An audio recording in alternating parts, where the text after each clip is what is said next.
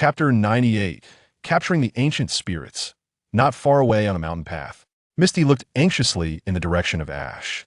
Ash, he should be all right. Misty, there's no need to worry. Ash has the ancient Dragonite and other legendary Pokémon by his side. Those two ancient spirits cannot pose a threat to him, Brock reassured her, brimming with confidence. The events that transpired in the Pewter Gym had confirmed this. Even the formidable Mewtwo had been subdued by Ash, and soon, he would capture the two ancient spirits. The forces capable of destroying the world have emerged, but what power will quell it all? White pondered, her mind increasingly perplexed, noticing White's furrowed brow. Zhenghui offered comfort. White, don't overthink it. Trust in Ash, you will resolve this. I understand, Dr. Zhenghui. Thank you for your insistence, earlier otherwise. We might have found ourselves in grave peril. White expressed her heartfelt gratitude to Zhenghui. Had he not advised them against disturbing the ruins along the riverbank, they might have caused a catastrophe by now. Pikachu, Spin, and use Iron Tail.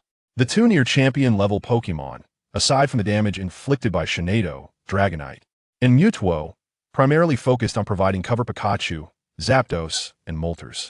Pikachu swung its mighty tail, striking Hoenn fiercely in the abdomen, while Moltres unleashed a fiery vortex, obstructing Hoenn's vision. Dragonite seized the opportunity to approach and unleashed a barrage of attacks, leaving Hoenn bewildered from the relentless onslaught. Fortunately, being an ancient spirit, Hoenn possessed remarkable resilience. Otherwise, it would have succumbed long ago. Little did it know that Ash had instructed Dragonite to hold back, or would have been captured by now. On the other hand, Gengar faced a far harsher fate, having foolishly attacked Ash directly. This reckless action incited Sinnoh's wrath without needing Ash's command. A barrage of psychic moves rained down upon Gengar. With Sinnoh leading the charge, Mewtwo and Zapdos intensified their efforts. As the battle escalated, a fiery orange figure descended from the sky, sending a searing column of flame and a pale blue orb crashing down upon the unsuspecting Gengar. Simultaneously, a beam of white light and a barrage of sharp rock struck Hoenn from behind. Charizard, Steelix, Aerodactyl, Lucario, and the abandoned monkey joined the fray. With the addition of these Pokémon, Ash realized he no longer needed to give commands. He merely had to shield them with his aura to prevent Gengar from absorbing their energy, allowing them to unleash their full potential against Hoenn and Gengar, who were left with no means to retaliate. After a brief yet intense bout, Hoenn and Gengar, old adversaries, found themselves battling back-to-back. Both bore numerous wounds, particularly Gengar, whose small legs limped painfully, visibly straining to execute its moves. Hoenn, though injured, was more fatigued than wounded. Seeing that the time was ripe, Ash commanded through his aura, Dragonite, Mewtwo, deliver the final blow. Dragonite and Mewtwo received their commands. Dragonite unleashed a barrage of Draco Meteor, while Mewtwo activated its expansive psychic prowess. As the dust settled, both Gengar and Alakazam succumbed to their battle fatigue, providing Ash with a prime opportunity to toss a heavy ball and capture them. Excellent, 2 captured, just 1 more to go. Ash turned his gaze towards the Great Bell, currently restrained by Mew. Indeed, he was not mistaken. Mew was using its psychic abilities to hold the ancient Jigglypuff at bay, preventing its emergence. Mew, you can release her now. Ash instructed Mew. Okay, Mew replied. Pokemon, ancient Jigglypuff. Type, normal fairy gender, female level, near champion level 2 deity. Divine role, none ability. Competitive potential, level 2 deity. Moves, Sing, Mimic Charm, Disable, Lullaby, Heavy Slam, Self-Destruct, Blizzard, Magical Shine, Dark Pulse, Drain Punch, Energy Ball, Kiss of Absorption. Is the power that calms everything truly represented by Jigglypuff? But why? Upon witnessing the emergence of ancient Jigglypuff, White began to question the accuracy of the tablet's inscriptions. So, the power that brings calm is indeed the lullaby of Jigglypuff. For reasons unknown, Misty felt an inexplicable sense of disappointment. She had anticipated that a Pokémon capable of such tranquility would be rarer than Gengar and Alakazam. All right, Jigglypuff, I aim to capture you. Ash conveyed his intention to Jigglypuff through his aura. Bolly? Jigglypuff lowered her head, searching intently until she spotted Ash by the riverbank not far from her. Balalai Bolly, as long as you can listen to my song without falling asleep, I shall accompany you. Ancient Jigglypuff had no desire to engage Ash in combat, having sensed the presence of deities nearby. She sought to extricate herself from human demands peacefully. Stepping closer to Mew, Ash said, All right, No problem. Sing away. He felt uncertain whether his aura could withstand the effects of Jigglypuff's song, so he regarded Mew as a safeguard. Mew, perceiving Ash's apprehensions, swiftly employed its formidable psychic abilities to create a vast soundproof barrier, encasing Jigglypuff within. Oblivious to her surroundings, Jigglypuff continued to sing with abandon inside the soundproof dome. Upon concluding her melody, Jigglypuff noticed that neither Ash nor his Pokémon had succumbed to slumber. Her eyes sparkled with newfound enthusiasm, as if she had found her kin. Seizing the moment, Ash hurled a heavy ball towards Jigglypuff. Once captured, she did not resist, and the Pokeball emitted a satisfying sound of capture. Ash, your task is complete. I shall take my leave, Mew remarked, having witnessed Ash capture the 3 ancient Pokémon before bidding farewell and soaring towards Professor Oak's lab. Mew nodded excitedly. After bidding farewell to Mew, Ash turned to Pikachu and the others. Thank you all for your hard work. Pikachu, Shaman, the gathering of Pokémon, aside from the rather haughty Mewtwo, expressed to Ash that it was merely a trifling matter, hardly worthy of concern. Chapter 99. Departure, Destination, Quartz Plateau. After successfully capturing 3 ancient Pokémon, Ash embarked on an extensive training regimen in Pallet Town. With the assistance of Team Rocket's trio, his Bulbasaur and Squirtle evolved into their final forms, Venusaur and Blastoise, both attaining a formidable status at the champion level. The Dragonair captured in the wilderness area also evolved into a Dragonair, yet it remained one step away from evolving into a Dragonite. Additionally, his Krabby evolved into a Kingler, and his Abra transformed into a Kadabra. In summary, Ash had firmly established himself as a champion-level trainer. As Ash and his companions made their way to the Quartz Plateau, Team Rocket, elated with their generous rewards, departed from Professor Oak's laboratory. This so-called reward was, in fact, a share of the profits from the capsule technology company Ash had established. Regardless of the amount given, Team Rocket would inevitably squander it on enhancing their Pokemon's abilities. And Ash was quite generous in his offerings. On a fateful day, just as Ash and his friends were nearing the competitor's village at the Quartz Plateau, Ash encountered an old acquaintance. Though not particularly close, this individual was of considerable age, none other than the esteemed president of the Kanto Pokémon League, Mr. Damaranchi. Mr. Damaranchi, it has been a while. Ash greeted warmly. Oh, Ash, are you here to participate in the Quartz Conference as well? Mr. Damaranchi expressed his surprise at Ash's presence. Ash held a deep respect for Mr. Damaranchi, for the elderly gentleman had dedicated his life to the League, tirelessly working for its development, maintaining global order, and advocating for the rights of amateur trainers, a truly venerable figure. Is it true that this Pikachu and Gardevoir are your creations? Mr. Damaranchi inquired, observing Ash's Pokémon. With his keen eye, he immediately recognized that Pikachu and Gardevoir possessed champion-level strength and were among the elite. Ash nodded. They are my original companions, my family. Pallet Town is indeed a breeding ground for talent. Mr. Damaranchi mused to himself, then continued, since you were a participant, would you be interested in being a torchbearer for the Sacred Flame? Mr. Damaranchi had previously played a pivotal role in establishing Ash as a Pokémon professor and had also helped to guard the confidentiality of Ash's identity. Now, as both a Pokémon professor and a contestant in the Quartz Conference, Ash was more than qualified to take on the role of torchbearer. Of course, it would be my honor. Ash readily accepted the offer. The Sacred Flame, derived from the legendary Moltres, held great significance. As Ash grasped the torch, he felt an urge to release the Moltres he had captured. Ultimately, he restrained this impulse, recognizing that the Sacred Flame represented the grandeur of the Quartz Conference. Should he act on his desire, while it might generate attention, it would undoubtedly diminish the event's prestige. After all, the Quartz Conference was often regarded as a novice tournament in the eyes of trainers from other regions. If the emblematic Sacred Flame were to be associated with a Pokémon captured by a newcomer, it would significantly lower its stature. Uncertain whether it was due to the frequent encounters with the Rocket Trio or the overexposure to the fiery bird, Ash found it rather peculiar that the renowned flame transport of the conference failed to create any mischief, leaving him to prepare in vain.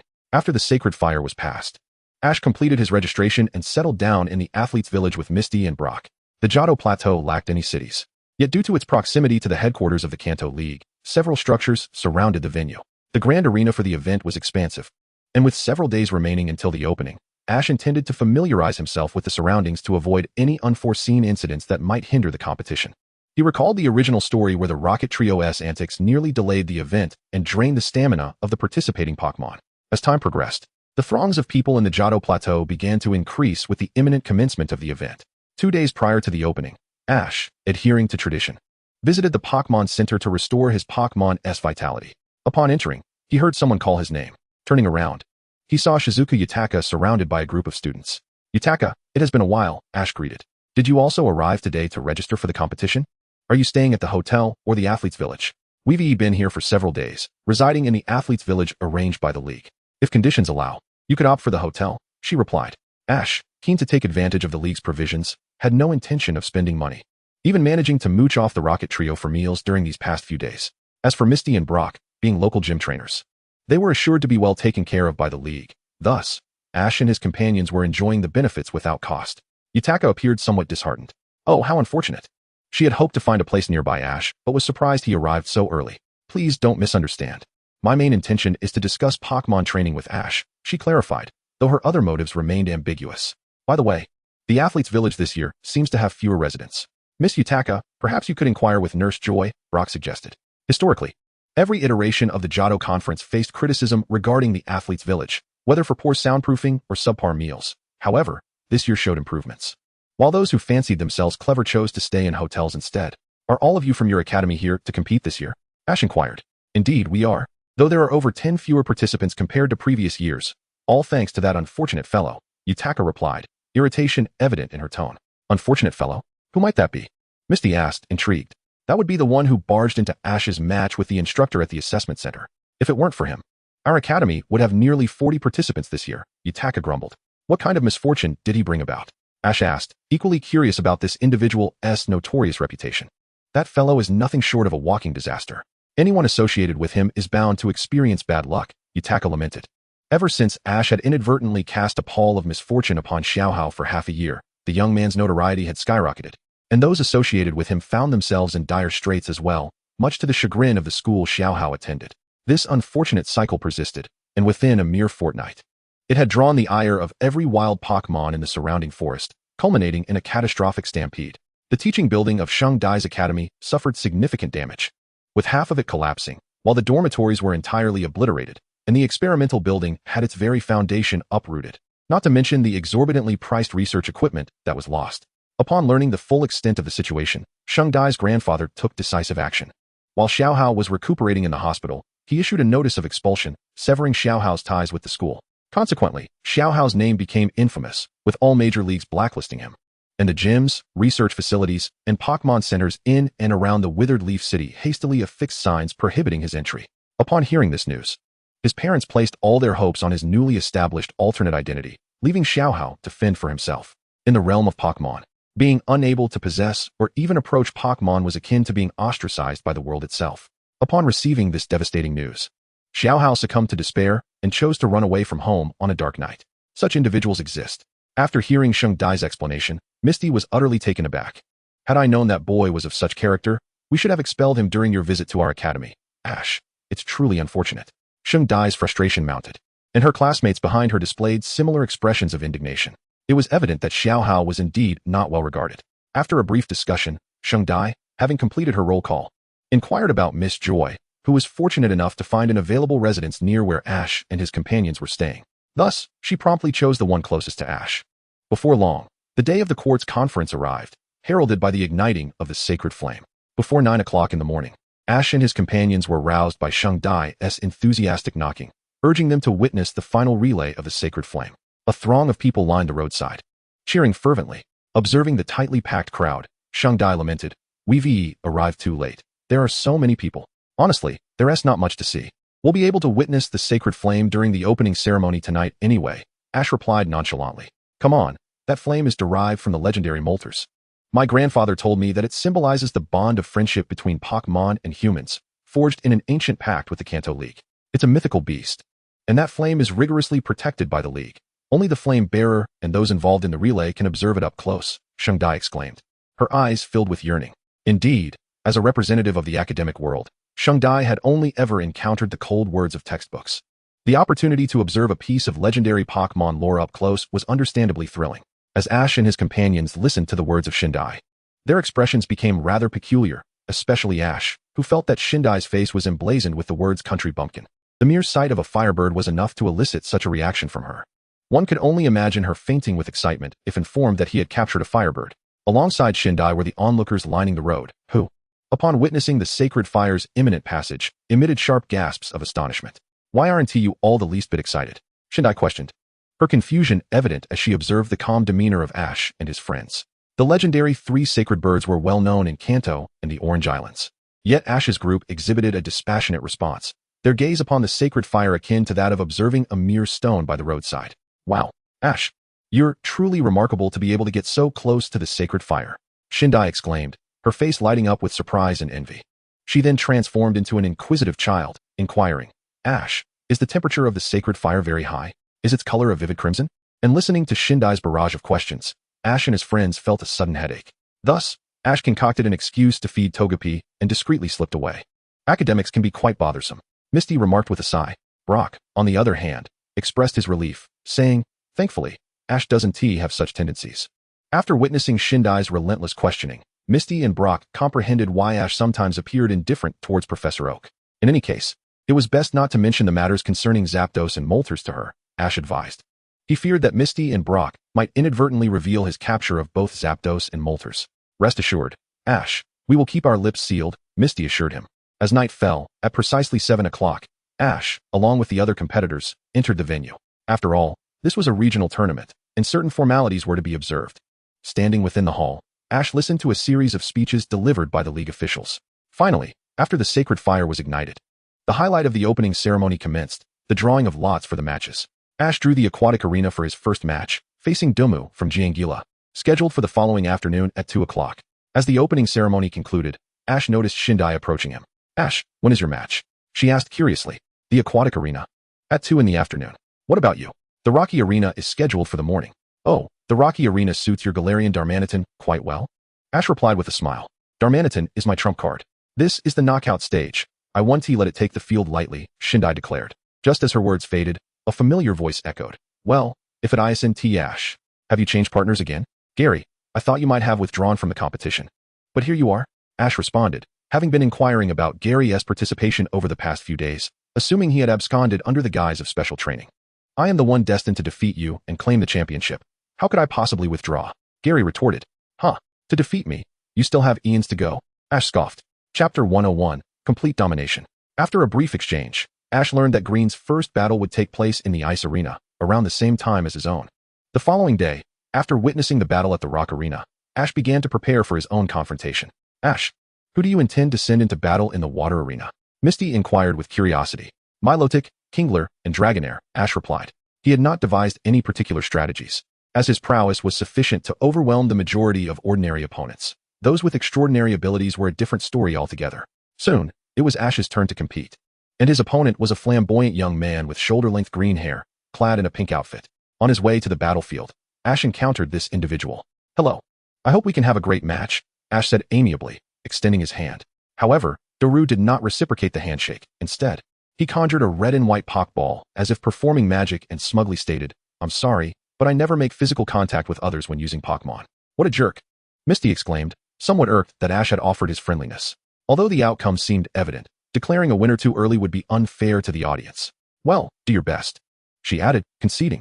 After delivering his pre-match taunt, Doru turned and sauntered away. Watching him depart, Misty remarked, what an obnoxious person. Ash, you must teach him a lesson in the match. Don't worry, I'll sweep him clean, Ash replied confidently. He was not the naive character depicted in the original story. He had his own temper. Since this individual dared to speak so arrogantly, he would be prepared for a thorough thrashing. Now, it was the third match in the Water Arena, featuring Ash from Pallet Town against Doru from Jiangel. Each would utilize only 3 Pokemon, and the third match commenced. It's showtime. Ash, thank you for granting me victory. Go, Executor. Doru dramatically released his Pokeball. Little rascal, make sure to teach this arrogant fellow a lesson. Just as Ash was about to send out his Pokemon, the voices of Team Rocket echoed from the audience stands. Having finished their antics, they had taken on the role of reporters. It's decided then, Tentacruel. To impart a painful lesson to Doru, Ash released his enormous Tentacruel. The moment Tentacruel appeared, it filled the Water Arena, leaving the audience in disbelief. Wow, Ash's Tentacruel is astonishingly well bred. Its massive size nearly overwhelms the arena. However, Tentacruel's opponent, Executor, possessed grass-type advantages. The commentator, regaining composure, hurriedly spoke to energize the crowd. Tentacruel, use acid. Ash would not hold back. Seizing the moment while Doru was momentarily stunned, he commanded Tentacruel to launch an attack. Tentacruel responded to the order, spraying corrosive acid towards Executor, which hissed as it made contact. Don't be afraid, Executor. It's just a bit larger. Use confusion, Doru urged, attempting to maintain his composure. The Coconut's Pokemon, upon receiving its command, directed its psychic energy towards the formidable Tentacruel. However, given its 2-meter stature, how could it possibly collide with the towering Tentacruel? It barely advanced before being struck against the wall by the creature's tentacles, succumbing to unconsciousness. Ash swiftly executed a switch in his Pokémon lineup. Seadra, use water gun, he commanded, while Milotic submerged itself beneath the surface. Just as Seadra unleashed its water gun, Milotic dove into the depths, evading the attack while stealthily drawing closer to Seadra. Now, Ash exclaimed, recognizing the opportune moment. Milotic, use Dragon Pulse. Observing Milotic positioning itself beneath Seadra, he issued the attack command. Milotic released a powerful white shockwave, propelling Seadra out of the water and into the air. Milotic, finish it off with Aqua Tail. With an elegant leap, Milotic struck Seadra mid-air with its tail, sending it flying. Truly, Milotic embodied both beauty and strength, defeating Seadra in just 2 moves. What extraordinary Pokémon would the next competitor deploy to counter Ash's fierce assault? This young prodigy proved remarkably formidable. Surprisingly, Ash possessed a plethora of rare Pokémon. The trio from Team Rocket was taken aback. They had spent over a month at the lab, yet Ash had captured so many Pokémon they had never encountered, including the colossal Tentacruel and Milotic that they had never seen during Ash's special training. Come forth, Zubat. DBU revealed his true trump card. To be honest, with your strength, advancing to the top 32 should pose no challenge. However, it's unfortunate that you have encountered me. Allow me to bring your journey to an end. Go, Dragonair. In this match, only 1 Pokémon per round was permitted, a rule Ash had established prior to the special training, aimed at energizing his Pokémon. As the commentator noted Zubat facing off against Dragonair, DBU made his move, while Ash also switched his Pokémon, deploying the rare Dragonair. It appeared to be an aerial confrontation. Zubat, use Wing Attack. DBU commanded. Dragonair, unleash Thunder. A thunderous crash echoed as lightning struck Zubat, sending it plummeting into the water, resulting in a swift defeat for DBU. Ash was never short of technical machines, so every one of his Pokémon had been equipped with the skills they could learn. What a pity, the commentator lamented. DBU Zubat had fallen to Dragonair's electric attack. Dragonair was a signature pseudo-legendary Pokémon from the Kanto region, exceedingly rare. Having one on the field would generate significant attention. If this match could extend a bit longer, the commentator's fame would surely soar.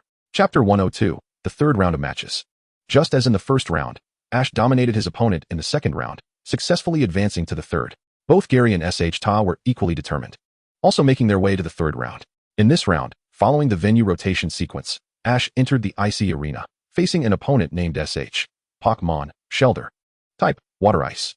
Gender, Male. Level, Gym Beginner. Ability, Continuous Attack. Upon witnessing his opponent dispatch a Gym Beginner Pokémon, Ash couldn't help but smirk slightly. It's decided. Tauros. This leader Tauros, prior to the special training, was merely a Gym Beginner, yet its strength had now firmly ascended to that of a Gym Advanced Pokémon. Although its type did not hold a distinct advantage, its level was overwhelmingly superior to that of Shelmet. Tauros unleashed Thunderbolt. Gathering electric energy at the tips of its 2 horns, it directed a powerful electric shock toward Shelmet. Oh my! Ash's Tauros has actually executed an electric-type move. This spells trouble for his opponent. The commentator exclaimed passionately while holding the microphone. Shelmet, retreat into your shell, you must endure. Little Zheng commanded in a flustered manner. He had anticipated Ash would direct Tauros to use Tackle, but instead, it was a deluge of electric-type prowess. How perplexing. He had never encountered a strategy where a Pokémon of one type immediately launched moves of another type in battle. Though Tauros was not an electric-type Pokémon, the Thunderbolt, while somewhat effective against Shelmet, did not deliver a decisive blow. Observing that his Pokémon still possessed combat capability, Little Zheng quickly counterattacked. Shelmet, use Ice Beam. Ash, don't let it catch its breath. Unleash Flamethrower. Ash commanded once more. Tauros' Flamethrower not only dispersed Shelmet's Ice Beam, but also struck it, leaving Shelmet dazed and unable to continue. Shelmet has lost its fighting capability. Please send out your next battling Pokémon. The referee signaled from the sidelines. Darn it. Little Zheng gritted his teeth and released his trump card. Go, Houndoom. Brock, observing the sleek and shiny Houndoom on the field, remarked, a fire-type Houndoom, quite well trained. I wonder what Pokémon Ash will choose next. On an icy terrain, facing a fire-type opponent, Ash will likely select Blastoise, Misty speculated. Pokémon, Houndoom. Type, Fire. Gender, Male. Level, Gym Intermediate. Ability, Flash Fire. Is the opponent of this caliber already in the 3rd round, or has he encountered an elite foe? Ash thought, somewhat surprised by Houndoom's strength. Go, Jigglypuff. Jigglypuff confidently landed atop an ice pillar, microphone in hand. Wait, Jigglypuff. Is it really wise for Ash to do this? Misty expressed her bewilderment at Ash's choice of Jigglypuff. Trainers who made it to the 3rd round generally possessed considerable strength. Brock acknowledged that most of Ash's Pokémon were formidable, but such a haphazard approach could lead to disaster. Wow. Ash has sent out Jigglypuff. I wonder if Little Zhang's Houndoom can defeat it? Houndoom unleashed Flamethrower. Jigglypuff, dodge. Houndoom expelled a fiery burst in the shape of a large letter, but Jigglypuff inhaled deeply, inflating its body momentarily, and then pouted its lips like a deflating balloon, swiftly evading the searing flames. Jigglypuff's evasive maneuver left everyone in awe. What an astonishing tactic. Jigglypuff is a balloon Pokémon. Its body structure is quite unique, making it exceptionally light, Ash explained with a hint of mischief. Indeed, he was uncertain where Jigglypuff had acquired such a technique, yet it was undoubtedly linked to the rocket team. The principle might indeed bear resemblance to that of a deflating balloon. Jigglypuff, serenade the swift Houndoom to slumber. Jigglypuff began to sing from atop another ice pillar. Swift Houndoom could hardly endure it. Its eyelids fought against each other, and within less than 3 seconds, it succumbed to a deep slumber, releasing a resonant snore. The misfortune did not befall Houndoom alone. Its trainer, Ash, and even the referee on the sidelines also drifted into sleep. Seeing that Houndoom was not showing her any respect, Jigglypuff, in a fit of pique, pulled out a pen and began to doodle on Houndoom's face. The spectators were left dumbfounded, and even the commentators were taken aback. They anticipated Ash's imminent defeat, ready to witness Houndoom's swift into the battle. Yet before even one song concluded, Houndoom had fainted. Jigglypuff continued to embellish Houndoom's visage. And most notably, the trainer had also been hypnotized. Even if Houndoom were to utter a command in its sleep, no one was there to give instructions.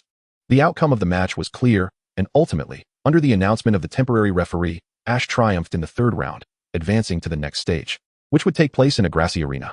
During dinner at a certain restaurant, Brock remarked, "Ash, your arrangements for today are rather chaotic. In an icy arena, if Jigglypuff were to lose, Tauros might not necessarily secure a victory against Houndoom. Brock, I understand your concerns. In the icy arena, fire-type Pokémon are sent forth, and that opponent is certainly aiming to alter the terrain. In terms of skills, Tauros might not lose," Ash replied. Upon seeing Houndoom, Ash discerned what the opponent was contemplating. Were it not for Houndoom's remarkable speed and explosive power, he would have considered sending out Togepi to demonstrate the prowess of its serene grace ability. After another round, they would face a 6-on-6 battle, and Ash thought it prudent to remain cautious. Those who had advanced through 3 rounds typically possessed considerable strength. Misty chimed in, "Rest assured. I am familiar with the opponent for the next battle in the grassy arena. It will pose no issues." "I am confident," Ash declared. Having perused the original narrative, he was aware that the true threat lay in the opponent's Bulbasaur, which was adept at employing gentle strength. The other opponents, Beedrill and Scyther, were not particularly formidable. "I am eagerly awaiting our confrontation. Ash, do not falter." Gary approached with a warning. "Gary, you should be the wary one. Your opponent tomorrow is no ordinary contender." Specializing in rock-type Pokémon in the rocky arena, Ash cautioned. He recalled that in the original story, Gary had been overly complacent in the 4th round, narrowly losing to his opponent's Geodude. Gary scoffed. "Ha, I do not require your reminders. I have long been prepared. Let us hope you are indeed ready. Otherwise, our official duel may have to wait until the Silver Conference in the Johto region." "Wait, Ash, you have already decided on your next travel destination?" Misty and Brock were taken aback by Ash's revelation. "Not quite. The nearby major regions are hosting their league competitions, with the Johto Silver Conference scheduled for next year. I still intend to explore the Orange Archipelago, especially since that surfing Snorlax is quite enticing, and the Lapras is equally appealing." Chapter 103, Advancing to the Top 16. On the 5th day of the Quartz Conference, the 4th round of the elimination matches commenced. Early in the morning, Ash summoned Misty and Brock to witness Gary's battle. For the outcome of this match would determine whether Gary could defy fate and advance to the top 16. Upon seeing Ash, Gary, with a hint of pride, quipped, "Ash, are you already scheming on how to defeat me? How infuriating."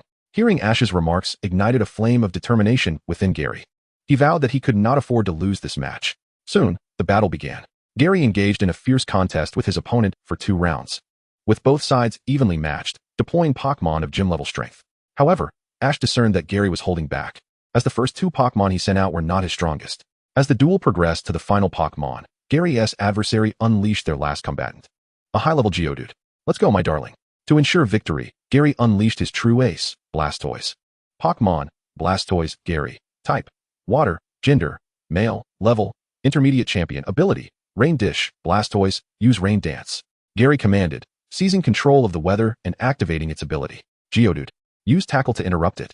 Gary's opponent hurriedly directed Geodude to disrupt Blastoise, knowing that his own Pokémon was 4 times weak to water if Rain Dance succeeded. Blastoise would be invincible. "I'm sorry, but I must win this battle," Gary declared resolutely. The outcome was not surprising. As the Rain Dance concluded, Gary commanded Blastoise to unleash a Hydro Pump directly at Geodude, decisively ending the match. After the battle, Gary approached Ash with a beaming smile, announcing, "See, Ash? I've taken the lead again, into the top 16. Huh. I wonder who was just moments ago in such a desperate situation," Ash retorted. With a nonchalant toss of his head, Gary responded coolly, "Mind your own business. This is my match, and I'll use whichever Pokémon I choose." Such arrogance. "Just wait until we face each other. I'll show you," Ash replied fiercely. Nevertheless, he felt a sense of relief that Gary had finally recognized the necessity of using Blastoise. Otherwise, he might have faced an unfortunate exit. "That's enough for now. My match is about to begin," Ash declared as he strode towards the grass arena. "Announcer, 4th round of elimination matches, 3rd battle in the grass arena. In the green corner, we have Ash from Pallet Town. In the red corner, we have Kuno from Celadon City. Let us welcome both contestants." As Ash took his position as a trainer, a red carpet unfurled from the opposing tunnel, revealing 2 figures. One was a girl adorned in a kimono with a butterfly hair accessory, while the other was a flamboyant individual scattering flower petals. With Kuno's entrance, her supporters erupted in cheers. In the audience, Brock found himself captivated by Kuno's beauty, which elicited a look of disdain from Gary, seated beside him. "Go, Beedrill." Kuno sent out her first Pokémon, Beedrill. Type: Bug Poison. Gender: female. Level: Early Gym. Ability: Swarm Beedrill. Is it? Very well, you shall be my opponent. Ash dispatched his verdant Beedrill, a strikingly unusual variant. Hikari's surprise was palpable, yet she remained resolute. Beedrill: Use Fury Attack. Beedrill: Employ Swords Dance. Hikari's Beedrill surged forward, while Ash's danced gracefully, deftly evading harm. Observing the situation, Hikari commanded once more, "Beedrill: Use Twin Needle Attack. Beedrill: We shall also execute Twin Needle Attack." The 2 Beedrills, one yellow and one green, engaged in a fierce melee. Ash's Beedrill, possessing a higher level and larger stature, naturally gained the upper hand. Deliver the final blow with a Fury Cutter. Ash seized the opportunity, directing his Beedrill to breach Hikari's defenses with a decisive strike, knocking her Beedrill to the ground. Next up, let's go Scyther. Pokémon: Scyther. Type: Bug Flying. Gender: male. Level: Gym Beginner. Ability: Technician Scyther. Is it? Ash commanded. Beedrill: Unleash Pin Missile. This time, Ash had no intention of switching Pokémon. Beedrill released a barrage of energy needles. Scyther, with a flick of its wings, brandished its dual blades, blocking the attack while closing in on Beedrill. Scyther used Double Team. With a flurry of movements, Scyther created 2 illusory duplicates, attempting to confound Beedrill's vision. Beedrill: Target the one on the left and execute a quick attack. The shadows of the duplicates were mere gestures before the valiant Beedrill. Responding to the command, Beedrill struck with precision, landing a devastating blow on Scyther. Witnessing this, Hikari stepped back in disbelief. How could this be? Focus, or you shall face defeat. Beedrill: Twin Needle Attack. Scyther: Unleash a series of slashes. Beedrill's twin needles jabbed fiercely at Scyther, but before Scyther could complete its dual strikes, it was sent flying by Beedrill's assault, rendering it unable to battle. Is Ash's Beedrill this formidable? The sight of Ash's Beedrill effortlessly overcoming 2 opponents filled Shigeru with a sense of foreboding. This Beedrill is among Ash's weaker Pokémon. If you wish to triumph over him, Shigeru, you must conduct thorough research. Brock advised. Pokémon: Beedrill. Type: Grass Poison. Gender: female. Level: Gym Intermediate. Ability: Chlorophyll. As Hikari attempted to employ a strategy of gentleness to counter Ash's might, Ash responded by sending forth a Mook, eliciting a visible disdain from Hikari. Mewtwo, charge forward. Upon receiving the command, Mewtwo leaped into action with a flying kick. However, the attack barely grazed Mook, dealing no damage whatsoever. Undeterred, Mewtwo continued to strike at Mook with kicks and punches, ultimately executing a shoulder throw. Mook, with an expression of sagacity, fixed its gaze upon Mewtwo, as if questioning. "Child, are you attempting acupressure?" Mook, use Heavy Slam. At Ash's command, Mook rose and, with formidable force, toppled Mewtwo to the ground, enveloping it beneath its mass. As the foul-smelling sludge shifted aside, the trumpet bud was left trembling from the noxious fumes. With its combat capabilities diminished, Ash emerged victorious. The referee announced the results of the match. The commentator exclaimed, "Let us extend our heartfelt congratulations to Ash for advancing to the top 16. Chapter 104. The First Battle of the Abandoned World Monkey. After the competition concluded, Ash exited the player preparation area and spotted his mother, Professor Oak, and Misty approaching, engaged in cheerful conversation. "Mom, Professor Oak, what brings you here?" Ash inquired, a hint of surprise in his voice. "Congratulations, Ash. Your treatment as a competitor in this league is exceptional. The final hope from Pallet Town rests upon you." Professor Oak smiled warmly. His words, however, sparked discontent in his grandson, Gary, who interjected, "Grandpa, I also made it to the top 16. "Oh, then Gary, do your best as well. If you both secure the first and second positions, it would be a moment worth celebrating." Faced with Professor Oak's expectations, Ash confidently replied, I will strive to do my utmost. However, whether Gary could reach the finals remained uncertain, as he often displayed a rather careless demeanor. Later, Ash and his companions enjoyed a delightful meal prepared with care by his mother at a nearby restaurant, where Ash encountered his rival, Alan, who had once concluded the Quartz Conference in the original storyline. In many ways, Alan was a mere imitation of the original character, for both of them relied heavily on their respective yellow-furred Pokémon, sharing a profound bond. Time passed, and another day came to a close. Although there was no match that day, Ash and Alan collaborated to thwart the latest scheme of Team Rocket's trio. Honestly, Ash found it perplexing how these three dared to act so boldly during the Quartz Conference, especially with all the gym leaders from the Kanto region present. He wondered if Giovanni was aware of such a valiant team among his ranks. Ash was certain that any other members of Team Rocket would hesitate to cause trouble in a place teeming with gym leaders. Even Giovanni would likely have to masquerade as a philanthropist. The following day, Ash faced the challenge of the top 16 battle, with Alan as his opponent. Just as in the original tale, Alan, I hope for a match without regrets. Ash declared earnestly, I will give it my all, but you should be cautious. Alan replied. In the audience, Team Rocket's trio roamed the aisles, peddling snacks and drinks. Upon spotting Ash and Alan in the arena, they seethed with frustration. Why is it these two brats match? Jessie gritted her teeth. Who cares whose match it is? We need to make money, meow. James chimed in. Exactly, Jessie, hurry and sell. Our funds are critically low. Originally, the trio had intended to confront Ash directly, but recognizing the strength of his Pokémon and their limited resources for creating devices specifically against Pikachu, they decided to abandon that plan. Now, the third match of the top 16 at the Quartz Conference was about to commence, featuring Ash from Pallet Town against Alan, a seasoned trainer with extensive travel experience. This marks a clash between two exceptionally trained combatants. Let us eagerly anticipate the outcome. The inaugural match is entrusted to you, Apocalyptic Monkey. Go forth, Barbie. This is Ash's first time unleashing Apocalyptic Monkey in a battle, while Ahong deploys the novice gym Pokémon, Butterfree. Wow. Ash has chosen the recently discovered evolution of Fire Monkey, Apocalyptic Monkey. According to the data provided by Professor Oak's laboratory, Fire Monkey requires the move Drain Punch to evolve. Observing the condition of Ash's Apocalyptic Monkey, it is evident that he has cultivated it splendidly. As the commentators speak, the audience erupts in excitement. This is Apocalyptic Monkey's debut in the public eye, and the outcome of this battle holds profound significance. Butterfree, use Sleep Powder. Apocalyptic Monkey, Phantom Assault. Just as Butterfree disperses the sleep powder, Apocalyptic Monkey transforms into a shadow, vanishing from sight, only to reappear suddenly behind Butterfree and deliver a powerful punch. This blow sends Butterfree crashing to the ground. Barbie, are you alright? Ahong anxiously watches as Butterfree struggles to rise. Observing Butterfree shakily standing up, Ash commands, Apocalyptic Monkey. Mountain Crush. Ahong, swift in response, retrieves Butterfree into its Pokeball just before Apocalyptic Monkey's attack lands, and sends forth Charmeleon. Go, Jean Ben. The moment Charmeleon emerges, it unleashes a torrent of flames. Apocalyptic Monkey, ear-piercing roar. Apocalyptic Monkey bellows loudly, producing an ear-splitting sound that overwhelms Charmeleon, causing it to halt the flames and cover its head with its tiny paws. Now Apocalyptic Monkey, Thunder Punch. Jean Ben dodge. Apocalyptic Monkey's fists crackle with electric energy as Charmeleon clumsily attempts to evade. Recognizing Charmeleon's precarious situation, Ahong shouts, Jean Ben, Dragon Claw.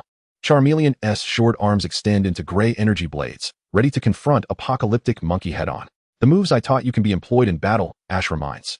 Responding to Ash's words, Apocalyptic Monkey shifts its stance and executes a double-edge attack aimed at Charmeleon's head. Ahong is puzzled. What an unusual fighting style. Charmeleon, witnessing this unfamiliar tactic, instinctively raises its hands to shield its head. However, as soon as it lifts its hand, a sly grin appears at the corner of Apocalyptic Monkey's mouth, and it suddenly changes tactics, delivering a devastating elbow strike that sends Charmeleon flying 3 meters away. Charmeleon is unable to battle. The referee announces, Impressive. Is this truly Ash? Ahong sweats profusely under the onslaught of Apocalyptic Monkey. It is rare to see such a Pokémon, and its combat style is equally peculiar. The audience, meanwhile, believes that Apocalyptic Monkey is employing its unique fighting technique. Thus, a beautiful misunderstanding is born. Rain, I entrust you with the final match. Ahong exclaims, Your last Pokémon is indeed Pikachu. Ash gazes at the Pikachu sporting a distinctive hairstyle opposite Apocalyptic Monkey. Chapter 105. Advancing to the top 8. Indeed, Rain is quite formidable. Ash, you must be cautious. Ahong expresses unwavering confidence in his Pokémon. Pikachu, are you ready to join the fray? Ash inquires, looking down. Pika? Is it alright? Pikachu gazed in astonishment at Ash, as he had initially presumed that Ash would refrain from calling him into action until the finals. Pikachu go? Pika. With exhilaration, Pikachu leapt onto the battlefield. Here it is, Pikachu versus Pikachu. Let us witness whether Ash's Pikachu proves superior or if Ahang's Pikachu reigns supreme. The commentator exclaimed with fervor. Battles between identical Pokémon are a rare spectacle in competitions, as trainers typically strategize for victory, often opting for advantageous matchups upon discerning their opponent's strengths. Even when lacking a type advantage, trainers tend to steer clear of unfavorable matchups. However, pitting the same Pokémon against each other tests one's psychological fortitude. Without comparison, there can be no harm. To triumph with identical Pokémon requires not only exceptional training, but also the trainer's prowess. Rain Dance at high speed. Unaware of Ash's Pikachu's abilities, Ahang refrained from hastily commanding his own Pikachu to unleash electric-type moves. Observing the rapidly approaching Raiden, Ash's lips curled into a smile as he calmly instructed, Pikachu, use Grass Knot. This move inflicts damage based on weight, and with Pikachu's base weight around 6, while lacking in sheer power, it possesses a strong element of humiliation. Before Raiden could close the distance, Pikachu ensnared him with Grass Knot. Ash, your training methods are indeed peculiar, Ahang thought to himself, suppressing the urge to inquire why Ash's heart seemed so malicious, had it not been for the context of the competition. Ordinary move, Pikachu, Rain Dance. Ahang found Ash's command to alter the weather quite perplexing. In the next moment, a realization dawned upon him. Ash, your Pikachu's ability wouldn't be, indeed. But it's too late for you to intervene, Ahang. Ash had meticulously trained Pikachu to master both Rain Dance and Surf, and within mere seconds, rain began to pour onto the battlefield. Raiden, use Substitute. Ahang decided to take a gamble, anticipating Ash would command Thunderbolt or Thunder, thus opting to create illusions to mislead him. His Pikachu dashed about, conjuring 10 copies to shield the original. Ahang, Substitute won't avail you. Pikachu, Thunderbolt on the third clone to the left. Oh no. Realizing the gravity of Ash's command, Ahang felt a sense of dread. As anticipated, a bolt of lightning illuminated the field, shattering the illusions and leaving the original Pikachu paralyzed. Unbelievable. Ash's keen eyesight is remarkable. He has accurately discerned the original from the illusions once again. The commentator exclaimed in astonishment. In less than 3 seconds, Ash had identified the true target among 11. A feat far more challenging than the previous round where only 3 targets were present. What extraordinary vision must one possess to achieve such a feat? Competitors who had advanced to the top 8, as well as those vying for advancement, silently labeled Ash as the Illusion Slayer. The psychic type is so overpowered. In the competitor's preparation room, the only informed participant, Green, vented his frustration by kicking the corner of the wall. Meanwhile, Saint Dai, who had already secured a spot in the top 8, gazed at Ash's confident demeanor from the audience, momentarily lost in thought. Pikachu, it is time to conclude the match. With a swift movement, it launched a steel tail. Rain, in a desperate attempt, unleashed thunder. Confronted by the rapidly approaching Pikachu, Ahang decided to gamble everything. However, Ash's Pikachu possessed the ability of Lightning Rod, rendering Ahang's choice ineffective. Undeterred, Pikachu absorbed the electric attack and retaliated with a powerful Giga Impact upon Rain. The referee declared that Ahang's Pikachu had lost its ability to battle. Both Charmander and Pikachu were defeated, yet Ahang's Butterfree still retained its fighting capability, leading the referee to withhold an immediate announcement of the results. I concede, Ahang acknowledged, realizing that his weakened Butterfree stood no chance. As the match concluded, both competitors shook hands amicably. I lost. Ash, you truly are formidable. I will strive to surpass you, Ahang asserted. Well, I won't be idly waiting for you, Ash replied. In any case, when we meet again, I will surely defeat you. I eagerly await that day. In a corner of the audience, the Team Rocket trio observed the results of the match. Meowth sighed, the little brat won. He won, and we played a part in that, you know? That monkey evolved thanks to our help, James remarked with a grin. The evolution of the abandoned monkey was indeed due to their intervention. As the math suggests, they also triumphed over Ahang's 2 Pokémon. Such was the optimistic spirit of Team Rocket. After the match, Ash and his friends did not rush to leave, for Gary's battle had yet to commence. An hour later, they finally witnessed Gary take the stage. His opponent was a newcomer from Ember Town, specializing in fire types. The main Pokémon was a mid-tier Charizard, while the other 2 were somewhat lacking. One was an early evolving Ninetales, with a level only sufficient for basic gym encounters, and the other was a high-tier Rhydon. Gary dispatched his Scyther and Espeon, achieving a decisive victory over this contender. Ash, look, Shindai has also advanced to the top 8, Misty remarked, glancing at the competition. Given Shindai's prowess, reaching the top 8 seemed effortless, yet the top 4 would pose a significant challenge. Just as Ash uttered these words, he heard Shindai's discontented voice. Challenge? Are you belittling me, Ash? Just speaking the truth. Theoretical expertise cannot rival practical experience. Can you truly unleash the full potential of your Pokémon? Ash replied nonchalantly. Shindai clenched her teeth. Why wouldn't I be able to? Well, for now, let's assume you can. But that is merely the foundation of a trainer's skills. A truly exceptional trainer excels in type disadvantages and battles above their level as a norm. How frustrating. Shindai, with red eyes, dashed away, watching her retreat. Misty felt a pang of sympathy. Ash, your words were too harsh. Ash waved a hand dismissively. It's all right. This minor setback will only serve as motivation for her. Indeed, knowing Shindai as he did, he believed that such remarks would not wound her spirit, but rather become a target for her reflection. As Shindai dashed away from the arena, memories of her earlier visit to Sinnoh, where she sought guidance from her cousin, flooded her mind. During that encounter, Sharona had uttered words of similar sentiment. Chapter 106, the semifinals. After the top 8 were determined, the tournament was divided into 2 halves. Both Ash and Shigeru found themselves fortunate, as they were not placed in the same half, implying that if they wished to face each other in the Quartz Conference, they would both need to advance to the finals. The battle for the top 4 would be a comprehensive 6-on-6 match, and Ash's opponent was a casual player in their 20s who had only 3 Pokémon at the gym level, while the remaining 3 had not been extensively trained, ranking between elite and exceptional. Faced with such an opponent, Ash dispatched only his Venusaur and Blastoise to secure a decisive victory. Similarly, Shigeru also advanced to the top 4, his semifinal opponent being yet another casual player. However, Ash's opponent in the semifinals was a familiar face, Shindai. I will definitely defeat you, Shindai shouted from the red corner. Ash merely shook his head in response, saying, I'll be waiting. Dear spectators, we now commence the first match of the semifinals, featuring our very own Ash from Masera Town, who has emerged as the greatest dark horse of this competition. His opponent, Miss Shindai, is the president of the student council at the Kanto Pokémon Research Academy, who will secure a place in the finals. Let us witness the unfolding drama. Go. Miss Shindai. Victory to Miss Shindai. In the stands supporting Shindai, more than half the audience donned her school uniform, brandishing various signs and banners in her honor. As the match began, Shindai released her Pokeball. Go, Altaria. Pokémon, Altaria. Type, Dragon Flying. Gender, female. Level, Gym Initial. Ability, Cloud 9. Oh. Altaria of the Dragon Flying type, Shindai. It seems you have forgotten my other identity, Ash mused, shaking his head at the sight of Shindai's Pokémon. He then summoned Togepi to the field, declaring, Togepi, this first match is entrusted to you.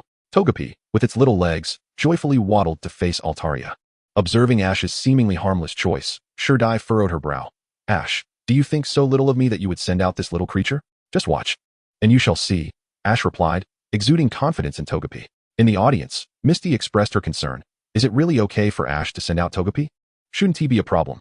Ash mentioned that Togepi is a fairy type, while Altaria is dragon flying, giving Togepi a significant advantage. The question remains, how will Ash ensure Togepi defeats Altaria? Brock pondered, harboring doubts about Ash's choice.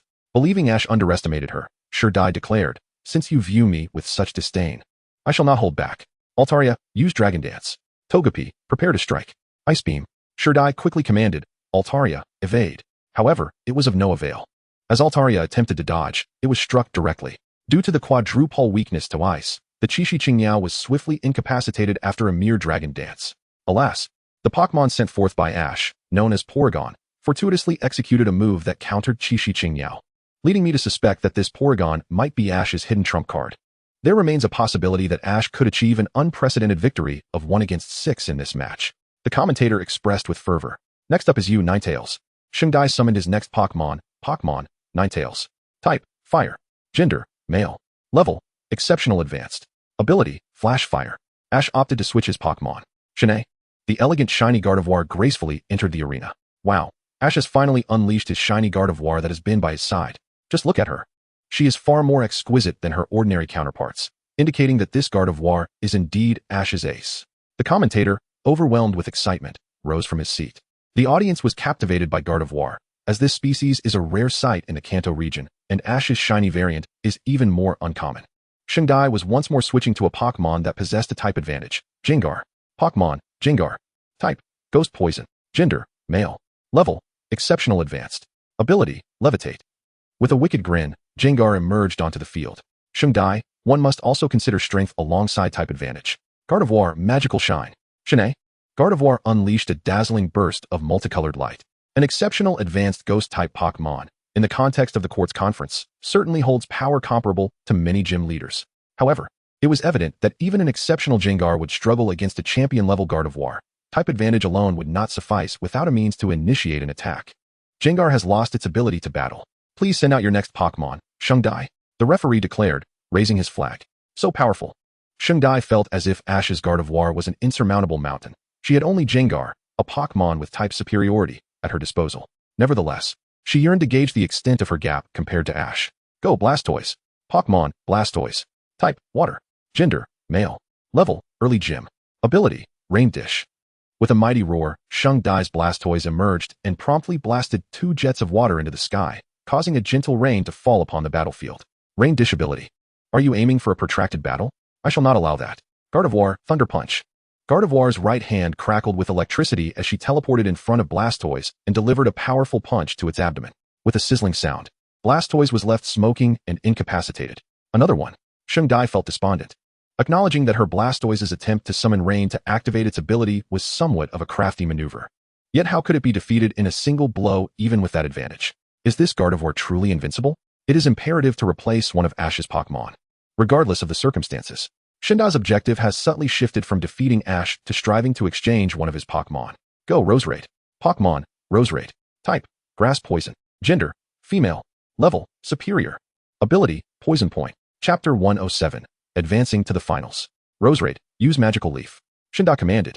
Roserade raised its hand and, while spinning, unleashed a flurry of energy leaves toward Shinado. The multitude of energy leaves coalesced into a small energy storm. Shinado retaliated with Aura Beam. It launched a colorful beam that dispersed Roserade's attack and grazed its arm, inflicting considerable damage.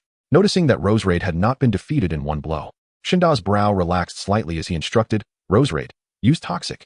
Shinado prepared to use Drain Kiss. Once Toxic was applied, Shinado swiftly incapacitated Roserade with a single move. Go Ninetales. Unleash Flamethrower. Ninetales opened its mouth and released a searing tongue of flame. Shinado, use Aura Sphere. Ash commanded. Shauna. Shinado conjured a basketball-sized light blue sphere and hurled it towards the fiery Ninetales. Ninetales, dodge quickly. Upon hearing the command, Ninetales dashed aside just in time. Boom.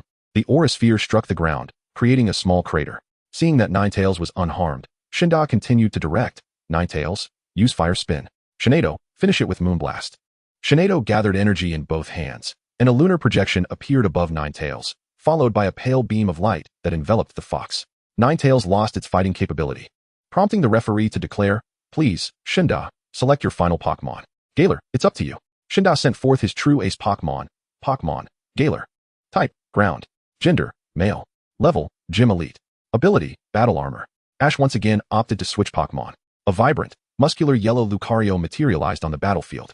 Through rigorous training, Lucario's strength had reached a new level, now classified as a mid-tier quasi-champion. In the commentary booth, the announcer was astounded. Wow, this match is simply exhilarating. I never anticipated that Ash not only had a shiny Shinado, but also a shiny Lucario. Just look at the sheen of Lucario's fur and the strength in its limbs. Every one of Ash's Pokémon has been nurtured exceptionally well. He truly is the dark horse of this tournament.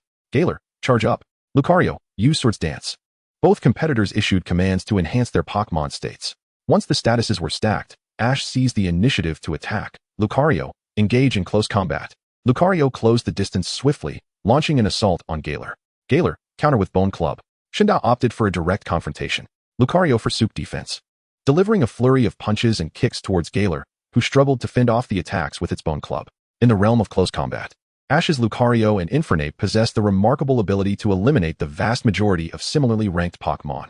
After all, Ash personally undertook their rigorous training for nearly 2 months. During this period, both Pokémon endured countless bouts of intense training, honing their resilience and opportunistic skills to perfection. As Galarian Farfetch'd received its command, it executed a backflip, utilizing Lucario's strength to create a 3-meter distance. Subsequently, it swung its bone staff with great force. The Farfetch'd, momentarily dazed, was struck soundly on the head, producing a crisp sound, a clear indication of a solid hit. Witnessing the Farfetch'd test's dazed state, the referee promptly raised the flag, declaring, Galarian Farfetch'd is unable to continue. The victor is Ash from Pallet Town. The disparity in skill was indeed substantial, leaving a hint of melancholy in the eyes of the onlookers. Following Ash's match, the next battle featured Green and a random challenger. Compared to Ash, Green faced a more formidable challenge.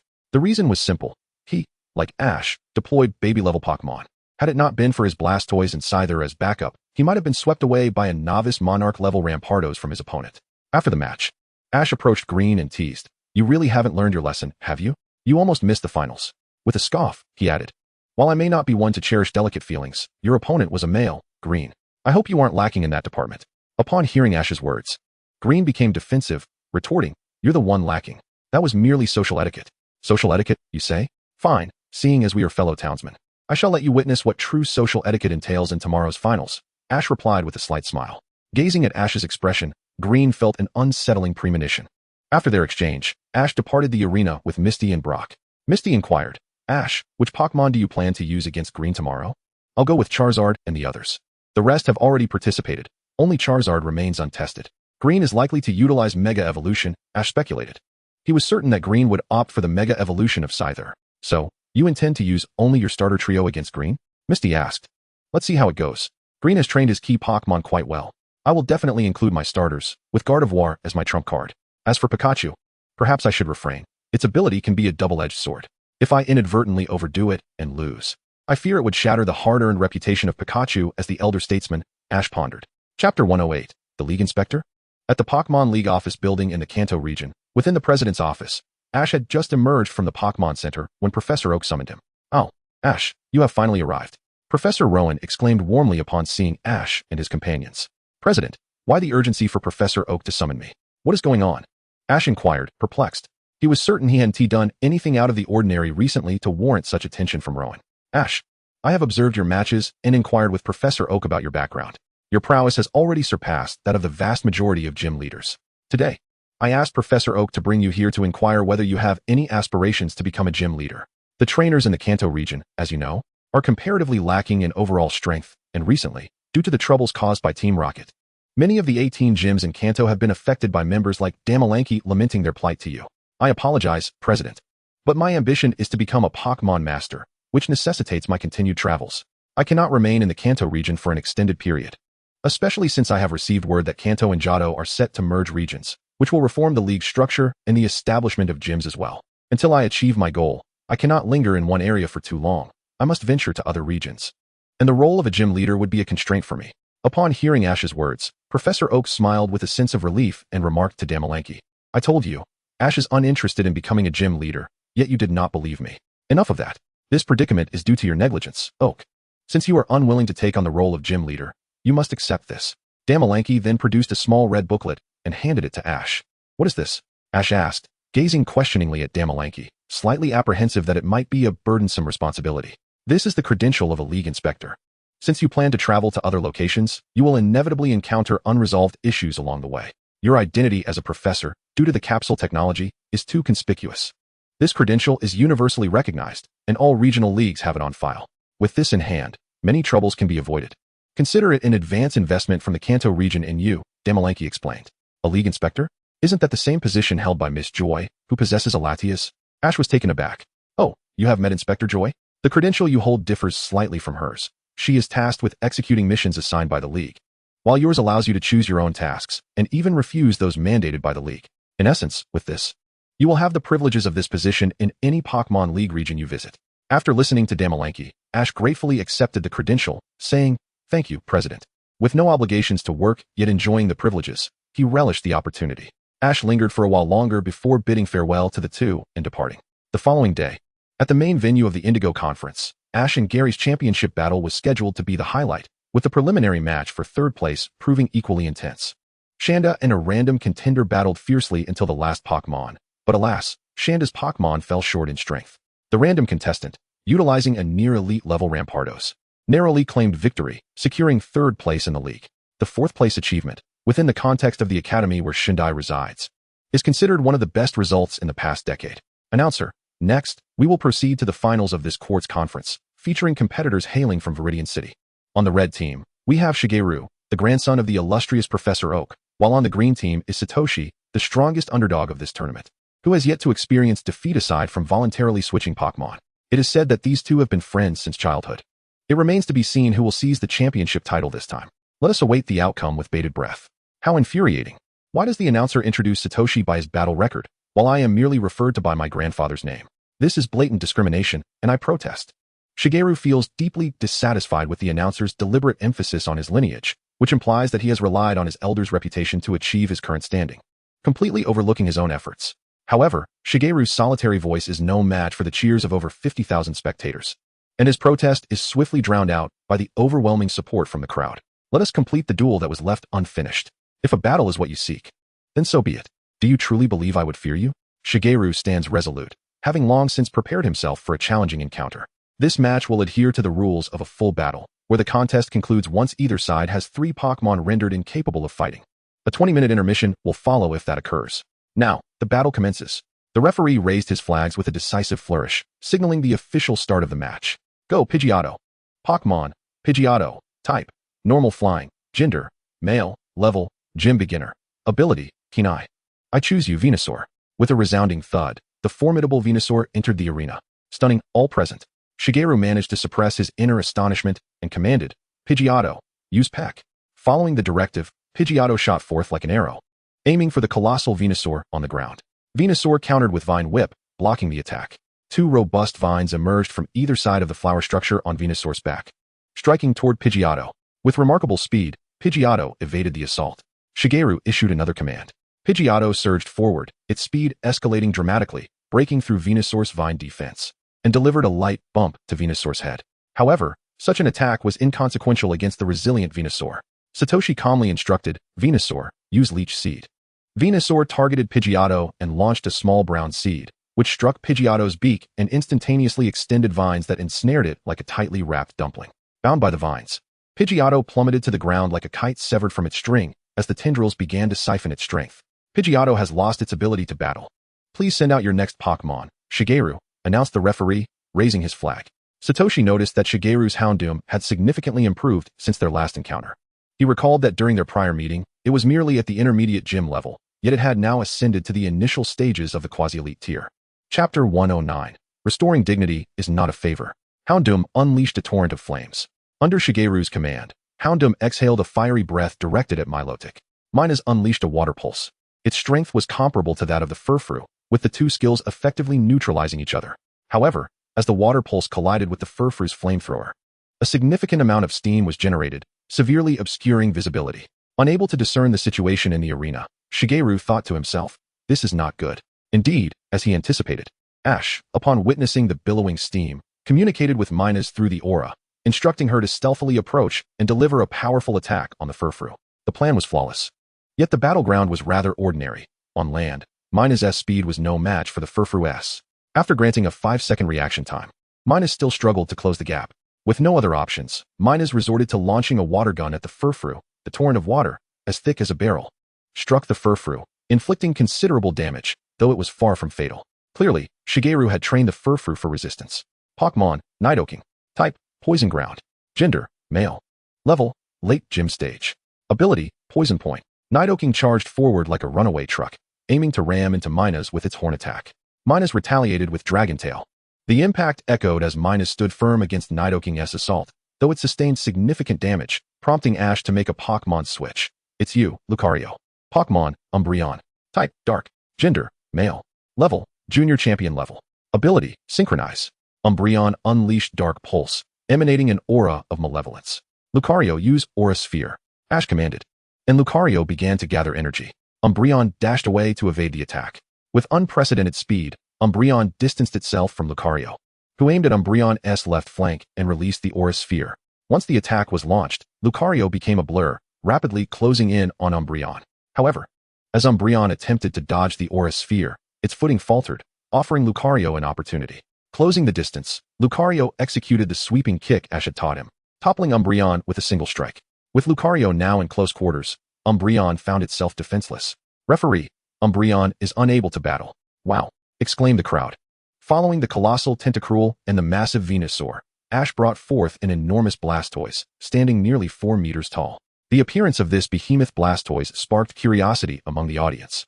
To summon such a large Pokémon could be attributed to fortunate training.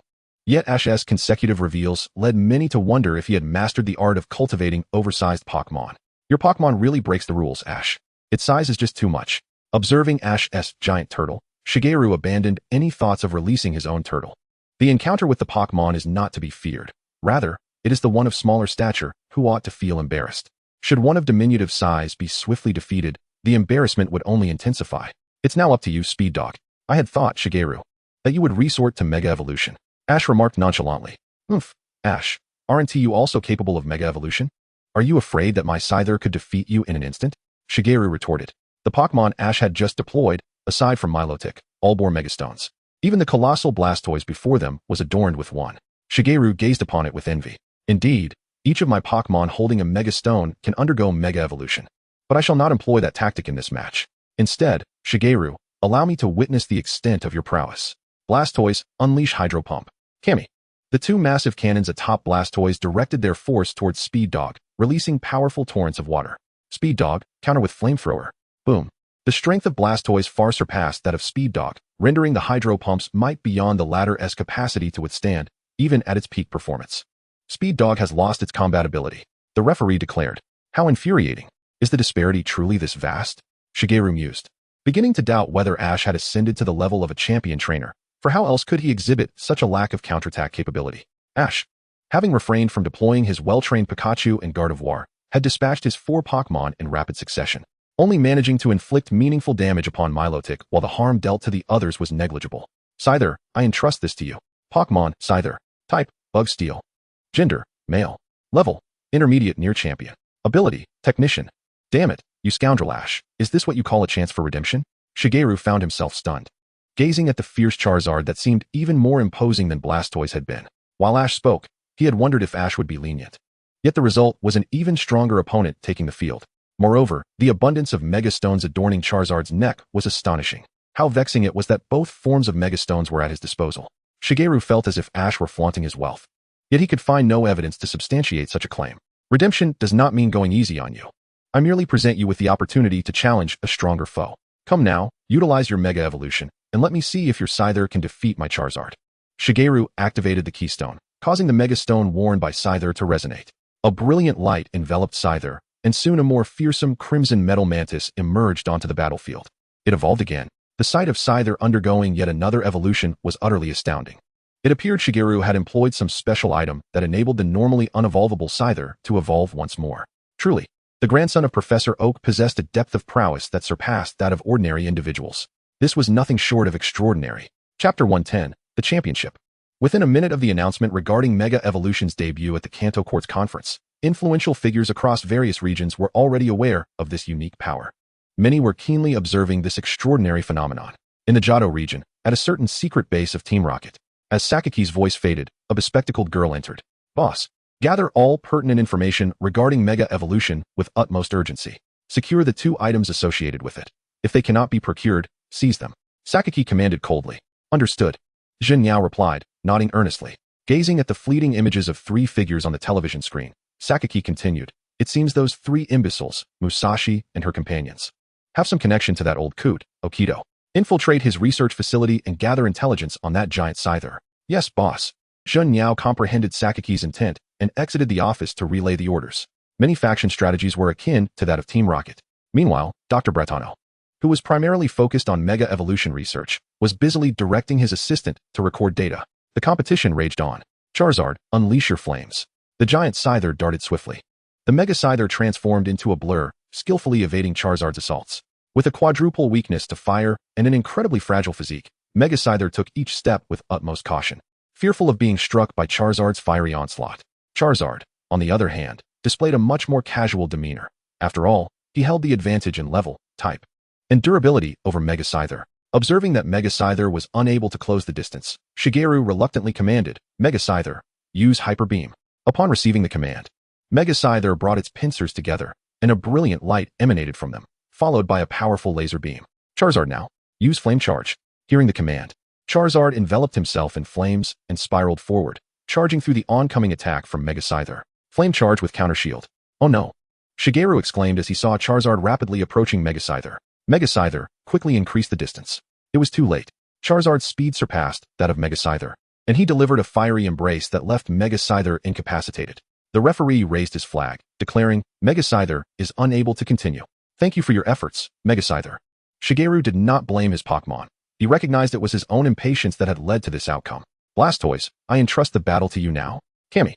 Pokémon, Blastoise, type, water, gender, male, level, advanced champion, ability, torrent. Upon entering the fray, Shigeru's Blastoise exuded an impressive aura of a seasoned champion, far more ostentatious than Ash's. Charizard, observing Blastoise's formidable presence, wore a smirk of disdain, in a bid to outsmart his opponent. Ash had advised his Pokémon to conceal their true strength, and with Pikachu, the master of deception, imparting wisdom. It was challenging for most to discern the actual capabilities of Ash's Pokémon. Blastoise, make it rain. Blastoise shot 2 streams of water into the sky, summoning ominous clouds that began to drizzle lightly. Thinking of a war of attrition? I shan't grant you that opportunity. Charizard retaliated with an explosive blast of flames. Blastoise withdrew into its shell, preparing to unleash a rapid spin. Charizard unleashed a powerful jet of flame shaped like a giant letter, while Blastoise swiftly retreated into its shell, spinning rapidly to evade the impending damage. Blastoise, use Hydro Pump, commanded the trainer. Charizard, unleashed Dragon Pulse. A thunderous explosion erupted as the Hydro Pump collided with the Dragon Pulse. Utilizing the smoke from the detonation, Charizard soared towards Blastoise. Noticing the impending danger, Blue quickly ordered. Blastoise, continuously use Water Gun. Do not let Charizard get close. Cammy. Blastoise unleashed a relentless stream of water through the haze of smoke. Charizard retaliated with its claws. Responding to Ash's command, Charizard swung its claws to counter Blastoise's Water Gun assault. I refuse to believe you cannot catch even one. With determination, Blastoise seized the opportunity to grab Charizard. Blue, eager to eliminate one of Ash's Pokémon, decided to take a risk. True to its reputation as his ace, Blastoise withstood Charizard's claw attack and firmly grasped its arms. Seeing this, Blue felt a surge of excitement and commanded, now, Blastoise, use Hydro Pump. Charizard, do not give it a chance. Send it away with your final strike. Ash also issued his command. Just as the Hydro Pump was aimed at Charizard, it yanked Blastoise into the air. With its hind feet no longer touching the ground, Blastoise felt a rush of uncertainty. Charizard twirled Blastoise midair before diving at breakneck speed, releasing Blastoise just 2 meters above the ground, causing it to crash heavily onto the surface. Blastoise is unable to battle, announced the referee. With that, 5 of Blue's 6 Pokémon had succumbed, leaving only Nidoking remaining, while Ash's team remained largely unscathed except for a minor injury to Milotic. I will not allow you to completely dominate me, referee. I concede, Blue declared, as long as he had 1 Pokémon left with fighting capability. The outcome of the battle was still uncertain. His surrender was merely a sign of fatigue, not an admission of defeat. Upon hearing this, Ash thought, damn, that was hasty. Had I known Blue would resort to this, I wouldn't have let Milotic use Dragon Tail. The referee raised the green flag representing Ash's victory, announcing, the winner of this match is Ash. As the match concluded, Ash stood on the podium, holding the trophy for the Quartz Conference, marking the end of the tournament. Congratulations, host, on winning the Quartz Conference. You have received rewards, 10 million Alliance coins, 100,000 points, and a legendary Pokémon lottery ticket. Additionally, due to your overwhelming victory, you have triggered an extra reward, 50,000 points, and 3 evolution stones. In Chapter 111, the lottery was introduced. Evolution stones. These allow Pokémon with multiple evolutionary forms to freely choose their form after evolving to their highest state, and they can freely change their size. Before heading to the Orange Archipelago, Ash planned to visit the port of Leaf Green City to see if he could capture that elusive Lugia. If successful, it would significantly alleviate his future pressures. Before departing from the contestant village, Ash deemed it prudent to first utilize the 2 lottery chances he possessed. He accessed the system interface, noting that the lottery pool for mythical and legendary Pokémon differed from other random draws, as it allowed glimpses of the prizes through shadowy figures.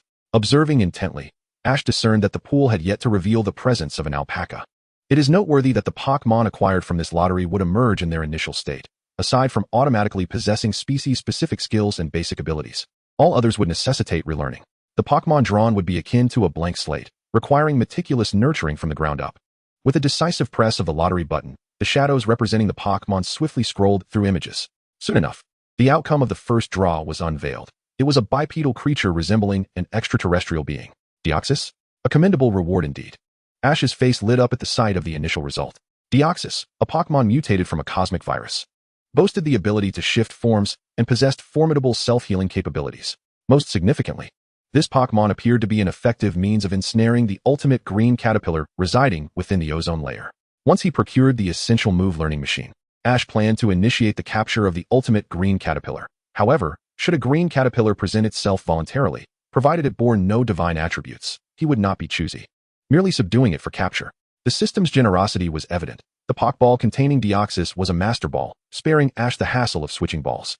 Rather than releasing Deoxys immediately, he pressed the lottery button once more. The first draw had yielded an impressive mythical Pokémon. A second draw yielding a legendary Pokémon would complete his aspirations.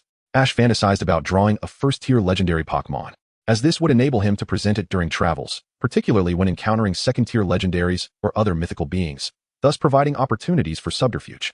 Even if he could not capture those with divine attributes, he could glean information regarding their species distribution. Alas, reality proved to be rather harsh. The result of the second draw was yet another mythical Pokémon. This one possessed a triangular star-shaped head, with blue stripes adorning each tip of its corners. Short stout legs, relatively long arms, and large, dark eyes, complemented by a belly featuring eye-like organs. Is that Jirachi? I hope it's not merely a 7-day trial version. Upon seeing the result, Ash couldn't help but feel a wave of concern. For Jirachi was a unique Pokémon that awakened once every 1,000 years, remaining conscious for merely 7 days. Ding! The system promptly announced, the Jirachi drawn by the host will not fall into slumber. However, as a trade-off, the true eye on its abdomen will be unable to sense special comets in the universe. All other abilities remain intact. Note, Jirachi's wishes cannot conjure items out of thin air. Please do not overly rely on Jirachi's wish-granting capabilities. Upon hearing this, a smile graced Ash's face. Fortunately, it was not a trial version. As for the inability to harness comet energy, that was inconsequential, given that such phenomena only passed by Earth once every millennium, lasting merely 7 days, rendering it of little utility to him. Deoxys, Jirachi, come forth.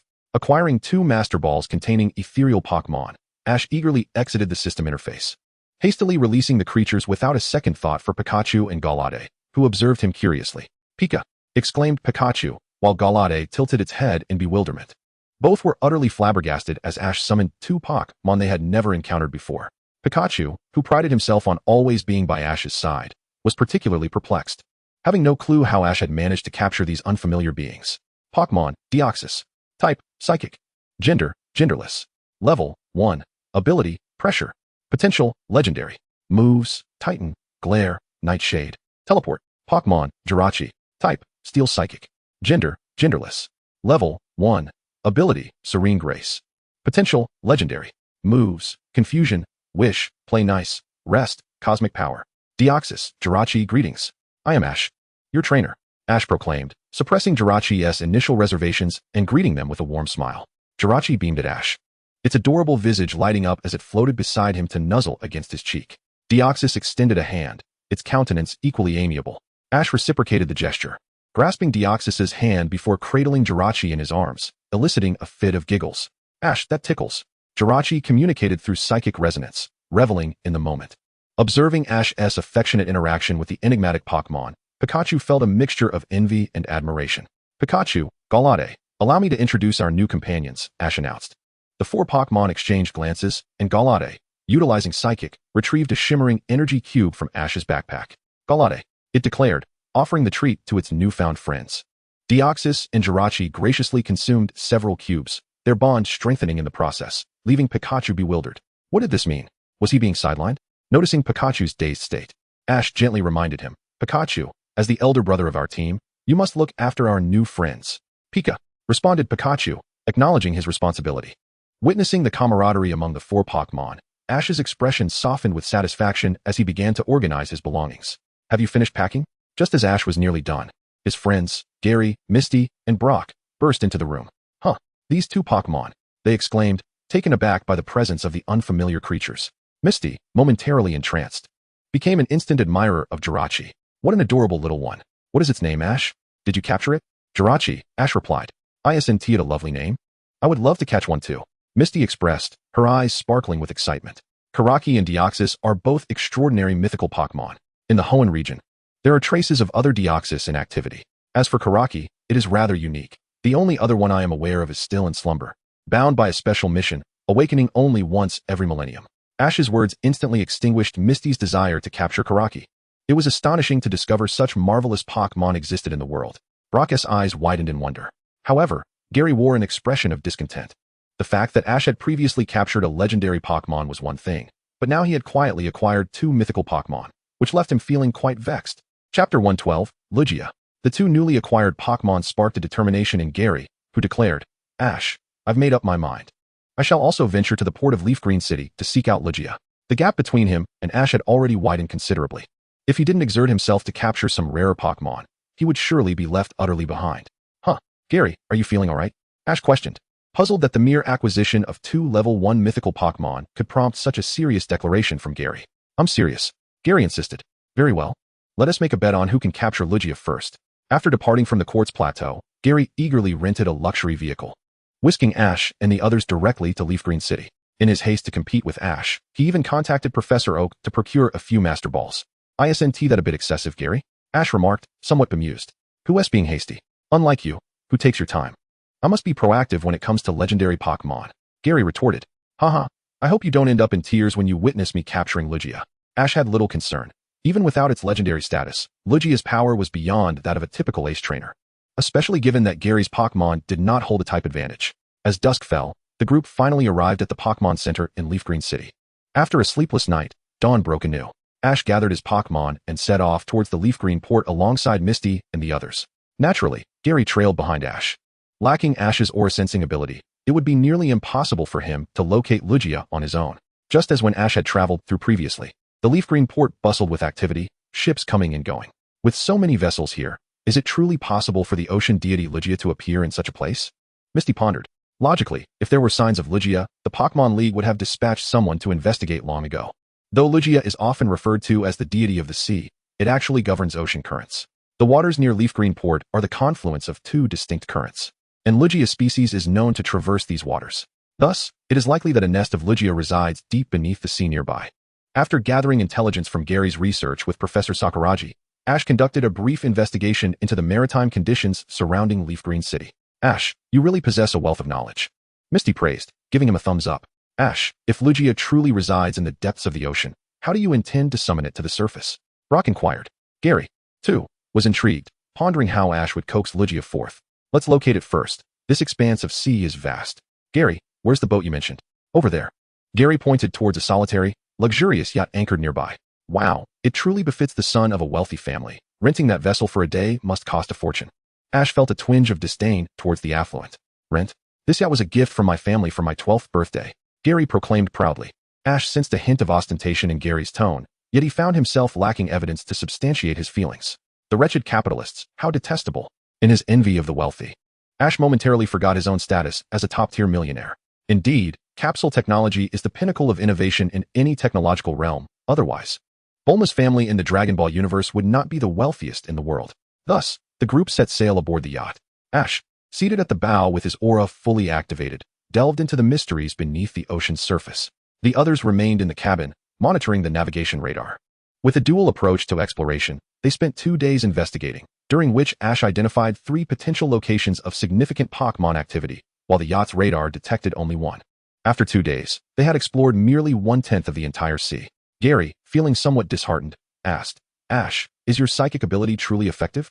It's been 2 days, and we still have no leads. As for those 3 locations, I've sent Milotic and Blastoise down to investigate. Let us await their reports. Ash was confident that legendary creatures indeed inhabited this sea, but the search required considerable time. Why didn't you mention that earlier? There's still that location we haven't explored. I'll have my Blastoise assist. You should have Blastoise check the site you discovered yesterday instead. That works, Gary nodded, then moved to the stern to release his Blastoise. Suddenly, the world transformed as fierce winds arose, causing their small vessel to lose control. The weather at sea was utterly bizarre. How could it suddenly erupt into a storm? Gary urgently directed the helmsman to steer towards the shore. Ash, filled with excitement, exclaimed, It's not the weather's absurdity. Rather, we are fortunate to have found it. His aura revealed that this tempest was indeed conjured by Lugia. Sure enough, the next moment, he spotted his Blastoise swiftly emerging from the storm's eye, carrying Milotic with it. Found it. Are you suggesting this storm is the handiwork of Lugia? Gary pressed. Just take a look, Ash said, pointing towards the storm's center, where a shadowy figure of a great bird was barely visible. Wow, Gary exclaimed joyfully, then shouted to the helmsman, quickly steer towards Lugia. The helmsman, bewildered by Gary's enthusiasm, retorted, Young Master Gary, that's impossible. Steering into the storm will capsize the ship. It's fine, if the ship sinks. We can simply purchase another. Lugia is far more precious than any vessel. A mere small vessel. How could it possibly compare to the legendary Pokémon, Lugia? Shigeru, the helmsman asserted, with this boat, we shall be overturned within 3 minutes. Satoshi found himself in agreement with the helmsman's perspective. Shigeru's eyes were fixed intently on Lugia. What shall we do? It is 50 nautical miles away. Capturing Lugia seems nearly impossible. Just then, the water vortex encircling Lugia dissipated, revealing its majestic blue and white form. Despite being 70 nautical miles from shore, some keen-eyed trainers spotted Lugia's magnificent presence. In a shadowy corner of Kuroha Port, a dubious figure fixated on Lugia. Indeed, this unsavory character was none other than the runaway, Koharu. After departing from the hospital, He envisioned stowing away on an interregional ship to start anew in a different land. But his ill fate would not allow such aspirations to materialize. The more he desired to accomplish something, the more elusive it became. Each time he managed to board a vessel, various circumstances led to his discovery and cast him off. Nevertheless, his tenacity caught the attention of a minor officer from Team Aqua, who seized an opportunity to recruit Koharu as an outer member of the organization. Koharu's primary role involved diverting the attention of inspectors during Team Aqua's smuggling operations by feigning distress. As he became lost in thought, a burly man clad in blue and white striped attire, resembling a sailor, approached him. "Hey, newcomer, don't gawk. Even if you see a legendary Pokémon like Lugia, it will be of no use to you. Move aside." "Yes, Lord Akiyoshi," Koharu replied respectfully, though a glint of malice flickered in his eyes once he turned away. "Those with Pokémon, come with me to the sea to capture Lugia," Akiyoshi called out to the other members of Team Aqua. "Yes." The members eagerly brandished their Pokeballs. Watching each individual clutch a Pokeball, Koharu's eyes glimmered with desire, yet he scoffed at their ambition to capture Lugia. Do they not realize their own inadequacies? Lugia is beyond their reach. Many wild trainers shared the same objective as Team Aqua, releasing their Pokémon in hopes of capturing the legendary creature. In that moment, Kuroha Port transformed into a Pokémon exhibition center, showcasing an array of Pokémon, various forms of EV, water, electric, fire, and ice, alongside Jengar, Squirtle, Raichu, and others. Despite their differing species, their power levels uniformly remain below that of gym leaders. Pokémon: Lugia, type, psychic flying, gender, genderless, level, champion, ability, multi-scale, role, none, potential, rank 1 god. Moves: Dragon Dive, Tailwind, Origin Pulse, Mist, Mysterious Guard, All-Out Attack, Aeroblast.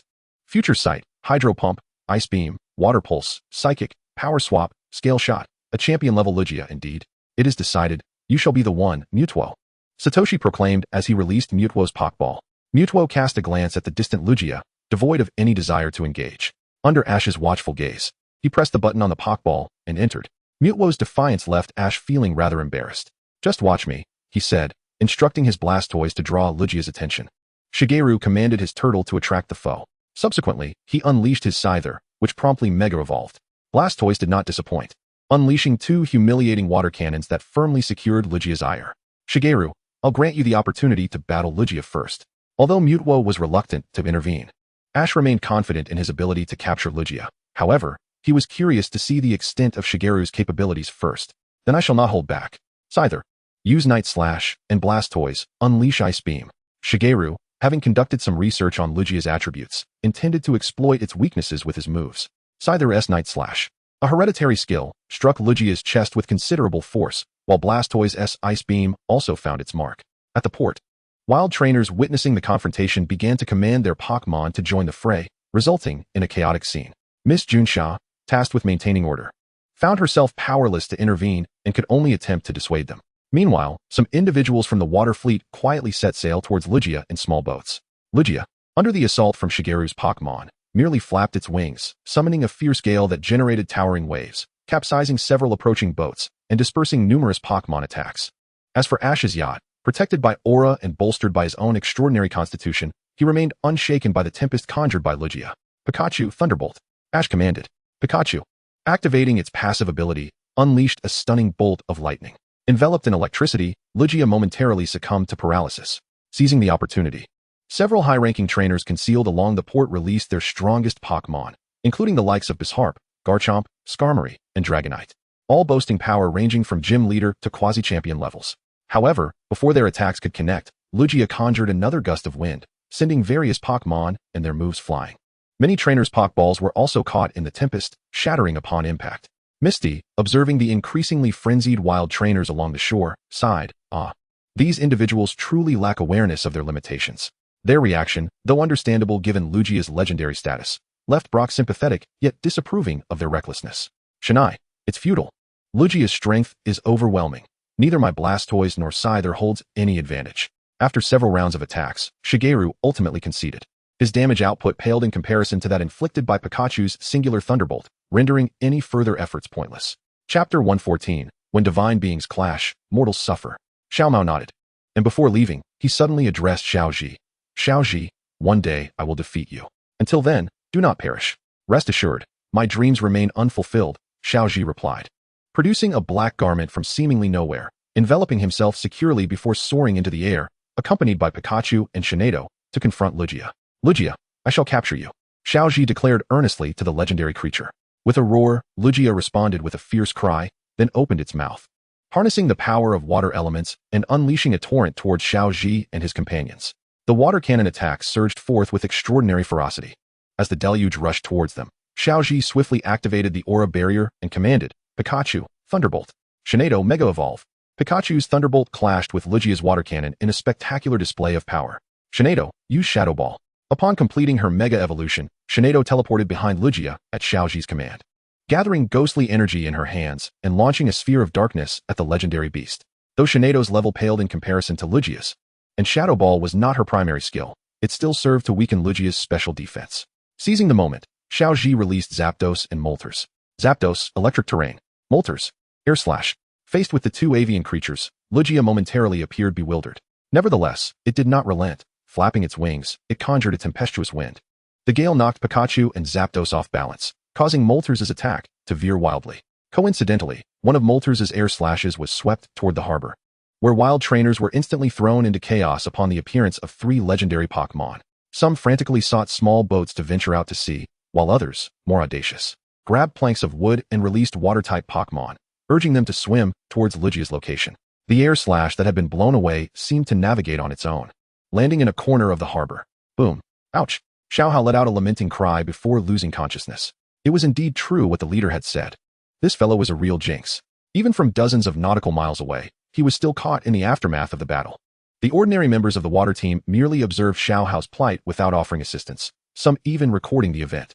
It was evident that Xiaohao had become a source of amusement for the water team. As time proved, their decision to remain distant was wise. Within less than 30 seconds, a bolt of yellow electricity arced from the sea, striking Xiaohao directly. Zzz. After the jolt, the unconscious Xiaohao was jolted awake, albeit with a few singed patches on his body. This electric current had been unleashed by Pikachu at Xiao Zhi's behest, merely redirected by Lugia's wing. Moltres utilized its wings to divert Lugia's attention, while Zapdos unleashed a thunderbolt. Sinnoh fired an ice beam, and Pikachu took the opportunity to soar behind Lugia to deliver a thunder attack. Ash, utilizing the power of aura, issued combat commands to Pikachu and the others. The legendary Moltres flapped its wings vigorously, engaging in a fierce tug-of-war with Lugia, successfully diverting Lugia's wrath. Meanwhile, Zapdos charged up and unleashed a formidable thunder cannon aimed at Lugia's abdomen, enveloping it in a powerful electric current that left it paralyzed. Following closely, Gardevoir launched its attack, while Pikachu positioned itself behind Lugia, unleashing a thunderstorm with all its might. In a research facility within Leaf Town, a crisis unfolded as the lead scientist had stepped away from the lab for merely a moment, only to discover that his primary research apparatus had malfunctioned. Such a predicament would cause alarm for anyone. Doctor, there are disturbances in the waters near the port, indicating that the sea god Lugia is active. This energy fluctuation suggests a powerful trainer is battling with it, reported a researcher. Ah, Lugia. Dr. Sakuragi seemed to recall something significant, hastily departing the research institute. Lugia raised its wings parallel to its head, gathering an ominous gust of wind between them. This was the exclusive cyclone attack of the Lugia lineage. The necessity for Lugia to resort to its signature move indicated that it was indeed cornered. In a bid to preserve its dignity as a divine beast, it had no choice but to engage in a fierce battle. Recognizing that the moment was critical, Ash immediately commanded, Gardevoir, use Moonblast. Pikachu, unleash Thunderbolt. Moltres, employ Origin Pulse. Zapdos, utilize Thunder. To ensure absolute precision, Ash also formed an aura sphere for a coordinated assault. The 5 powerful techniques clashed violently with Lugia's terrifying cyclone in the sky. The aftermath of this collision generated shockwaves that surged into towering waves over 10 meters high, clearing vast expanses of clouds above.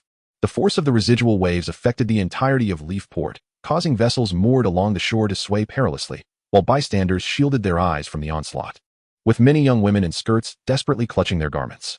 In stark contrast to the others who were merely buffeted by the shockwaves, the unfortunate Xiaohao found himself at the epicenter of the chaos, embodying the phrase when gods battle, mortals suffer. The residual effects of Ash and Lugia's clash were akin to a tempest of level 9, resulting in the roofs of warehouses being torn away and iron frames collapsing. Xiaohao, fortuitously positioned at the center of the warehouse, was nearly struck by a falling iron structure. Although he narrowly escaped the brunt of the impact, a 10-centimeter long, 5-centimeter thick iron plate fell and struck one of his legs. Observing the dire situation, the remaining members of Team Aqua released their Pokémon to assist in their escape from the warehouse, while Xiaohao, being merely a peripheral figure, had no such companions and could only cower beside the massive iron frame in a futile attempt to evade danger. The warehouse collapsed, although Xiao survived. He suffered several broken bones and cried out in agony. Ultimately, it was Akiyoshi who, upon witnessing his plight, sent someone to provide rudimentary medical assistance. After successfully executing his skills against Lugia, Ash managed to capture the legendary creature using a Master Ball. A notification chimed. Detection complete. Host has captured Lugia. Rewards 100. 000 points. 1 rare candy. 1 false. Ancient plate. 1 false. Sky plate. The enigmatic Azure Slate. Pseudo crafted to emulate the exclusive treasure of a certain deity. It can bind 2 Pokémon for shared use and can be unbound at any moment. Once bound, it significantly amplifies the power of psychic and flying type abilities. Chapter 115. Departure for the Orange Archipelago. After capturing Lugia, Ash did not return directly to Leafy Port. Instead, he submerged into the depths of the sea, taking a long detour before emerging on a deserted cliff. Ash, congratulations on capturing another powerful Pokémon. Misty and Brock exclaimed as they approached to offer their congratulations. Ash humbly replied, it was merely luck. Humph, Ash, I suppose this time you can claim victory, but next time I will not lose to you. Gary declared with a hint of pride. Ash brandished a bracelet made of Master Balls before Gary, taunting, to defeat me. You still have 2 millennia to go. Witnessing Ash's display of wealth, Gary felt an urge to strike him, but realizing his own limitations, he suppressed the thought and inquired, Ash, which region will you travel to next? Johto, but before that, I wish to explore the Orange Archipelago, Ash replied. Previously, when bidding farewell to Professor Oak at the Quartz Plateau, Ash had taken on the task of transporting Pokeballs, which provided him with a valid reason for his journey. So, you plan to participate in the Johto Silver Conference? Gary asked. Even before the Quartz Conference had concluded, he had already been eyeing the various regional league competitions, with the upcoming Silver Conference in Johto being the most immediate. Of course, my goal is to become a Pokémon Master. And participating in league tournaments serves as excellent training, Ash asserted. Then it's settled. We shall settle the score at the Silver Conference, Gary declared before hastily departing. He intended to seize the opportunity while Ash was occupied in the Orange Archipelago to train diligently, aiming to redeem himself at the Silver Conference. Watching Gary's retreating figure, Brock hesitated before asking, Ash, aren't you going to say something to Gary? Say what? Should I tell him to leave tomorrow instead? Forget it, this is Leafy City. And Gary will be just fine, Ash replied. He acknowledged that it was getting late, but knowing that Gary's girlfriend was in Leafy City, he felt no concern for his safety. Yet, upon recalling Koharu, Ash remembered sensing a remarkably familiar wave of aura at Leafy Port in recent days. The thought of that aura stirred within him an uncontrollable impulse, as he lamented the misfortunes of the past 60 years. Indeed, this time it had been longer than half a year. Now, as a burgeoning billionaire, he felt compelled to arrange matters appropriately. As for everything else, it was best to take it slowly in the future, for the unfortunate soul had become a brand that would never falter. On a certain cargo ship, wrapped like a mummy, a distressed Xiao felt a chill run through him, as if he were being scrutinized by a great terror. When discovered, not only had his injuries worsened, but he was also sullied by an unknown Pokémon, leaving him in a state of distress. Fortunately, the doctor who treated him still possessed some medical ethics, enduring his own disgust to provide care. However, this resulted in Xiao acquiring the new codename Stinky Xiao within the ranks of the Aqua Team. As Ash departed from the Oak Laboratory, aside from Pikachu, Sinnoh, and the Pokémon he had captured with a Master Ball, he took with him a male Ralts and a Togepi, leaving the remainder in Professor Oak's backyard. Indeed, due to the influence of the Millennium Ghost, Ash had also introduced entertainment rewards for his Pokémon, including opportunities for film appearances and album releases, primarily aimed at generating revenue. Currently, the most lucrative of these ventures was Jigglypuff's Lullaby, which, melodious and soothing, garnered 5 international goals within just 3 days of its release. It is worth noting that Ash had received a smartphone produced in collaboration with Devon Corporation and various regional leagues. This device was equipped with an array of applications, encompassing social networking, live streaming, and cinema, among others. However, due to limited production capacity, achieving global distribution posed a challenge. Nevertheless, Ash utilized his privileges to gift one to each of his acquaintances. After leaving Pallet Town, Ash and his companions made their way to Leaf Green Port. Shortly after entering the Viridian Forest, they heard a familiar voice calling out, "Hey, kid, help us." Following the sound, they discovered the trio from Team Rocket clinging to a tree, pleading for assistance. "What mischief are you three up to this time?" Misty inquired warily. "Please, we mean no harm. Just help us. If we leave this tree, we'll be attacked by a flock of Spearow." James lamented. "A flock of Spearow?" Misty and Brock exchanged apprehensive glances, for Spearow were known for their volatile temperament. Rescuing them could potentially put themselves at risk. "Indeed, there are so many Spearow here," Meowth exclaimed, tears welling in his eyes as he clung to the branch. Unlike the original tale, Ash's capture of a shiny Fiero and a Pidgeot had led to a peace agreement between these two species within the Viridian Forest. They had long since delineated their territories, and thus, no Pidgey were present in the tree where Team Rocket found themselves. The Pidgey inhabited areas closer to the Oak Laboratory, primarily to frequent the lab for free meals. You three are tough enough. Just jump down and run while braving their attacks, Ash advised with a smile. The physique of the Super Rocket trio was far sturdier than his own, and a mere beak peck from a Spearow would hardly faze them. Please, getting pecked by a Spearow hurts, Jessie retorted, clearly displeased.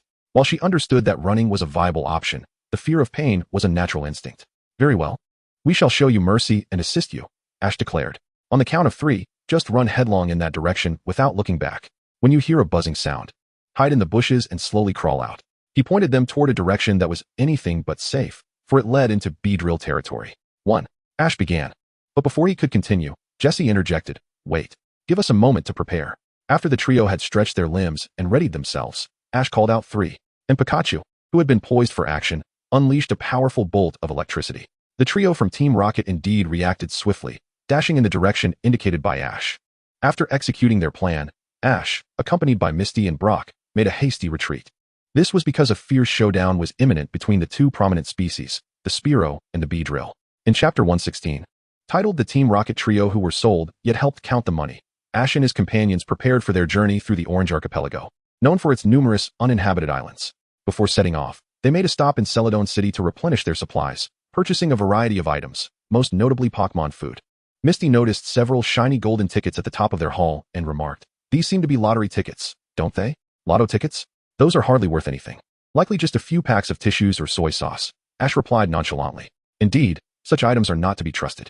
Let us place our belongings on that bench over there to check for any omissions, Brock suggested. Once they set down their items, the trio noticed 2 employees in supermarket uniforms conducting a lottery just outside the store. Watching others participate sparked a desire in Misty, who exclaimed, these lottery tickets are a waste if we let them sit unused. Even if we only get some tissues, it wouldn't be a loss. Ash, let us give it a try. Ash, recalling a similar scenario, felt an uneasy premonition. Could this be yet another trap set by Team Rocket? He remembered how, in the original story, he had boarded Team Rocket's airship, which, due to Jigglypuff's unexpected intervention and its dilapidated state, nearly led to disaster. It seemed that any vessel associated with Team Rocket, aside from the friendship boat that flipped over repeatedly, was doomed to destruction. The last incident with the SS and Titanic was a testament to that, as was the airship. Congratulations to this guest for winning the grand prize. Just as Ash had anticipated, Misty drew the top prize immediately, which consisted of 3 tickets for a flight to Dato Island. Meanwhile, not far from the airship dock, in a dense forest, Team Rocket received a call from Giovanni. Jessie, James, Meowth, I hereby appoint you to the airship department of Team Rocket Enterprises, Giovanni announced. The airship department? Jessie and James's eyes widened in disbelief. They had always regarded the airship department as a crucial source of income for Team Rocket. You 3 have performed exceptionally well in your recent missions. The airship department is vital to our operations and cannot be entrusted to unreliable individuals, Giovanni continued. Their leader's brief words moved the trio to tears. Unbeknownst to them, Giovanni's true motive for assigning them to this department was the series of unfortunate events that had plagued it in recent months, leading to significant losses and a lack of customers willing to board their airships. Ash and his friends, having drawn the last 3 tickets, represented the final batch of clientele. In a bid to maintain integrity in his business, Giovanni had no choice but to send the trio to escort these last passengers, indifferent to whether they would reach their destination safely. Following the map on the back of their tickets, Ash and his companions arrived at the dock where the airship was moored. Wow, it's enormous, Misty exclaimed in awe, gazing at the dilapidated vessel. Ash was already prepared to abandon ship at a moment's notice. Don't you think there is something off about this ship? It looks so worn down. Can it really fly to Orange Islands? Brock even expressed his doubts about its ability to take off at all. Are you intending to board that airship? 2 individuals dressed in work uniforms and safety helmets approached them. Indeed, we have tickets for the flight to Orange Islands, and the address on the ticket indicates this location. Misty replied, holding up the ticket. Such bravery. We can hardly keep up. The 2 workers displayed expressions of astonishment. Is there an issue with that airship? One of them asked. Well, that airship is known as the Cursed Ship, and it is said to be inhabited by spirits that cause mischief. Listening to their words, Ash felt they were merely concocting excuses to dissuade passengers from boarding, fully aware of the ship's dilapidated condition and concerned for the safety of the travelers. Apologies for the wait, esteemed guests. At that moment, Team Rocket's Jessie and James, clad in blue work uniforms, appeared before Ash and his friends. Well, if it isn't you too, Ash remarked, a hint of disbelief in his voice. What are you doing here? Why, it's you guys. Jesse and James were equally surprised to see Ash and his friends as passengers. Noticing Meowth was not accompanying them, Ash inquired, "Since you are here, Meowth must be the one operating the ship, right?" "Of course not. We hold professional airship pilot licenses. Come, come, esteemed guests," James exclaimed, enthusiastically ushering Ash and the others aboard. "Wait, if you want us to board your ship, we insist that Meowth conducts a thorough inspection first. Your Team Rocket vessel, the Saint, and serves as a cautionary tale. I doubt you want to jeopardize your lives," Ash proposed. "Huh." Jesse and James were left bewildered by his words. Reminded of the Saint and incident, Misty felt a shiver of apprehension. "Perhaps we should just take the ferry instead, at least with my water-type Pokémon. If the ship were to sink, there would still be a chance for survival. But in the air, if something goes wrong, releasing Pokémon would only add more bodies to the count. It's not worth the risk."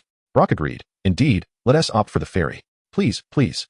We'll have Meowth conduct the inspection right away. We assure you that we will safely transport you to your destination." The trio from Team Rocket was determined not to disappoint their boss, Giovanni. They would go to great lengths to ensure Ash and his companions reached their destination. For failure could mean the loss of their funding and salaries, jeopardizing their pursuit of Pikachu. Chapter 117, Professor Inuki. After Meowth conducted a thorough inspection with Jesse and James, confirming that the airship could safely reach Orange Islands, Ash and his party cautiously boarded the vessel. After a flight lasting 2.5 hours, Ash and his companions managed to arrive at Diagon Island, albeit at the cost of their airship, which crash-landed and was irreparably damaged, splitting into two and scattering parts everywhere. As they gazed at the debris strewn across the ground, the members of Team Rocket felt a mix of relief and apprehension about how they would explain the mishap to Professor Oak, especially since they had only just been transferred to the airship division and had already lost a vessel on their first mission. The sun shone brightly on the beach, where Brock's eyes were fixated on beautiful women frolicking in the water. However, Misty, with a swift motion, tugged at Brock's ear, insisting it was time to attend to business. They could always enjoy the beach later, as Professor Oak had provided them with 2 months during which all expenses on Orange Islands would be covered by the Research Institute. Regarding the special Pokeball they were to retrieve, Ash was aware that its primary purpose was to capture the elusive Shalebi, crafted from the feathers of Ho-Oh and Lugia. This ball could counter Shalebi's time-traveling abilities while also reducing the likelihood of creating temporal ripples. However, Ash was not entirely sure who had created this particular ball, noting that it had remained an unresolved plot point in the main series for over 20 years. "Are we essentially on a funded vacation then?" Misty inquired. Brock gulped nervously. "Is it really appropriate to play for 2 months? After all, we are using Professor Oak's research funds." "Don't worry. The professor never exhausts his research budget each year. And besides, a little leisure won't break the bank," Ash replied, though he wondered if Brock might bail on the trip.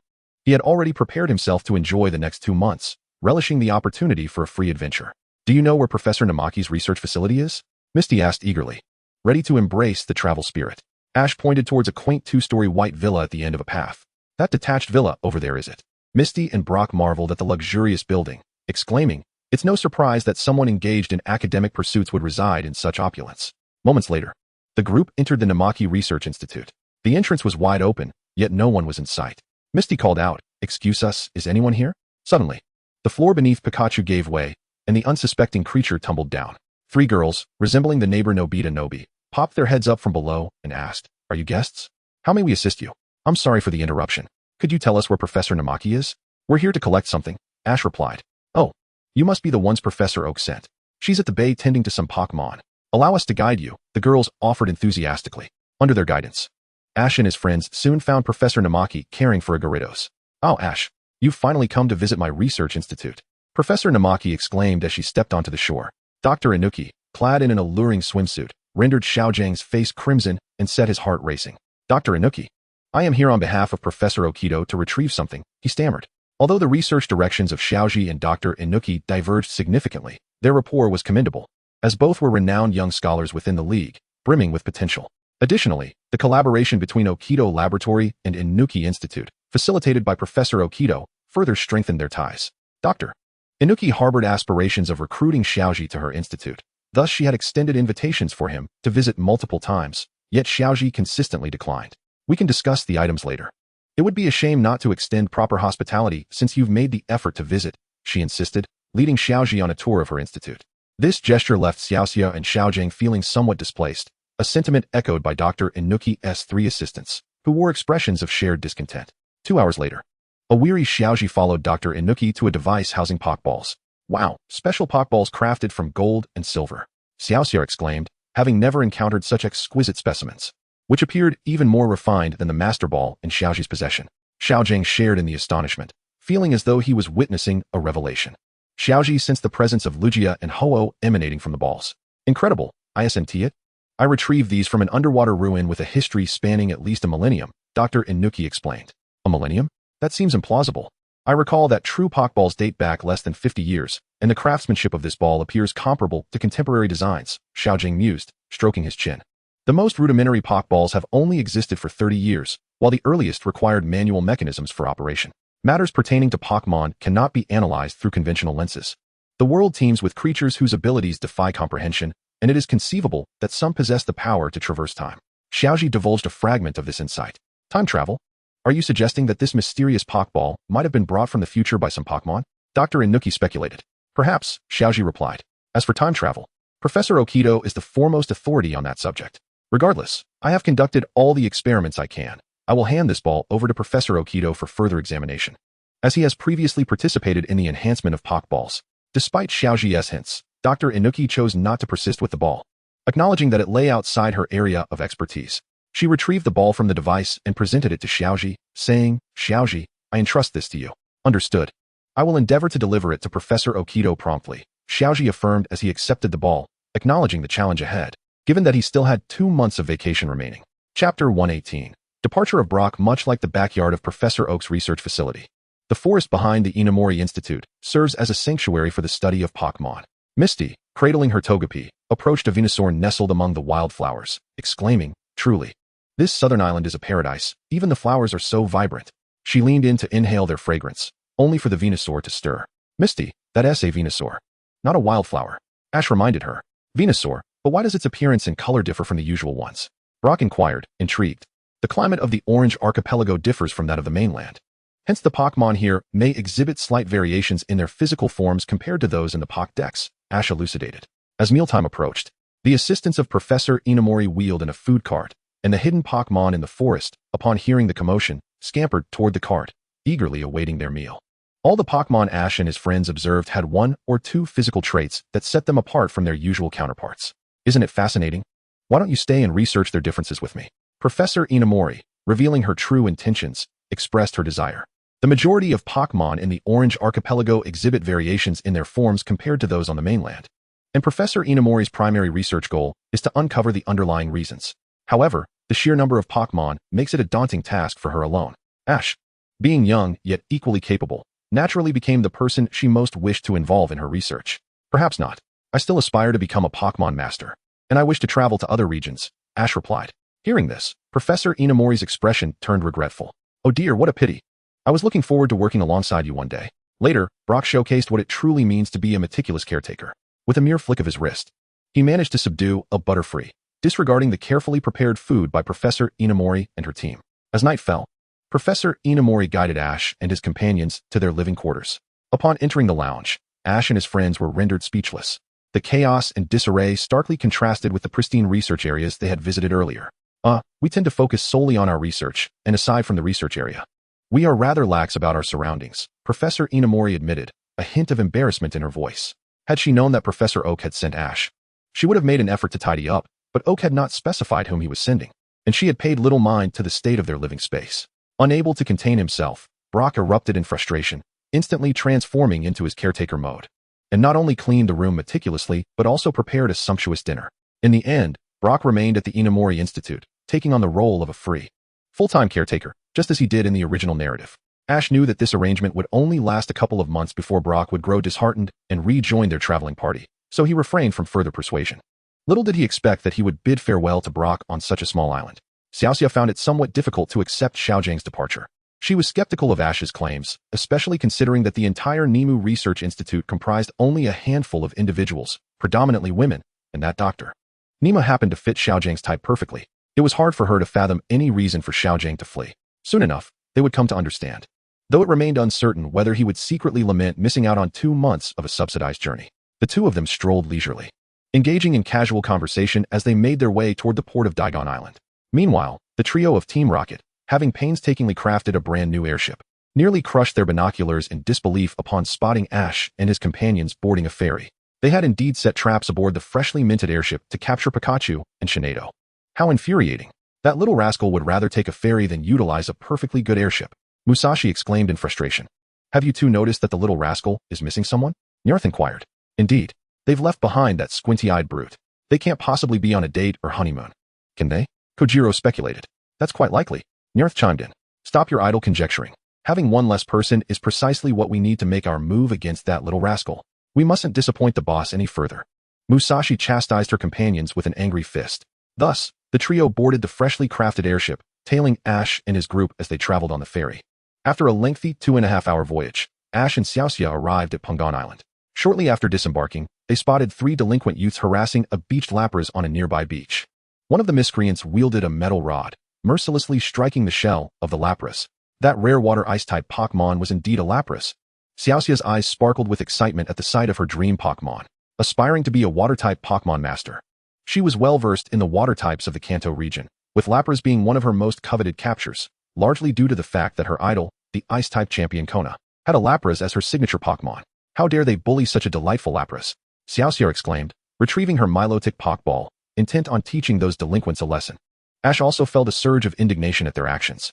He shouted at the 3 ruffians. Hey, you lot, stop it right now? Who do you think you are? The man in the floral shirt, squatting behind the Lapras, questioned him with a menacing tone. Ash brandished the credentials he had received from President Damaranch, warning the trio. I am a Pokémon League inspector, and you 3 have violated the Pokémon Protection Act. If you wish to avoid suffering the consequences, I suggest you surrender immediately. An inspector from the League? The 3 delinquents gaped in horror. Despite their outward bravado, they were fully aware that their standing relied on the Pokémon they possessed. And the League-appointed inspectors held the authority to revoke the trainer licenses of those who broke the rules. The 3 individuals paid no heed to whether Ash's words held any truth. They tossed aside their belongings and promptly bowed in apology to the small Lapras before hastily making their escape. Clearly, these 3 were the type to bully the weak and shy away from the strong. When faced with a challenge, they fled faster than anyone. Chapter 119, Lapras. Species, Lapras. Type, water ice. Gender, female. Level, elite beginner. Ability, water absorb. Potential, champion. Skills, sing, water gun, perish song, mist, aqua ring. Ice beam. After driving away the troublesome youths, Ash's attention turned to the stranded Lapras. The creature was in a poor state, having developed a fear of humans due to its prior encounters with the trio. Ash, you must think of a way to help this Lapras. If this continues, it might not survive. Misty expressed her concern. I will attempt to soothe it first. Misty, please contact Nurse Joy at the Pokémon Center, Ash instructed. I can help find Nurse Joy. Just then, a boy wearing a red headband and green shorts chimed in. Misty's face brightened as she disregarded the boy's origins. Really? Please hurry. Ash recognized the boy as the new Pokémon researcher, Brock's successor, and a devoted admirer of Professor Oak. After the boy dashed off to locate Nurse Joy, Ash utilized his aura to convey goodwill to Lapras and employed the power of the oak tree for healing. With the enhancement of 2 psychic abilities, the little Lapras did not resist Ash as it had in the original tale. Instead, it began to nuzzle affectionately against Ash's face. Misty, lacking such powers, did not receive the same treatment. The moment she approached within 2 meters of Lapras, it displayed signs of reluctance. Watching Ash and Lapras engage in such intimacy, Misty murmured, having psychic abilities is truly unfair. Yet, she felt grateful for Ash's gifts. Otherwise, this little Lapras would be in grave danger. Once Ash had tended to the situation, Misty suddenly inquired, by the way, Ash, were the credentials you showed those guys authentic? Of course they are. They were personally handed to me by President Damaranch. Ash reassured her, understanding her apprehension. The crime of impersonating a League inspector was severe. If those 3 delinquents reported him, even Ash, as a professor, would face consequences. Wait, the president himself gave them to you? How come I didn't know? Misty asked, bewildered, as she seemed unaware of Damaranch's visit to Ash. On the day before the Pokémon League finals, Professor Oak took me to meet the president once. During that meeting, he entrusted me with this document. He mentioned that it is universally recognized. It is valid in any region with a Pokémon Center. Upon hearing this, Misty finally understood. In no time, the boy returned with Nurse Joy and a Chansey in tow. The condition of the little Lapras appears quite stable, and its injuries have been well attended to. Miss Joy diligently conducted a preliminary examination on the Lapras. Let Ash handle it. This little one doesn't seem to warm up to me, Misty expressed with a hint of regret, as she too longed to capture a Lapras. Ash, however, would not shy away from a Pokémon destined to be his, with the exception of that green caterpillar, which also shunned his affection. In the original narrative, it was Misty who sought to get closer to it. After consulting with Lapras, Ash captured it in an empty luxury ball and followed Miss Joy to the Pokémon Center. Along the way, Brock's gaze was constantly fixated on Pikachu, Shiny, and Jirachi. As a Pokémon observer, He couldn't help but scrutinize well-trained Pokémon whenever they caught his eye. His peculiar behavior caught Misty's attention. "Thank you for calling, Miss Joy, but your intense focus on Pikachu and the others might lead to misunderstandings," she cautioned. "Oh, my apologies. My name is Brock, and I am a Pokémon observer. I tend to lose control when I see exceptional Pokémon. I truly apologize," Brock said, scratching his head awkwardly. "A Pokémon observer?" Misty inquired, her curiosity piqued, as she had never encountered such an obscure profession before. Leading the way, Miss Joy explained. A Pokémon observer is someone who travels and studies various Pokémon, focusing on field activities. In the thicket halfway up the hill, Team Rocket, much like in the original storyline, had set their sights on the Lapras in Ash's possession. Moreover, Lapras possesses both water and ice attributes, and with it being summer, if we can deliver it to the boss, there's a chance for promotion and a raise. Meowth exclaimed, his fantasies far more vivid than those of Jessie and James. Hearing Meowth's words, Jessie and James conjured images of Giovanni riding Lapras along the seaside, enjoying a vacation. "All right, it's decided. Our target for this operation is that Lapras. This time, we must succeed without fail. Let us move." Jessie rallied her team. "Yes." Meowth and James were filled with enthusiasm as they unloaded the necessary equipment from their airship to prepare traps for capturing Lapras. Chapter 120, Target Citrus Island. Miss Joy conducted the examination with remarkable speed, and soon the report on Lapras appeared on her computer. "Ash, the condition of this Lapras is quite good. It hasn't sustained any serious injuries, but it does harbor some apprehension towards humans," Miss Joy informed Ash. "I understand. I'll do my best to help Lapras overcome this issue," Ash replied, already having perceived its reluctance towards Misty without needing Miss Joy's reminder. "It's still young. With your affinity, Ash, I believe it will recover swiftly," Brock added. Today has been an eye-opening experience for him. Even Miss Joy had to rely on the communication between the Lapras and the Chansey to approach it cautiously. However, Ash approached without hesitation, rather than resisting. Lapras displayed a look of enjoyment. "Is that Lapras just a child?" Misty exclaimed in surprise, having assumed the young Lapras was already mature. "Indeed. This little creature must have been born recently, likely separated from its group due to the recent storm," Brock speculated. Boom. Just as they were conversing, an explosion erupted from the pool where Lapras resided, followed by a cloud of smoke enveloping the area. A flying ship appeared in the sky. Cough, cough. Brock and Miss Joy were caught off guard by the smoke and coughed a few times before inquiring, "What has happened? I hear someone asking what is going on." A voice responded, "Since you have inquired so earnestly, we shall graciously inform you." To prevent the world from being destroyed, the introduction was abruptly interrupted by Meowth, who pressed a button, causing a rope to descend from the ship, hoisting them and Lapras upwards.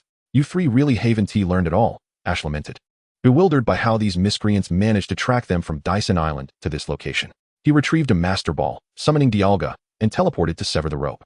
With the aid of Galad's psychic powers, Lapras was caught, while Pikachu propelled them away with a Thunderbolt. Dialga transformed into its attack form, teleporting before Team Rocket, delivering a kick that sent them onto the ship, followed by a swift chop that severed the rope. As the trio was sent away by Pikachu, they exclaimed, "What an annoying feeling," just before the ship exploded, and they transformed into shooting stars. It seems those three emerged unscathed, merely dusted and a bit singed," Ash observed. "Who exactly are they? Did that Meowth just speak?" Brock was still reeling from the events, having merely witnessed Ash's Pokémon effortlessly dispatch Team Rocket. "They are an evil organization notorious for stealing others' Pokémon, Team Rocket. Ever since they set their sights on Ash's Pokémon in Pewter City, they have never relented." Misty explained that Meowth can indeed speak. All the mischief we've encountered involving such a Meowth is invariably linked to Team Rocket. After dealing with Team Rocket, Ash took a moment to call Professor Oak, Hannah, and Serena. Seeing Ash's connection to Professor Oak inspired Brock to follow him closely, hoping to showcase his travel achievements to his idol. Ash's intention to contact Serena was also purposeful. The Orange Islands are ideal for a vacation, and he planned to invite her to join in the fun. Dr. Okito did not specify the standards for reimbursement, so it is hardly unreasonable for him to take advantage of the situation. Since there are no direct flights from the city of Carlos Mier to the Orange Islands, Selena must first arrive in Kanto before taking a ferry to the Orange Islands. Therefore, Ash and Selena agreed to meet on Citrus Island. Ash has no intention of participating in the South Cross Challenge of the Orange League. However, Misty has expressed interest, as the 4 gyms on the Orange Islands specialize in water-type Pokémon, making them her ideal opponents. Ash's reluctance stems from the fact that the level of competition in the Orange League is akin to the Baby Cup, with only the so-called top trainer, Xiao, being somewhat competent, possessing a pseudo-legendary Dragonite. No matter how poorly trained, a Dragonite's inherent stats ensure it ranks among the quasi-elite Pokémon. Ash feels somewhat hesitant to undermine the confidence of such a Pokémon. Nonetheless, Misty stands a solid 70% chance of defeating Xiao. After bidding farewell to Nurse Joy on Pomelo Island, Ash, Misty, and the newly joined kin set off towards Citrus Island. Unlike in the original story, Ash has accumulated some wealth, enabling him to procure a yacht from the system's marketplace, along with the necessary skills for navigation. Finally, exercising his rights as an Alliance inspector, he affixed an inspector's label to the yacht, granting him the privilege of sailing any route worldwide while enjoying inspection exemptions. Once the vessel set sail, Misty released all her water-type Pokémon, as they had not had the chance to swim freely since their journey began. Now that the opportunity had arisen, she thought it fitting to let them revel in the experience. Ash also released his captured Lapras, while Pikachu, having somehow acquired a surfboard, took the adventurous Ralts to ride the waves. Meanwhile, Shiny, accompanied by Togepi and Jirachi, climbed onto Lapras's back, who displayed an expression of excitement, thrilled to carry the three Pokémon. The Lapras species, having long ago become a staple for human maritime travel, has developed an instinctive affinity for transporting both humans and other Pokémon across rivers and seas. After finishing a sketch of Lapras, Ken remarked to Ash, "Given the current situation, it seems your Lapras's emotional scars will soon heal." "I hope so," Ash replied. Suddenly, a loud splash startled them. Moments later, Misty's voice rang out in frustration. "You fool. Why would you jump into the sea when you can't swim?" The Psyduck, rescued by Milotic, tilted its head, seemingly oblivious to Misty's admonitions, acting rather daft. "Misty, doesn't your Psyduck know how to swim?" Ken inquired curiously, recalling that Psyduck, as a water-type Pokémon, was supposed to excel in swimming, regardless of evolution. "It's just a water type that can't swim. It's truly disheartening." Xiaoxia found herself utterly at a loss against the duck god, even though she had discovered the manual for its operation. However, as someone determined to become a master of water-type Pokémon, she feared that if word got out about her possessing a non-swimming Psyduck, she would be the subject of ridicule for 3 years. Chapter 121, Xiaoxia's Challenge at the Citrus Gym. With the aid of a yacht, Ash and his companions swiftly arrived at Citrus Island. On their way to the Citrus Gym, Xiaoxia inquired, "Ash, are you truly not planning to participate in the Orange League competition?" In her recollection, Ash was a passionate trainer fervently devoted to battles, so hearing that he might forego a league tournament raised her suspicions. Could it be that Ash wished to avoid the competition in order to spend more time with Serena? Xiaoxia speculated that Ash's encouragement for her to compete was merely a ruse to distract her so he could enjoy the company of Serena, who was soon to arrive. This was something she adamantly opposed. Unless he took her along, she would refrain from participating. After all, they had just concluded the Indigo Conference, and it was vital for Pikachu and the others to reflect on their experiences and prepare earnestly for the Silver Conference. Ash felt it necessary to maintain a certain fade. After all, he could not appear to disdain the trainers of the Orange League. That would tarnish his reputation, especially after having urged Xiaoxia to compete only to subsequently disparage those who did. Upon hearing his words, Xiaoxia found herself at a loss for a response. She turned to Xiaojian and asked, "By the way, do you know what kind of person the trainer at the Citrus Gym is?" He was reputed to be the Western Star of the Southern Cross of the Orange League, specializing in Pokémon such as Seadra and Blastoise. However, Xiaojian cautioned her that the challenges at the Citrus Gym might differ from traditional gym battles, so Xiaoxia ought to be mentally prepared. This revelation only deepened Xiaoxia's confusion. Was it not a conventional battle? The Citrus Gym rarely engaged in traditional contests, focusing instead on the finesse of Pokémon moves and the synergy between trainers and their Pokémon. As they approached the gym, they soon spotted the seaside structure. There, Ash encountered a simplistic trap reminiscent of the original story. Indeed, it was rather rudimentary, consisting merely of a thin rope connecting a bucket of water to a coconut tree. The trio dismissed the trap entirely. Hidden behind the coconut tree, a young boy, realizing his trap had failed, felt a surge of malevolence. He leaped out to block Ash and his companions, demanding, "Are you trainers here to challenge the gym?" "Challenge? Can't we engage in a proper gym battle?" Xiaoxia was bewildered by the audacity of this child, for she was a world-class beauty and would never partake in such villainous antics. "Hey Ada, you should be cleaning up instead of lurking outside." At that moment, the true trainer of the Citrus Gym, Dumei, made her entrance. "Sister, these people are here to challenge the gym." The boy, Ada, immediately accused them of wrongdoing. "Not at all. I am here to challenge the Pokémon trainer of the Citrus Gym, you little brat. If you don't understand, it's best to remain silent." Xiaoxia retorted, her anger palpable. Ada gazed at the angry expression of Xiaoxia and was instantly filled with trepidation. "Ah, how frightful. She is just like my sister." Realizing this, he accepted the challenge, proclaiming, "I, the Western Star of the Southern Cross, will take up your challenge." A fierce desire for battle sparkled in Dunmei's eyes. The interior of the Xiaoguan Gym was spacious, featuring only a simple battleground. Dunmei declared, "The rules of the Xiaoguan Gym Challenge state that the outcome shall be determined by 2 signature moves, with 2 Pokémon permitted for use. What is the format of the battle?" Xiaoxia inquired, holding a red and white Pokéball. "The Orange Alliance's competitions are not limited to mere Pokémon duels. Allow me to demonstrate, Ada." Upon hearing his sister's words, Ada retrieved a remote control and pressed a button, activating a switch on the side of the battleground, revealing a neat array of pull-tab cans. the battleground before Xiaoxia transformed into a watery arena. Now let us welcome the Seadra. Pokémon. Seadra. Type. Water. Gender. Male. Level. Gym beginner. Ability. Sniper. Potential. Near champion. Skills. Water gun. Twister. Focus energy. Alright. The first round will be determined by the water gun move. Let us see whose Pokémon executes the water gun with greater finesse. My Seadra is quite formidable, Dumei announced. In the next moment, Ada blew a few bubbles. Seadra unleashed its water gun move, swiftly bursting the bubbles with precision. Impressive, Xiaoxia thought to herself. That Seadra wields its water gun with such proficiency. Can I truly prevail? Xiaojin whispered. Do not worry. Xiaoxia is not far behind in training her water-type Pokémon. Very well, let's proceed. Have your Pokémon compete to knock down the empty cans, Dunmei instructed Xiaoxia. Alright, come forth, Kingdra. The seahorse Pokémon Xiaoxia had previously captured had evolved shortly after being sent to the Hualan Gym. Upon learning of this, she immediately requested her sisters to transport it to her. The evolution of Seadra into Kingdra required no stringent conditions. It merely needed to hold a dragon scale for the trait evolution, and Ash happened to have a considerable stock of these items. Kingdra? Dunmei expressed her astonishment at the Pokémon Xiaoxia summoned. Next, we shall have moving targets. Seadra go? Flying discs soared into the air, and both Seadra and Kingdra unleashed their water guns, shattering the discs with skillful accuracy. You have won the first match. Dunmei announced the results of the first round. Oh, do we need to ride the Pokémon? Upon hearing the rules, Xiaoxia became flustered. It seemed she had no Pokémon suitable for riding. Kingdra stood at a height of 1.8 meters. While it could be ridden, its speed was not particularly impressive. Little sister, do you not have a suitable Pokémon for riding? Dunmei inquired, looking at Xiaoxia with curiosity. Xiaoxia hesitated before asking, would Milotic count? Milotic? Dunmei's expression shifted to one of astonishment. Milotic was renowned as the most beautiful Pokémon, and despite Ash revealing detailed evolution conditions, it remained exceedingly rare. As a trainer of water-type Pokémon, Dunmei longed to possess a Milotic of her own. Indeed, if I were to embrace my Milotic for a lap, that should be permissible, right?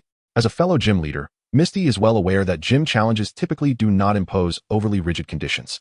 Certainly. However, as a prerequisite, could you allow me to touch your Milotic? Dunmei's subtle intentions became apparent. No problem. After Misty released her Milotic, she hurriedly dashed off to the restroom to change into her swimsuit. Milotic 3. Dunmei gazed at the enchanting creature before her eyes brimming with envy. Soon, their match commenced, with Dunmei opting for Blastoise. The final outcome was, of course, a narrow victory for Milotic, attributed to its superior base speed. Had it not been for Team Rocket's interference, Misty would have had a guaranteed win. Naturally, Misty honored her promise, allowing Dunmei a brief interaction with her Milotic. Subsequently, the two engaged in conversation as if they were long-separated best friends. After all, both were adept in utilizing water-type Pokémon and were gym leaders. Chapter 122, The Arrival of Serena. On the third day of their stay on Citrus Island, Ash arose early, taking Pikachu and the others to the market to procure supplies for a welcoming feast in honor of Serena's arrival. Observing the industrious Ash, Misty felt a mix of jealousy and astonishment. She marveled at how Ash managed to juggle 3 pots in the kitchen while skillfully preparing ingredients. Ash, you can actually cook? Brock inquired, voicing the question Misty had hesitated to ask. Why the hesitation? It was simply that Ash had concealed this talent so well that she had failed to notice it, fearing that asking might provoke her own irritation. It's not much. I just have a few tricks up my sleeve, Ash modestly replied. The culinary skills produced by the system are of exceptional quality, and anyone who has tasted Ash's cooking has praised it. For instance, after one meal, Gary learned that Ash cooked daily at home and subsequently visited persistently for a year. With all the preparations complete, Ash and his companions arrived at the Citrus Island dock, gazing at the approaching ferry, while Ash sensed a familiar aura through his aura abilities. Hey Ash, Misty. At that moment, on the deck of the ferry, a young girl in a flowing red dress excitedly waved her arms, greeting Ash and Misty on the dock. Beside her stood a uniquely colored Gardevoir. Indeed, Serena's Ralts had recently completed its final evolution. Serena, it's been ages. Pikachu, Gardevoir. Oh, the term social terrorist can indeed refer to someone with social anxiety, can it? Not far away in the sea, Team Rocket's trio was aboard a pedal-powered submarine. Observing Ash and his group, it seems like they're welcoming someone, James remarked. Jessie, feeling the submarine descend, snapped. Who cares who they're welcoming? You too. Stop gawking and start pedaling. Look over there on the deck of that cruise ship. Isn't there a Gardevoir that sparkles just like Ash's? Meowth exclaimed. At that moment, Meowth revealed an exciting piece of news that thrilled both of them. Let me see. Wow, it really is. Through the periscope, Kojiro caught sight of Selena's Shinado and gasped in astonishment. 2 gleaming Shinado. If only he could capture them to present to their leader. The trio of Team Rocket began their daily antics of fanciful mischief. As the ferry docked, Selena swiftly descended from the boat, accompanied by her Shinado, ultimately leaping into Ash's embrace. Ash, it's been so long. Finally, we can be together again. Witnessing the affectionate exchange between Serena and Ash, Misty, filled with jealousy, slammed her metaphorical vinegar jar and became the proverbial third wheel, exclaiming, Serena, welcome to the Orange Islands. Hello, Misty. It's wonderful to meet you in person. I look forward to your guidance. Serena said, extending her hand in friendship after stepping away from Ash. Oh, yes, I also look forward to your guidance. Misty hesitated momentarily before reciprocating the handshake. She had anticipated that Serena might assert her claim, but to her surprise, Serena exhibited such grace. This behavior inexplicably stirred a sense of shame within her. By the way, Serena, this is Ken, our new companion we met in the Orange Islands. He plans to travel with us through the Orange Islands and then visit Professor Oak in Pallet Town, Ash introduced. Hello, I'm Serena, from the Kalos region, from a town called Osaka. Oh, greetings. I'm Ken, a Pokémon observer, Ken replied. Serena gazed in awe at the luxurious yacht and remarked, Wow, Ash. Your preparations are quite thorough. Well, it's just a means of transportation, Ash replied modestly, and Lapras is still young. It can't carry all four of us. If it were an adult Lapras, accommodating 4 young trainers would be no issue, but the fact remained that Ash's Lapras was not yet grown, and it would be inappropriate to exploit a juvenile for labor. By the way, Ash, the Squirtle and Snivy you sent over have evolved. Serena proudly showcased the 2 starter Pokémon Ash had previously entrusted to her, both of which were of elite caliber. Pokémon, Cameurtle, Selena. Type, Water, Gender, Female, Level, Excellent Intermediate, Ability, Rain Dish Skills, NA, Pokémon, Acanthopus. Type, Grass, Gender, Female, Level, Excellent Intermediate, Ability, Contrary, Qualification, Elite, Skills, Vine Whip. Growth, Leaf Storm, Leech Seed, Giga Drain, Leaf Blade, Solar Beam, Seed Bomb, Reversal, Energy Ball, Grassy Terrain, with the skill machines provided by Ash. Selena's 2 starters had a complete repertoire of skills, though their proficiency could not compare to Ash's, for Serena was not inclined towards battle, her passion lay in performance. Have they evolved so quickly? Ash marveled at the 2 splendidly healthy Pokémon, hardly believing his eyes. At this rate, by the time Serena reached the age to embark on her journey, she could very well outshine her contemporaries in the realm of novice trainers. Ash increasingly yearned to witness the thrilling encounters with Serena, a fellow trainer of his age. As they engaged in battle with their initial forms of the starter Pokémon against Serena's fully evolved companions, the mere thought of it was exhilarating. Chapter 123. Misty, she is so kind, truly, I could weep. In truth, I have little understanding of how they evolve. Most often, it is Galade guiding them. Is that so? Ash speculated that it must be Serena's Galade leading these 2 little ones into battle to accumulate combat experience, which indeed was sufficient to reach the level of evolution. The condition of these 2 Pokémon was remarkable. Both their height and weight surpassed the norm significantly, warranting immediate documentation. Brock took out his sketchbook and began to draw the Snivy, as it was one of the starter Pokémon from the Unova region, exceedingly rare in the Kanto region. Serena, don't you train them for battles? Misty inquired, puzzled. If Serena was a true trainer, she should possess a thorough understanding of her Pokémon, so why was she oblivious to the significance of their evolution? Actually, not at all. I don't particularly enjoy battling, Serena replied. Ash added, what Serena aspires to be is a Pokémon performer. In the Kalos region, there exists a contest akin to the grand festivals of Hoenn and Sinnoh, but the format of these performances is quite different, with little to no battling involved. A Pokémon performer? That sounds quite sophisticated. It must be challenging, Misty mused, realizing she knew little about the unique professions in other regions. By the way, I have prepared gifts for you all. Initially, one was intended for Brock, but sadly he is absent, so I will give it to him later. As for you, Brock, I apologize for the last-minute nature of this. I could only procure something in the city of Leaf. Serena presented Ash and Misty with beautifully wrapped gift boxes. Inside Ash's box was a set of handmade attire, while Misty's contained an exquisite set of hair accessories, also crafted by Serena. Brock received a new model of a telescope, purchased after Serena inquired about his background upon arriving in Leaf City. Of course, gifts for Ash's Pikachu and Serena's Galade were not overlooked. They too received garments, alongside a bounty of macarons and souffles for the other Pokémon. Thank you. I feel quite embarrassed. Despite this being our first meeting, you prepared gifts for us, Misty said, holding the present, increasingly feeling overshadowed by Serena's kindness, to the point of tears. Don't mention it. We are all friends. Most of these are things I made myself. I hope you don't mind, Misty, Serena smiled, linking her arm with Misty's. Brock rummaged through his backpack, retrieving an item resembling an incense burner, along with several packets of fragrant powder. How delightful. The enchanting aroma captivated both girls. These are for the Pokémon, right? Ash asked. Indeed. Ash, you just mentioned that Serena aspires to become a Pokémon performer, and these special incense should undoubtedly assist her. In truth, it is a matter of genuine remorse for Clement. The telescope that Serena prepared for him is the one he had long admired but hesitated to purchase. The latest model from a German company, quite expensive.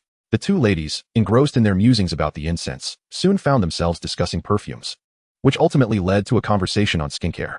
Their topics proved to be impenetrable to Ash and Clement, leaving the two young men no choice but to busily occupy themselves in the kitchen. Before long, the delectable dishes Ash had meticulously prepared throughout the morning were elegantly presented on the dining table. Following the sumptuous meal, Ash took Serena on a leisurely stroll around Summer Citrus Island. Upon spotting a massive emblem on the robot's abdomen, Ash instantly recognized that Team Rocket was up to their usual mischief. Since you have so sincerely inquired, we shall graciously enlighten you. Now, enough of the prattle. Let's swiftly seize those two shiny Gardevoirs. Meow? Meowth found himself in a quagmire due to the sluggish antics of Jessie and James, whose opening lines had become almost second nature. How dare you, Meowth? I am the captain here. Who are you to issue orders to me? Even if the king himself were present today, we shall complete our opening speech. The sounds of Jessie executing a wild stomp reverberated from the robot's cockpit. Ash felt a twinge of embarrassment. It seemed these three had grown so lonely that they resorted to whimsical antics. Ash, do you seem to know them? Serena noted Ash's slightly awkward expression, deducing that the individuals within the robot were his acquaintances. Well, I suppose I know them to some extent. They are just three incorrigible fools, Ash replied. Incorrigible fools? Serena expressed her confusion further. How dare you call us fools, you little brat? Jessie retorted, flinging open the robot's hatch to confront him. Indeed, we are charming and delightful villains. If anyone is foolish, it must be Meowth. James chimed in, equally indignant. What are you two imbeciles doing? You can't open the hatch. Meowth, struggling to rise, sensed impending doom as he witnessed the two of them nearly spilling out. Pikachu. With that, Pikachu unleashed a powerful thunderbolt, resulting in a catastrophic overload of the special robot crafted by Team Rocket, culminating in a grand explosion. As Jessie and James transformed into meteors, they lamented, what an annoying sensation. This is all your fault, you two fools. Now we've not only failed to capture the Gardevoir, but also accrued a mountain of debt. Meowth cried, tears welling in his eyes. Due to their previous airship being destroyed, they had been placed on Giovanni's blacklist. Not only had their operational funds been seized, but their salaries had also been docked for 3 months. This robot had been financed through a bank loan obtained by Jessie and James, and now it had all gone to waste. Ash, who exactly are they? That Meowth seemed to be speaking human language, right? Serena inquired. They are members of the nefarious Team Rocket, who have been trailing me since I left the city of Shalar, intent on seizing my Pikachu and shiny Gardevoir. Today, they seem to have set their sights on your Gardevoir and mine. Before Meowth was struck, Ash heard him clearly. These three ruffians were indeed targeting two identical Gardevoir. Naturally, Ash had to commend their discerning eyes. Two identical Gardevoir are far more valuable than a Pikachu. After all, a treasure of great worth is certainly more precious than a mere trinket, especially when it encompasses two such treasures. Chapter 124, Kumquat Island. The following day, at dawn, Ash set the yacht in motion, heading towards the nearby Kumquat Island. Serena glanced at the radiant sun and felt the gentle sea breeze, exclaiming, the weather seems quite splendid. Indeed, such weather is perfect for a vacation, Misty chimed in. By the way, Ash, which island is our next destination? Serena turned to inquire of Ash, who was inside the cabin. First, we'll replenish our supplies at Kumquat Island, and then we shall visit other islands. Kumquat Island is a renowned commercial hub in the Orange Archipelago, bustling with commerce, where local specialties from across the archipelago can be found. I plan to see if there are any treasures to uncover, Ash replied. After all, the ocean is far more mysterious than the land. Dr. Oak could discover pokeballs and sunken ruins, and perhaps there are many other valuable items beneath the waves of other islands. At that moment, Brock peered through his new binoculars towards the direction of the yacht's travel and exclaimed, I can already see Kumquat Island. Is that Kumquat Island? It looks like a building floating on the sea, Misty remarked. The commerce there must be thriving. There must be a plethora of local products, Serena mused curiously. Brock nodded.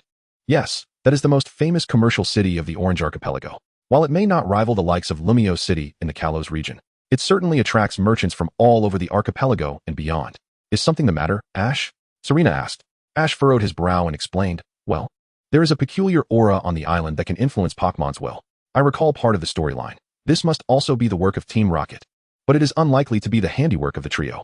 Aura? Are you suggesting that there are psychics involved? Brock, having heard tales of the Aura Guardians during their travels, inquired. I do possess psychic abilities. The situation on the island is somewhat dire. However, it does not affect Pokemon contained within their Pokeballs. They can be released once we resolve the issue at hand. Upon hearing Ash's words, Misty returned her cherished Togepi to its Pokeball, and Serena and Brock followed suit, securing their Pokemon from the deck. Noticing that Ash had only recalled his Dialga and Ralts, Brock asked, Ash, aren't you going to recall your Jirachi and Buniri? I can use my aura to create a barrier to protect them from the influence, allowing you to recall yours. I'm just concerned about the Pokémon running amok. I wouldn't be able to manage them all. Inside a factory on Kumquat Island, two individuals clad in black Team Rocket uniforms were observing the situation on the island through surveillance monitors. These two were Yamato and Kojiro, rivals of Team Rocket's own Jesse and James. It appears an extraordinary new quarry has arrived. Yamadu observed the imminent approach of Ash and his companions. The little rascal, Shinsuke, gazed at Ash's visage on the monitor, inevitably recalling the previous incident when Ash and his friends had sent them to the precinct. Such nostalgic memories. Yamadu saw a glimmer of hope for vengeance. Since their last encounter, when Ash and his companions thwarted their scheme at the Pokémon Breeding Center, they had been consumed by thoughts of retribution. Unfortunately, after being bailed out by Saki's associates, they were dispatched on various missions and had yet to cross paths with Ash and his friends again. Stop it, Electrode. Cease, Magnemite. Indeed. As soon as Ash and his companions disembarked, they found 3 Pokémon on the dock poised to attack their trainer. Noticing the imminent danger, Serena urged her Pokémon. Shinado, go assist them. Shauna. Serena's Shinado unleashed a formidable psychic force, immobilizing the 3 threatening Pokémon. However, mere immobilization was insufficient, for they still harbored considerable hostility. Shinado, use strong psychic power. Ash commanded his Pokémon to deliver the finishing blow. At that moment, Miss Junsha arrived on her 3-wheeled vehicle. Has it been resolved already? Thankfully, there were no major incidents. Miss Junsha, there must be other areas on the island experiencing turmoil, right? Ash inquired. Observing that Ash's Pokémon seemed unharmed, she continued. Could I trouble you to assist in the investigation? Of course, that is no problem at all. If Ash recalled correctly, this time it was Team Rocket causing trouble with Surskit. By locating the device amplifying the hypnosis signal, they could track down those 2 troublemakers. Ash was no stranger to the chaos triggered by Surskit's hypnosis. He had encountered it previously in Leaf Green City. Though that time it involved a group of affluent individuals suffering from insomnia who sought Surskit's aid for sleep, resulting in no significant uproar. Then I shall leave it to you. Miss Junsha, ever in a hurry, sped away before her words fully settled. Ash, do you have any leads? Misty inquired. Misty, this incident is reminiscent of our previous travels. Do you recall how you captured your Psyduck? Ash reminded her. Psyduck? Are you implying that someone is once again misusing Surskit for nefarious purposes? Surskit, you say? It seems to be a Pokémon adept at hypnosis. If this uproar is indeed caused by Surskit, it's likely someone is employing a device to enhance its hypnotic abilities. By locating the signal transmitter, we can find their whereabouts, Brock speculated. That sounds rather intriguing. Traveling with Ash seems to be such an exhilarating experience. Serena found herself increasingly drawn to the idea of journeying alongside Ash. Regrettably, her age had not yet met the necessary criteria, even if she embarked on a journey. She could only temporarily accompany Ash for a couple of months without capturing other Pokémon. Moreover, Ash had kindly arranged for Karuna and this generation's Kalo's queen, Era's instructor, Hachisaki, to provide her lessons and guidance, assuring Serena she could only temporarily join Ash for a brief respite. Chapter 125, Capturing Surlip. Under the guidance of Ash's aura detection, the group soon arrived at a peculiar structure located on the outskirts. At the entrance, they encountered 2 familiar faces, Jesse and James. They certainly cannot bear the blame. Ash mused. Oh, you are those 2 from last night. Where's that talking Meowth of yours? Serena recognized Jesse and James as the villains who had attempted to steal her shiny Gardevoir the previous evening. Why is there another little girl? James pondered. What does it matter? We need to find Meowth. Jesse was eager to avoid prolonged confrontation, tugging at James as they darted into a nearby opening. It seems they aren't directly responsible for the mischief, remarked Brock. Though they aren't the culprits, it is still the work of Team Rocket. We should proceed, Ash concluded. But which way should we go? These 2 openings do not appear to lead to the main entrance, Brock noted. Hearing this, Ash glanced down at Pikachu and said, It's up to you, Pikachu. Pika. Pikachu nodded and unleashed a powerful slash, carving a path directly to the strange edifice. Meanwhile, taking a shortcut, Jesse and James confronted Yamato and Kojiro. The 4 stood in a tense standoff, successfully buying Ash and his friends ample time. Just as Jesse and James were on the verge of defeat, Ash and company arrived in the nick of time. Gazing at the somewhat familiar faces, Misty hesitated. Are you Yamato and Kojiro? Upon hearing Misty mispronounce his name, Kojiro furiously corrected, It's Kojiro. TCH, whether you are Kojiro or Kojiro, will you surrender willingly? Or must I beat you before you capitulate? Ash retorted coldly. Humph, do you think your Pokémon can defeat us? Dream on. Yamato scoffed, producing a remote control and activating the device that housed Surlip. Under the influence of hypnosis, the controlled Pokémon turned their focus towards Ash and his companions. Rejecting a toast only to receive a penalty, Gardevoir unleashed a powerful psychic force, subduing them, while Pikachu used Iron Tail to demolish the machine. Gardevoir, alongside her sister, channeled their psychic energies, rendering Surlip's hypnosis utterly ineffective. Sensing the precarious situation, Yamato and Kojiro attempted to flee, only to find themselves immobilized by Gardevoir. unable to lift their feet, let alone escape. With Pikachu executing 2 powerful slashes, the amplification device was destroyed, and the Pokémon returned to their normal state. Observing this, Surlip slowly began to retreat. Pokémon, Surlip. Type, Psychic. Gender, Male. Level, Gym Beginner. Ability, Synchronize. Potential, Champion. Moves, Pound, Hypnosis, Disable, Telekinesis, Confusion Ray, Dream Eater, Shared Power. Oh, a gym-level Surlip, how intriguing, Ash mused, glancing at Surlip's information before instructing Pikachu. Pikachu, do not let it escape. Pika. Pikachu cleverly used its mighty tail to hold back Surlip's head. Surlip, intimidated by the dazzling tail shimmering with white light before it, was too frightened to move, fearing that Pikachu might inadvertently mishandle its tail and cause harm. Hey, Musashi, Koger, you two go find a rope to tie these two up, and then you can leave. Ash instructed. This incident was not caused by Musashi and Koger, and Ash felt reluctant to send them flying or turn them into the authorities. Upon hearing Ash's words, Musashi and Koger swiftly and efficiently secured Yamato and Kagama with ropes. How dare you treat us like this, Musashi? Yamato protested, feeling indignant. They were also members of Team Rocket. Why did they now seem like outsiders? Yamato, you two can ponder your actions in the precinct. We're off now. The duo departed, leaving behind a bewildered Meowth, cheerfully exclaiming how wonderful it felt. Naturally, they were delighted that their rivals were on their way to the police station. Shortly after Team Rocket's departure, Miss Junsha from Kinkin Island arrived riding her scooter. Miss Junsha. These 2 members of Team Rocket have been using Surlip's hypnosis to influence the island's Pokémon and have taken the opportunity to abduct valuable Pokémon, Ash pointed out, indicating Yamato and Kagama. Thank you for your help. With the culprits identified, I can rest easy, Miss Junsha replied.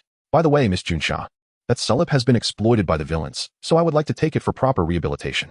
Here is my league identification, please take a look. Ash presented his league inspector credentials once more. Miss Junsha took the document, examined it carefully, and upon recognizing something, she exclaimed with excitement, You are Dr. Ash, aren't you? Could I trouble you for your autograph? I absolutely adore fairy-type Pokémon and Milotic. Ash looked at the presented document to confirm it was indeed correct, then glanced at Junsha's fervent expression, feeling somewhat speechless. Impressive that you recognized me. No wonder you're an elite in the police force. I can certainly provide my autograph, but I kindly ask you to keep it confidential for now. With that, Ash produced a pen and swiftly signed his name in the little notebook Junsha had handed him. No problem, Dr. Ash. Miss Junsha carefully tore the page with Ash's signature from the notebook and placed it in her wallet. Dr. Ash? Fairy-type Pokémon. Milotic. Could it be? KG also realized Ash's identity, his eyes sparkling with excitement.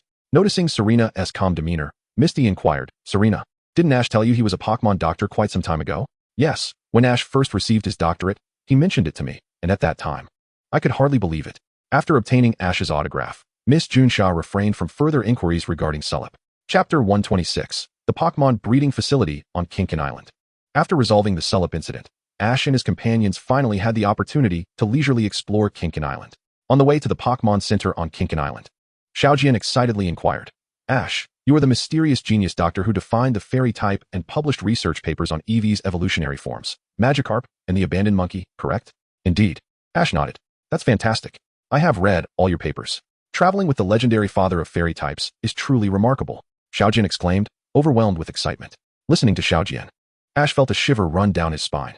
It's not that exaggerated. Your words are making me quite embarrassed. So, Ash holds such a high status in the academic world. Xiaoxia realized, somewhat belatedly. Previously, she and Xiaojing had merely thought Ash was an ordinary Pokémon researcher, albeit a young one, never imagining he could be referred to as the father of fairy types. No wonder Ash was so adept at nurturing Pokémon. Not just high. Many academic luminaries from various regions have mentioned that Ash's achievements have already matched those of Professor Oak, and he may even surpass him in the future, Xiaojin remarked. It's really not that exaggerated. Professor Oak is the most impressive. Besides, my goal is to become a Pokémon master. Academic research is merely a hobby, Ash said, scratching his head awkwardly. Perhaps after becoming a Pokémon master, he would consider a career in academia, but that would only be after realizing his dreams. Kinkin Island truly lives up to its reputation as the most commercially developed city in the Orange Archipelago. Barely an hour had passed since the Surlip incident. Yet the city had regained its former vibrancy and liveliness. The streets were lined with shops selling a plethora of goods, with the most popular items naturally related to Pokémon. Some sold evolution stones, others sold various items, and there were even shops offering Pokémon eggs and fossils. In summary, it was rare to find any shops selling duplicate goods. This place is really bustling. Although it somewhat lacks the atmosphere of a southern island, Xiaoxia commented. Regional development requires economic stimulation. Kinkin Island's thriving commerce is beneficial for the Orange Archipelago, and it also gathers a wealth of local specialties, which will help us better understand the archipelago and assist us in choosing our next travel destination, Ash replied. Look, there seems to be a shop selling Pokémon eggs over there. Selena pointed to an elegantly decorated breeding house. All right, let's go take a look, Ash said, taking Selena's hand with practiced ease and leading her towards the breeding house. The sight of their intertwined hands made Xiao feel somewhat uncomfortable, yet she followed along. Knowing that the breeding house on a southern island would likely have an abundance of water-type Pokémon, and she didn't want to miss out. Xiaojin, however, did not accompany the trio into the breeding house, but instead ran off to observe other people's Pokémon. As the three entered the shop, a sales associate in uniform greeted them warmly. Welcome. Are you looking to purchase a Pokémon or a Pokémon egg? Ash replied. Could you show us around first? Of course. Please follow me. The sales associate gestured invitingly. 3 individuals. Our Kumquat breeding house is the largest chain of breeding facilities across the Orange Archipelago. Most of our Pokémon are of the water type, though we do have a variety of others. Should you desire a particular Pokémon, do not hesitate to express your wishes, as we can transfer any available from our branches in other regions. For now, let us take a look around.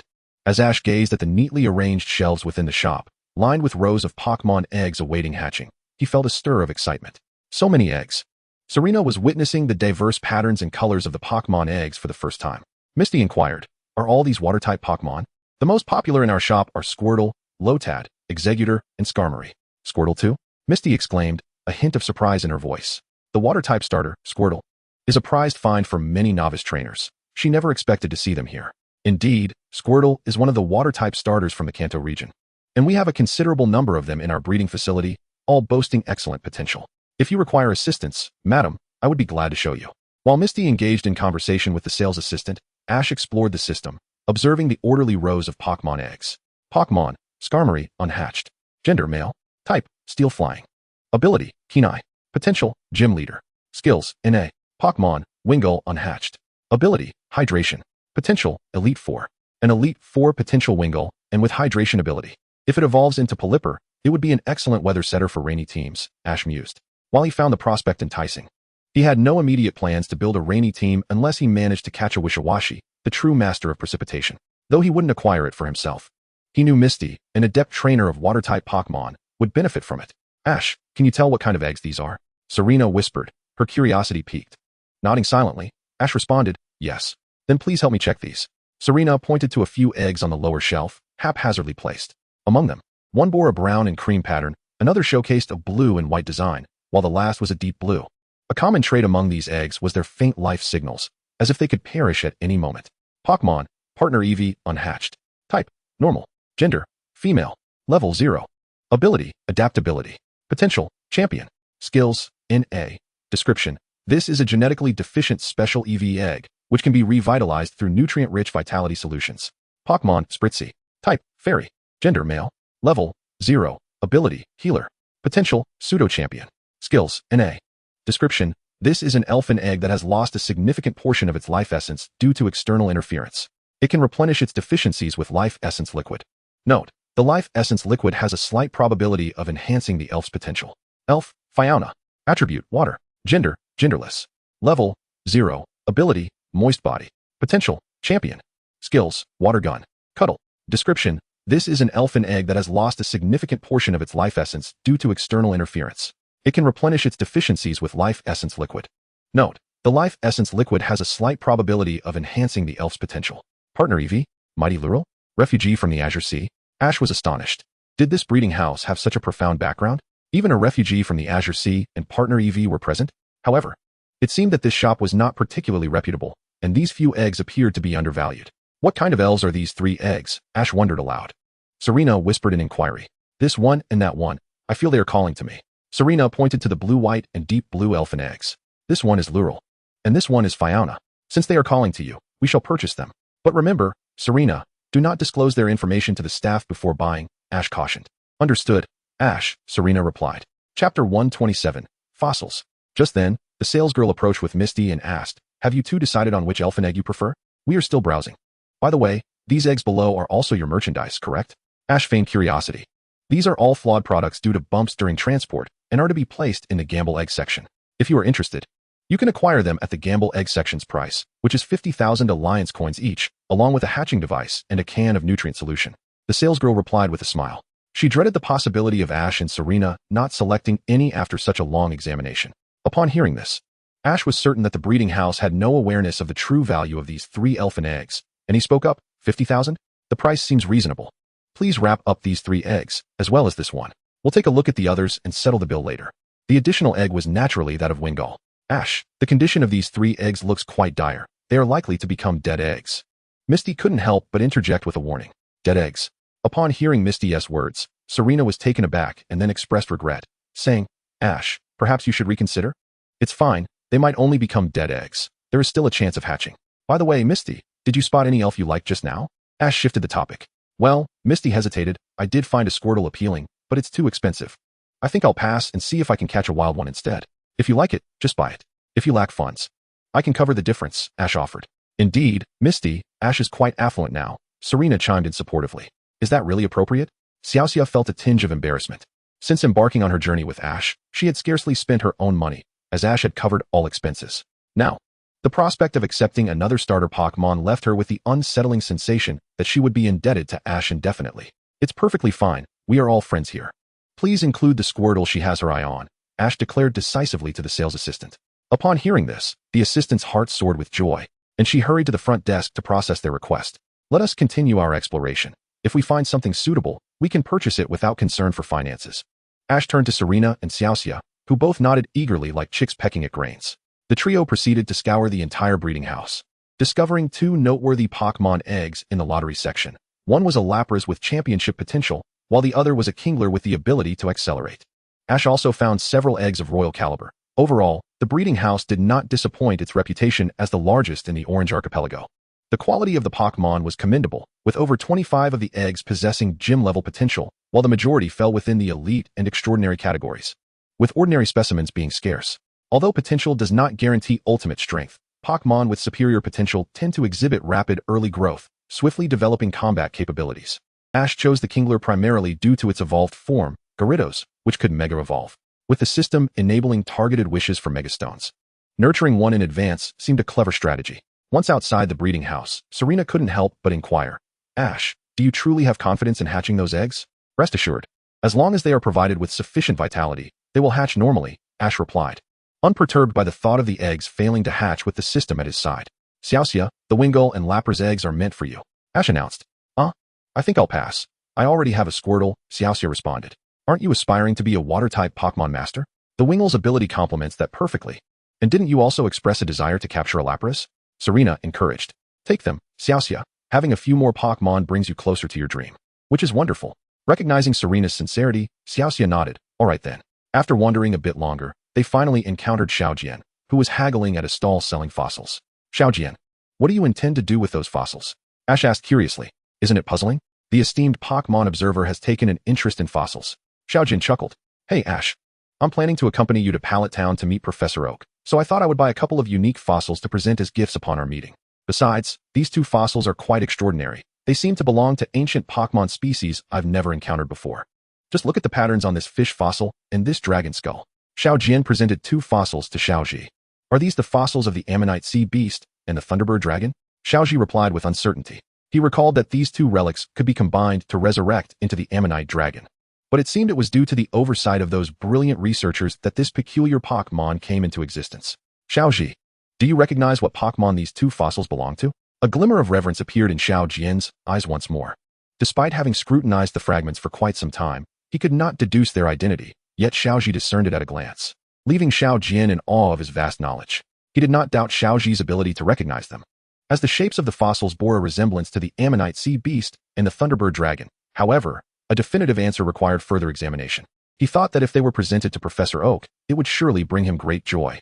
Xiaoji himself was not entirely certain about his assumptions.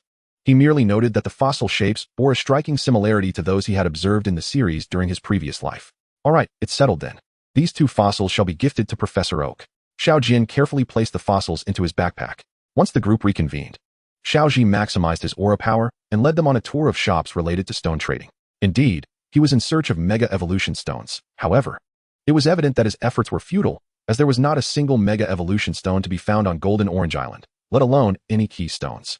Nevertheless, he did not return empty-handed, having acquired several high-quality water stones. Chapter 128, Journey to Pomelo Island. Xiaoji placed 5 flawed Pokémon eggs into the finest incubation device, filling it with the life essence liquid purchased from the system mall. He clapped his hands and declared, "Now? We simply need to wait for them to absorb all the life essence liquid within the incubator, and they will hatch normally." Life essence liquid, what a remarkable nutrient! Xiao Jin exclaimed. Xiao Zhi, this type of nutrient seems unavailable for purchase on the market, Xiao Xia inquired with curiosity. Its production is scarce, and it pertains to legendary Pokémon. It can only be procured within the league, Xiao Zhi explained, not misleading them. The vibrant nutrient solution was indeed available through the Pokémon League, but it was not for sale. Only under special circumstances could a certain amount be requested for use.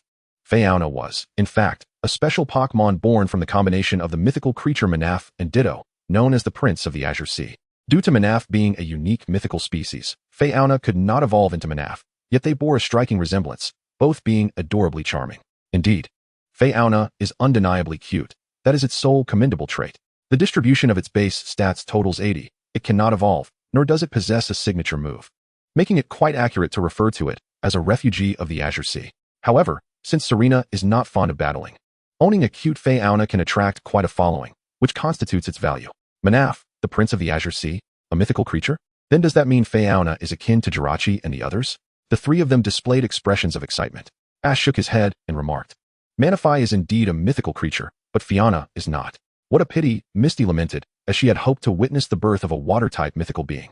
I don't find it regrettable at all. Fiona is quite adorable and holds her own against other Pokémon, Serena replied optimistically. Undeterred by Fiona being a refugee of the ocean rather than a mythical creature.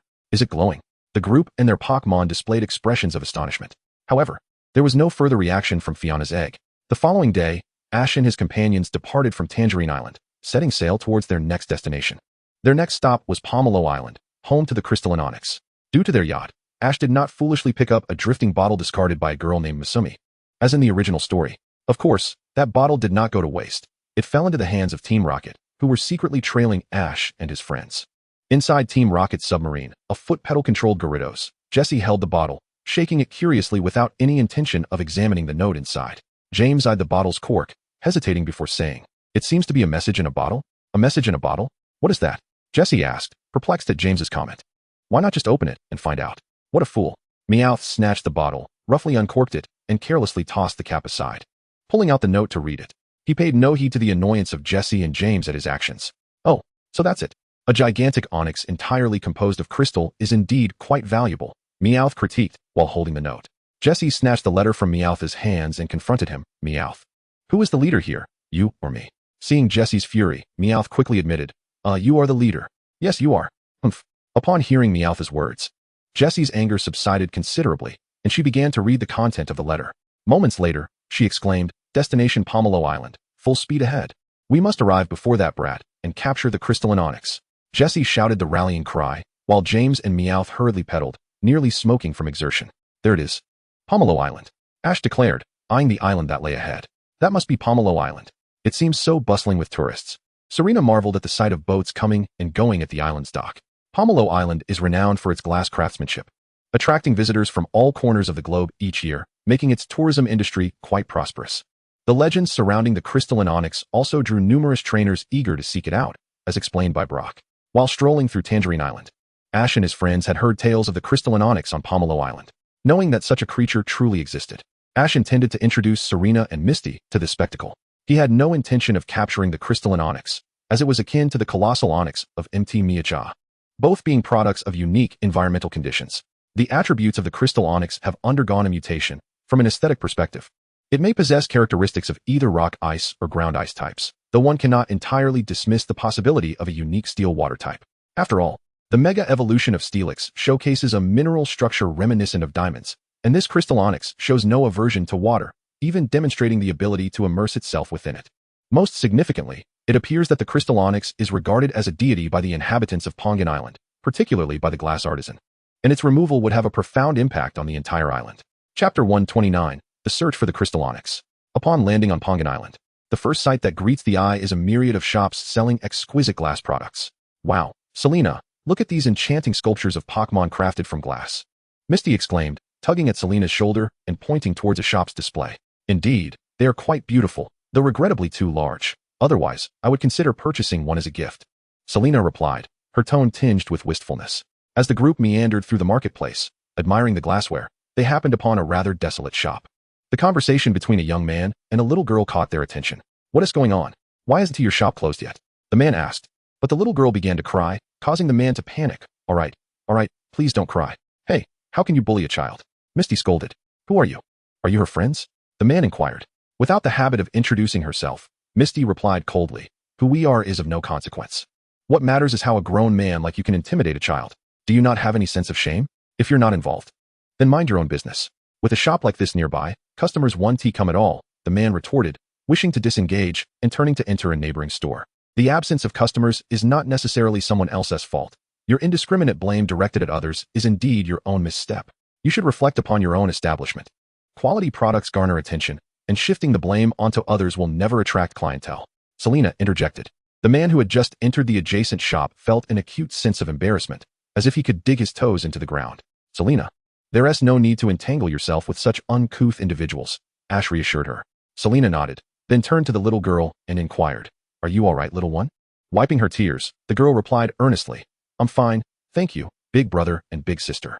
Misty looked at the empty display cases within the shop and asked, Little sister, do you run the shop by yourself? No, all the glass is made by my brother, Hoenn, she explained. I see, but why is your shop in truth? My brother has not yet mastered the craft of producing high-quality glass products, which is why the shop appears this way. By the way, big brother and big sister. My name is Zhongmei. So, Zhongmei, has your brother been the one managing the shop all along? Ash inquired. Not for long, he only recently took over. If we could find the Crystal Onyx, I am confident my brother would be able to create exceptional glass products, Zhongmei asserted with conviction. The Crystal Onyx, you say? So, there truly exists a legend about it on this island? Xiaoxia yearned to witness the magnificent Crystal Onyx. Her grandfather had beheld it in his youth, which led to the establishment of their quaint shop. However, with his passing, her brother was reluctantly compelled to assume responsibility for the business. Zhongmei's tone was tinged with melancholy. Zhongmei, could you kindly show us inside? Serena inquired. Of course, esteemed guests, please come in. Zhongmei welcomed Ash and his companions into the glass workshop. Inside, they encountered Zhongmei's brother, Hoenn. I apologize, my sister has troubled you, he exclaimed. Ash waved his hand dismissively, not at all. We have come to Pomelo Island precisely to explore the legend of the Crystal Onyx. Did you create those glass pieces over there? Serena pointed to several glass sculptures on a nearby table. No, these are far from satisfactory. They pale in comparison to what my grandfather crafted. His Pokémon sculptures seemed imbued with life, while mine remain mere statues, Hoenn lamented, expressing frustration over his skills. He then produced a remarkably lifelike glass onyx, stating, This is my grandfather's Crystal Onyx. Please, take a look. Wow, it truly looks alive, Serena exclaimed, as Ash and the others felt an uncanny impression that the onyx might spring to life at any moment. Grandfather mentioned that the Crystal Onyx has always been on Pomelo Island, yet I have scoured every corner without a trace. No, there is one place on this island you have yet to explore, Ash interjected. Hoenn looked at Ash, puzzled. I have studied the island's map. There is a portion submerged beneath the sea that leads to another island, Ash elucidated. Are you suggesting that the Crystal Onyx resides on that isle? Hoenn, being a local, recognized the island Ash referred to. He had indeed pondered its existence, though it lay across the sea, resembling a neighboring land to Pomelo Island. Precisely, outside the shop. The trio from Team Rocket eavesdropped with a stethoscope. Upon hearing Ash mention the location of the Crystal Onyx, they hurried towards the smaller island adjacent to Pomelo Island to set a trap, hoping to capture the Onyx before Ash could arrive. With newfound determination, Hoenn summoned his well-trained Pokémon and raced towards the smaller island, followed closely by Ash and his companions. However, just as they reached the beach, Hoenn fell into a trap set by Team Rocket. Surely this pit is the handiwork of Team Rocket? Xiaoxia remarked, gazing into the 3-meter-deep hole with confusion. Since you have inquired with such sincerity, we shall graciously enlighten you, Musashi and Kojiru began, only to be met with incredulous stares from Ash and his friends. Kojiru, slightly astonished, asked, Hey, how come you little brats didn't fall into the trap? Pikachu gave them a boost, Ash replied. As Pikachu charged its electric power, James urgently called out, Wait a moment. However, Pikachu offered no opportunity for hesitation, unleashing a thunderbolt that sent the trio soaring into the air. After rescuing Hoenn from the trap, they reached the point where the tide receded, revealing a narrow path leading to an uninhabited island across the water. Upon arriving at the deserted isle, the group traversed through a forest and stumbled upon a cave. Inside the cave, they were greeted by a plethora of natural crystals. With so many natural crystals, this cave could indeed be the habitat of the Crystal Onyx, exclaimed Xiaojin in awe. Locating the place, Ash extended his aura forward and soon sensed a colossal presence within the cave. With a smile, he remarked, The Crystal Onyx is in the lake. In the lake? The others cast puzzled glances over the surface of the water, which appeared serene and devoid of any signs of life. There's something in the lake. At that moment, Serena pointed to one side of the lake. Roar. The next instant, a massive onyx composed entirely of crystal emerged from the waters. Pokémon, Crystal Onyx. Type, Ice Steel. Gender, male. Level, exceptional high. Ability, sturdy. Potential, champion. Moves, tackle, rock slide.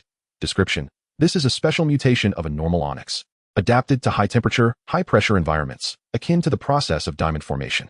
Is this the Crystal Onyx? I must observe and document it, Xiao Jin exclaimed, pulling out paper and pencil to sketch the magnificent creature. Noticing Hoenn preparing for a capture battle, Ash cautioned, Hoenn, this onyx has a unique type. It is not weak to water. Heeding Ash's advice, Hoenn switched his Pokeball and sent forth his partner, Charmeleon. Charmeleon, use Flamethrower. Charmeleon unleashed a torrent of flames upon the Crystal Onyx, which, under the 4 times effectiveness of the type advantage, was scorched until its crystalline body gleamed with a fiery red hue, revealing an expression of distress upon its crystalline visage. As Hoenn stared at the scorched onyx, a realization struck him, leaving him momentarily dazed. Seeing Hoenn lost in thought, May was about to rouse him when Ash gently restrained her, shaking his head. Your brother is experiencing a moment akin to what your grandfather once did. The spark of inspiration for creators often ignites in an instant. And Hoenn's struggle to produce satisfactory work stemmed from his relentless comparison to his grandfather. Witnessing the onyx, now flushed with heat, he seems to have glimpsed the process of creating glass art, and with that clarity, inspiration naturally follows. Ultimately, the Crystal Onyx remained uncaptured, continuing to thrive in its crystalline cave. Ash had initially intended to capture it as a gift for Serena, but she graciously declined, noting that while the Crystal Onyx was indeed beautiful, its size would not contribute significantly to her performances. Before departing from Pineapple Island, the 4 friends received exquisite glass Pokémon creations crafted by Hoenn as a token of gratitude for their discovery of the Crystal Onyx. After a surge of inspiration, Hoenn indeed crafted lifelike glass artifacts, much to the satisfaction of Ash and his companions who received them as tokens of gratitude.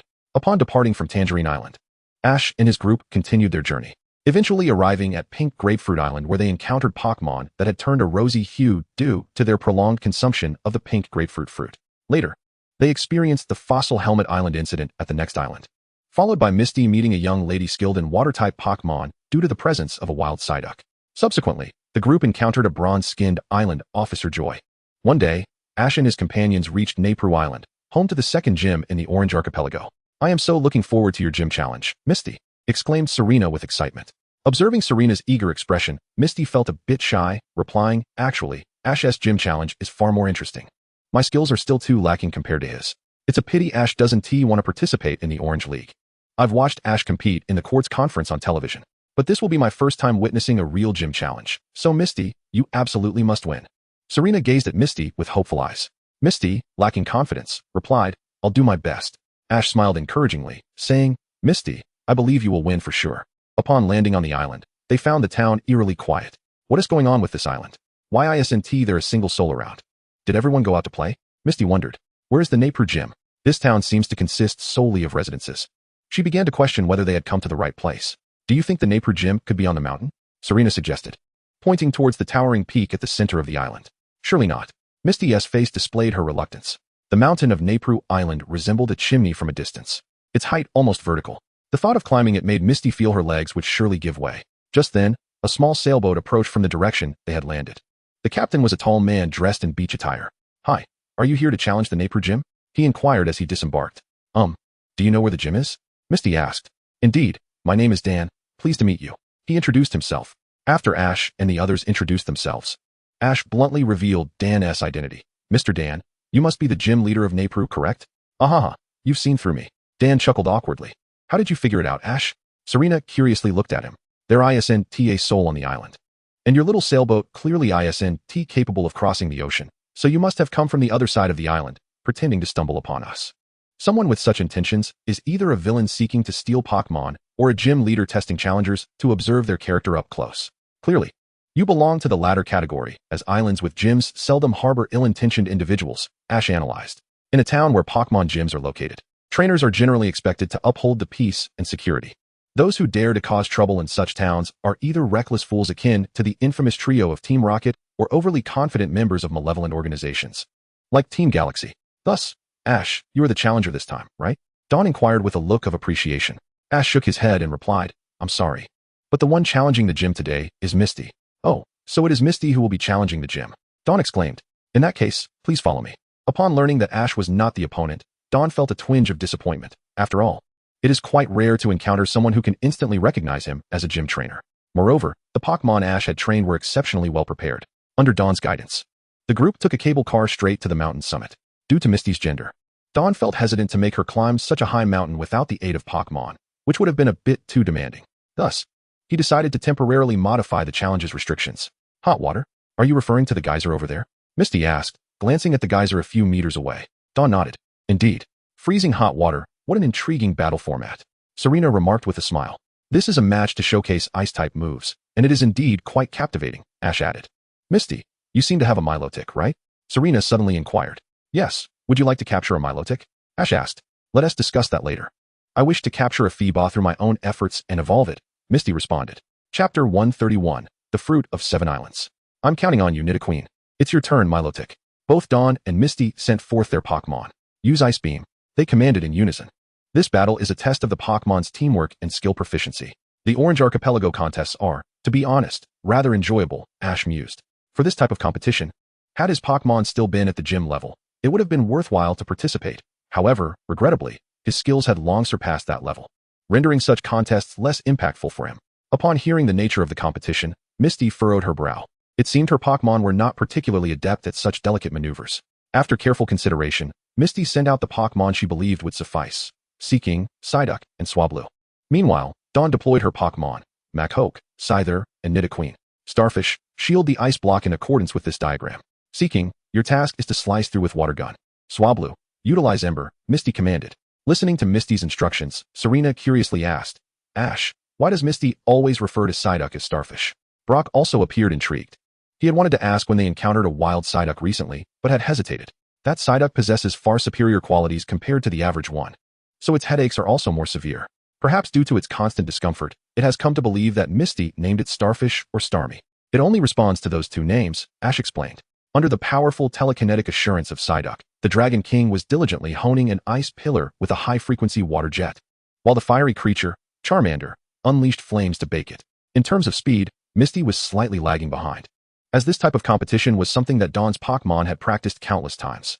Observing that Dawn was on the verge of completion, Misty decided to give it her all, urging Starmie to output its telekinetic energy at full capacity, and Charmander to unleash flames with all its might. Psyduck's vacant eyes suddenly gleamed with a blue light, enveloping the ice pillar in telekinesis as it began to rotate in midair, while the temperature of Charmander's flames surged dramatically. With the cooperation of the two Pokémon, an ice ship was soon created. Upon witnessing Misty's ice ship come to fruition, Dawn realized she had lost. With a look of regret, she smiled and said, Oh dear, I've lost again. It's truly unfortunate that we cannot proceed to a third round. After bidding farewell to Dawn, Ash and his companions set sail for the next island. Once aboard, Ash inquired of Brock, Brock, where is our next destination? Let me check. Brock replied, pulling out the map he always carried. Fruit Island 7. Serena and Misty were puzzled. Upon hearing the name of the island, Ash realized that it was home to his beloved Lapras. Pomelo, huh? That sounds quite delightful. I wonder what it tastes like, Misty mused.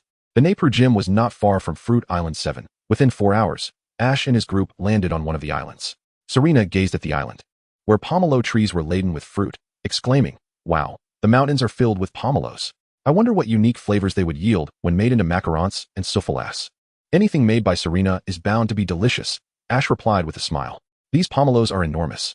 By the way, Brock, are the pomelos on Fruit Island 7 all wild? Misty suddenly asked.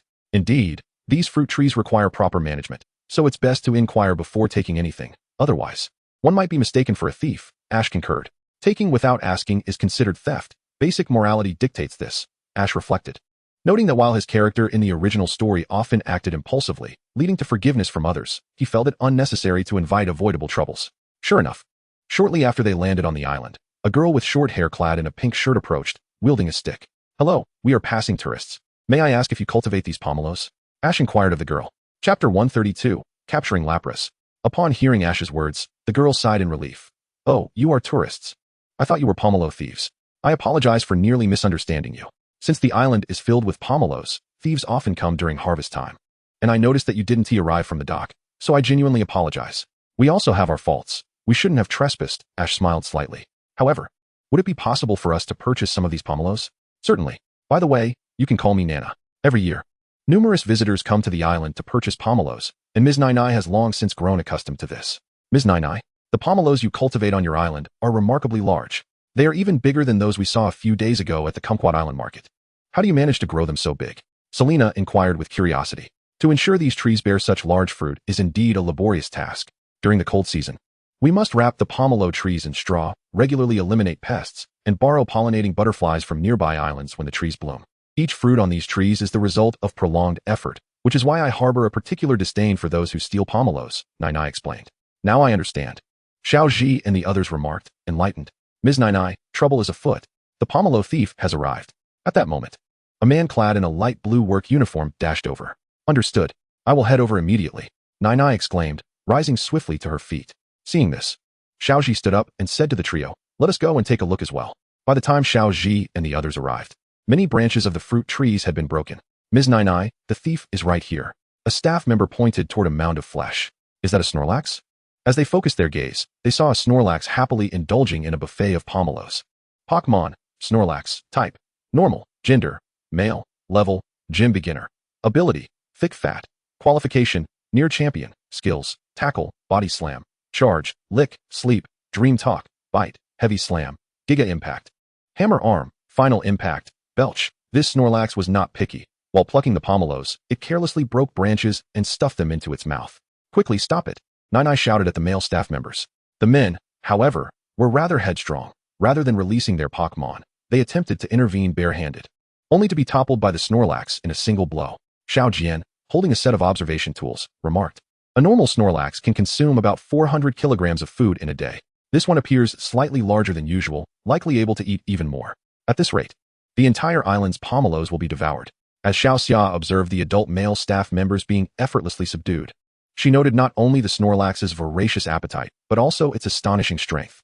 Xiao Zhi, please assist Ms. Nai and the others. Selena turned to Xiao Zhi. All right.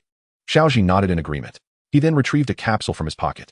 Prior to arriving at the Citrus Islands, he had prepared to capture the Snorlax. To deal with the gluttonous creature, he intended to entice it with food to satisfy its hunger and then lure it into compliance. He selected one of the capsules, pressed the switch, and tossed it beside the Snorlax. The capsule exploded, revealing a box filled with top-tier energy cubes. These energy cubes were specially crafted by Xiao Zhi himself, far surpassing the quality of those available on the market. Not only would the voracious Snorlax be captivated by them, but even the elusive Mew had been enchanted by Xiao Zhi's homemade energy cubes, reluctant to depart. As the Snorlax caught a whiff of the energy cubes, it suddenly found the pomelo it was holding far less appealing. Upon noticing Snorlax's reaction, Ash instructed Galade, use Psychic to prevent it from easily succeeding. Galade nodded in understanding, and soon a box of energy cubes began to levitate. Seeing this, Snorlax stood up and stretched, squatting slightly before making a leap to seize the floating energy cubes. However, Galade was swift, using Psychic to elevate the cubes just out of Snorlax's reach. With a loud thud, Snorlax landed, causing the ground to tremble as if an earthquake had struck, nearly toppling Ash and his companions. The delicious treats were tantalizingly close yet frustratingly out of reach, prompting Snorlax to stomp in agitation. Observing this, Ash approached and proposed, Snorlax, you desire what's above, don't you? I can grant you that. But you must become my Pokémon. What do you say? Really? Snorlax looked at Ash with curiosity. Of course, as long as you become my Pokémon. I assure you will enjoy those treats daily. Upon hearing this, Snorlax fixed Ash with a contemplative stare before glancing up at the suspended energy cubes. After a moment's hesitation, it nodded in agreement. Excellent. Go, Pokeball. Ash threw a hefty ball towards Snorlax. It offered no resistance, and after a brief shake, the device emitted a sound indicating successful capture. However, before Ash could retrieve the Pokeball, Snorlax emerged from it, its gaze still fixed on the energy cubes above. Galade, you can lower the cubes now, Ash instructed. The box of energy cubes descended, and without waiting for Ash's further words, Snorlax flipped open the lid and grabbed 2 cubes, swiftly devouring them.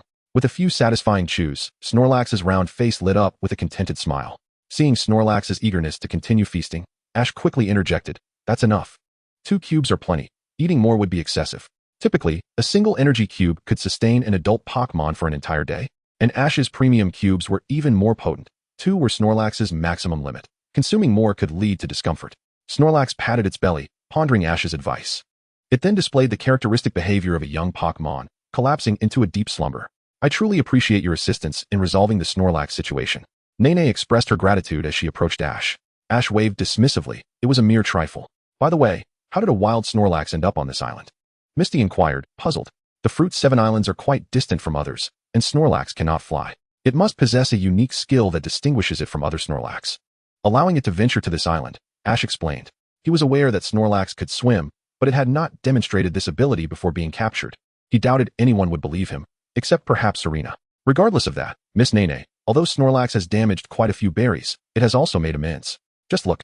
Ash pointed to the fruit tree, now ravaged by Snorlax, beneath which the fallen pomelo seeds were showing signs of sprouting. Upon witnessing this, Nene exclaimed, "What a resilient manifestation of life. Perhaps next year, they will bear even larger pomelos." "This Snorlax is truly remarkable," Selena remarked. "It has traversed oceans to reach this island and possesses a unique ability to nurture plant growth. It is nothing short of astonishing." Chapter 133, The Ghost Ship and the Haunters. A chime echoed, indicating the host had captured Snorlax, resulting in a reward of 10,000 points, 10 heavy balls, and 10 tons of special Snorlax food.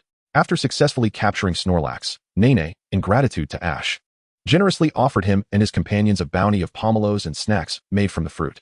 As Ash and his friends departed from the Fruit 7 Islands, they encountered Team Rocket pilfering pomelos on one of the islands, swiftly dispatching them before continuing their journey. "For will suffice, but the next 2 gyms will be quite challenging," Xiao cautioned. Ash concurred, stating, "Indeed, Misty's Pokémon excel in both skill and level. Achieving victory in the Orange League should not be arduous." "Ash, what is our next destination?" Misty inquired suddenly. "Static Island," Ash replied, pulling up a news report on his phone. "It mentions that someone recently discovered a sunken ship near this island, unearthing the Orange League Championship trophy from 3 centuries ago. The Devon Corporation and the Regional League have been quite effective, resolving the signal issues in Kanto, Johto, and the Orange Archipelago, with efforts underway in other areas." The phone Ash had previously obtained was no longer a mere brick. "Wait, is this phone operational now?" Misty asked, surprised as she looked at Ash. She was aware of the smartphone's potential but had only utilized it as a camera due to the lack of signal, occasionally taking selfies. "Kanto, Johto, and the Orange Archipelago have established signal reception devices. I only discovered this morning." Upon hearing this, Misty and Selena produced the phones Ash had gifted them. Ash, in turn, presented an unopened, brand new phone to Xiao. Time always seems to fly by swiftly. By evening, Ash and his companions arrived at Static Island. Later that night at the Static Island Museum, Team Rocket's trio stealthily infiltrated through the skylight. "The ancient Pokémon League Championship trophy we recently unearthed is right here. We absolutely cannot miss this, Meowth said, flipping through a notebook filled with information. "Such treasures are incredibly rare. If we can obtain it, we should seek out the treasure appraisal team. That way, we can be on television. How delightful," Kojiru exclaimed, brimming with excitement. "Idiot." Meowth could not refrain from giving Kojiru a light smack. "Are you foolish? If we do that, our theft of the trophy will be exposed. If you want to end up in jail alongside Yamato and the others, just confess. Don't drag us down with you," Meowth admonished, stepping on Kojiru's head. Following the incident on Kinkin Island, Yamato and Kosabaru had been incarcerated again, facing a minimum sentence of 3 years. Upon receiving this news, the trio hastily fled Kinkin Island. "Indeed," mused Kojiru, realizing belatedly, "such a precious treasure ought to be entrusted to the boss.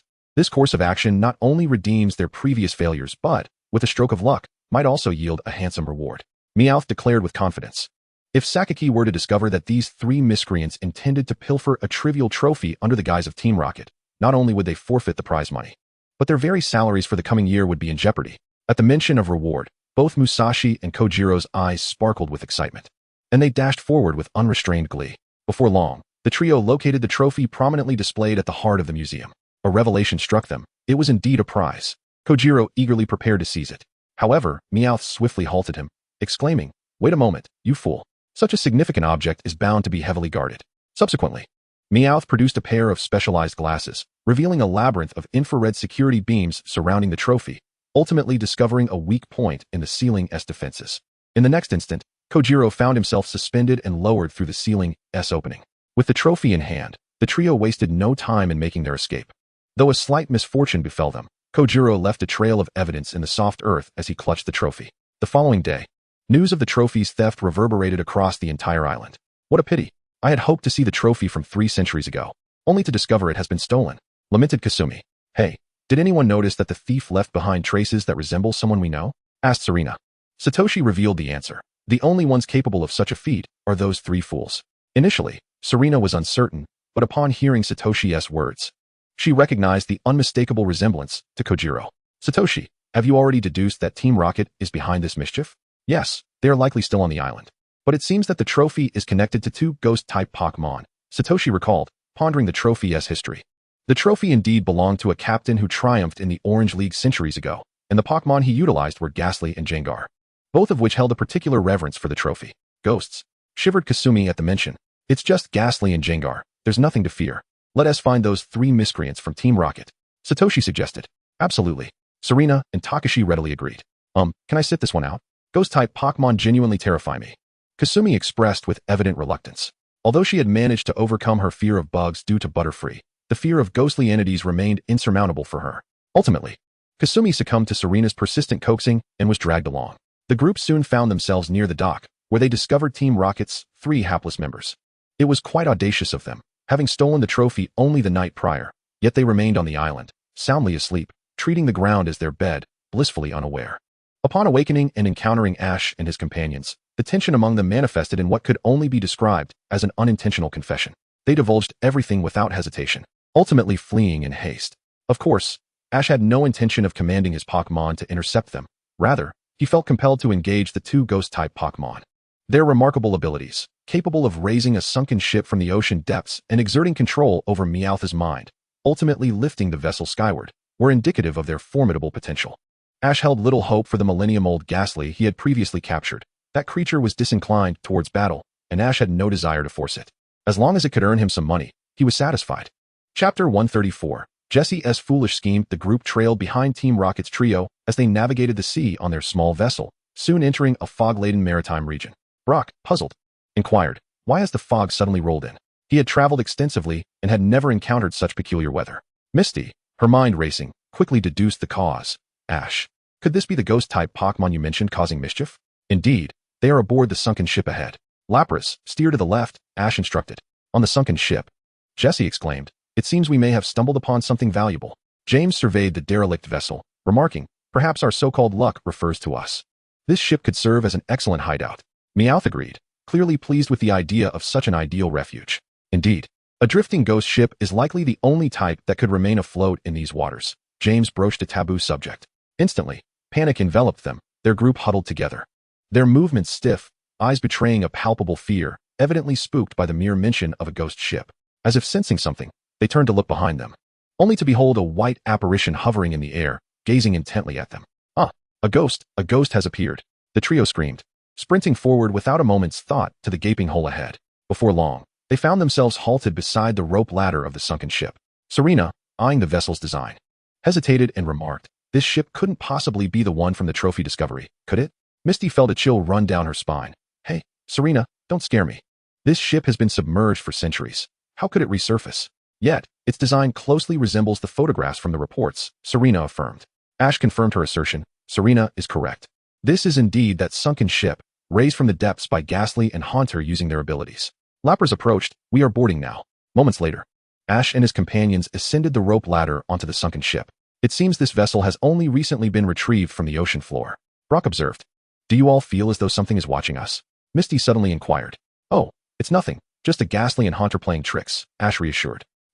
The 3 were taken aback, and simultaneously, 2 ethereal white figures materialized both before and behind them. Ghosts. Ghosts have appeared. Xia cried out, closing her eyes in terror. Calm down. If we're talking about ghosts, they must be ghost-type Pokémon, Ash reassured her, then turned his gaze towards the 2 white apparitions. Hey, Gastly and Gengar. Enough with the pranks. If you're looking for someone to play with, you can come with me. I assure you, even in battle, you won't be bored. Gastly removed the shroud that enveloped it, regarding Ash with curiosity. Pokémon, Gastly, type, ghost poison, gender, male, level, intermediate champion, ability, levitate, qualification, champion, skills, NA, description. This is a ghost-type Pokémon that has been contained within a Pokeball for 337 years, possessing remarkable psychic strength. Seeing this, Gengar ceased its charade, its form becoming visible through the white cloth before Ash and his companions. Pokémon, Gengar, type, ghost poison, gender, male, level, advanced elite. Ability, levitate, qualification, champion, skills, NA, description. This is a ghost-type Pokémon that has been contained within a Pokeball for 335 years, possessing remarkable psychic strength. Indeed, it is Gengar. How annoying your prank is, Xia remarked, no longer frightened upon recognizing Gengar. Ash was somewhat astonished to behold these 2 champion-level Pokémon. It seemed that ancient Pokeballs were not as efficient as the modern ones. Yet the fact that they could retain functionality after 3 centuries was an impressive feat of craftsmanship. However, through Ash's aura sensing, he discovered that within the sunken ship, there lay a unique ghost-type Pokémon. Ghastly, Gengar, what happened to the 3 individuals who boarded before us? Ash inquired. Follow me. Ghastly gestured for Ash and his companions to follow. Inside the sunken vessel, we should hasten our departure from this place. Ash urged. While the suggestion was simple, the question remained, how to escape? We fell through a hole in the deck and rolled in this direction. Musashi vividly recounted their predicament. So, how do you propose we get out? Meowth glared at Musashi. It was evident that Meowth understood how they arrived, but was now focused on finding the exit. Well? Musashi stammered, struggling to articulate an answer to such a pointed inquiry. What if we just keep walking down one path? If we hit a dead end, we can break through the walls. Eventually, we will find a way out, Kojiro suggested. While it sounded reasonable, it was practically futile. Meowth delivered a sharp retort to Kojiro. Idiot. We're at sea. If we follow your plan, we'll end up in the water, and that would be the end of us. Then let's take a chance and go this way. Kojiro pointed towards a darker, more foreboding corridor. Why venture deeper? Musashi questioned, although uncertain of the direction. Her intuition warned her that the path Kojiro indicated was surely not the exit. This is a shipwreck that has lain undisturbed for centuries. There may very well be treasure hidden deep within, declared Kojiro. Treasure? Musashi and Meowth felt a flicker of intrigue sparked by Kojiro's words. Chapter 135, The Greedy Spirit. The trio of Team Rocket cautiously made their way toward the depths of the sunken vessel. Before long, they found themselves in the innermost chamber of the wreck, where they stumbled upon a chest adorned in hues of gold and crimson, with an object resembling a belt encircling its middle. A chest? Treasure? Give Meowth gold coins. The trio was utterly entranced by the sight of the chest. They hurried to its side, bubbling with excitement at the prospect of opening it. At that moment, Ash and his companions, guided by Ghastly, arrived on the scene. Ash cautioned, Hey, you 3 fools, if you don't want to face misfortune, I advise you not to touch that chest. The chest was no ordinary treasure trove. It was the Greedy Spirit, a ghost-type Pokémon. Greedy Spirit. Type, Ghost. Gender, genderless. Level, Gym Beginner. Ability, Fright. Qualification, Near Champion. Skills, Scare, Tackle, Odd Light, Misfortune, Hold On, Deception, Nightshade, Shadow Ball. Had it been an ordinary Pokémon, Ash would not have intervened, but the Greedy Spirit punishes those with ill intentions. In its chest form, if anyone attempted to pilfer its treasure, it would siphon their life force. In its walking form, it would drain the vitality of anyone daring to collect the gold coins it carried.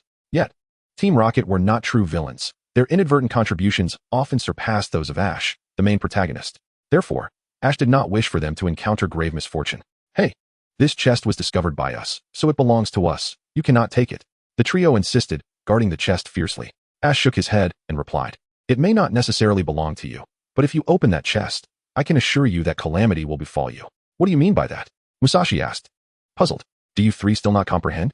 This ship is a ghost ship. Are you truly certain that this chest is genuine? Serena inquired with a smile. Upon hearing the term ghost ship, the trio suddenly felt a wave of unease wash over them, instinctively stepping aside, distancing themselves from the chest. Meanwhile, Ghastly and Gengar had turned their attention to the burden Kojiro carried. The 2 Pokémon executed their plan with remarkable synchronicity. Gengar grabbed one side of the burden, while Ghastly unleashed a psychic assault on Kojiro. The struggle was brief, and the item was swiftly snatched away. How infuriating. That trophy belongs to us. Kojiro exclaimed, pulling out a Pokeball. Come forth, Victory Bell. Victory Bell emerged and promptly bit down on Kojiro's head. Ouch. I didn't mean for you to bite me. The enemy is over there. He protested. Victory Bell, Razor Leaf. Victory Bell launched a barrage of razor-sharp leaves at Ghastly, while Musashi sent out Arbok to attack Gengar. Seeing this unfold, Misty could only shake her head and remark, These 3 truly are beyond help. The unfortunate abominable creature, having merely endured a single skill, fell into a state of confusion and immediately directed its charge towards the trio. The aftermath of the skirmish roused the slumbering Greedling nearby. With a tinkling sound, Greedling opened its treasure chest, revealing a look of bewilderment. Clearly, the surrounding environment appeared exceedingly foreign to it. Is that treasure chest also a Pokémon? Xiaojin pondered, casting a curious glance at the chest.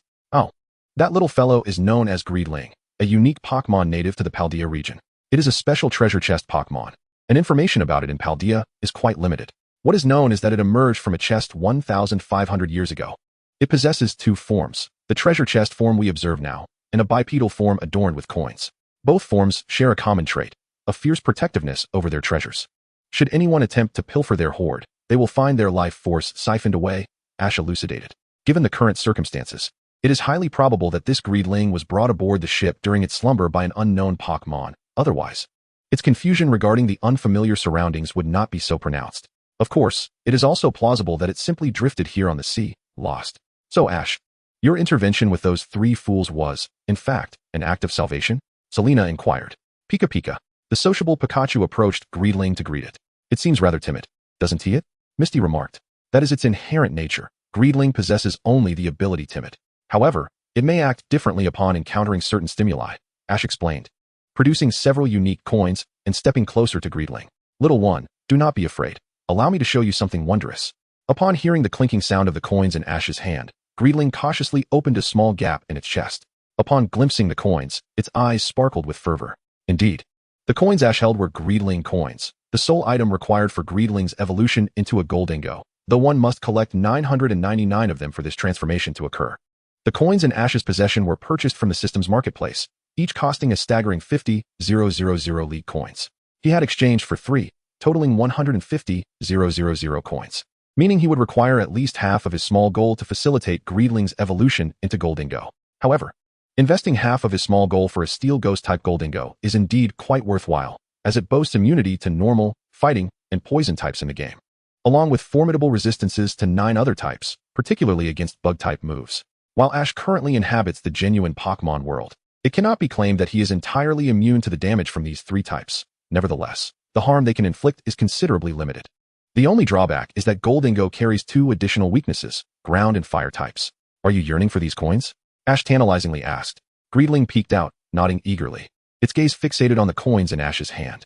If you desire them, I can grant them to you, but first, you must join my team. As the final reveal unfolded, the dagger pierced directly into the heart of Suicune, leaving no room for resistance.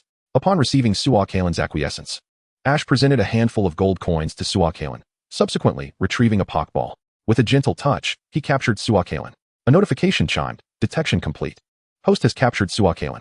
Reward, 10,000 points. Suicune coins X996. Ash was left speechless. The system truly had a knack for withholding even the slightest advantage. Had he known better, he would have resorted to a forceful capture, reaping the rewards without hesitation. Now he faced a loss of 150,000 Alliance coins. The trio from Team Rocket, pinned down by Arbok, watched Ash's triumph with growing agitation. Jessie exclaimed, "How dare you? That Pokémon was discovered by us first. Indeed, you must return that Pokémon to us at once," added James. Ash retorted, "You 3 dare to speak? If it weren't for my timely intervention, you would have been drained dry by Suicune. I saved your lives, do you understand? You owe me for this unforeseen rescue. A Pokémon you were oblivious to has preserved your existence. Consider this a lucrative deal for you. But since I'm in a generous mood today, I want to send you flying. You may leave at your discretion." Ash feigned magnanimity, leaving Team Rocket momentarily stunned. Chapter 136, Orange Island. After Team Rocket's departure, Ash and his companions discovered Jengar's and Jengar's evolutions in the captain's quarters of the sunken ship, circling the ancient Orange League trophy from over 3 centuries ago. Jengars, we have no interest in your trophy. Would you care to join us? Ash inquired.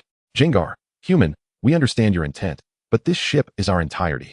Hence we must decline, replied Jengar and its evolution.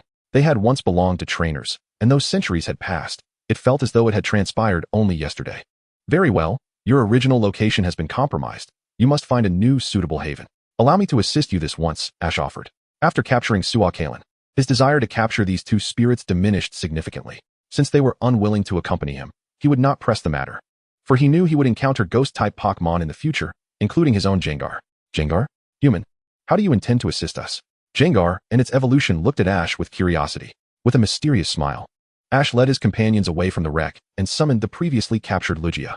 Upon witnessing Lugia, Brock was left speechless. The deity of the seas. Lugia? This is Lugia. Quite adorable, isn't it? Ash, why didn't you summon it earlier? Serena, unfamiliar with the legends surrounding the Kanto region and the Orange Islands, remained indifferent to Lugia's significance. After explaining to Serena, Ash turned to Lugia and commanded, Lugia, could you please transport this sunken ship to the depths of the uncharted ocean? Lugia nodded thoughtfully, then unleashed its incredible power, creating a unique current beneath the surface of the sea. Ever since being subdued by Ash and his numerous Pokémon, Lugia had no intentions of resisting. Although Ash had employed a numerical advantage, he had defeated it fairly, and Lugia could accept its defeat. Most importantly, Ash provided it with ample sustenance and shelter, along with opportunities to enhance its strength. With the consumption of a rare candy, Lugia had ascended a notch in power. advancing from the novice champion level to the intermediate champion tier. Such rapid progress within a month naturally prompted Lugia to obediently comply. It was not foolish enough to reject assistance, especially when it could avoid a life of hardship beneath the waves. Not far away, the notorious trio of Team Rocket spotted Lugia emerging in the direction of the sunken ship. Musashi and Kojiro were left utterly astonished. "The sea god Lugia!" exclaimed Musashi. "Fool!" Meowth's eyes sparkled with fervor at the sight of yet another legendary Pokémon. Could it possibly be another one captured by that little brat? Kojiro speculated uncertainly. Musashi nodded in agreement. "It's possible. That little brat has already captured Zapdos and Moltres. Adding Lugia would provide us with yet another reason to seize him. We must succeed next time." Hearing Musashi's words, Kojiro weakly interjected, "But it seems we don't even have enough money to make a phone call." After departing from Stardust Island, Ash and his companions continued their journey, heading towards an island known as Meowth Island. There, they witnessed the undeniable truth of Meowth's inability to gather treasure, alongside a testament to the unbreakable bond of Team Rocket's friendship. Subsequently, they ventured onto a small island teeming with bug-type Pokémon, where Takashi captured an old Scyther that had been ostracized by its family. Later, they arrived at an uninhabited island, where Ash fulfilled his promise and released all the Pokémon he had been carrying, including 2 silly birds and several ancient Pokémon, leaving Takashi utterly astounded. On this deserted isle, Ash's Togepi evolved into Togetic with the assistance of Team Rocket. Although Ash had a Lightstone with him, he chose not to evolve Togetic into Togekiss immediately. Today, Ash and his friends aimed for Yuzu Island, home to the 3rd gym of the Orange League, the Yuzu Gym. "Be cautious, Ash. The waters near Yuzu Island are rife with towering rocks and fierce underwater whirlpools, making it easy for ships to run aground," Takashi warned. "I understand," Ash replied confidently. With the power of aura and his formidable skills, he regarded the whirlpools as mere trifles. "Help!" A cry for help rang out as they approached the outskirts of Yuzu Island. Takashi quickly scanned the vicinity with his binoculars and spotted a young girl caught in a small underwater whirlpool. "There's someone drowning over there," he shouted. Misty followed Takashi's gaze and exclaimed, "And there's a little sea lion too. Sinnoh, use Psychic to rescue her," Serena commanded. Upon receiving the order, her Sinnoh unleashed its psychic powers, lifting the submerged girl along with her little sea lion companion onto the boat. "Thank you for your efforts, Sinnoh." Selena turned to the nearby Shinado and inquired, "Little sister, how did you end up in such a place?" Xia, perplexed, added, "Isn't it puzzling? A child of merely 7 or 8 years, playing with a smaller sea lion in a turbulent ocean rife with whirlpools. One must wonder how her guardians could be so negligent." The little girl, with a hint of innocence, replied, "I was playing with the sea lion and got swept away by the waves." "Do not underestimate the vastness of the sea," Xia cautioned. "Its gentle demeanor and terrifying visage are but 2 facets of its nature. Do you understand?" The little girl nodded obediently. It was not the time for admonitions, especially after she had just faced a harrowing experience. "Here, try this. It is a pastry I made myself," Selena said, approaching with a cup of warm water and a plate of delicacies, while Ash's Shinado draped a large towel over the girl. "Thank you, big sister." The girl sincerely expressed her gratitude to Selena. Chapter 137, The Battle at Yuzu Gym. After a brief exchange, Ash and his companions learned of the girl's identity. She was Mari, the younger sister of Ai, the gym leader of Yuzu Gym. As the ship docked, Mari's brother, along with several others, awaited them on the shore. Mari, upon seeing him, the girl dashed into her brother's embrace. "Brother, I've been searching for you for so long. I'm sorry. Thank you all. I truly don't know how to express my gratitude." Ai bowed in thanks to Ash and his friends. He had witnessed the entire rescue from the shore and was unable to distinguish which Shinado was Mari's savior. Ash, wishing to keep his girlfriend at a distance from unfamiliar individuals, discreetly signaled his 2 Shinado to closely guard Selena and Xia, leaving no opportunity for Ai. After a few pleasantries, Xia stated their purpose. "We have come to challenge the gym. I wonder if it is a convenient time for you, Ai." "A challenge at the gym?" "Certainly, but you must first undergo a skill assessment." "How many of you are challengers?" Ai inquired. "With 4 of them." "If they were all challengers, it would be quite a considerable task." "Not all of us. I am the one challenging the Orange League, and they are my companions," Xia clarified. Before long, Ash and his companions were led to a riverbank. The skill assessment required them to use their Pokémon to shatter targets that appeared along the way, with each target allowing only 1 attempt. "All right. I'm counting on you, Cacturn," Xia declared, selecting her sharpshooting specialist. Skill assessment, ready, begin. With the referee's command, the boat carrying Ash and his friends drifted downstream. "Cacturn, prepare water gun," Xia reminded. Cacturn nodded, its gaze sharpening. As a target emerged on the shore, Cacturn unleashed a torrent of water, effortlessly shattering it. 1 target, then another, fell in rapid succession, each taking no more than 3 seconds to break. Once the assessment concluded, IE announced, "The rules for the gym challenge are 3-on-3 battles. We shall schedule it for tomorrow." "Sounds perfect." Xia nodded in agreement. The following morning, As Ash and his companions ascended in a hot air balloon above the battle arena, Misty and Ai took their respective positions as trainers. Miss Misty. My first Pokémon is Electabuzz, Ai proclaimed, releasing his battling Pokémon. An electric-type Pokémon? I choose my Omanite, please. Misty summoned the fossil Pokémon she had captured previously in the Dumb Valley. Her Omanite had evolved upon reaching the Orange Islands. Electabuzz, use Quick Attack. Ai commanded. Omanite, deploy Mudshot. The Omanite spat mud at the rapidly approaching Electabuzz, striking its face with precision after 3 successful hits. Blinded by the muck, Electabuzz halted its assault to shake off the debris. Seizing the moment, Omanite unleashed Water Gun. With a decisive strike, Omanite's Water Gun knocked out Electabuzz. The trainers of the Orange Islands were generally less skilled than those from other regions, and Ai's Electabuzz was only at a rudimentary advanced level, while Misty's Omanite, despite fewer battles, had already established itself firmly within the mid-gym tier of strength. After deciding to participate in the Orange League, Misty had enlisted Ash's assistance for specialized training for her Pokémon. Under the guidance of Pikachu and Gardevoir, Misty's Pokémon exhibited notable improvements, enabling Omanite to triumph over Electabuzz, a feat that felt entirely natural and fitting. The victor of the first match was Misty from Cerulean City. You have my support, Executor. In the second round, Ai sent forth the Grass Psychic-type Executor. Executor's level exceeded that of Electabuzz slightly, placing it within the novice tier of gym standards. Executor. Use Seed Bomb. Ai commanded. Kingdra, counter with Dragon Breath. The green energy projectiles emitted from Executor were swiftly dispersed by Kingdra's powerful breath. Realizing his attack had failed, Ai issued another command. Executor, use Egg Bomb. Executor launched several white energy orbs into the sky, which then descended towards Kingdra. As a swirling torrent of water approached, Executor panicked and was hastily instructed, Executor, defend. At that critical moment, Executor erected a barrier to shield itself from Kingdra's onslaught, though it could not prevent damage from its own Egg Bomb attack. Such a nuisance. Executor, use Mega Drain. Kingdra, do not give it an opportunity. Finish it with Dragon Pulse. With the final Dragon Pulse unleashed, Executor faced its moment of exit. Of course, had Misty initiated the battle with Kingdra's more powerful moves, Executor would have likely been eliminated in an instant, given the substantial disparity in their levels. However, considering that both were gym trainers, Misty had graciously afforded Ai a chance, refraining from an overwhelming 2-move victory. Noticing her opponent's consecutive defeats, Misty inquired, Ai, do you wish to continue to the final match? Chapter 138, The Lychee Gym. The island's specialties seem to include seafood cuisine and hot springs with beautifying properties. Misty perused a guide to Lychee Island. Hot springs. Serena paused, then joyfully turned to Misty. Confirming, is that true? The strategy guide states that I absolutely adore soaking in hot springs, and I am filled with excitement. The glimmer of anticipation sparkled in Misty's eyes.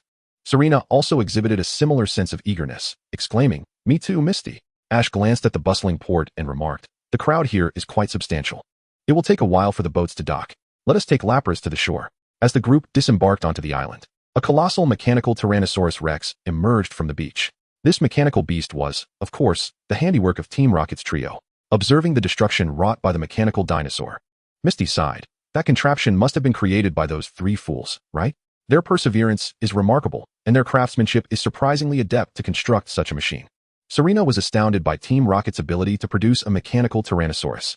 While their skills are indeed impressive, this is hardly the time for them to be causing chaos. Snorlax, go forth. Ash called upon his gluttonous Snorlax. Snorlax, unleash Hyper Beam. Snorlax opened its mouth, gathering an increasingly radiant sphere of energy. Inside the cockpit of the mechanical Tyrannosaurus, the trio noticed Snorlax's charged Hyper Beam. It's that pesky kid, Jessie exclaimed. Weezing, counter with Hyper Beam. James activated the mechanism to position Weezing for an attack. However, Weezing, despite hearing the command, remained stationary, merely calling out, Weezing, Weezing, Meowth. Overhearing Weezing's lament, interjected, James never trained it to learn Hyper Beam. I forgot. James replied sheepishly. As Snorlax unleashed a blinding beam of light, Jessie urgently shouted, launch it now, or we'll be toast. That functionality wasn't designed. Meowth panicked. Yet, what could it do? Given their limited budget, creating such a machine was already an impressive feat. Boom. The Team Rocket trio had barely made their entrance before they transformed into shooting stars, soaring into the distance. Well done, Snorlax. Brock exclaimed after sketching the moment Snorlax released its Hyper Beam. Ash, your training methods are truly remarkable. In such a short time, Snorlax's strength seems to have elevated significantly.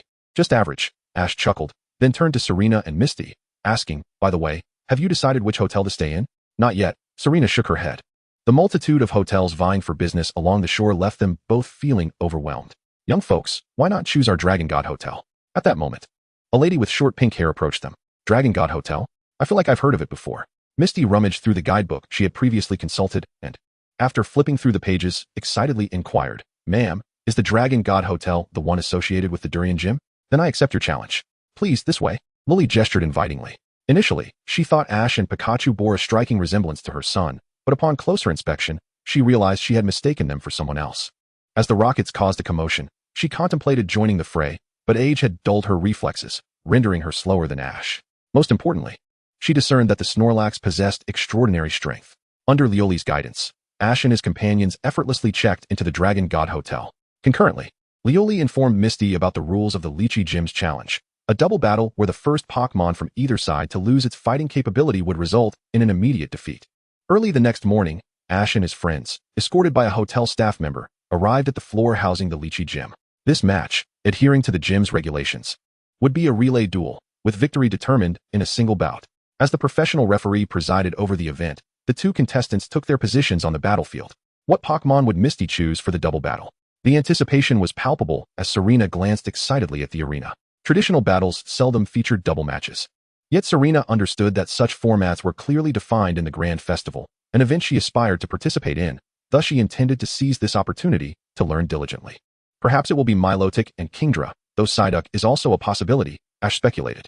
The key to this match would hinge more on teamwork. Hadn't Misty participated in a double battle before? Ken remarked. Upon hearing Ken's words, Serena couldn't help but feel anxious for Misty. Wouldn't that put her at a significant disadvantage? Not necessarily. Misty's Pokémon have a good rapport. It all depends on her performance in the moment, Ash reassured. Misty, have you decided on your Pokémon? Lioli asked. I'll be using these two, Alakazam and Gyarados. With that, Lioli launched two Pokeballs into the arena. Alakazam, huh? Noticing the Pokémon Lioli had sent forth, Misty quietly switched one of her Pokeballs in hand and declared, "All right, Milotic and Starmie, it's your turn." As the Pokeballs burst open, a stunning Milotic and the somewhat dazed Psyduck materialized before the spectators. That's a splendid combination, but my team is equally formidable. Alakazam, Gyarados, go. Lioli commanded. Misty, Milotic, and Starmie, prepare for an attack. Misty shouted. In an instant, the four Pokémon faced off. Alakazam, use confusion to hinder Milotic's movements. Following the command, Alakazam raised its right hand and directed its spoon toward Milotic, unleashing a powerful wave of psychic energy that immobilized Milotic in place. Misty shouted quickly, Starmie, use Psybeam to interrupt Alakazam's move. Psyduck, with its hands clamped over its head, eyes glowing blue, launched a Psybeam at Alakazam. Despite Alakazam being a psychic-type Pokémon, Psyduck's latent psychic abilities were not to be underestimated, and the Psybeam left Alakazam in a state of disarray, freeing Milotic from its paralysis. Now Milotic, unleash Water Gun on Gyarados. Starmie, use Tackle to assist. Misty commanded. Alakazam raised a special barrier of light to block the attacks from Misty's two Pokémon, while Gyarados forcefully swung its bone club. The club hurtled toward Psyduck. Observing this, Milotic executed a swift water tail, knocking the bone club away. Seizing the moment, Milotic directed a water gun toward Starmie, who followed up with a confusion attack. Under the guidance of Misty and Wisdom, Milotic struck Psyduck with a powerful thrust, sending it crashing into the ground. Psyduck, propelled by the force of the water flow, retaliated with a headbutt that struck hard against Alakazam's hand. Though Alakazam endured the pain, it still possessed enough battle capability, as being a psychic-type Pokémon endowed it with a high resistance to its own type's attacks, allowing it to withstand Psyduck's psychic headbutt, albeit barely. Observing this, Misty swiftly called out, Starmie, use Water Pulse. Golduck, assist Alakazam in blocking the attack. Luriel grew increasingly anxious. Upon receiving the command, Golduck hurried to Alakazam's side and unleashed Rock Slide, attempting to create a barrier of boulders to intercept the oncoming assault. However, Psyduck's Water Pulse effortlessly breached the Rock Slide, eliminating Golduck in a single blow. Chapter 139, The Birth of Lugia. 1. Misty, congratulations. You have qualified to participate in the Orange League Winners' Cup. Luriel expressed her excitement. The Orange League Winners' Cup? Misty inquired, her brow furrowed in confusion. She had assumed that the Orange League's tournament would resemble the Indigo Conference, but it appeared that the format was indeed different. Well, the Orange League's events differ from other regional leagues. The so-called Orange League Winners' Cup is a duel against the chief trainer of the Southern Cross, Luriel elaborated. The Orange League aspired to elevate the competition to the level of the Indigo Conference. However, the regional strength is mismatched, and the overall quality of trainers within the Orange League is rather poor. Additionally, the resources of the islands are limited, making it challenging to attract trainers from other regions. Since he can become the chief trainer of the Orange League, he must possess formidable strength, right? Sally inquired with curiosity. Luriel nodded and replied, indeed. Defeating him is no easy feat. The chief trainer has a rare Pokémon from the Kanto region, Dragonite. Misty, you must prepare yourself. Dragonite, huh? I will. By the way, Aunt Luriel, where will the Winners' Cup be held? Misty asked. At the Citrus Stadium on Citrus Island. All major competitions of the Orange League have taken place there. Alright, then our next destination is Citrus Island. After concluding their gym challenges, Ash and his companions chose not to rush away, but instead to linger on Lilligant Island for a few more days of leisure. After all, Professor Oak was covering all the expenses, and Ash felt an exhilarating sense of liberation in seizing such an opportunity. Meanwhile, not far from their idyllic retreat, a colossal airborne fortress was advancing towards the 3 surrounding islands of Asia Island. Inside the fortress's command room, a man seated upon an imposing throne gazed intently at the screen displaying various data and murmured, "What I seek is not the god of fire, nor the god of thunder, and certainly not the god of ice, but rather the god of the sea." According to records and literature, the god of fire was the legendary Pokémon Moltres, the god of thunder was Zapdos, and the god of ice was Articuno. A chilling voice echoed within the empty command room, emanating from the fortress's artificial intelligence. Life signs resembling legendary Pokémon have been detected.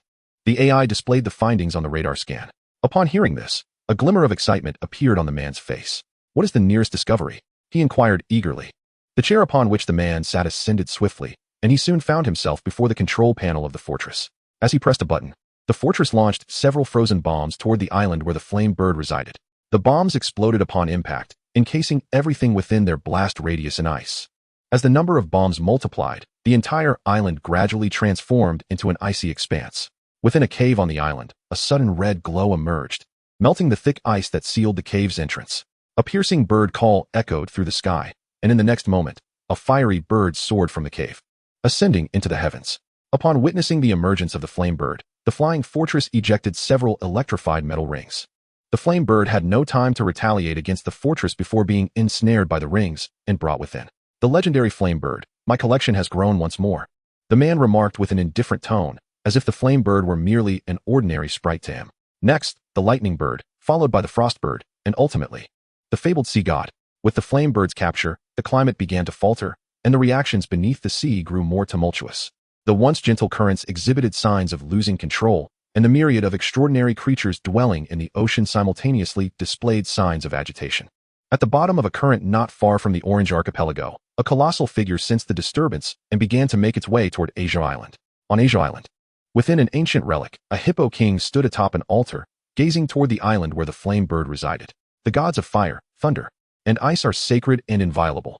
Violating the taboos would incite the wrath of heaven and earth, leading the world toward destruction. Serena stood by the hotel window, observing the overcast sky, and remarked with a hint of regret, "What peculiar weather. Just moments ago, it was bright and sunny, and now it has turned so gloomy. It appears a downpour is imminent. The weather at sea is rather unpredictable. This rain should pass swiftly," Misty added. "However, it seems different. Look at the news.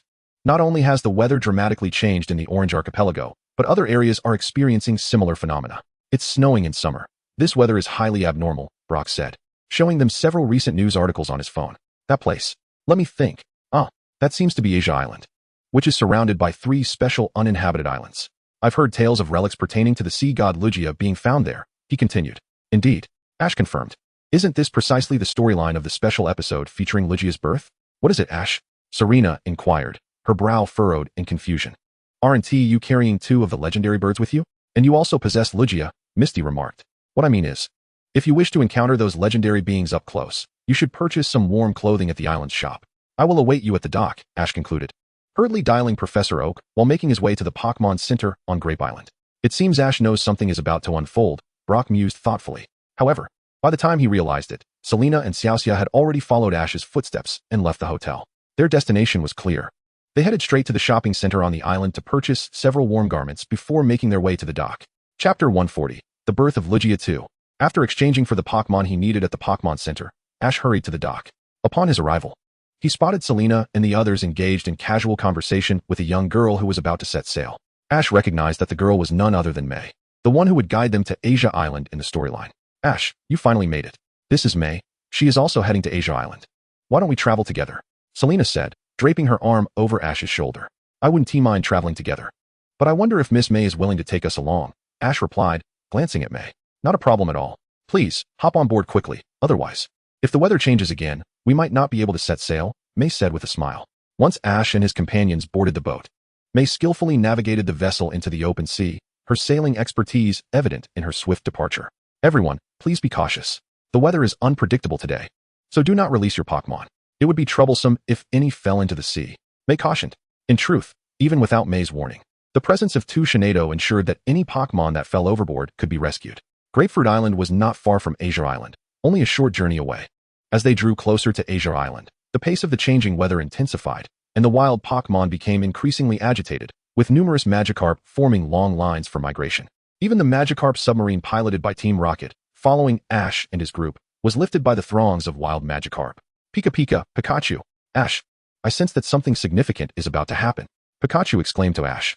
Indeed, it is quite significant. For legendary Pokémon engaging in battle, how could that not be a major event?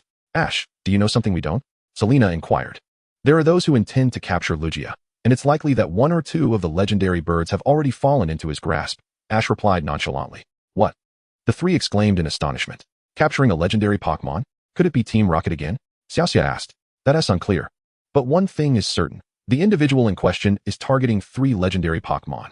This situation is grave, if not handled properly. It could disrupt the climate of the entire world, Ash stated. Should we contact the Alliance for assistance? Legendary Pokémon are far too dangerous, Selena suggested. Don't worry. I'm not without my own legendary Pokémon. Selena, you should be able to Mega Evolve your Shinado, right? Selena nodded. Yes, I can. Then we have nothing to worry about. I just visited the Pokémon Center and swapped in some of my main team. Everything will be fine. Meanwhile, far away in Masera Town, Professor Oak had also sensed the unusual weather and suspected that Ash might know something. Otherwise, given Ash's character, he would not have rushed to have Charizard transported over.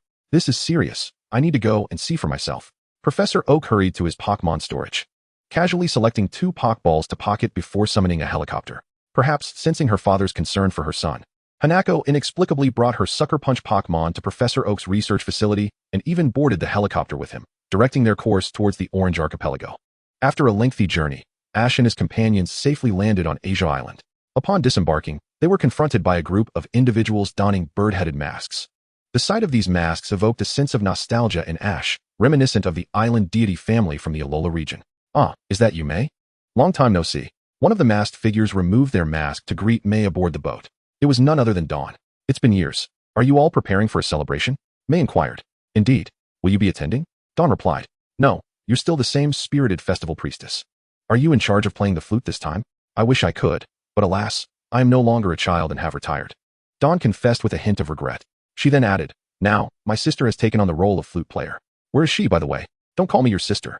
I refuse to be a festival girl. A stylishly dressed girl exclaimed, appearing at the top of the stairs. I won't wear those outdated clothes anyway. The festival doesn't start until evening. Clearly, Dawn had no control over her sister. That is my sister, Flora. Who knew one could be so fashionable and still serve as a festival priestess? Truly progressive. Misty marveled. Who are you all? Dawn finally noticed Ash and the others. I forgot to introduce you. This is Pokémon trainer Ash. Mei introduced them one by one. Upon hearing Ash's identity, the residents of Asia Island erupted in excitement. According to ancient legends, when the world was on the brink of destruction, the sea god would appear alongside an exceptional trainer to quell the god's fury. An elderly man, adorned with a peculiar deep blue bird-headed mask, emerged from the crowd. You are a Pokémon trainer? Very well, this is tradition. Allow me to give you a welcome kiss. Flora leaned in, planting a kiss on Ash's cheek. This left Misty and Brock in shock, while Serena merely chuckled, having witnessed Ash's extraordinary charm before. It was a unique ability that seemed to resonate with both Pokémon and beautiful women alike. Initially, Serena felt a tinge of jealousy, but eventually grew accustomed to it, which also explained why she was unconcerned about Misty traveling with Ash. Of course, had Ash known Serena's thoughts, he would have surely mused about how his handsome visage afforded him such liberties. Selena is capable of remaining composed, yet Xiaoxia is quite the opposite. She turned to Selena and inquired, aren't you going to intervene? Oh, it's quite all right. Ash is very prudent, Selena replied with a smile. Oh, are you his girlfriend? Flora asked, awkwardly pointing at Ash. Yes, Selena nodded. I truly apologize. Flora, under the impression that the charming Ash was unattached, had boldly approached him, only to be caught by the rightful partner, leaving her in a state of embarrassment that made her toes curl. However, the awkwardness was fleeting, swiftly dissipating as the elder raised his arm and proclaimed, the celebration has commenced. Ash and his companions, surrounded by the residents of Asia Island, made their way into the heart of the island. As night fell, the festive atmosphere grew increasingly vibrant, with bonfires, delicious food, and beautiful maidens all present. Yet, amidst the revelry, Pikachu furrowed its brow, intently gazing at the sky. Ash gently patted Pikachu's head, assuring, don't worry, it's merely a minor disturbance. It won't lead to anything serious. Pika, is that true? Pikachu remained unconvinced. Of course, you must trust our other companions. We have Dragonite and Mewtwo with us. And if need be, we can always summon Mew, right? The mention of Mew eased Pikachu's furrowed brow, recalling how Mew had toyed with Mewtwo during their previous encounter. With such a powerful ally, Pikachu felt reassured. Is that Flora? She's changed so much. Xiao Jian exclaimed in astonishment, gazing at the stage. Ash nodded in agreement. Indeed. She looks remarkably different.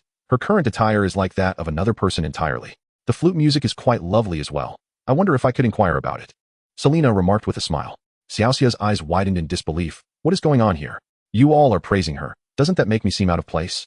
As the performance concluded, Flora descended from the stage and shared with Ash and his friends the ancient legends of the island, when the heavens rage and the world teeters on the brink of destruction. Mr. Ash, if you are indeed a remarkable trainer, please present us with proof. Flora leaned closer to Ash, speaking softly. Ah well. Ash instinctively recoiled at Flora's proximity. Please, do not misunderstand. This is a customary procedure, performed annually, and obtaining proof is not particularly challenging. Indeed, the treasure lies within the small temples on 3 islets, each of which has a path leading directly to the temple. So, Mr. Ash, are you willing to give it a try? No problem. Selena, do you all wish to join? Ash asked the others. It sounds rather intriguing. I shall join. Selena expressed her eagerness, as any adventure with Ash was appealing. Seeing that Selena had nodded, Xiaoxia felt no reason to decline either. As for Xiaojian, there was no need to ask. He was certainly keen to accompany them. All right, let us embark. As Ash and his companions planned to set sail that night, Flora quickly added, do not worry. The celebration will continue until tomorrow, so it is not too late to depart in the morning. That will not do. Tomorrow brings its own challenges, and the morrow is plentiful. Moreover, we find ourselves in circumstances that permit us the luxury of time. The divine beast, adorned in its sacred vestments, is on the brink of confrontation. Can we afford to linger? Even if Ash has a contingency plan, he must first secure an escape route before daring to take risks. Otherwise, should he inadvertently harm Serena and the others, it would spell disaster. Excellent. There's considerable enthusiasm. Let us first set sail for Fire Island, and I shall be the one to navigate the vessel. Misty certainly admires Ash's decisive nature. However, upon arriving at the seaside, the previously tranquil ocean has turned tumultuous, with ships moored at the dock swaying perilously as if on the verge of capsizing. With such fierce winds and waves, can your boat still brave the waters, Misty? Not a problem. This level of turbulence is trivial for me. Misty asserts with confidence in her skills. Flora interjects. Perhaps we should wait until tomorrow. The darkness and the raging waves make it far too perilous. Do not worry. I have faced far worse tempests. Misty declares as she boards her vessel, conducting a cursory inspection before igniting the engine, prepared to embark. Once Ash and the others are aboard, Flora hesitates briefly before joining them on the small boat. Within the aerial fortress, 3 forces previously maintained a delicate equilibrium, but with one removed, the structure began to falter. The fortress's master gazed with excitement at a projection resembling a chessboard, revealing an entity resembling Zapdos moving towards Fire Island. The fortress's artificial intelligence announced the latest detection results, confirming that the unusual weather was indeed linked to the ocean currents deep beneath the sea, with relevant reports making headlines. Upon witnessing the news, Professor Oak realized that this matter potentially involved legendary Pokémon. After all, what could influence the world's weather, if not a being of legend?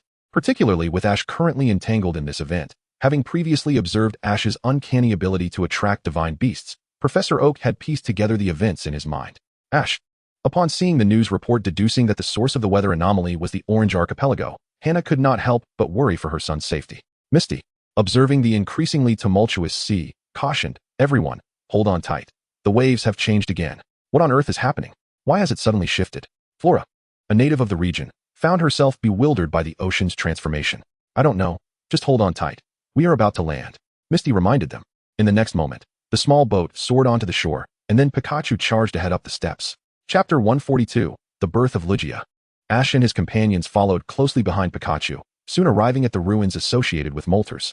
Nestled within the crevice of a bronze statue lay a unique orange glass sphere, glowing with an intense flame. Just as Ash pocketed the orb, a thunderous bird, crackling with electric energy, flew in from the opposite end of the island. Pokémon, Zapdos, type, electric flying, gender, genderless, level, second-tier deity. Divine position, god of thunder, Kanto. Trait, sense of oppression. Qualification, second-tier deity. Skill, sleight. With a crackle, Zapdos soared through the sky, unleashing bolts of lightning upon the ground. The trio of Team Rocket, trailing behind Ash and his companions, was about to make their presence known but found themselves paralyzed by the overwhelming electricity emanating from Zapdos. Mewtwo, I implore you, bring forth Zapdos. Ash commanded as he released Mewtwo, adorning it with the previously awarded Mega Evolution Stone. Upon spotting the Zapdos in the heavens, Mutwo's eyes sparkled with fierce determination, initiating a powerful psychic attack. Struck by the assault, Zapdos quickly discerned the hiding Ash and his friends below, its gaze sharpening as it prepared to retaliate with its own lightning. Ash grasped the keystone in his hand and urged Mutwo, Mega Evolve. After a brief hesitation, Mutwo nodded slowly. As the light of Mega Evolution enveloped it, Mutwo made its grand entrance. Enhanced in its psychic powers, its original trait of oppression transformed into insomnia. However, Ash did not unlock much of its potential, keeping it at the level of a semi-deity. Pikachu, eager to join the fray, positioned itself beside Mutwo. Alright, Pikachu, do you wish to fight as well? Then let us attack together. Mutwo unleashed a sharp stone attack while Pikachu, clad in its thunder armor, struck with its iron tail. Mutwo conjured a ring of razor-sharp rocks to assault Zapdos, while Pikachu launched itself, a 2-meter-long beast, aiming a fierce slash at Zapdos' underbelly. You all go to the island of the Ice God to retrieve the orb. We will shake off Zapdos' pursuit and regroup at the island of the Thunder God. Shenado. Ensure their safety, Ash instructed the group. Be careful, Ash, Serena cautioned. Ash glanced at Team Rocket, who were hiding behind a rock. You 3 from Team Rocket should accompany them. Otherwise, you will be stuck on this island for quite some time. With these 3 true protagonists present, Serena and her companions would be well protected. It is gone. This place is now a no-man's land. What harm is there in me claiming it? Ash found himself speechless. Among the legendary birds of the Orange Archipelago, Zapdos and Moltres were foolish, while Articuno was reclusive. What peculiar beings. How could Lugia endure the antics of these 3? Moltres had only been captured for a day, and now Zapdos was encroaching on its territory, more brazen than any underworld thug, just as Ash faced off against Zapdos. The current released by it inexplicably surged upward into the sky. Soon, dark clouds began to swell, and a colossal shadow descended from above. Zapdos turned to confront the source of its stolen power. Now absorbing the electricity of Zapdos, the artificial intelligence within the fortress announced. The electric power of Pokémon, the essence of life, creates artificial beauty, the fortress's master murmured. Before long, a significant portion of Zapdos' energy was siphoned away, leaving it considerably drained. At the base of the fortress, 2 square metal frames emerged, initiating a capture operation against the legendary Zapdos. Seizing the moment before Zapdos could be ensnared, Ash called out. Mutwo, Pikachu, let us ascend to that fortress. Why embark on such an endeavor when the structure could be effortlessly demolished? Mutwo inquired through telepathy. That fortress is a prize of considerable worth. It cannot be destroyed so frivolously. Ash defended. Indeed, he had set his sights on this aerial fortress, which possessed the ability to soar and capture the 3 legendary birds, all while being equipped with advanced artificial intelligence.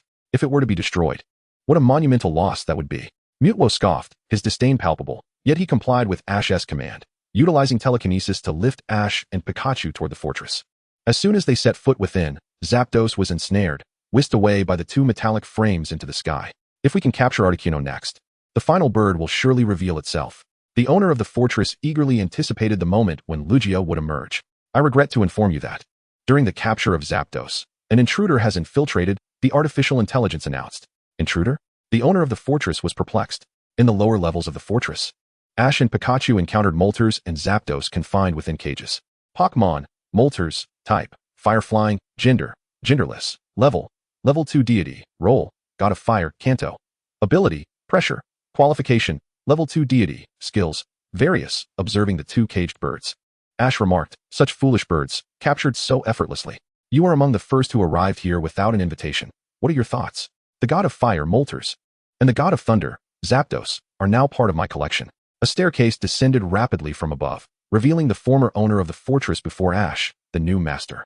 Shaking his head, Ash replied, while they may not be remarkable, this fortress now belongs to me. I regret to inform you that there is no position for you aboard my vessel. What an arrogant little brat. Is your confidence derived from that peculiar humanoid Pokémon? My confidence stems from myself, Ash asserted, as Mutwo exerted a powerful psychic hold over the man, for the transfer of the fortress would require his assistance. Upon hearing this, the man's eyes shimmered with a blue glow, his body stiffened, and his gaze turned vacant. Lead us to the control room of the fortress. We must finalize the transfer of ownership, Ash commanded. Yes. The man relinquished his throne, and as soon as Ash took his seat, the chair elevated them upward. In no time, the transfer of authority over the fortress was complete. Ash conducted a brief examination and discovered that it also supported remote control. After connecting his phone to the fortress's artificial intelligence, he released the captured Zapdos and Moltres. Subsequently, he programmed the fortress with a command to fly toward Pallet Town and departed with the former owner of the fortress. Chapter 143, The Birth of Lugia in Truth. The former owner of the fortress was merely a collector, capturing the 3 legendary birds and Lugia solely to augment his collection. Although Zapdos and Moltres were released by Ash, these 2 foolish birds did not cease their brawl. Rather, they engaged in a fierce clash. The remaining Articuno departed from its usual island the moment Zapdos was captured. As Articuno traversed the land, it encased everything in its path with its freezing beam, causing snowflakes to dance through the air. The anomalous deep-sea currents were pinpointed near Orange Island's Asia Island, prompting a significant migration of Pokémon from all corners of the globe towards that location. To further understand this phenomenon, we sought the insights of Professor Oak and Professor Elm.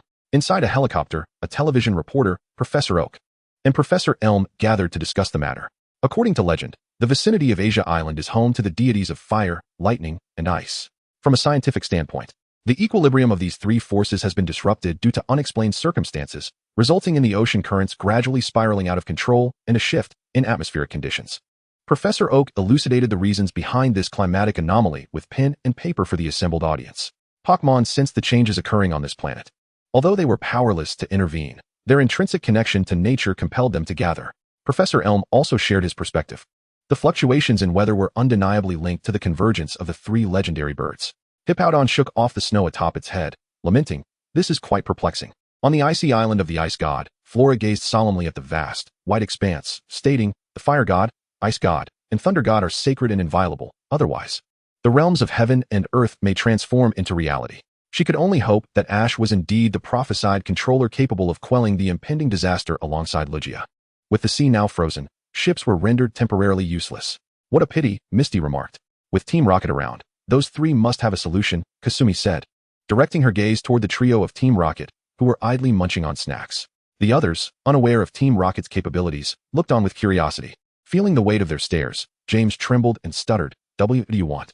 "We aren't up to any mischief today," Meowth, hiding behind Jessie and James, timidly added. "That's right. We're victims too. You can't lay a finger on us." Misty flashed a chilling smile and inquired, "Surely, you 3 do not wish for the world to end, do you?" "What do you mean by world destruction?" Jessie retorted. "Isn't this merely a typical weather phenomenon accompanying the appearance of legendary Pokémon?" Clearly, she did not grasp the seriousness of the situation. The other 2 were similarly oblivious, merely trailing behind Ash and his Pokémon as they set sail. "Unbelievable, you truly are fools. Even if the legendary birds manifest, the weather would not devolve into this chaos," Misty sighed. "Enough of this nonsense. If you do not want to witness the world's demise, you 3 must quickly devise a machine capable of traversing the ice," she commanded. "Run on ice?" Meowth blinked in surprise, then instinctively took a couple of steps forward, saying, "That is quite simple. We just need to modify that boat." In the distant sky, Articuno approached, unleashing beams of freezing light while urging, "The legendary birds are coming this way. Hurry up." In a display of fear, Meowth swiftly leaped onto Misty's boat, exclaiming, "I'm aware. You all should come help." In the sky, the 3 legendary birds were engaged in a fierce battle, with Zapdos holding an elemental advantage, delivering powerful electric strikes to the other 2. Although it appeared that the 3 birds were fighting vigorously, a closer look revealed that they were merely masters of decoration. Their abilities were unleashed in abundance, yet they rarely landed hits. Meanwhile, Ash, having departed from the fortress with Mutwo's assistance, arrived at Zapdos' nest. After acquiring the orb, he sprinted down the island's path towards the sea. As he neared the ocean's surface, he sensed a formidable wave of aura rapidly approaching from beneath the waves. "Is that Lugia?" he wondered. Charizard, Lugia, Ancient Dragonite, Zapdos, Moltres, and Deoxys, come forth. Ash released all the Pokémon he had on hand. Deoxys was merely there to gain experience. The others were the main force. Charizard Mega evolved, and with a flash of white light, the Mega Charizard made a grand entrance. "Everyone, go and stop those 3 birds in the sky." With Ash's current resilience, he could maintain the Mega evolutions of not just 2 Pokémon, but even 6. Hearing Ash's command, his Pokémon launched an assault on the 3 legendary birds. Trained by Ash, they functioned like a well-organized army, understanding how to cooperate and which skills to employ to counter their foes. Although the 3 birds were of high level, they fought like scattered soldiers, quickly finding themselves at a disadvantage against the coordinated onslaught. Chapter 144. The Birth of Lugia, Pokémon. Articuno. Type: Ice Flying. Gender: genderless. Level: Level 2 Deity. Divinity: God of Ice, Kanto. Ability: Pressure. Potential: Level 2 Deity. Skills: Not specified. Ash, holding the instigator of this incident, soon encountered Serena and the others. The god of the sea, Lugia? Flora was astonished to see Ash riding Lugia. He was indeed Lugia, though not the legendary deity of lore. However, the true legendary figure was approaching. To be precise, Lugia had arrived the moment Ash released his Pokémon, likely observing the scene or perhaps still processing the situation. Time was of the essence. Have you obtained the orb from Thunder Island? Ash inquired. Yes, Serena replied, presenting the Thunder Orb to Ash. Lugia's size had increased slightly since being captured, but with Team Rocket's 3 members, they could still squeeze together. In the sky, Pikachu seized the opportunity while Articuno was preoccupied with Charizard, stealthily approaching Articuno's back. With a powerful thunder attack, Pikachu struck, enveloped in electricity. Articuno stiffened and plummeted like a kite severed from its string, just as it was about to hit the ground. The paralysis effect faded, allowing Articuno to soar back into the fray. In contrast, the battlefield of the other 2 foolish birds was considerably less strenuous. As the lightning bird and the flame bird had previously been captured, their inner strength absorbed to nearly half, and were being suppressed by Mutwo and the others. Suddenly, a spiraling current surged into the sky, and the divine Lugia materialized at the center of the 3 battlefields. Pokémon, Lugia. Type, Psychic Flying. Gender, genderless. Level, Level 1 Deity. Divine Role, God of Currents, Ocean. Ability, Pressure. Potential, Level 1 Deity. Moves, omitted. Upon the appearance of Lugia, the 3 foolish birds seemed to respond to an unseen summons, disregarding Pikachu and the others, and unleash their signature moves upon the newly emerged deity. In the face of the fiery blasts, electric discharges, and freezing beams, Lugia flapped its wings, conjuring a circular shield composed of a cyclone that effortlessly deflected all 3 attacks. After a brief emergence from the water, Lugia veered downwards toward the ocean's surface. The 3 foolish birds followed closely behind, as if driven by a vendetta against Lugia. Pikachu and the others, witnessing this scene, found themselves at a loss as to whom to assist. The battlefield had been clearly divided, yet with Lugia's arrival, all 3 targets had converged. Lugia retracted the blue scales from its back and crashed through the icy surface, plunging into the ocean and stirring the waters to form another water tornado, which it then propelled upward toward the flame bird. However, before it could reach the flame bird, the ice bird unleashed a freezing beam that encased the entire water tornado in ice, forcing Lugia to shatter the ice and emerge anew. Once more, the 3 foolish birds turned their attacks toward Lugia. On Asia Island, at the altar, King Dodo pointed toward the altar behind Ash, indicating the treasure lay there. I understand. Ash nodded, hastily making his way to the altar and placing the 3 orbs into their corresponding positions. Just as he completed this task, Lugia, accompanied by the 3 foolish birds, soared toward him. Ash activated his aura shield and called to Lugia, Lugia, you should assist as well. Upon hearing this, Lugia pivoted and chased after the 3 foolish birds. The 3 orbs erupted in a dazzling display of light. Although a thin layer of ice coated several stone pillars of the altar, the inscriptions on the altar's surface emanated a gentle green glow. Flora, the orbs are in place. It is now your turn to sound the flute and soothe the 3 legendary birds, calming the chaos. Ash turned to Flora. All right. Flora took out the spiral flute and began to play the melody performed during the festival. As the notes filled the air, a spectrum of colors radiated from Lugia, transforming the somber sky into a brilliant gold. In the heavens, the 3 foolish birds, still entangled in their conflict, gradually regained their senses. As the dark clouds began to dissipate, allowing the sun's radiant light to filter through the gaps, casting its warmth upon the earth, the distant tornado over the ocean slowly unraveled. A gentle green current surged from the altar's center, spreading rapidly outward. Once the 3 legendary birds had completely regained their composure, they took flight into the sky, channeling Lugia's divine power to reconstruct balance and counteract the chaos wrought during their frenzied state. Lugia, the deity, soared gracefully to the altar, bending down to communicate with Ash through telepathy. Esteemed controller, I am grateful for your assistance. I have sensed several familiar auras emanating from you. I have encountered Mew and met Ho-Oh. The familiar auras you speak of must pertain to them. By the way, Lugia, you possess the power to easily suppress the 3 deities. Why do you refrain from retaliating? The authority of the divine beings is conferred by this planet. The 3 legendary birds bear the responsibility of maintaining the stability of this region and assisting me in calming the turbulent waters. They have merely lost their reason temporarily due to provocation, leading to the uncontrollable surges of the ocean currents. The might of divine authority is formidable, and the interaction of these 2 unique powers can significantly impact the world. To prevent this situation from spiraling out of control, I cannot invoke my own authority to suppress them. Once their anger subsides, I will need to use my own power to restore order, which requires sufficient energy to maintain. You are an exceptional controller, and your Pokémon's strength is not far removed from theirs, having drained much of their stamina in battle with you. Lugia elucidated. Controller, I sense that you are blessed by that forest. I require your assistance. Are you referring to the power of eternity? How can I assist you?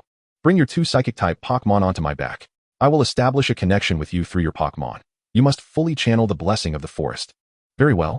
Ash climbed onto Lugia's back with Kirachi and Gardevoir. Lugia flapped its majestic wings and flew towards the three legendary birds. Upon reaching the center of their chaotic gathering, it instructed Ash to summon Mutwo, Lugia, and Deoxys. Once they were all assembled, Lugia harnessed the power of the psychic type and linked Ash's Pokémon together, forming a radiant circle. Ash and Kirachi, channeling the power of eternity, were placed at the center, flanking each other. Together with Lugia, 5 psychic-type Pokémon united their energies, infusing Kirachi with a surge of psychic power. The true eye on Kirachi's abdomen gradually opened, and as it fully awakened, it emitted a powerful wave of psychic energy. A beam of light as bright as day shot forth from the true eye towards Ash, enhancing his power of eternity, which radiated across the entire world. Those illuminated by this emanating power found their wounds slowly healing, and the areas affected by the battle gradually restored. Ding! Congratulations, host. The power of eternity has advanced to a higher level. Ding! Congratulations, host. The power of eternity has ascended. Ding! Congratulations, host. You have received divine enhancement. The power of eternity has transformed into the power of nature. Currently at the novice level. Power of nature. It enables communication with Pokémon, allows the summoning of natural energies to heal all living beings, including humans, and can enhance the potential of Pokémon, with the extent of enhancement depending on the amount of natural power summoned by the host. It can also permanently boost the strength of Pokémon. Chapter 145, The Benefits of Timely Delivery. Ding! Detected that the host's Pokémon, Kirachi, has received divine enhancement. The true eye has transformed into the psychic eye, and the wish of destruction has transformed into the wish of psychic energy. The eye of psychic power, it possesses the ability to absorb the energy of all psychic moves for personal use, with its capacity expanding as one's strength increases. Under the illumination of the eye of psychic power, the potency of allies' moves is amplified. The wish of psychic power, by gathering sufficient psychic energy, it can unleash infinite possibilities. Note, after utilizing this skill, Jirachi will enter a state of slumber, the duration of which depends on the amount of psychic energy released. Ash heard the sound of the system's upgrade and hurriedly inquired, Jirachi, how are you? Do you sense anything amiss? Jirachi circled around Ash twice, cheerfully replying, No, Jirachi feels warm and comfortable. And look, Ash, the eye on my belly can open now. Ash reached out to pat Jirachi's head, relieved that all was well. Controller, thank you for your assistance. The world is swiftly recovering thanks to you. This is my gratitude to you. The deity Lugia emitted a blue light that entered Ash's body. Ding! Congratulations, host. You have received the blessing of the god of ocean currents, Lugia, and obtained the title of Son of the Ocean. Title, Son of the Ocean. Effect, significantly enhances affinity for water, ice, and flying-type Pokémon. Increases the probability of encountering legendary creatures of these 3 types by 5, under the protection of the ocean. One can ignore oceanic pressure, breathe freely underwater, and, if necessary, harness the power of ocean currents. Note, this title can merge with other ocean-related titles. The effects of the fusion are unknown. Compared to the title of the Chosen One, the title of Son of the Ocean is decidedly more practical. Ash contemplated that if he were ever in dire straits, he could rely on this ability to catch deep-sea wild Pokémon and sustain himself. After bestowing his blessing upon Ash, Lugia did not cease there. It gazed at the Lugia that Ash had captured, hesitated for a moment, and condensed a silver feather, inserting it into Lugia's body. Young successor, you possess the potential to become an exceptional master. Your future is boundless. Should you ever defeat me, I shall grant you the prosperous authority of this planet, declared the deity Lugia. However, Ash's Lugia shook its head after accepting the silver feather. While the divine position was enticing, it yearned for freedom after joining Ash. To bear a divine title meant fulfilling obligations, and it was not foolish. As the deity Lugia pondered in frustration, the 2 legendary birds, Moltres and Zapdos, flew over. Brave Aura Hero, thank you for extending your hand. This is our token of gratitude. They too emulated Lugia, channeling their power into the 2 birds Ash had captured. When it came to Articuno, it condensed an ice blue feather and spoke. Brave Aura Hero, among my kin, there is an excellent successor on Twin Island. This is my token of trust. I believe it will achieve greater heights by your side. Understood, I will visit Twin Island. The power of the oak's strength advanced into the power of nature, and Jirachi, along with Lugia and the 2 birds, also experienced elevation, now gaining additional legendary Pokémon intelligence. What a splendid windfall. Ash had not initially intended to take advantage. Yet this opportunity fell directly into his lap. The original work indeed depicts a foolish character who has missed numerous opportunities. However, one cannot solely blame this character. The real fault lies with the writer, whose intellect seems to falter. This time, he has encountered the true Divine Beast rather than merely a member of the Divine Beast clan. Little does Ash know that his ride on the deity Lugia was witnessed not only by his mother, who arrived just in time, but also made headlines, with his other legendary Pokémon making appearances on screen as well. In the Johto region, at the secret base of Team Rocket, Saki observed the television broadcast featuring Mutuo. It turned out that this little rascal had managed to capture Mutuo. Zinbird. He commanded, I want all information on Ash from Pallet Town, including his Pokémon. Moreover, ensure that Musashi and her 2 incompetent companions keep a close watch. As soon as this kid arrives in the Johto region, I want immediate reports on his whereabouts. Understood. After Zinbird departed, Saki pressed a button on his chair, causing a concealed screen to descend from the ceiling. The display revealed a laboratory petri dish, which contained a brand new Mutuo. Unlike the previous version, this new Mutuo was free from any restraints. Following the last incident of Mutuo going berserk, Saki had ordered the laboratory to cultivate a fresh Mutuo while altering the previous suppression method. Instead, he opted to implant fabricated memories based on his own experiences with Pokémon. This means that Saki could command this new Mutuo in battle, though its recently implanted memories were still unstable and required time for calibration.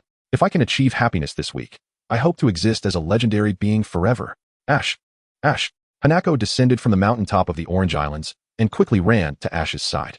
Mom, I saw everything just now. Why would you engage in such dangerous activities? Hanako questioned, hands on her hips, visibly upset. Well, that was actually Serena. Ash stammered, struggling to articulate a coherent response, ultimately casting a desperate glance towards Serena for assistance. Serena? Hanako paused, her gaze sharpening as she recognized Ash's designated daughter-in-law. Hello, Auntie. Serena greeted shyly. She had come to the Orange Islands for a vacation, without informing either Ash's mother or her own, cleverly using the pretext of seeking out Karina for studies to sneak away. Ash, too, had cunningly omitted mention of this during their phone conversations. Serena, when did you arrive here? Does your mother know about this? As expected, upon the presence of a potential daughter-in-law, Hanako conveniently forgot about her own son, instead peppering Serena with questions. Ash, you sly one. You've hidden 2 Pokémon from me that I've hardly seen before. Professor Oak expressed a gleam of curiosity as he regarded Ash's Deoxys and Karaki. Professor, this is Deoxys, a mythical Pokémon from outer space, and this one is Karaki. You must have come across related literature, Ash explained. Ash could only helplessly confide in Professor Oak. A Pokémon from the cosmos? That must possess immense research value. But isn't Jirachi supposed to be in slumber? I recall that comet won't pass by Earth for nearly another 2 years. Although Jirachi is a legendary Pokémon from the Hoenn region, there are indeed numerous related documents within Professor Oak's research facility. No, Jirachi does not need to sleep. The ethereal voice of Jirachi resonated within everyone's hearts. That is the gaze of a scholar in pursuit of knowledge. Jirachi, would you be willing to assist me in some research? In response to Professor Oak's inquiry, Jirachi entrusted the decision to Ash. Ash, should I cooperate? The changes in Jirachi indeed warranted a renewed understanding. Otherwise, he would dare not utilize it. Chapter 146, Citrus Island. After the events on the Asian islands settled, Ash and his companions set sail once more. These 3 orbs are quite precious, each costing 2 million points, and Ash, for the moment, found himself incapable of affording them. Furthermore, because Hanako knew that Serena had sneaked out, she contacted Serena's mother that very evening. After departing from Asian Island, Ash and the others headed towards Citrus Island. In the following days, as they passed by Sweet Orange Island, they witnessed the remarkable sight of a mass evolution of Magikarp. Misty also overcame her fear of Gyarados and captured one. While resting on an unnamed island, they encountered Team Rocket, who had inadvertently inhaled the paralysis powder of a Venusaur. While assisting them in searching for a luminous seaweed, Misty captured a tadpole. At last, they arrived at Citrus Island. Ash gazed at the island in the distance. The very venue for the Orange League tournament. Have we finally arrived? Misty inquired nervously, glancing towards Citrus Island. Ash had procured information regarding the strongest chief trainer of the Orange League for her, which she had studied several times. The greatest challenge lay with the Dragonite. Misty, the Orange League Victory Challenge Cup is a 6-on-6 battle. Are you certain about the Pokémon you will use? Ash asked. I believe I have a rough idea. Misty replied with a hint of uncertainty. At that moment, a swift shadow suddenly appeared not far from their vessel, moving with such speed that it stirred up a gale, splitting the waves in 2. What Pokémon is that? It's so fast, Serena exclaimed. That is a Dragonite of the semi-elite tier, if I am not mistaken. It must belong to the chief trainer of the Orange Archipelago. To be honest, Ash was quite surprised. He hadn't expected this Dragonite to be so weak, merely at the semi-elite level and seemingly freshly promoted. After this brief interlude, the group quickly disembarked. Upon reaching the island, they headed straight for the Citrus Stadium. After Misty completed the registration, the staff informed her that the competition would take place the following morning at 10 a.m. That must be the statue of Dragonite, Serena remarked, gazing at the statue in front of the registration area. Although she had seen Ash's ancient Dragonite, she had yet to behold one of normal stature. Indeed, Selena, do you wish to nurture a Dragonite as well? Ash inquired. Perhaps not, Selena replied. The 2 Pokémon eggs I purchased on Orange Island have yet to hatch. and I can hardly manage more Pokémon. My mother is preoccupied with raising a Rhydon and will not assist me in caring for them. Selena held modest aspirations for Pokémon, and with her current roster of 5, adding her local starter would bring her total to 6, ample for comprehensive battles. She truly had no idea where to accommodate any additional Pokémon. Well, we can discuss it later. Rest assured, whatever you desire, I can procure, Ash asserted confidently. He already possessed 2 ordinary Dragonites, which, although not fully evolved, were nearing that point. Should he require a Dratini egg, he could easily acquire one through the League or the system. Under the guidance of the registration personnel, Ash and his companions arrived at the Citrus Coliseum, reminiscent of an ancient Roman amphitheater, and subsequently made their way to the Hall of Champions. Statues of Dragonite were ubiquitous throughout Orange Island, with 2 serving as stone sentinels at the entrance of the Hall of Champions. These statues, along with handprints, honored the esteemed trainers and Pokémon who triumphed in past champion cups. Within the Coliseum, the chief trainer, Yuzu, awaited an opponent capable of challenging him alongside his Dragonite. I've spotted them. A rare Dragonite. The trio from Team Rocket exclaimed from the audience stands. Who are you? Yuzu inquired. Since you have asked so earnestly, we shall graciously enlighten you. To prevent the world from destruction, to uphold peace, and to embody love and truth with malevolence. We are the charmingly nefarious Team Rocket. Jesse. James. We traverse the galaxy, and a bright tomorrow awaits us. That's right, Meow. Upon reciting their lines, the trio embraced, overcome with emotion, for it was the first time in a long while they had completed their speech. If you wish to challenge me, please complete the necessary formalities, Yuzu coolly responded. What we desire is not a challenge. Our singular hope is to seize the Dragonite. If we acquire the Dragonite, promotions and raises will follow. Surrender quietly. Go, Arbok. Let's go, Weezing. As they released their Pokeballs, an ominous sound echoed through the arena. Dragonite, unleash Hyper Beam. Boom. What an irritating sensation. Chapter 147. The Duel at Citrus Coliseum, 1, the following day, at 10 a.m. However, Ash surmised that the absence of a ticket requirement for the match at Citrus Coliseum had drawn the island's inhabitants to the excitement. The announcer proclaimed, Welcome to the Citrus Coliseum, where we greet the arrival of new challengers. The fervor and excitement within the arena are palpable as we present Yuzu, the strongest chief trainer of the Orange League, and his formidable challenger, Misty. Will she be able to showcase her powerful Pokémon and earn a place in the Hall of Champions? Xiao Yuan cast a glance at Xiao Xia and extended his hand, saying, Miss Xiao Xia, let us engage in a match today that leaves no room for regret. Mr. Xiao Yuan, I look forward to your guidance. Xiao Xia replied, briefly shaking his hand before letting go. The rules of the battle dictated a format of 6 versus 6, wherein each side's Pokémon would switch battlefields once 3 of their Pokémon were unable to continue.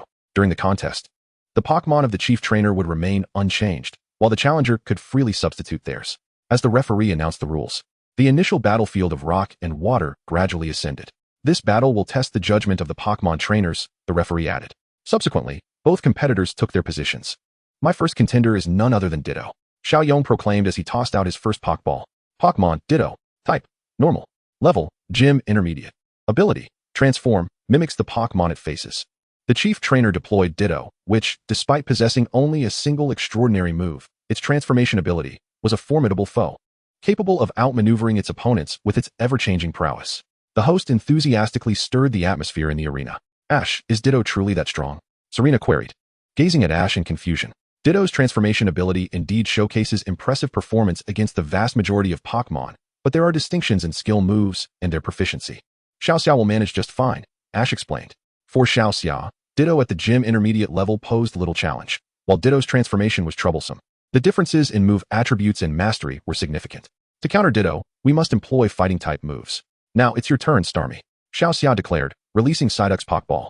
Psyduck could learn several fighting-type moves, giving it a distinct advantage over Ditto compared to her other Pokémon. You can do it, Xiao Xia, Serena cheered. Ditto, transform. Xiao Yuan commanded, and Ditto morphed into the likeness of Psyduck. Yet, despite the visual similarity, Ditto could not replicate Psyduck's wise gaze. Starmie, use Aura Sphere. Xiao Xia had no intention of prolonging the battle, prompting Psyduck to unleash a fighting-type ultimate move right from the start. With a determined look, Psyduck inhaled deeply and charged forward with unyielding resolve, delivering a powerful punch. Ditto was struck squarely, tumbling 2.5 times before sustaining several abrasions.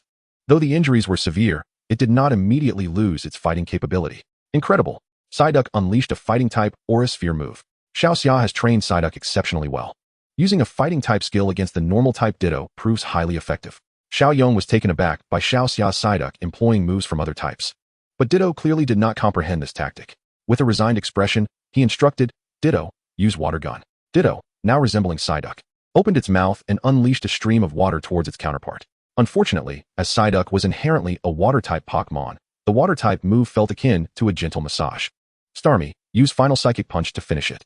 Hearing the command, Psyduck's wise eyes glimmered with a blue light, and then its psychic energy coalesced at its forehead, launching forward to collide with the head of Ditto.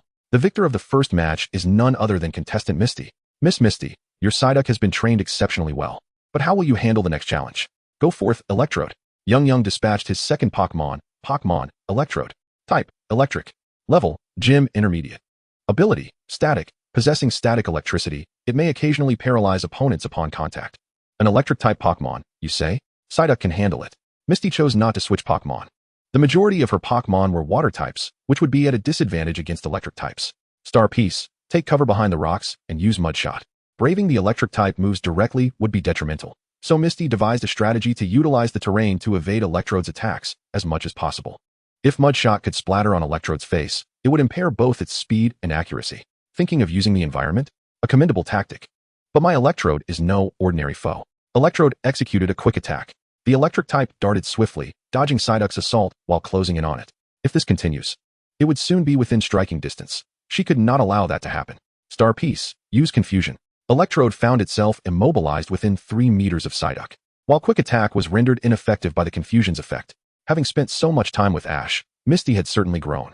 Psyduck's command of psychic moves was largely learned from Ash's Gardevoir, whose psychic prowess had reached an extraordinary level. Though Psyduck had not yet attained such mastery, it was certainly not a target for Electrode. The poor Electrode was flung like a ragdoll by Psyduck's psychic force against the rocky pillars of the arena. Attempting to cheat only resulted in self-harm, and it emerged more injured than before. Electrode is unable to battle. The referee raised the flag and announced, "Remarkable. Contestant Misty Psyduck achieved a 1-2 victory. One wonders what Pokémon Yung will deploy next. Your Pokémon possesses formidable strength. Yet I am curious how you will respond to this type. Go Gengar. Pokémon, Gengar. Type, Ghost Poison. Level, Gym Advanced. Ability, Curse Body when attacked. It may sometimes cause the opponent's move to become confused. Switching to a Ghost type this time? However, my Psyduck will not be defeated." Misty remained confident in her Psyduck. After all, it had already achieved a 1-2 victory, and psychic moves held an advantage over Gengar as well. Gengar unleashed a Hypnosis Beam. Ascending into the air, Gengar fixed its gaze on Psyduck, whose wise eyes suddenly became vacant, its hands clutching its head as Gengar's move evidently took a significant toll. Star Piece. Quickly use Psychic Noise. Psyduck opened its mouth and emitted a peculiar sound wave in retaliation.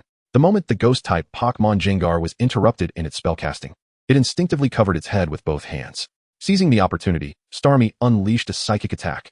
In a daring gambit, Gengar used Destiny Bond. The psychic strike from the Duck God took Gengar away, yet Gengar fulfilled its mission by forcibly dragging the Duck God along with it. What a thrilling duel. Xiao managed to compel Gengar to utilize its Destiny Bond move, resulting in a 1-for-1 exchange with Xiaoxia's Psyduck. Chapter 148, The Duel at the Citrus Arena, 2. It is truly unfortunate that Gengar resorted to such a move, Xiao Jian lamented. He speculated that Gengar recognized the formidable strength of Psyduck, thus resorting to Destiny Bond out of necessity. Nevertheless, Xiaoxia had already gained quite an advantage by taking down 3 of Xiaoyang's Pokémon, if Xiao Zhi recalled correctly. Among the 3 remaining Pokémon of Xiaoyang, aside from the final Dragonite, there were also a Onyx and a Venusaur. It goes without saying that Onyx would be an easy target for Xiaoxia, while Venusaur would pose a significant challenge due to its advantageous type. As Xiaoyang's 3 Pokémon lost the ability to battle, the announcer announced a 15-minute intermission before the next match, which would take place in a desert arena. Xiaoxi gave Xiaoxia a thumbs up, praising her impressive performance. "Xiaoxia, you were incredible. One Psyduck defeated 3 of your opponent's Pokémon," exclaimed Serena in admiration. The ensuing battle would be a tough one, as Xiaoyang still had his ace, Dragonite, yet to be deployed. Xiao Jian reminded. "Dragonite, huh? It should be no problem. I have faith that my Milotic will prevail," Xiaoxia asserted confidently. Xiaoyang's Dragonite was at the level of a beginner champion, while her Milotic had already reached the advanced level of a champion, giving her a clear advantage in levels, and her proficiency in Ice-type moves was exceptionally high. "My next Pokémon is this one," Xiaoyang declared as he unleashed his challenger. "Wow, our top trainer Xiaoyang sends out Onyx. Pokémon, Onyx, type, Rock Ground. Level, Gym Intermediate. Ability, Sturdy. It withstands hits that would normally knock it out, rendering one-hit knockout moves ineffective. Alright, my Pokémon is this one. Come forth, Gyarados." Xiaoxia summoned the Gyarados she had captured on Sweet Citrus Island. This Gyarados had been captured at the Gym Advanced level, boasting the hidden ability, Overconfidence. "Still a water type, huh?"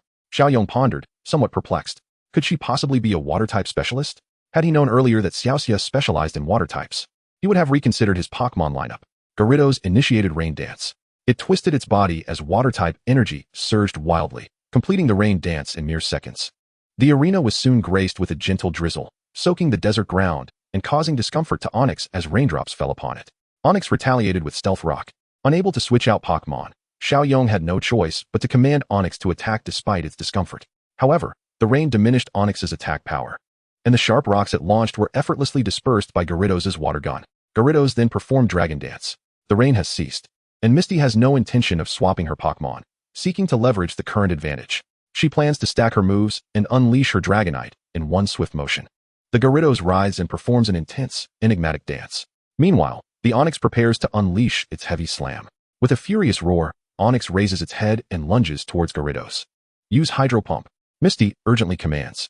The assault from Onyx is fierce, yet the wet terrain of the desert hinders its already sluggish speed.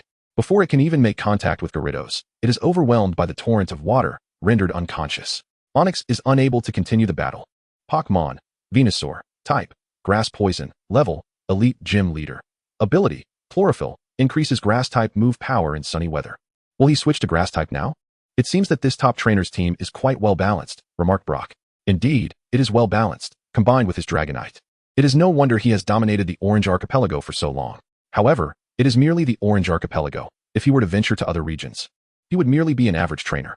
Ash felt a twinge of pity for this young trainer. Despite possessing advantages that others lack, he remains confined to this small locale, reluctant to explore beyond its borders. The ocean offers abundant resources, yet the Orange Archipelago is small, and its resources are relatively limited. The levels of trainers vary greatly.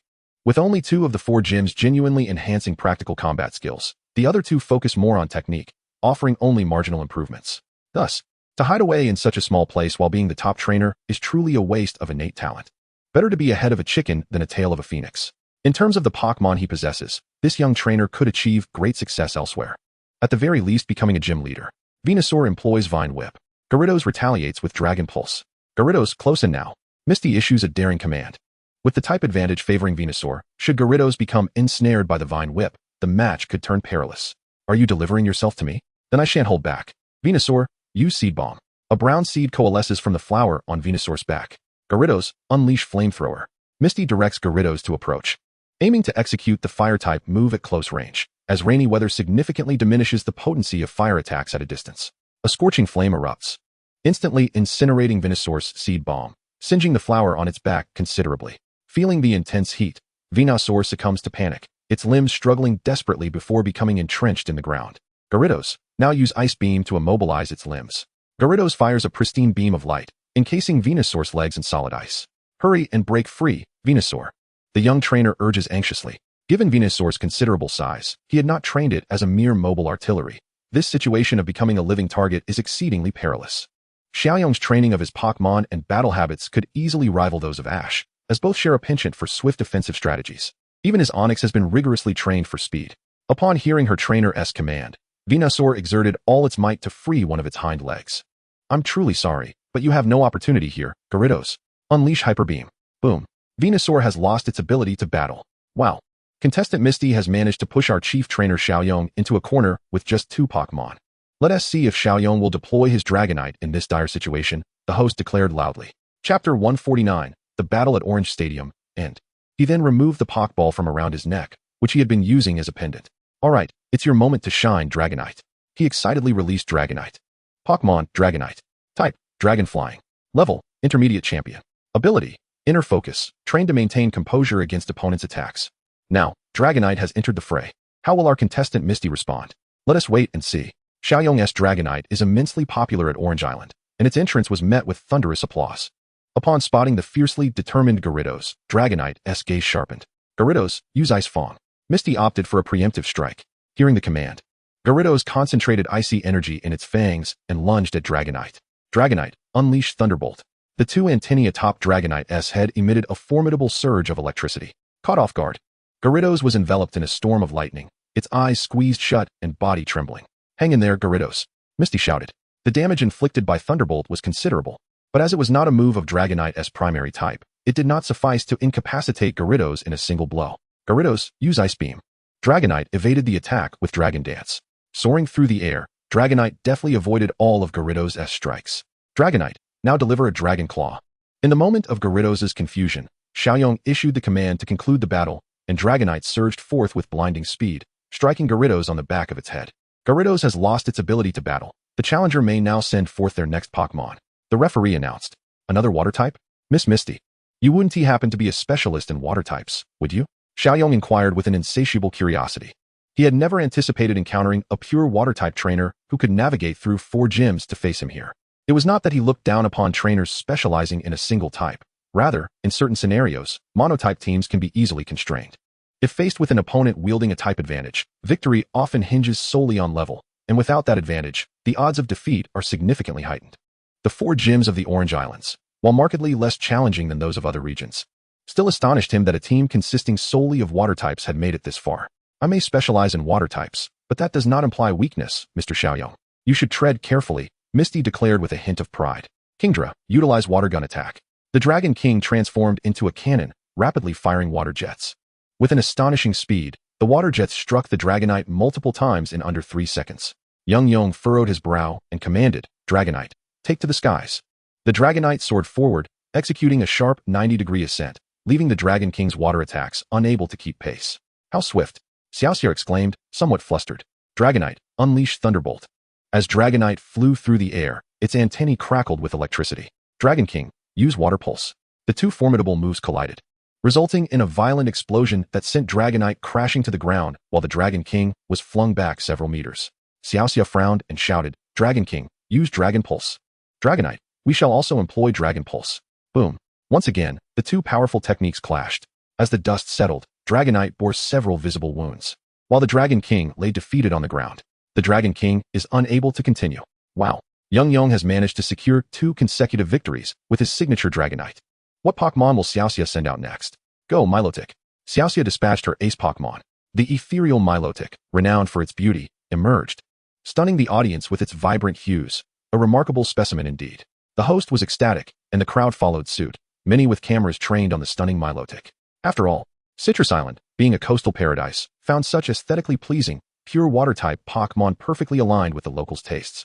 Milotic, use Sing. In this water-type duel, Xiaoxia exhibited remarkable proficiency. Milotic emitted a captivating melody that enchanted the crowd, though to Dragonite's ears, it sounded like mere noise, causing a considerable discomfort. Next came the Ice Wind. Milotic unleashed a chilling gust that significantly hampered Dragonite's speed. Dragonite retaliated with Thunder Punch, with a determined gaze. Its plump right hand shimmered with electric energy as it propelled itself at breakneck speed toward Milotic. Milotic, use Ice Beam. The Ice Beam struck Dragonite squarely on the head, interrupting its attack. Finally, Milotic unleashed Water Tail. With its tail enveloped in fierce water currents, it swiftly twisted its body, delivering a powerful blow to Dragonite. Smack! Dragonite fell, unable to continue the battle. As a result, Xiaoxia emerged victorious. The referee raised the green flag, signifying Xiaoxia's triumph. She had defeated the chief trainer, Young Yong, and earned her place in the Hall of Champions. Xiaoxia accepted the Orange League Winner's Trophy from Young Yong's hands. Chapter 150, Kona. After Xiaoxia's triumph in the Orange League Victory Cup, Ash and his companions did not hasten to depart from the Orange Islands. The reason was clear. Ash intended to visit Twin Island in hopes of capturing the elusive Articuno. Today, they arrived at an island known as Little Orange. Finally reaching the shore, Xiaoxia could not resist stretching her limbs, having feared they would spend the entire day at sea. They had set sail from Citrus Island and had spent a considerable portion of the day aboard, leading to a sense of aesthetic fatigue. After a brief tidying up, they made their way to the Pokémon Center on the island. This island appeared quite large and bustling, prompting Ash to suggest whether they should linger for a couple of days to compensate for their previous disappointments on Guiron Island. Xiaojian, seeing the proposal, had no choice but to agree, for the majority's opinion held sway, and he could hardly contend with Ash and the others. Moreover, he was eager to observe Articuno up close, and Twin Island presented an excellent opportunity he did not wish to forfeit. Before long, they arrived at the Pokémon Center of Little Orange Island. Gazing at the throngs of people blocking the entrance, Shalina wondered aloud why the Pokémon Center was so crowded. Perhaps there is a special event, Ash speculated. I'll go find someone to inquire. No need to search, Ash. Look, Xiaoxia seems to have discovered something significant. It turned out to be a public battle promotional poster featuring Kanna, the Ice-type Elite 4 member, and Dodrio, the Flying-type Elite 4 member. Upon closer inspection, Ash realized that Kanna was set to accept a challenge from Dodrio on a nearby island. By the way, How many times has Dodrio challenged for the championship title now? Ash mused, struggling to recall the number of times Kanna had thwarted him. The mighty Dragonite, weak against Ice-type moves, had been thoroughly bested by Kanna. The two elite trainers from the Kanto region converging in the Orange Islands is truly astonishing. Xiao Jian remarked. Ash, didn't you mention having a good relationship with several elite members? Could you possibly procure an autograph from Master Kanna for me? Xiaoxia gazed at Ash with eager eyes. An autograph? Perhaps we should wait until we locate Kanna, Ash replied, acknowledging that Kanna was Xiaoxia's idol. However, the Pokémon Center was densely packed, and no one knew the whereabouts of Kanna or Dodrio, with nearly 2 days remaining until the public battle. Ash, you actually know Master Kanna? Xiao Jian remarked in surprise. Astonished by Ash's extensive network, he had anticipated Ash's connection to Professor Oak, but never imagined he would also be acquainted with the regional elite members. Truly, he was the youngest doctor in the academic realm. Ash knows not just the elite members from Kanto, but has connections with those from other regions as well. Even the champions, Shalina added with a touch of pride. How impressive. Hey, isn't this Ash, my younger brother? After all this time in the Orange Islands, you haven't even greeted your sister. Do you harbor disdain for me? A cultured and alluring voice floated from behind them. The speaker was a woman of ample grace. Sister Kona, you cannot blame me. The whereabouts of you esteemed elite trainers are as elusive as phantoms. Although the Orange Archipelago is your territory, I had no inkling of your presence on that island. Ash lamented. He truly had no knowledge of Kona being in the Orange Islands, especially since not long ago. The Elite Four from Kanto had ventured off to capture Team Rocket, the outcome of which remained unknown to him. Even upon seeing the promotional posters, he was left utterly bewildered. Never mind, considering the significant assistance you provided recently, I shall let you off this time. Due to that pesky dojo, the inns, hotels, and even the Pokémon centers on the island are completely booked, so you, Ash, have no valid reason to decline my invitation. Kona decided to invite Ash to her villa on Little Orange Island. The affairs of the Asia Islands were merely a side note. The true calamity was quelled by Lugia. Come now, I witnessed the entire affair. Your luck is remarkable, Ash, capturing not only 2 legendary birds, but also Lugia itself. However, I must warn you. The matter of that artificial Pokémon has been broadcasted live, and Team Rocket could discover your whereabouts at any moment, Kona cautioned. During their previous raid on Team Rocket's base, they had stumbled upon numerous records regarding Mutuo's research. Later, Dojuo mentioned that Mutuo had escaped, and the Kanto League didn't pursue the matter further, simply advising to keep an eye on the situation. Rest assured, Sister Kona. It won't be so simple for Team Rocket to deal with me, Ash replied, showcasing a string of Master Balls in his hand. Kona remarked, how reckless. With that collection of Master Balls, even if Saki himself were to confront you, he'd likely face 2 serious beatings. By the way, Sister Kona, how was that matter with the collector handled by the League? Ash inquired about the fate of the individual responsible for the chaos involving the legendary birds. Previously, after resolving the situation, he had handed that individual over to Professor Oak, who would ensure he faced justice under Miss Junch's scrutiny. After that, Ash had not kept track of the incident. This individual had forcibly captured wild Pokémon before, and according to the Junsha family's investigation, his crimes warranted a 200-year sentence. With all his assets confiscated, connections he had with poaching gangs across various regions were thoroughly cleansed, and it is likely that his life in prison is rather grim. All poachers are aware that it was his actions that provoked the legendary Pokémon's appearance, leading to their capture. And Junch's team had humanely confined these individuals in a single room. Upon hearing this, Ash couldn't help but nod with a smile. I see. That is quite satisfactory. Sister Kona, it has been a while. Serena greeted playfully. Is that you, Serena? Indeed, it has been a long time. I never imagined you've blossomed into such a lovely young lady. So, are you on your honeymoon with Ash? Kona teased. Due to her association with Ash, Serena had become quite familiar to numerous elite trainers and champions. Kona, along with the likes of Cabbage from Sinnoh and Kalo's champion Diantha, shared a closer bond with Serena. Serena's cheeks flushed at Kona's remark, and she shyly clarified, No. Ash merely invited me for a vacation. It's just a trip. Greetings, Master Kina. My name is Xiaoxia. May I kindly request your autograph? I am one of your admirers. With a hint of nervousness, I bowed respectfully to Kina and extended my trembling hands, offering a paper and pen. Kina graciously accepted the items and inscribed his name. He then turned to Ash and inquired, Xiaoxia, are you also a companion of Ash on his journey? Oh, what a fortunate young lady you are to travel with Ash. I trust you have learned a great deal of new things. Were it not for my position as a champion and the considerable age difference between Ash and myself, I would have relished the opportunity to travel alongside him. The allure of a top-tier customized energy cube is simply irresistible. Coupled with Ash's premier training regimen, I feel as though I could secure a string of regional championships within a year. Chapter 151. The challenge indeed. The skills Ash acquired from the system are unparalleled. His proficiency in crafting energy cubes surpasses all contemporary breeders, and who better to attest to the flavor of these cubes than the illustrious Liaozi Dream? Ash's extensive knowledge of Pokémon is truly remarkable. My Milotic was nurtured under his guidance, as were Psyduck and several other Pokémon. Master Kinna, are you preparing for your annual lecture? Xiao Jin inquired. Every year on Orange Island, Kinna conducts a lecture, focusing on the cultivation of water and ice-type Pokémon, accompanied by a public exhibition match. This event has become an annual staple since Kinna ascended to the rank of regional champion, and it is a certainty that it will attract public attention. As for the other champions, aside from the overworked Dodo, the rest are rather elusive. Spotting them is akin to finding a needle in a haystack. The lecture is scheduled for tomorrow, and it was initially intended to be postponed due to Dodo's attendance. I had planned to treat tomorrow's exhibition match as a warm-up, but as you are aware, the trainers on the Orange Islands possess varying levels of skill. Yet, your presence has sparked an idea. Kinna fixed his gaze on Ash, a triumphant smile gracing his face. Before Kinna could articulate his thoughts, Ash interjected. But I do not wish to participate. Perhaps it would be best for you to seek someone else, Kinna. A mere exhibition match of 11 Pokémon won't take much time. I haven't brought my other Pokémon, so maybe we should just let it go? Oh, not to worry. Your Pikachu and Gardevoir are quite formidable, aren't they your mainstays?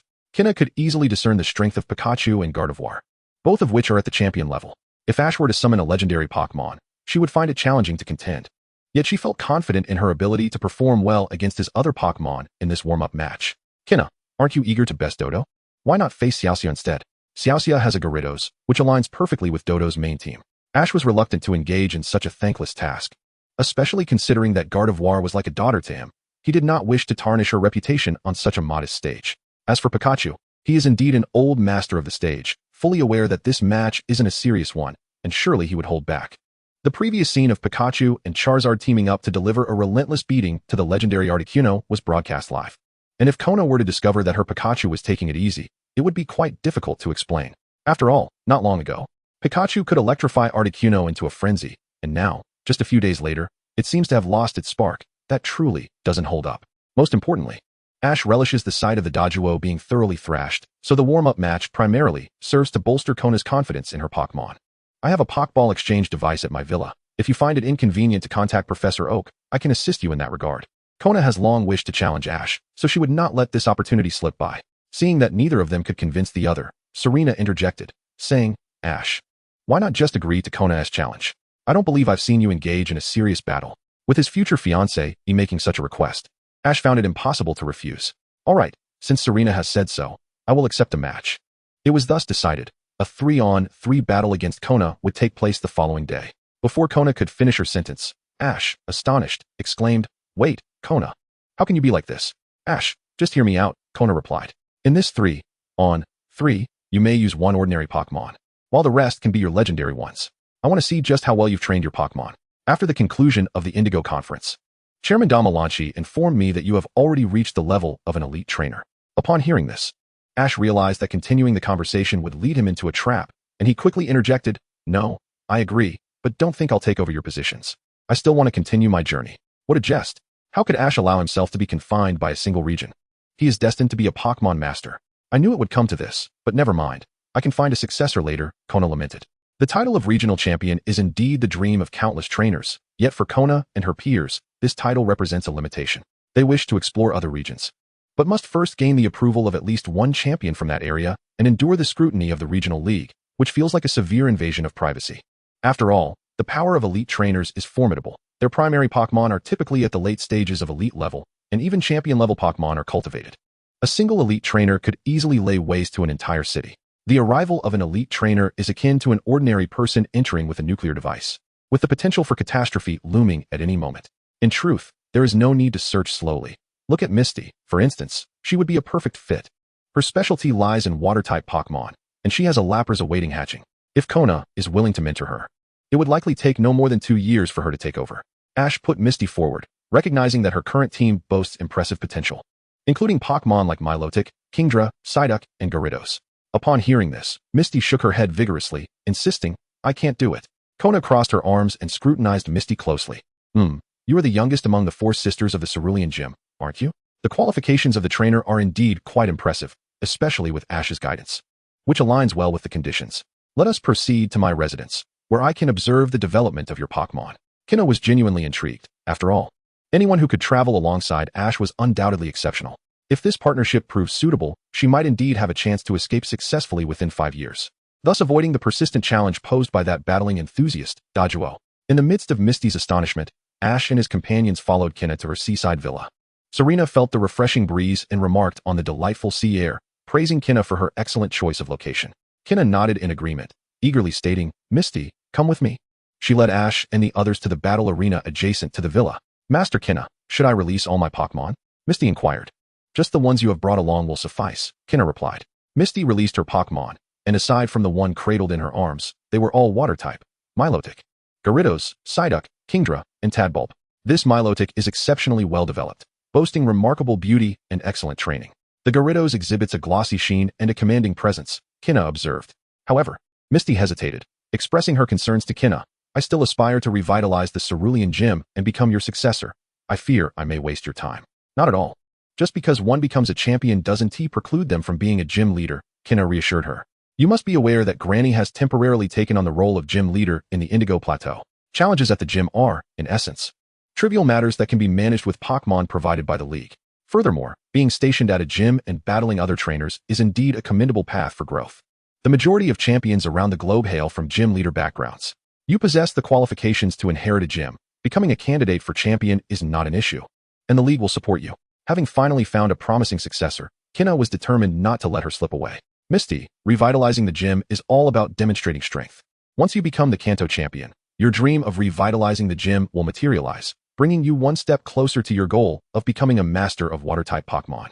Would it not?" Ash encouraged. He harbored his own ambitions. If Team Rocket could elevate their own to the position of gym leader, why couldn't he support his allies in ascending to the champion's throne? He was no less capable than Giovanni. If Giovanni could achieve it, surely he could surpass him. In a moment of serendipity, Misty found herself agreeing.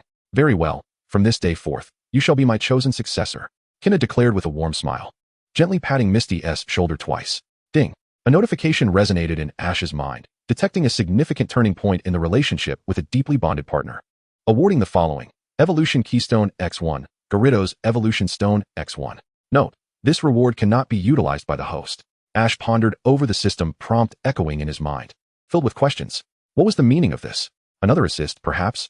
"Master Kinna, I will strive to do my best," Xiaojia declared earnestly. "From now on, you may simply call me sister, as the title of master is somewhat off-putting to me." "Oh, Sister Kinna," she continued. Kinna glanced at the time. It was still early. "Let me assess your commanding skills. Are we battling?" Xiaojia inquired hesitantly. "Not quite," Kinna replied. "This is merely a simple test, which will aid me in formulating your training regimen. Rest assured, I am not like that muscle-bound fellow, Shiba. My training sessions are quite relaxed." Soon, the two stood on opposite sides of the battlefield. "Clawitzer, I entrust you with this task. Pokémon, Clawitzer, type, water ice, gender, male, level, advanced champion, ability, torrent. If using a multi-hit move, it always strikes the maximum number of times. Potential, advanced champion, moves, supersonic, water gun, spike cannon, aurora beam, ice beam, iron defense, since this was a test."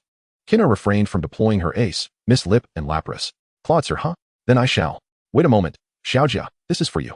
Just as Xiaojia pondered which Pokémon to send out, Ash handed her a set of Mega Stones. "What is this?" Xiaojia asked, gazing at Ash with confusion. She had seen Keystone before, but what was this Mega Stone? "This is the Mega Stone for Gyarados. You might want to give it a try to see if your bond with Gyarados is strong enough to trigger its evolution." Xiaojia hesitated for a moment, but upon seeing Ash's sincere expression, she slowly nodded and said, "All right, I will give it my best shot." Wow, Ash truly is remarkable, effortlessly gifting Mega Evolution sets. Kinna observed with envy. The items related to Mega Evolution had skyrocketed in value, and she too yearned for a set, though regrettably, her team did not include the necessary Pokémon. "If you need them, Sister Kinna, just let me know. I can try to procure a set for you, but it may come with a slight cost," Ash said with a cheerful grin. Upon hearing this, Kinna's eyes sparkled. "Ash, does this mean you have thoroughly researched the Mega Evolution system? What water or ice-type Pokémon are capable of it? Please, enlighten me so I can consider training one." "Actually, sister, your Shelter can Mega Evolve. As for others, the ones I have currently discovered that can Mega Evolve include Blastoise, Gyarados, Swampert, Sharpedo, Glaceon, and Abomasnow, which might suit you. Of course, it is also possible that other Pokémon can Mega Evolve as well. The research on Mega Evolution is not yet complete. There are likely many other Pokémon capable of it. However, we need to find the corresponding Mega Stones. If I discover any suitable ones in the future, I will definitely inform you at the earliest opportunity. Moreover, Mega Stones can be used for personal benefit or as thoughtful gifts." Chapter 153, Sparring. "Shelter, huh? That seems like a splendid choice. Ash, please assist me in keeping an eye out for Mega Stones. Kinna only had a rudimentary understanding of Mega Evolution. But since Ash mentioned Shelter could evolve, she had no doubt about its authenticity. This information served as a newfound goal for her.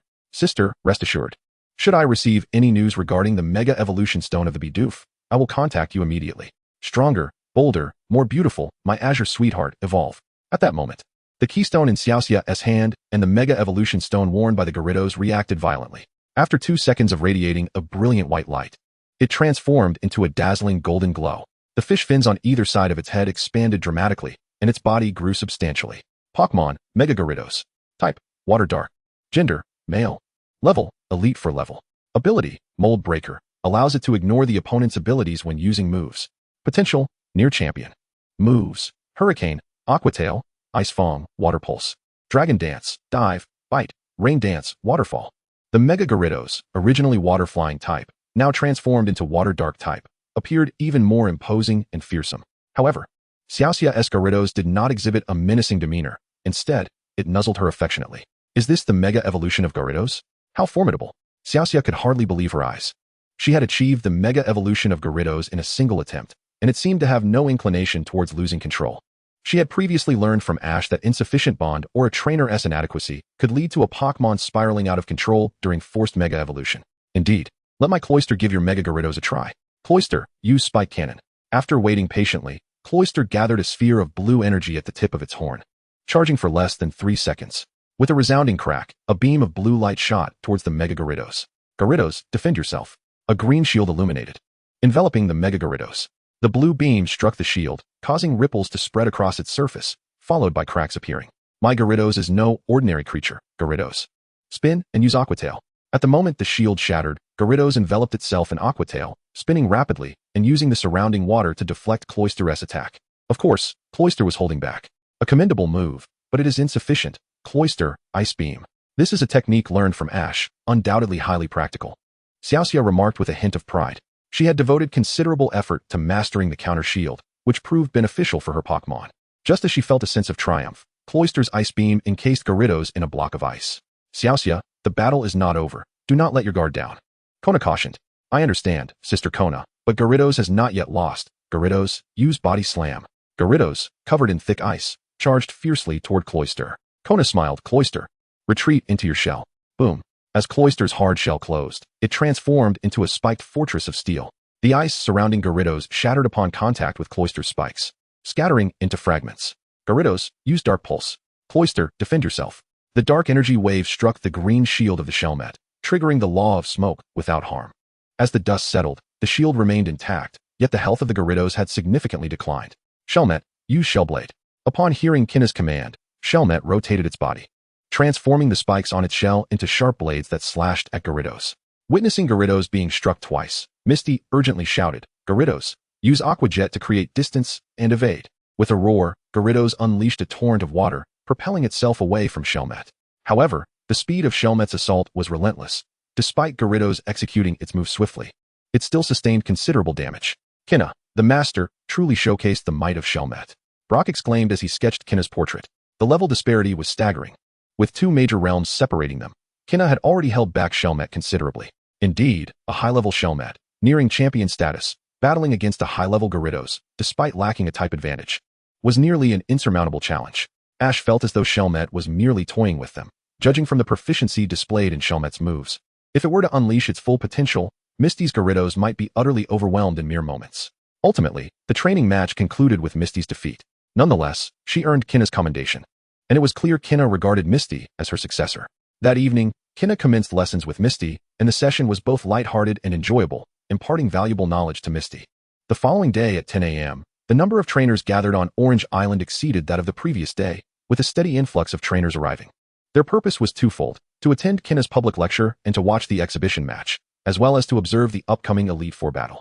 Kinna truly has a high popularity. There are so many people, Serena remarked. Ash explained, there's no champion in the Kanto region. Each of the 4 Elite Four possesses the potential to become champion, yet due to the type advantages among their favored Pokémon, none have ascended to the champion's throne. Over time, their popularity has grown.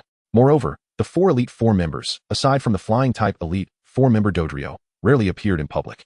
Even Granny Yukari, after taking over the Tokiwa Gym, seldom revealed her whereabouts. Ash felt that Dodrio's upcoming challenge would be his last attempt to claim the Kanto championship. If he were to face defeat yet again, he would pivot to become the champion of the Johto region, eagerly awaiting the merger of Kanto and Johto, ultimately securing his place as champion. Ultimately, Kinna, Shiba, and Granny Yukari had little desire for the title of champion. They knew that Dodrio lacked the capability to surpass them and would inevitably falter against Kinna. The rules of the league dictate that in order to become a regional champion, one must triumph over the 4 Elite Four in an open challenge. Without this accomplishment, even a winning team cannot claim the title of champion. The legitimacy of the title is paramount, and the league would not acquiesce otherwise. Are you truly intending to contest the throne of the champion against the Elite Four, Ash? Questioned Xiaojin, perplexed. I have no desire for such glory. If I had wished for it, I would have invited the Dodrio to challenge the Elite Four during my victory at the Indigo Conference, Ash replied. The champions of the league competition are granted a singular opportunity to directly challenge the 4 regional elite, engaging in a formal battle. A comprehensive confrontation ensues, and should one emerge victorious, they become a candidate for the elite title, subsequently facing off against other candidates until a champion is determined.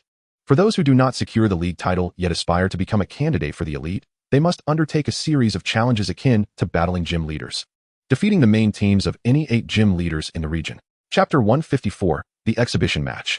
The proceedings of Konoha's speech were swift, concluding in less than an hour. It is understandable, as Konoha is not a research scholar. Her discussion on the cultivation and considerations surrounding water-type and ice-type Pokémon was straightforward, encompassing simple yet profoundly practical content. Ash positioned Pikachu, Shinado, and Kirichi beside Serena, cloaked in a black robe that concealed his identity, employing psychic abilities to diminish others' perception of him as he approached the battlefield. The intent of Pikachu and his companions was unmistakable, particularly with Shinado and Kirichi by his side. Ash feared that, with these 2 Pokémon, he would be besieged by a throng of trainers eager to challenge him before he even departed the Orange Archipelago. Next, the exhibition match between the Ice Queen of the Kanto Elite Four, Miss Konoha, and the enigmatic figure in the black robe, was set to commence. Konoha had swiftly secured a referee to officiate the contest. This exhibition would follow a 3-on-3 format, with the first side to win 2 out of 3 matches declared the victor. Neither party was permitted to substitute their Pokémon. Once the referee delineated the rules, Konoha promptly sent forth her Pokémon. I entrust the first match to you, Cloyster, and for the opponent, I choose you, Venusaur. Ash selected the Venusaur he had just traded for that morning. However, to conceal the presence of the Mega Stone and his true identity, he had already allowed the Bulbasaur to evolve into its standard Venusaur form. Observing the Mega Evolution Stone adorning Venusaur's back, Konoha mused, truly, the most promising Pokémon scholar in academia possesses substantial resources. This marked the 5th Mega Evolution Stone she had noted in Ash's possession, 2 belonging to Shinado, 1 to Charizard, 1 bestowed to Gyarados, and now this one. Konoha felt a pang of envy.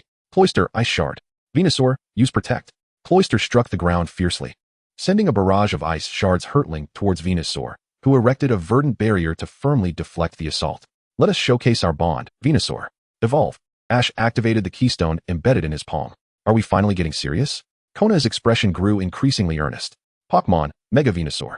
Type, Grass Poison. Gender, male. Level, Intermediate Champion. Characteristic, thick fat. Due to being protected by a thick layer of fat, damage from fire and ice type moves is halved. Venusaur, use Toxic. When Ash sent Venusaur into battle, he had no intention of a swift victory. In fact, he was prepared for defeat from the outset. His sole aim was to irritate Konoha, who had forced him into a triple battle. Those who play tactics can be quite devious. Shelmet, use Spikes. Engaging in poison tactics, Konoha did not mind sacrificing a Shelmet. Her true objective lay in Ash's 2 remaining Pokémon, legendary creatures she had yet to confront, which she found rather exciting. I will not let you dominate the battlefield effortlessly, Venusaur, Sunny Day. Ash had plenty of strategies to eliminate the spikes, and the quickest and most effective was, of course, Solar Beam. Once the Solar Beam was unleashed, the spikes would be easily resolved. After all, Shelmet was already poisoned, and with the thick fat ability, Venusaur could not be easily knocked out in one hit. Shelmet, use Blizzard. Shelmet summoned a fierce blizzard directed at Venusaur, who crouched down, intending to endure the attack. The advanced Shelmet skill had a vast area of effect, causing a significant drop in temperature across nearly half of Orange Islands, leaving many trainers in short sleeves and shorts shivering in the stands. However, Serena and her companions, accompanied by Shinado and Giratina, felt no chill, as the cold air was nullified by their psychic powers. The blizzard was uncomfortable for Venusaur, but the poisoned Shelmet was also suffering. If both Pokémon displayed their health bars, it would be evident that Shelmet's health was dwindling at a much faster rate than Venusaur's. Venusaur, use Giga Drain. At Ash's command, Venusaur extended several vines towards Shelmet. Shelmet, spin your shell blade, and do not let it succeed easily. Top trainers possess a remarkable ability to learn useful, self-created moves. Kona, having observed Misty's Gyarados using Counter Shield just yesterday, grasped the principle behind it. Essentially, by harnessing the power of rotation, one could transition between offensive and defensive states. Shelmet slightly retracted its shells, its spikes moving in tandem, and with its shell blades spinning flawlessly. It effortlessly swatted away the vines extended by Venusaur. The rotating Shelmet breached the defenses with ease and collided headfirst with Venusaur. Bang! Venusaur was dazed by the hard shell of Shelmet, nearly losing consciousness and the ability to fight. Seeing this, Ash decided to endure and quickly commanded, Venusaur, jump and use Solar Beam towards the ground. With the sunny weather enhancing its power, Solar Beam required minimal time to gather energy. In just a few seconds, Venusaur leaped into the air and unleashed a blast in the direction of Shelmet. Boom. Following the blast, Shelmet did not lose its fighting capability, but the spikes it had laid down were completely obliterated by the Solar Beam. Quite impressive, Kona remarked. Mediocre, yet Venusaur is an extraordinary plant. The ultimate absorption failed, and the toxic defense could no longer be relied upon. Ash had no choice but to fight with all his might. Cloyster unleashed an ice beam to resolve the situation. A multitude of vines clashed against the freezing ray. Both formidable moves were evenly matched, but ultimately, the ice beam proved superior, piercing through the vine barricade and striking Venusaur. Venusaur lost its fighting capability, marking Miss Kona's victory in the first match, announced the referee loudly. Ash had anticipated this defeat and remained undeterred. For the second round, I shall summon her, Lickilicky. This time, Kona unleashed her first ace Pokémon, Lickilicky. Type, Ice Psychic. Gender, female. Level, Champion Intermediate. Potential, Champion. Skills, Hail Mimic. Psychic, Fake Tears, Ice Punch, Psychic Force, Black Glare, Song of Ruin, Blizzard, Ice Beam, Shadow Clone. An Ice Psychic Lickilicky, indeed a formidable contender worthy of the Ice-type master. Ash marveled. Chapter 155, Doduo. Observing Kona's Lickilicky's attributes, Ash formulated a strategy. Very well, it shall be you, Moltres. With a resounding cry, Moltres entered the arena, causing the ambient temperature to soar. The blizzard stirred up by Cloyster had left onlookers shivering, but now they were drenched in sweat. After all, that item could elevate a Pokémon below level 1 to the next tier, once amassed in sufficient quantity. It would maximize resources when fed to Pokémon that had reached their limits. Ah, Moltres. The type advantage presents a challenge, yet my Lickilicky shall not be easily vanquished. Lickilicky unleashed the Song of Ruin. Kona wasted no time with a powerful move. How brazen. Moltres, use Flame Charge for a swift resolution. Ash was taken aback. Lickiliky's level surpassed that of his Moltres, and Kona resorted to such underhanded tactics. It felt quite unfair. Enveloped in flames, Moltres charged toward the melodious Lickilicky. After a single strike, Fortune smiled upon Moltres, inflicting a burn upon Lickilicky. However, this came at a cost, as Moltres sustained some damage. Lickilicky retaliated with an ice beam aimed at Moltres' left wing. Lickiliky's casting speed was astonishing. Moltres barely had time to react before crashing to the ground. Utilize Psychic. Moltres fought back, overheating.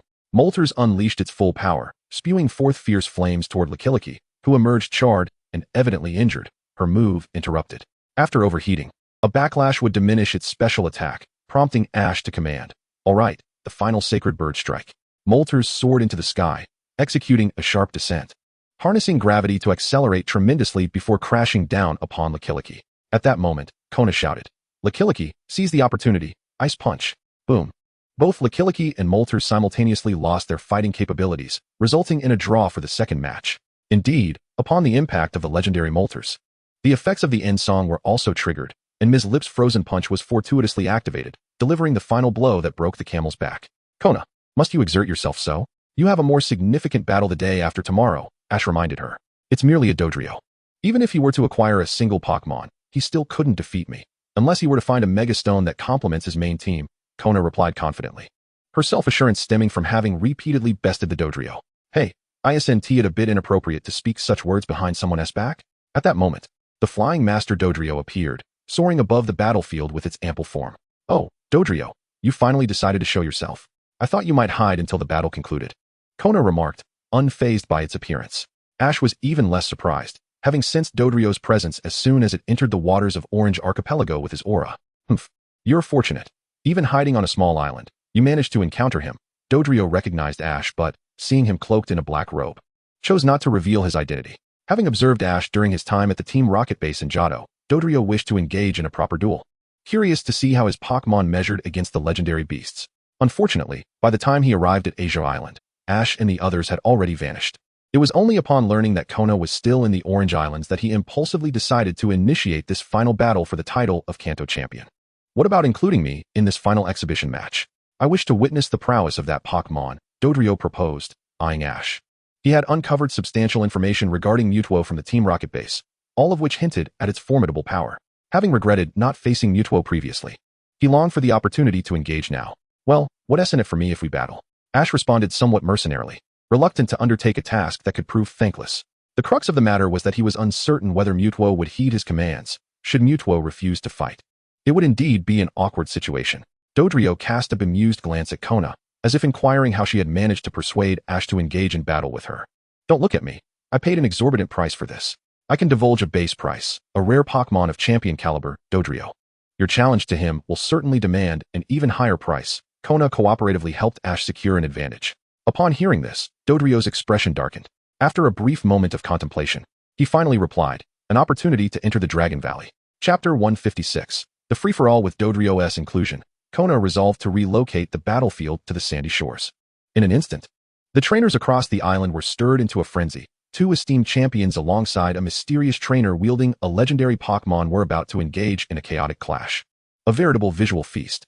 Soon, the trio found themselves on the beach. Dragonite, I leave the rest to you. The Dodo was quite concerned about not having had the chance to battle Mewtwo, so it immediately unleashed its trump card Pokémon, Dragonite. Type, Dragon Flying. Gender, male. Level, Champion High. Ability, Multi-Scale. Qualification, Semi-Divine. Skills, Roost, Extreme Speed. Lapras, the final battle is entrusted to you. Konoha also summoned her ace. Pokémon, Lapras. Type, Water Ice.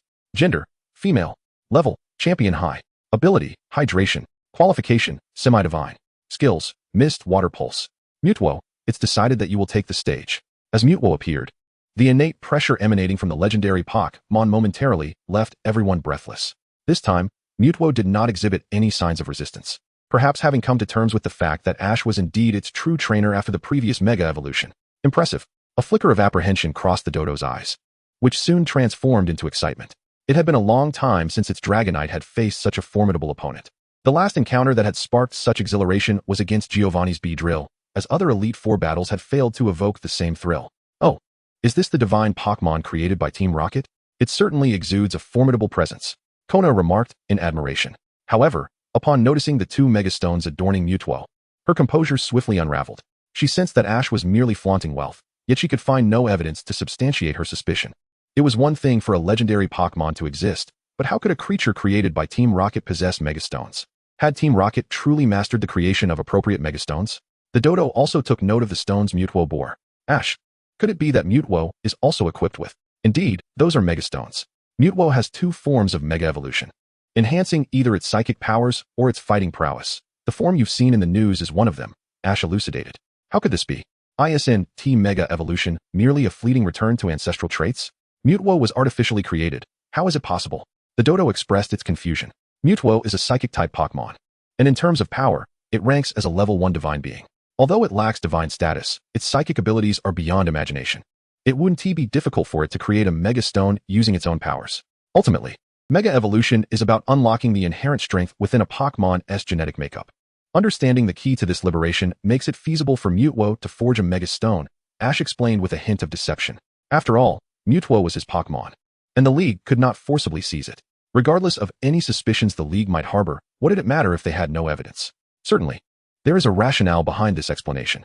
The Mega Evolution Stones are readily accessible through stable channels, often acquired via the system's lottery.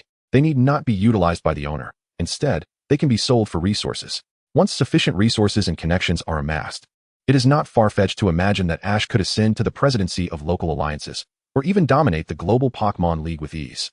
In that scenario, Ash would reign as the undisputed king of this world. Thus, it becomes clear why Ash possesses such an abundance of Mega Evolution Stones. Regardless of whether Dojo believes it, Konoha certainly does. Let me witness the true strength of your Pokémon. Dragonite, unleash Dragon Starfall. Dragonite launched an energy orb into the sky, which detonated at a certain altitude, scattering into over 10 luminous projectiles aimed at Mewtwo and Lapras. Mewtwo countered with Psychic. Lapras, dive into the depths of the sea. Mewtwo coolly raised a hand, creating a shield that seemed almost tangible, effortlessly dissipating Dragonite's assault. Konoha's Lapras expertly submerged into the ocean, evading the brunt of Dragonite's attack. What a formidable psychic-type move. It is indeed worthy of a legendary contender. However, my Dragonite is no ordinary Pokémon.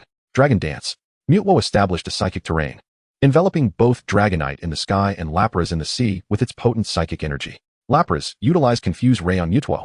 Lapras emerged from the water, its eyes glowing with an eerie light, causing Mutwo to momentarily sway its head in response to the bizarre illumination. Indeed, legendary Pokémon possess remarkable resistance even against moves that counter their types. Mutwo remained unfazed by the Confuse Ray, much to Kona's lack of surprise. Ash chuckled softly, stating, "What is given must also be returned." Mutwo, unleash a powerful psychic attack. Mutwo simultaneously targeted both Dragonite and Lapras with a formidable psychic assault, enhanced by the psychic terrain. The strength of this attack was destined to be substantial. Dragonite plummeted from the skies as if struck by a heavy object, while Lapras shook its head in distress. Dragonite managed to rise, albeit with considerable injury from Mutwo's psychic strike combined with the fall. Mutwo, finish it. Mutwo conjured a blue aura sphere and directed it at Dragonite. Lapras, Ice Beam. At that moment, Lapras emitted a beam of white light, intercepting the aura sphere. Seizing the opportunity, Dragonite propelled itself forward with unprecedented speed, charging at Mutwo. Mutwo evaded the attack effortlessly. Ash remained calm. At this juncture, Mutwo's power had been unlocked to a level nearing that of a second-tier deity, far surpassing both Dragonite and Lapras. Defeat was inconceivable. As Dragonite closed in rapidly, Mutwo merely sidestepped to avoid the collision, then engaged in close combat using the martial arts techniques Ash had taught, a series of powerful punches and kicks. Before long, one of Dragonite's eyes bore the mark of a black bruise from the relentless assault. This sight elicited a wince from Dojuo, who urgently shouted, "Dragonite, create some distance." As the saying goes, one should refrain from striking the face when delivering a blow. Yet, every move from Mutwo aimed directly at Dragonite's visage and its ample belly. It would indeed be strange for Dodrio, the caretaker, not to feel a pang of sympathy. Mutwo grasped its tail, determined not to let it escape. Just as Mutwo seized Dragonite's tail, Kona's voice resonated. "Have you two forgotten my presence? Lapras, unleash Ice Beam with all your might." Ash chuckled and replied, "I haven't forgotten." Mutwo, use Dragonite. Understanding the cue, Mutwo hurled Dragonite to intercept Lapras' assault. With a fourfold weakness to ice and facing an opponent of equal caliber, Dragonite had no chance to resist and was swiftly encased in a solid block of ice. As the ice sculpture plummeted to the ground, fragments scattered around, leaving Dragonite sprawled helplessly like a worm on the earth. "Oh dear, Dodrio, is this where you exit?" Kona feigned shock as he gazed at Dodrio, having claimed a swift victory. TCH. Dodrio's expression darkened. Ice-type moves were most detestable. With Dodrio's departure, the ensuing battle between Mutwo and Lapras stretched on for nearly 5 minutes before concluding, with Mutwo emerging triumphant. The duration of 5 minutes was simply due to the exhibition nature of this battle, a casual display meant for effect rather than a fierce contest. Chapter 157, Dodrio's Withdrawal. Overall, the performance showcased only one great misfortune, that being Dodrio, who had intruded midway and specifically challenged Mutwo. Ash had refrained from unleashing Mutwo's full power, which was a gesture of goodwill, especially since he had procured a ticket to the Dragon Valley. The Dragon Valley is a sacred domain of the Dragon Tamers, filled with Dragon-type Pokémon. Each year, the majority of those who enter are from the Dragon Tamers, with a select few outsiders acquiring tickets through their means. Once inside, as long as luck is not overly unfavorable, one can easily find a Dragon-type Pokémon of considerable quality. For Ash, possessing various special abilities and being adept at crafting top-tier energy cubes, he truly believed that no dragon would resist following him. At Kona's villa, Dodrio inquired eagerly, "Is it true that Mutwo can create Mega Evolution stones?" Having witnessed Mega Evolution, he was keen on whether his own Pokémon could undergo such a transformation. Ash's words had ignited hope for Dragonite's Mega Evolution, and he was not inclined to let this opportunity slip by. "I do have channels to obtain Mega Evolution stones, but whether you believe it is up to you. Just a reminder, both Gyarados and Aerodactyl can Mega Evolve. The more one speaks of such matters, the more suspicion it arouses. It would be wiser to obscure the details. Once the news spreads, it could cultivate an air of mystery." Asking Steven about the stones was indeed a prudent choice. "Dodrio, allow me to ask you something. Has there been any progress regarding the merger of the Kanto and Johto regions? Has the league come to an agreement?" "Not yet, but perhaps the merger will accelerate due to Team Rocket's involvement." Dodrio's face flushed, as if his secret had been uncovered, hastily responding, "How could that be? I would never be that sort of person. Regional champions must still be selected according to league standards." "Hehe, Dojuo, you truly possess a remarkable knack for strategy. Nevertheless, since you aspire to be the champion, I shall grant you that title. I have already secured a successor in Xiaoxia. Kina is now solely focused on retirement. The overtime tasks can be left to Dojuo, for he is nothing short of a workaholic." Dojuo appeared momentarily bewildered, unsure of the implications of my words. How could it be that, at such an advanced age, Granny Josie has yet to retire, while you, Kinna, have found a successor and plan to take your leave. However, Dajuo still hoped to leverage Granny Josie's status. Kinna regarded him with an expression of incredulity and remarked, "Please, Granny Josie simply cannot find a successor. Otherwise, do you think she would still be working at her age?" Indeed, Granny Josie had initially favored Aju from the Shallow Red Dojo. But who could have predicted that Aju was a spy for Team Rocket? Thus, that opportunity fell through. Among the 4 heavenly kings of the Kanto region, only Dajuo was industrious. The other 3 were in a state of neglect. Well then, your chosen successor wouldn't be Ash, would it? Dajuo inquired. Never mind. I shall visit the Pokémon Center. My Dragonite has sustained some injuries. Dajuo wished to depart without another moment's delay, fearing that further conversation might sway his resolve to pursue the championship. After Dajuo left, Kinna smiled and asked Ash, how do you intend to thank your sister for the ticket to Dragon Valley? Well, I suppose I could procure a usable Megastone for you as soon as possible? Ash tentatively suggested. The ticket to Dragon Valley was indeed thanks to Kinna's assistance. Otherwise, with Dajuo's resources, he would have been fortunate to receive just a few ordinary evolution stones or items. I'm not in a rush for the Megastone, Ash. As a Pokémon professor, you must have knowledge of Ice-type Pokémon from other regions, right? Kinna was not a workaholic like Dajuo. She had fewer opportunities to battle, and obtaining a Mega Evolution was a bonus rather than a necessity. However, acquiring Ice-type Pokémon was something she greatly desired, and the more, the better. Unfortunately, due to her status as a regional champion, the information on Pokémon from other regions was often withheld, leaving her quite troubled about the matter. I don't know much about Ice-type Pokémon either. In the Alola region, there's the Ice-type Vulpix, which evolves into Ninetales and becomes an Ice Fairy. In the Galar region, there's the Ice-type Frosmoth, Ash explained, retrieving his specialized Pokédex to share the Ice-type Pokémon data with Kinna. The moment Kinna beheld the image of the Ice Ninetales, she was utterly captivated. Ash recognized that if Kinna truly decided to train an Ice Ninetales, it would undoubtedly leave Dajuo feeling quite disheartened. After spending another night, Ash and his companions decided not to linger and witness Kinna's battle against Dajuo. The outcome of that confrontation was so predictable that Ash knew Dajuo would surely return defeated. Thus, early the next morning, they set sail towards the Twin Islands. As Ash had anticipated, Kinna and Dajuo's battle reached its climax in the final round, where Dragonite faced off against Lapras. Unfortunately, Dragonite was just a step short and found itself frozen solid by Lapras's Ice Beam. Dragonite is not lacking in strength. It merely succumbed to the disadvantage of type matchups. This is no longer the dodo that fell into the hands of the formidable Kinna. Ash remarked, I never expected the dodo to possess such tenacity. Serena expressed her surprise at the dodo's indomitable spirit, battling repeatedly despite its defeats. Chapter 158. The Frozen Bird of Twin Islands. After departing from Orange Islands, Ash and his companions encountered a group of poachers pursuing a flock of Lapras, which included Ash's own Lapras. After dealing with the poachers, Ash decided to allow Lapras to reconnect with its parents rather than release it into the wild. Before long, they arrived at the Twin Islands, where a towering mountain loomed, and the descendant mentioned by the legendary frozen bird resided in the snowy peaks. Serena, it's quite frigid on that mountain. You all should wait on the ship.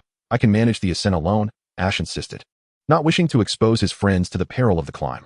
The descendant worthy of the frozen bird's praise would undoubtedly possess formidable strength. Divine beings uphold their dignity, and to tame them, one must rely on power. The risk of triggering an avalanche during battle made it imperative to keep them safe. All right, Ash, but please be careful, Serena urged.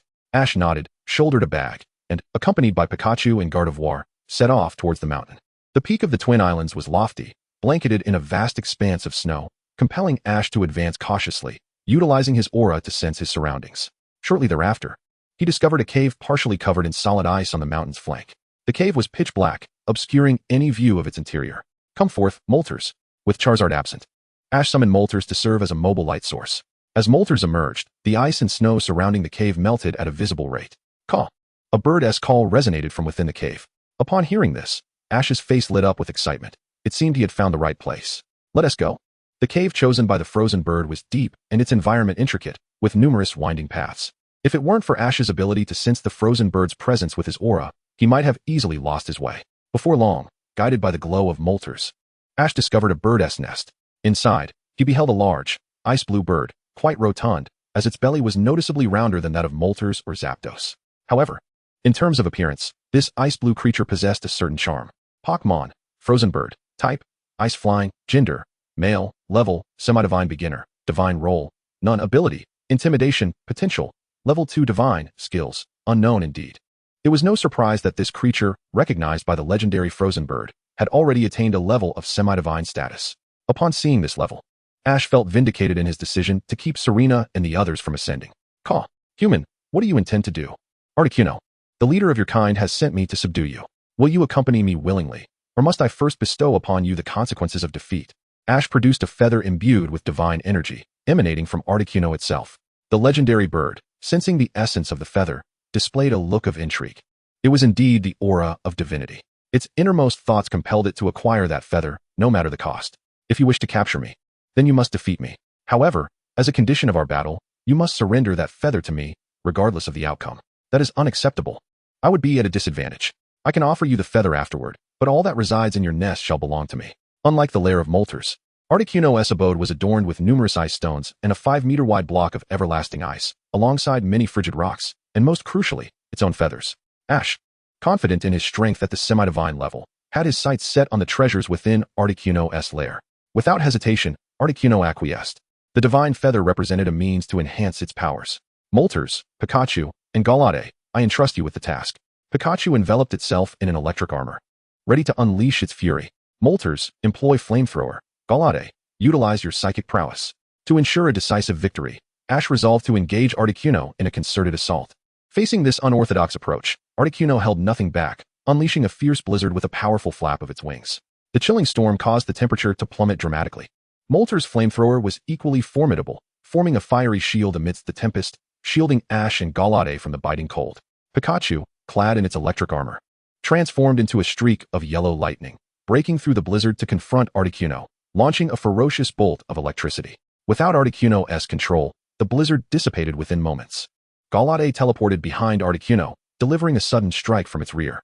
Staggered by the surprise attack, Articuno shook its head and swiftly turned to retaliate with a peck attack. However, Pikachu and Moltres seized the opportunity presented by Articuno's turn, unleashing their signature moves. The electric and fiery assault struck Articuno's abdomen, singeing its blue-white feathers to a charred black. Seizing the moment while Articuno cried out, Gallade delivered a fiery punch to its face. The impact caused Articuno to reel. Momentarily dazed, but it did not succumb to incapacitation. Shaking off the blow, it spread its wings and aimed for the side cave opening, intent on escape. Trying to flee? Not on my watch. Ash would not allow his prize to slip away. He summoned his psychic abilities to soar ahead in pursuit. Observing this, Pikachu and Gallade landed on Moltres' back and followed suit. Chapter 159, Hatching and Ambitions. Upon emerging from the cave, Articuno did not choose to flee outright. Instead, it plotted to ambush Ash. Crouching at the cave entrance, it prepared to unleash an ice beam. However, Ash, endowed with the unreasonable power of aura, rendered Articuno's ambush utterly futile. Ash commanded the Moltres to unleash a searing jet of flames towards the direction of the Articuno. Caught off guard, the Articuno was scorched by the sudden burst of fire. Its 3 tufts of deep blue feathers singed to a charred black, leaving the bird in a disheveled state. Seizing the opportunity, Ash issued another command. Shaman, use Lunar Dance. Pikachu, unleash Thunderbolt. Moltres, execute your final flame charge. As the trio of Pokémon's attacks struck the Articuno, it plummeted from the sky like a kite severed from its string. Throughout the confrontation, the Articuno sensed Ash's unwavering martial spirit, far surpassing that of the trainers who had previously approached it, whose Pokémon were merely a few champions. Unlike those trainers, Ash wielded a legendary being and a yellow rodent with electric prowess even greater than that of his fiery counterpart, alongside a powerful psychic Pokémon. Upon witnessing the Articuno grounded, Ash swiftly threw a Master Ball to capture it. After successfully securing the majestic creature, he fulfilled his promise by gifting it a feather from the divine Articuno. Subsequently, he scoured the nest, ensuring that only ordinary shards of ice remained before descending the mountain with a sense of satisfaction. Serena, how long do you plan to stay in Pallet Town? Misty inquired curiously. Are you leaving so soon? A tumult of emotions swirled within Misty. She longed to travel with Ash as they had in Kanto. Yet she was reluctant to part ways with Serena. It's all right, Ash reassured. In a maximum of 2 months, we can chat freely through our phones. Serena seemed unfazed, noting that whenever she wished to meet, she could, although her schedule might soon be filled as her teacher, Kaguya, was set to officially arrange her lessons. And Karuna would also guide her whenever possible. That makes sense, Misty agreed. Next time you have free time, I'll visit you in the Kalos region. I heard from Kana that becoming a regional champion can make traveling to other regions quite cumbersome, so I plan to explore other areas whenever I can. Ash, Serena, Misty, come quickly. The Pokémon eggs you bought last time are about to hatch. Young Jin's excited voice echoed from the cabin. Ever since Ash's power of the everlasting oak had evolved into the power of nature, he discovered his ability to harness natural energy to compensate for the deficiencies of the Pokémon eggs. Coupled with the life essence purchased from the system, the 5 eggs swiftly returned to their normal state within a few days. Is it finally time for them to hatch? Serena and Misty had eagerly awaited this day for a long time. The 6 Pokémon eggs were divided, with Ash and Serena each having 2. Ash's being his partners Eevee and Lantern, while Serena's were Sylveon and Cresselia, and Misty's consisted of Wingull and Lapras. Upon entering the cabin, Ash beheld 6 eggs glowing with a radiant white light, the frequency of their illumination increasing with each passing moment. Pikachu, Jirachi, and the 2 shaman focused intently on the 6 eggs on the table. For reasons unknown, Pikachu felt a peculiar sensation of something about to split as it watched the egg of its partner Eevee prepare to hatch. Kira and Selena's Shinado were filled with curiosity, having rarely witnessed the process of Pokémon egg hatching. 2 minutes later, amidst a dazzling flash of white light, a small Eevee adorned with a heart-patterned tail emerged before Ash. The hatching of his partner Eevee seemed to trigger the other Pokémon eggs, which subsequently began to crack open one after another. With its large, watery eyes, the Eevee gazed up at Ash, sniffed his scent, and then leapt into his arms with a joyful bound. Witnessing this scene, Pikachu finally realized what had been on the verge of splitting apart. Indeed, love can be transferred. Lioff Fish carefully observed Ash, confirming that his scent resembled that of its caretaker. Consequently, it affectionately rubbed against Ash's feet, for as a fish, it could not leap high. Pokémon within their shells are not devoid of awareness. On the contrary, they possess a keen sense of the happenings outside, and they can discern who is caring for them. After capturing the 2 Pokémon in their Pokeballs, a prompt resonated in Ash's mind. Ding! Host has captured the rare partner Eevee, earning a reward of 50,000 points and a special evolution stone X1. Ding! Host has captured Lioff Fish, earning a reward of 3,000 points and a mega evolution stone X1. Ash was pleasantly surprised to discover that the evolution stone had an upgraded version. This item seemed particularly suitable for his partner Eevee. Normally, the primary distinction between partner Eevee and a regular Eevee, aside from their appearance, is that partner Eevee cannot evolve. However, once the trainer's bond with partner Eevee reaches a certain level, they can utilize partner moves, of which there are 9 different types depending on the attributes. Yet now it appeared that by equipping this special evolution stone to Eevee, it could select different evolutionary forms based on varying circumstances, which seemed quite intriguing. He contemplated having Pikachu teach Eevee the art of performance, enabling this little creature to conceal the evolution stone and execute a stunning breakthrough evolution in battle. As for the Mega Evolution Stone for the Great White Shark, Ash was struck by inspiration. If the system generously provided him with a corresponding evolution stone for each Mega-Evolved Pokémon he captured, he truly intended to assemble an army of Mega-Evolved Pokémon. After all, when it comes to benefits, it doesn't matter whose wool is sheared. Once obtained, it belongs to him. Most importantly, Ash noticed that his physical prowess had dramatically accelerated since he upgraded to Natural Force, leading him to believe he could stand toe-to-toe with elite-level fighting-type Pokémon. With enhanced physical capabilities, the potential for Mega Evolution, and the utilization of other combat systems, he could endure much more. Furthermore, lacking the restrictions of Pokeballs, if he were to indeed form an army of Mega-Evolved Pokémon, any nefarious organization that dared to approach would find themselves facing a formidable force, ensuring they would be utterly defeated. Selena, your Fiona is absolutely adorable, Misty exclaimed, gazing enviously at the little blue creature nestled in Selena's arms. Originally, the images in Ash's Pokédex seemed unremarkable, yet when a Pokémon truly materializes before one's eyes, it possesses the power to melt the heart. Misty, your Lapras and Wingull are quite impressive. Chapter 160, Return to Pallet Town. A day later, Serena gazed at Pallet Town, which appeared almost unchanged from her summer camp visit, exclaiming, Pallet Town seems just as it was, without much alteration. Is that the town where Professor Oak's lab is located? How thrilling. I can hardly wait to see Professor Oak. I yearn to share all my observations from my travels with him. But would that be too much of a burden on his time? Perhaps I should select just one? She pondered over which of her reports to present to Professor Oak. Actually, your observation reports are quite commendable, and if you wish, the professor will surely take the time to read through them all, Ash reminded her. He had perused many of her reports himself. Aside from the initial few, which were somewhat rudimentary, the rest demonstrated considerable skill. In Ash's estimation, Serena's level was at least that of a level 2 researcher, more than adequate to be a student of Professor Oak. Really? Is that possible? Serena asked, her eyes sparkling with excitement.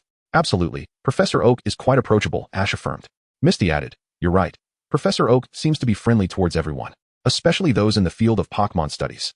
Everyone must be hungry. Let us eat at my house before heading to the professor's lab, Ash suggested, wishing to avoid instant noodles at the lab and the chore of cooking. If memory served him right, Brock should be at his house, competing with the vacuum Pokémon for household chores. Ash eagerly swung open the door. My mom isn't home. Welcoming them was Brock, donned in a caretaker's outfit. Brock, what are you doing here? Misty exclaimed, taken aback. Oh, it's Misty. Brock greeted with a smile. Hello, Brock. This is the gift I prepared for you last time. But I heard from Ash that you stayed at Professor Oak's lab, so. Serena began, But before she could finish, Brock's demeanor shifted dramatically. And he curled up in a corner, the color of his surroundings fading to a dismal gray. What's happened to him? The group stared in astonishment. Brock, what on earth have you been through? Misty pressed, eager to delve deeper. Upon hearing the name Oak, Brock repeatedly muttered, please, don't say it anymore. It was evident he had suffered yet another heartbreak, and quite profoundly at that. Misty surmised. Heartbroken? What does that mean?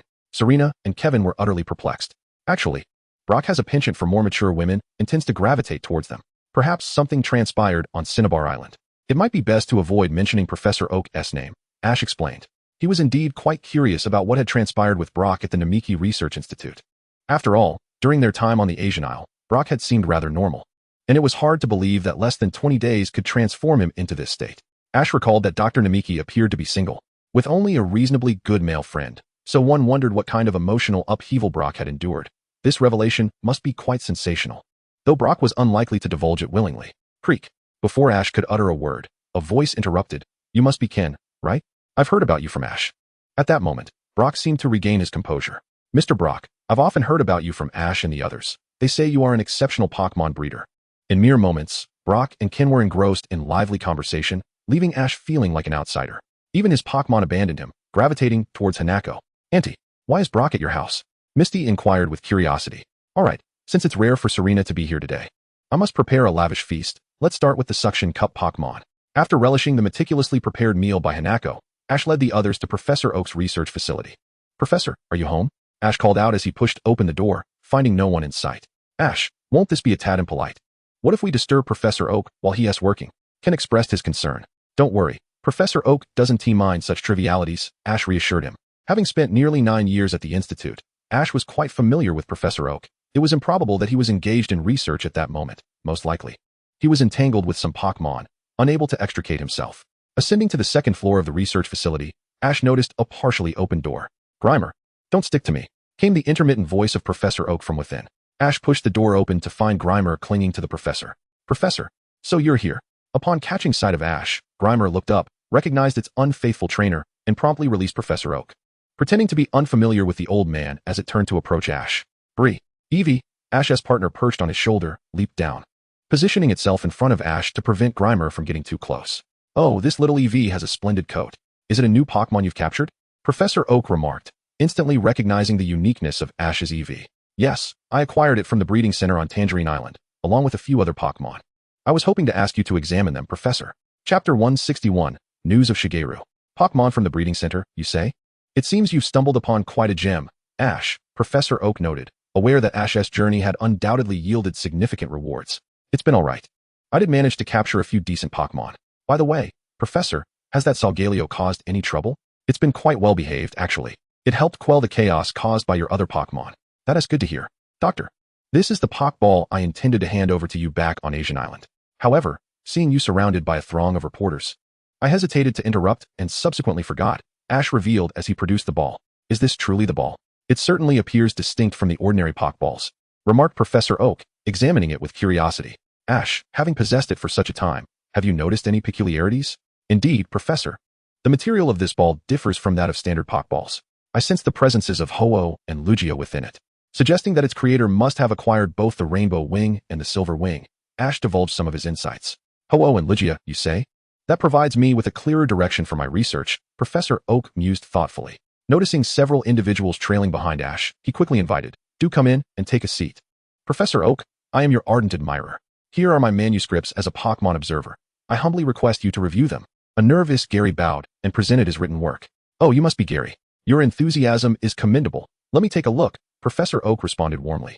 Ever willing to guide those passionate about Pokémon. Quite impressive. Your observations are meticulous, and your sketches are well executed.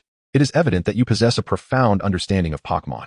Would you be interested in staying on as my student to further explore this fascinating field? Professor Oak was genuinely pleased with Gary's skills, having heard much about him from Ash, who welcomed the prospect of gaining an additional assistant. Can I truly stay? Gary was astonished, hardly able to believe his fortune. The professor has spoken. It is certainly not an issue, Ash grinned. Having Gary around would be advantageous, Ash thought, hoping it might encourage Professor Oak to abandon his instant noodle habit. He recalled the moment he captured Lugia and the sight of Gary fleeing. Professor Oak was aware that Ash would undoubtedly wish to participate in the regional league. Ash nodded, indeed. I've already arranged with Gary to attend the Silver Conference back when I was in Leaf Village. He was not particularly interested in the Pokémon Gary had captured. Even if Gary managed to capture a legendary Pokémon, he would not stand a chance against Ash, who possessed a mega-evolving Mutwo and an extraordinarily resilient ancient Dragonite. With 3 ancient species at his disposal, how could he possibly lose? Even if Drake appeared, he would have to yield in submission. Excellent. Remember to capture several more Pokémon once you arrive in the Johto region, Professor Oak advised. Rest assured, I shall keep that in mind. By the way, Professor, I would appreciate it if you could examine this when you have the time, Ash said, removing the Master Ball containing Articuno. What is this? Professor Oak's eyes gleamed with fervor upon seeing the Master Ball. Articuno, captured on Twin Island. Professor, its temperament might be rather volatile, so please exercise caution during your research. Ash cautioned. Certainly, even without Ash's reminder, Professor Oak would not recklessly release the Pokémon housed within. Rest assured, I comprehend. Come, allow me to guide you through the research facility. Professor Oak primarily accompanies Xiaojian, as he has chosen to remain here. The others are not unfamiliar with the Oak Research Institute. After all, Serena had visited multiple times during the summer camp activities with Ash. Wow. It truly befits Professor Oak to possess such an abundance of Pokémon. Xiaojian gazed upon a room filled with Pokeballs. These Pokémon are trainers from Newtown, temporarily housed here, and they are also significant subjects of my research. Ordinarily, the Pokémon within these Pokeballs are allowed to roam freely in the backyard. So, does that mean Ash's Pokémon are also here? Serena inquired curiously, searching for Ash's Pokeballs. My Pokémon should not be in their balls at this moment. Indeed. Ash's Pokémon are remarkably diligent. I have good news for you. Your Bulbasaur has become the caretaker of the backyard. The majestic Venusaur, upon donning the evolutionary stone, reverted to its original form as Bulbasaur, and thus Professor Oak no longer refers to it as Venusaur. Chapter 162, the colossal creature captured by Xiaomao. Xiaomao emerged unexpectedly from some hidden corner. Xiaomao, you haven't left yet? Ash expressed surprise at the familiar hedgehog-haired figure. I merely wished to ascertain whether you remembered our agreement. I certainly remember the decisive battle at the Silver Conference, but it appears your chances of victory are rather slim. While you were relaxing, I remained completely focused. Shall we engage in a match to test our skills? That sounds reasonable, but let us reserve our formal showdown for the Silver Conference. For now, a simple one-on-one battle will suffice. Ash was eager to witness Xiaomao's progress. If his level was too low, it would pose a dilemma. Especially considering that the league in the Johto region is significantly elevated compared to Kanto, going easy would truly test one's skills. Before long, the group arrived at the backyard of the Research Institute. Xiaomao, which Pokémon do you intend to use? Ash inquired, observing Xiaomao's confident demeanor. This new Pokémon took considerable effort for me to capture. Go forth, my partner. Xiaomao confidently tossed a Master Ball. As the Pokeball opened, a Pokémon resembling a turtle, adorned with a blend of brown and orange spots, and sporting metallic bracelet-like structures on its legs, exuding heat, appeared before them. Cyndaquil. I never anticipated you could capture it. Xiaomao, Ash exclaimed in astonishment. Indeed, the formidable creature Xiaomao captured is Cyndaquil, dwelling within volcanic caverns. And it is one of the least prominent legendary Pokémon. Its presence in the anime is notably minimal, and its stature is quite understated. This is largely due to its inherent classification as a standard legendary Pokémon. Yet regrettably, the designers were unable to conceive a suitable evolutionary form, relegating it to the status of a legendary creature. Pokémon, Cyndaquil, type, Fire Steel, gender, male, level, intermediate champion, characteristic, fire absorption when attacked by fire-type moves. It absorbs the flames, enhancing its own fire-type moves. Qualification, level 2 divine being. Skills, Flame Vortex, Metal Claw, Origin Force, Flame Fong, Bite, Metal Sound, Earth Power. Stone Edge, Lava Storm. With dual steel and fire attributes, it is quadruple weak to ground-type moves and twice as vulnerable to fighting and water types. However, it boasts the highest quadruple resistances. While its special attack is notably high, it primarily serves as a tank, though with a commendable special attack of 130. Its offensive capabilities are not to be underestimated. Pikachu, it's your turn. Without further ado, Ash summoned Pikachu. Pikachu. Upon hearing Ash's call, Pikachu joyfully dashed to face Scyther. Such confidence? Green thought to himself. He had anticipated that Ash would at least send out a legendary Pokémon. Yet here was Pikachu once again. Pikachu Thunderbolt. Enveloped in a shimmering electric armor, Pikachu moved with lightning speed, creating several yellow afterimages on the battlefield. Scyther, Earth Power. Scyther stomped its front feet violently onto the ground, causing a fierce tremor. Pikachu soared into the air, unleashing a thunderbolt. Radiating electricity, Pikachu levitated off the ground, simultaneously releasing a bolt of lightning. Scyther, unleash your flames. As the lightning approached, Scyther opened its mouth and expelled a jet of fire, easily neutralizing the thunderbolt. Pikachu, use Quick Attack. Hearing the command, Pikachu darted towards Scyther like a streak of lightning, soaring just a meter away before twisting its body and aiming its tail at Scyther. Crack!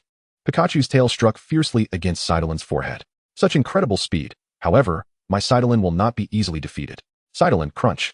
Cytolin opened its mouth wide and lunged at Pikachu, executing the move with remarkable speed, catching Pikachu's tail before it could evade. Fortunately, it was not a same-type move, and Pikachu is not weak to dark types. Thus, it only sustained minor injuries and still had ample stamina.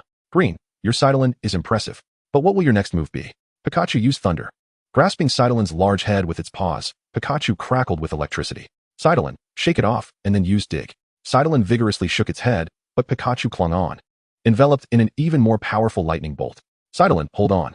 With no way to evade, it had to endure the attack. Fortunately, Cytolin did not succumb to Pikachu's thunder but was significantly injured, and most critically, it became paralyzed. Alright, let us conclude this match, Ash. Pika Pika. I won. Ash. I see that. But Pikachu, your reflexes could use some improvement. Pikachu did not falter, and Ash was delighted. I must wait until I send Serena off on her flight to decide. It should be within 5 days at the latest. What about you, Green? Hehe.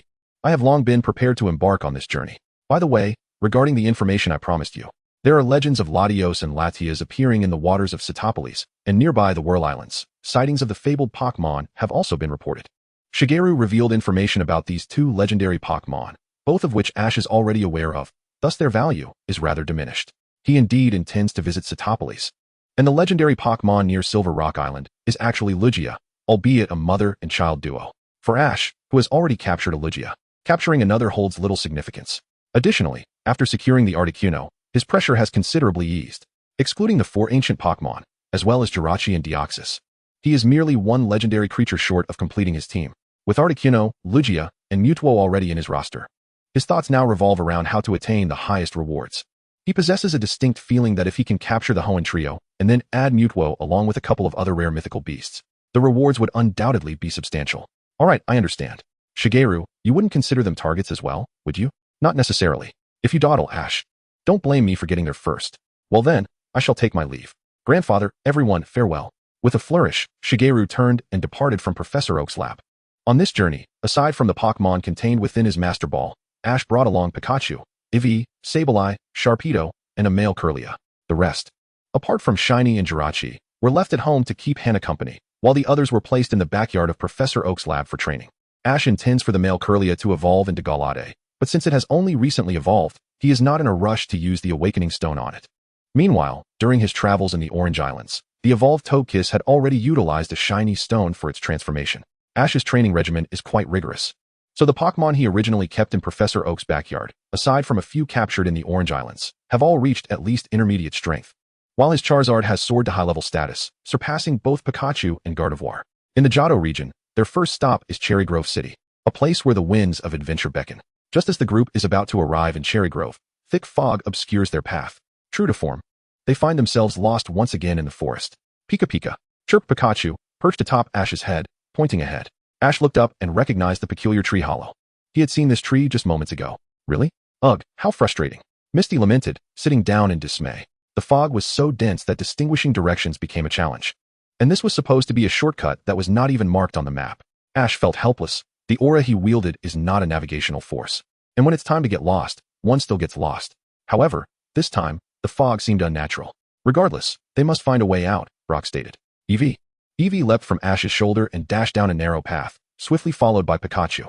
Ash's aura sensed the presence of a legendary Pokémon, one imbued with divine attributes. He pursued along the same path that Eevee and Pikachu had taken, with Misty and Brock hastily trailing behind. Not far along their journey, they were met with a breathtaking sight. In the center of a shimmering pool stood a Pokémon radiating a brilliant blue light. What is going on? Brock inquired, perplexed. It's so beautiful, Misty exclaimed, entranced by the azure glow emanating from Suicune. Suicune, Ash murmured softly. Indeed, the encounter rate with legendary Pokémon was astonishingly high. Before even reaching the Johto region, they had stumbled upon one of the 3 legendary beasts of Johto, the embodiment of the North Wind, Suicune. Is that really the legendary embodiment of the North Wind, Suicune? Brock gasped in astonishment. However, after casting a fleeting glance at the trio, Suicune transformed into a blur and vanished deeper into the forest.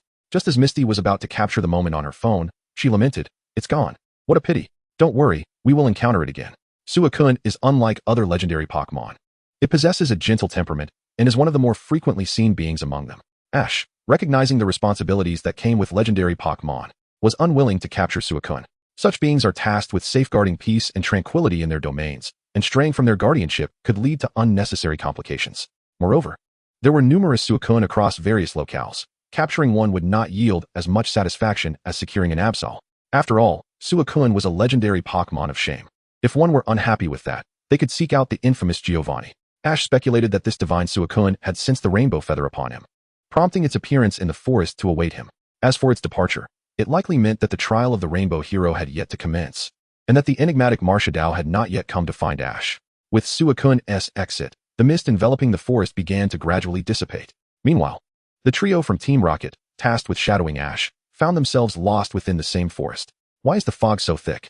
James asked weakly. I don't know. Are we destined to wander in this dense fog for eternity? Meowth added, I'm so hungry. Just as their complaints subsided, the mist suddenly lifted, revealing a building ahead. It looks like someone lives here. Fantastic, there must be food. A flock of Spearow erupted from the treetops, startling the trio, who tumbled through a window and into the building. Miss Joy, you're so quick, they exclaimed. I'm terribly busy right now and can't serve you tea. Please forgive me. In the end, the Team Rocket trio absconded with a Totodile from Professor Elm's research lab. Simultaneously, Ash and his companions arrived at the outskirts of New Bark Town. New Bark Town, the city where the winds of beginnings blow. Wonderful, we've finally found it. Brock shouted joyfully, gazing at the sign. The group hurried towards the Pokémon Center in Cherry Grove Town.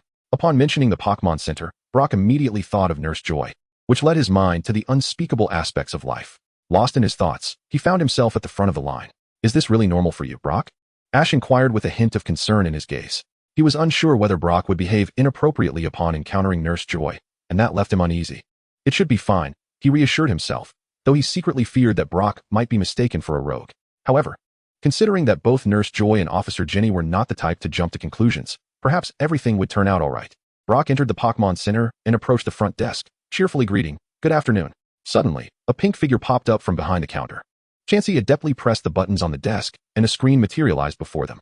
I am Nurse Joy from the Pokémon Center, the image declared. Brock's eyes lit up with excitement as he exclaimed, Nurse Joy. After listening to her message, his enthusiasm peaked, and he declared, We can't just sit idly by. Ash, Misty, let us head to Professor Oak's lab. Nurse Joy must be in some kind of trouble. We must assist her. Ash stared blankly at Brock, pondering if Nurse Joy's biggest trouble was, in fact, Brock himself. What if she really is in danger? Brock urged as he pushed both of them toward the exit. You're impossible. Misty sighed in exasperation. Brock was relentless, unyielding until he faced a wall. Professor Oak, a renowned Pokémon researcher in the Johto region, had a prestigious lab in New Bark Town. Before long, Ash and his companions followed the signs and arrived at the research facility. To their surprise, they found a multitude of police officers gathered outside, with Officer Jenny and her Arcanine seemingly searching for something. Upon spotting Officer Jenny, Brock's excitement turned his face crimson, and he dashed forward. Officer Jenny, you've worked so hard. My name is Brock. It's a pleasure to meet you. But before he could say more, Misty mercilessly yanked him aside. Ash displayed his badge and inquired, Officer Jenny, has something happened to Professor Oak? After examining his identification, Officer Jenny's stern expression transformed into a warm smile. Mr. Ash, welcome to the Johto region, she said, retrieving a signature book. Could you please sign for me? Ash complied, scribbling his name with haste. Once she secured the autograph, she explained, Mr. Ash, Professor Oak is perfectly fine. However, a Totodile has been stolen from the lab, and we are currently conducting a search. Stolen? I knew something was amiss with Nurse Joy. Brock interjected once more. Misty grasped his collar and pulled him away, exasperated. Enough. This area is for authorized personnel only. The theft of a Totodile was indeed a troubling matter.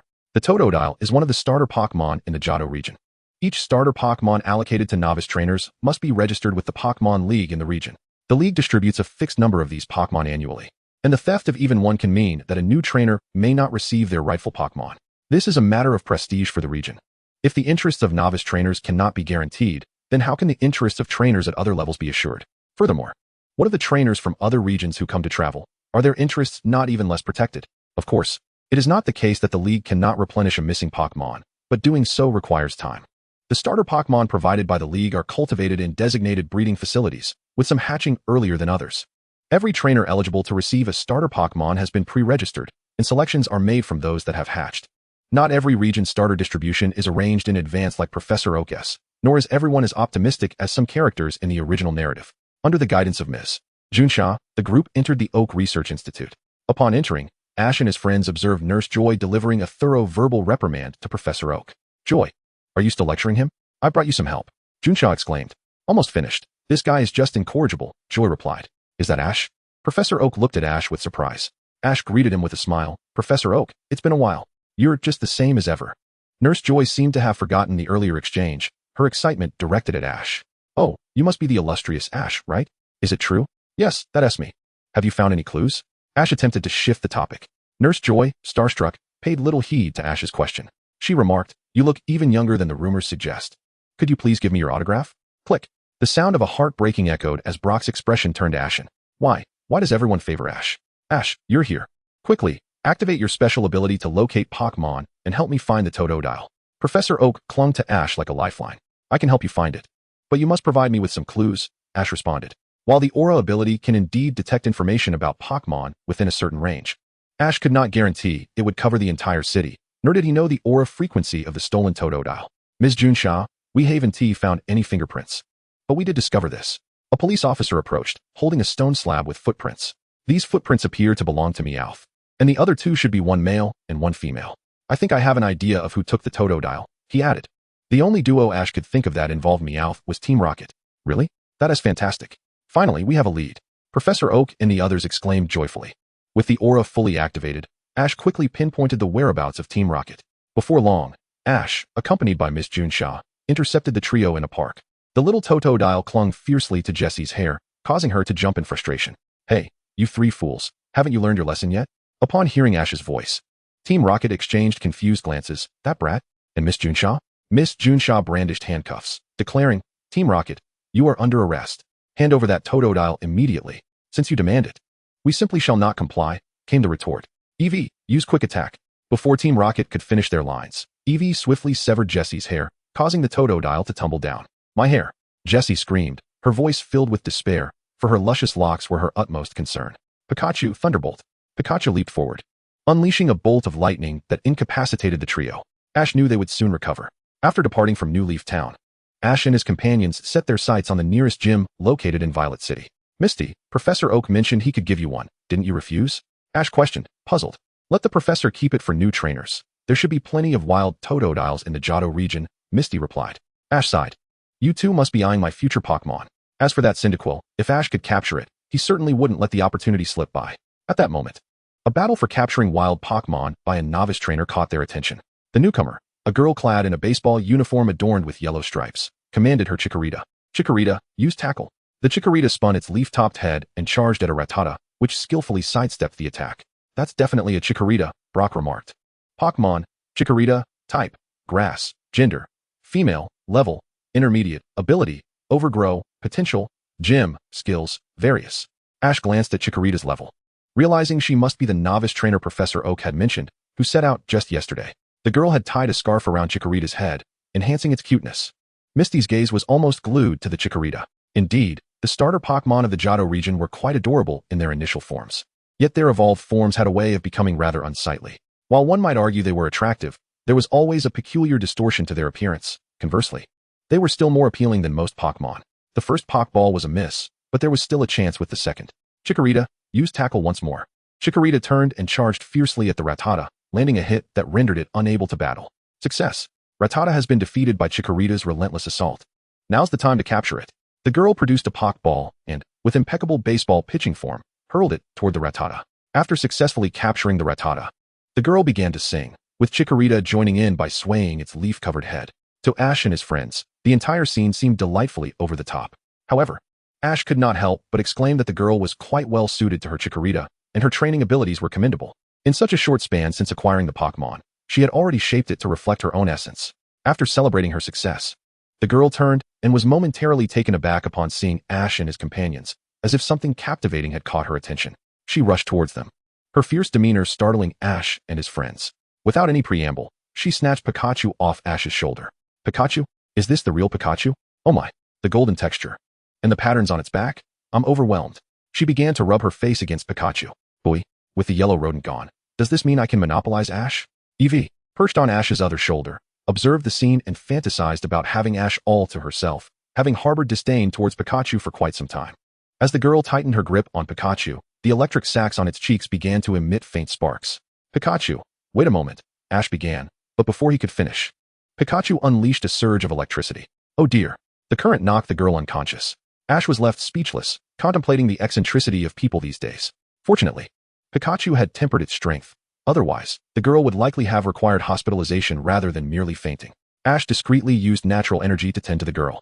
Are you alright? After finding a shaded spot to sit, they introduced themselves. The girl, named Nene, resided in Leaf Town and had just set off on her journey the previous day. Her family had formed a team of electrode baseball players, and she had loved yellow Pokémon since childhood, which explained her excitement upon encountering Pikachu. You're from the Kanto region? Nene remarked. Ash, Pikachu, I feel like I've seen you somewhere before. She recognized the duo but noted that they were missing another Pokémon.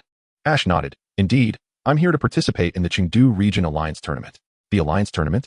Oh, I remember now. You are the champion of the Indigo Conference. Where is your Gardevoir? Can you let me see it? Nene gazed at Ash with enthusiasm.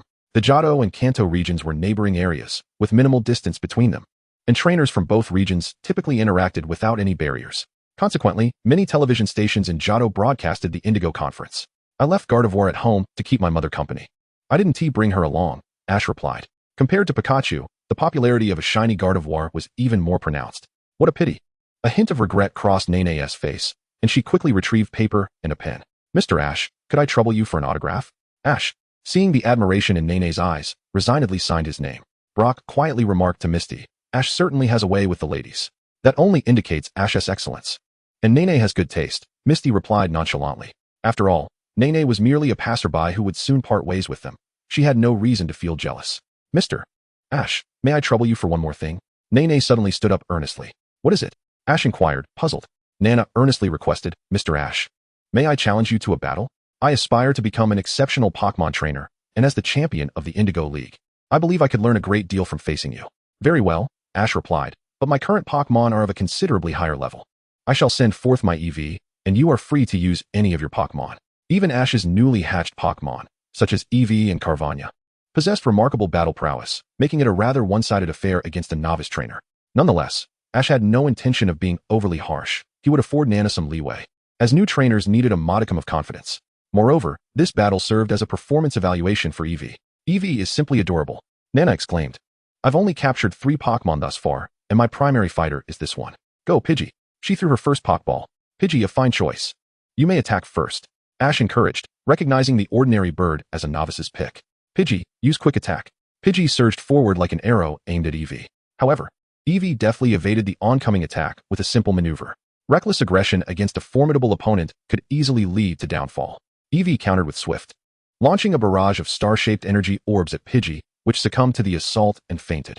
I understand, Nana murmured, her verbal acknowledgement contrasting sharply with her anxious demeanor. Now it's your turn, Rattata. Use Tackle. Ash sighed in resignation. Oh dear. He then conveyed tactical instructions to Eevee through his aura. To be fair, the young girl had been well trained, but her choice of initial Pokémon was woefully misguided. She had opted for Chikorita, followed by Pidgey and Rattata, none of which were suited for a swift assault. Charging in blindly would only lead to defeat. Upon receiving Ash's aura guidance, Eevee struggled through several moves before narrowly securing victory against Rattata. Nana, Pokémon battles cannot be won through sheer bravado. You must learn to think critically. Observe your opponent's movements and consider your Pokémon strengths. Utilizing these advantages is key to unlocking your Pokémon's true potential, Ash advised. Nana felt as if struck by lightning. Ash's words rang true. If she continued on this path, she would soon find herself overwhelmed by Eevee. I understand, Mr. Ash. This time, I'll send out Chikorita. Chikorita released a fragrant aroma as its leaf extended forward, sending a sweet scent wafting towards Eevee. The delightful fragrance instantly put Eevee at ease. Now, Chikorita, use Vine Whip to ensnare Eevee. Nana commanded once more. 2 vines extended from Chikorita's neck, poised to ensnare Eevee. However, Eevee swiftly employed Dig, burrowing underground to evade the incoming vines. That was a tactical move, though it still lacks refinement. The sweet fragrance emanating from the leaves of the Bellossom serves as a soothing balm for the spirit, devoid of any harmful properties. However, Nana can await the moment when Bellossom comprehends the use of toxic powder or potent venom, enhancing its sweet aroma. The ability to swiftly conceive the use of Bellossom's inherent fragrance to instill relaxation and lower defenses is a testament to Nana's considerable talent in the realm of Pokémon battles. Now, it's time for you to speculate from where Eevee will launch its assault. Nana anxiously observed the ground, and upon noticing subtle vibrations beneath Bellossom's feet, she exclaimed, Bellossom, run. Be wary of Eevee attacking from below. Bellossom scurried across the ground on its little legs. It's almost time, Ash suddenly interjected. Moments later, Eevee emerged from the freshly dug hole and unleashed a swift attack on the fleeing Bellossom with its quick attack, rendering it unable to continue fighting. Thank you, Mr. Ash. Nana expressed her heartfelt gratitude. This battle imparted many valuable lessons to her. Not long after, the group entered a forest, and as anticipated, they soon found themselves lost again. Misty surveyed their surroundings, remarking on the trees stripped of their vitality. Brock was right. It seems all the trees here are dead. Brock pointed to the border where the verdant trees met the desiccated ones, saying, only the trees within this area are like this. The outer ring remains quite healthy. Look over there, Ash shouted, pointing at a robust tree. What is that? Could it be swarming with insects? Misty exclaimed, her face reflecting fear. Is that a Heracross? Brock questioned uncertainly. Ash nodded affirmatively. Indeed, it is. Surely they must be bug-type Pokémon. They appear to be feeding on something. Could these wilting trees be their doing? Misty speculated. Heracross, a bug-fighting type Pokémon, feeds on the sweet sap of trees. However, they are not responsible for the tree's decay, as they possess gentle natures, Ash clarified. This young man speaks wisely. Heracross would not endanger the forest. A man clad in a red protective suit approached them. And you are? I am Forest Man, a member of the Forest Guard. He introduced himself. The others followed suit with their introductions. Mr. Forest Man, are you here to investigate the cause of the forest's decay? Misty inquired. Indeed, this area revolves around the Heracross, who maintain ecological balance and coexist peacefully. Therefore, Heracross is not a destructive spirit of the forest. No sooner had he spoken than a swarm of butterfree fluttered to the trees where the Heracross resided, and the Heracross graciously vacated the prime feeding spots for them. The wilting of these trees is a recent occurrence. The balance of the forest has been disrupted. Pikachu and Eevee turned their attention simultaneously toward a distant cloud of dust, where jagged edges of a protruding object became visible. Brock gasped in astonishment. What is that? A Beedrill. It is they who have disrupted the delicate equilibrium of this forest ecosystem, the Forest Guardian stated solemnly. The Beedrill swarm has been preparing to seize the great tree inhabited by Heracross and Butterfree. Upon witnessing the imposing Beedrill, Butterfree, frightened, fled from the tree. While the inherently gentle Heracross chose not to contest with the Beedrill, fluttering its wings in a gesture of concession. Look, there is still another Butterfree perched above, shouted Misty. We must rescue it at once, Brock exclaimed. At that moment, Heracross shielded Butterfree beneath its form, bravely fending off the relentless assaults of the Beedrill's formidable pincers. Ash summoned his Sableye, instructing, Sableye, utilize Odd Light. Pikachu, employ Iron Tail. Eevee, execute Swift. Sableye opened its treasure chest, casting forth a radiant Odd Light, while Pikachu transformed into a brilliant flash of yellow, unleashing a mighty strike to dislodge the surrounding Beedrill. Meanwhile, Eevee targeted the other Beedrill with precision. The Beedrill swarm, clearly cowards at heart, retreated in haste after enduring merely a slight assault. Mr. Forest Guardian, as a member of the Forest Patrol, you must know the origin of those Beedrill. Please guide us to their forest, Ash implored. Certainly, given Ash's recent display. The Forest Guardian recognized him as a potentially exceptional trainer, and with the trainer's assistance, the chances of resolving the issue increased significantly. Observing Ash and his companions depart, the Heracross that had protected Butterfree followed closely behind. That creature has been tailing us since the beginning, Brock remarked. Ash watched as Heracross awkwardly attempted to conceal itself, speculating. It must yearn for strength. Ash, why not capture it? Misty suggested. All right, Mr. Forest Guardian, please hold on a moment, Ash called out as he approached Heracross. Pokémon, Heracross, type, bug fighting, gender, male, level, elite intermediate, ability, overconfidence. If it defeats an opponent, it becomes filled with confidence and its attack increases. Potential, champion, moves, tackle, fury attack, horn attack, payback, brick break, pin missile, hyper voice, swords dance. Heracross, would you care to join us? We can provide food and shelter, and we will help you grow stronger. As he spoke, Ash instinctively produced some energy cubes. Sensing the aroma of the energy cubes, Heracross eagerly nodded in affirmation. After feeding it 2 cubes, Ash retrieved a luxury ball and captured it within. Ding! The system detected that the host had captured Heracross, granting a reward of 5,000 points and 1 Heracross Mega Evolution Stone. All right, Mr. Forest Guardian, let us proceed. Under the guidance of the Forest Guardian, the group swiftly arrived at a nearby gorge. On the opposite side lies the forest of the Beedrill. There is a suspension bridge here that leads across, the Forest Guardian explained. As they made their way towards the bridge, they observed the Beedrill navigating the gorge by leaping between 2 trees perched on the cliffs. A few minutes later, Ash and his companions reached the suspension bridge. The suspension bridge was reduced to merely 4 ropes connecting to the opposite side, its planks severed cleanly by a sharp instrument, clearly indicating deliberate sabotage. Mr. Sinnoh observed that someone had been wreaking havoc in the forest inhabited by the Pokémon Dagia. Ash was nearly certain that Team Rocket's 3 unfortunate members had escaped from prison. Misty gazed at the towering canyon and remarked, without the bridge, how shall we proceed? Mr. Sinnoh, is there a second suspension bridge nearby? Brock inquired.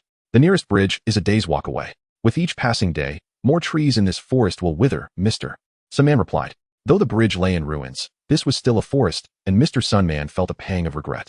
Ash approached a sturdy tree, turning to Pikachu and commanded, Pikachu, use Iron Tail to sever it. Pikachu, brimming with confidence as Ash's longtime partner, understood his intentions. With a decisive swing, the tree was neatly cleaved, its robust trunk spanning the canyon to form a makeshift bridge. Hold on tight, I'll lead you across, Ash said, grasping Misty's hand as they ventured onto the log. Soon, the group reached the forest where Daigia resided. Not long after, they beheld a colossal tree, large enough for 5 people to embrace. Mr. Sunman remarked, ahead lies the great tree where Daigia frequently dwells. Misty gazed at the creature atop the trunk, resembling Daigia, and exclaimed, is that also Daigia? It's enormous. The creature indeed dwarfed Daigia significantly, and its coloration differed greatly. Brock expressed his confusion. No, that appears to resemble Daigia, but it's actually a machine, twice its size. Mr. Sunman, with his keen observational skills that earned him a place in the forest guard, clearly surpassed Misty and Brock in insight. No need to speculate. It must be those 3 rascals up to their tricks again. Ash sensed the presence of their foolish adversaries. Well, if it isn't you lot. Today, we won't lay a finger on your Pikachu, but do not interfere with our plans. Musashi's voice echoed from the direction of the mechanical Daigia. You 3 have been incarcerated numerous times, yet remain unrepentant, Misty remarked, exasperated. TCH. If it weren't for your constant meddling, we wouldn't have ended up in jail. Kojiro retorted indignantly. If you 3 fools would cease your misdeeds, we wouldn't bother with you. You drove away those Daigia, didn't you? Brock questioned. Listening to their exchange, Mr. Sunman inquired, Ash, do you know them? They are members of Team Rocket, who have been pestering us since we were in Kanto, Ash explained. Mr. Sinman's brow furrowed. Team Rocket, indeed a serious issue. Do not worry, Mr. Sunman. They are simply fools, Misty scoffed.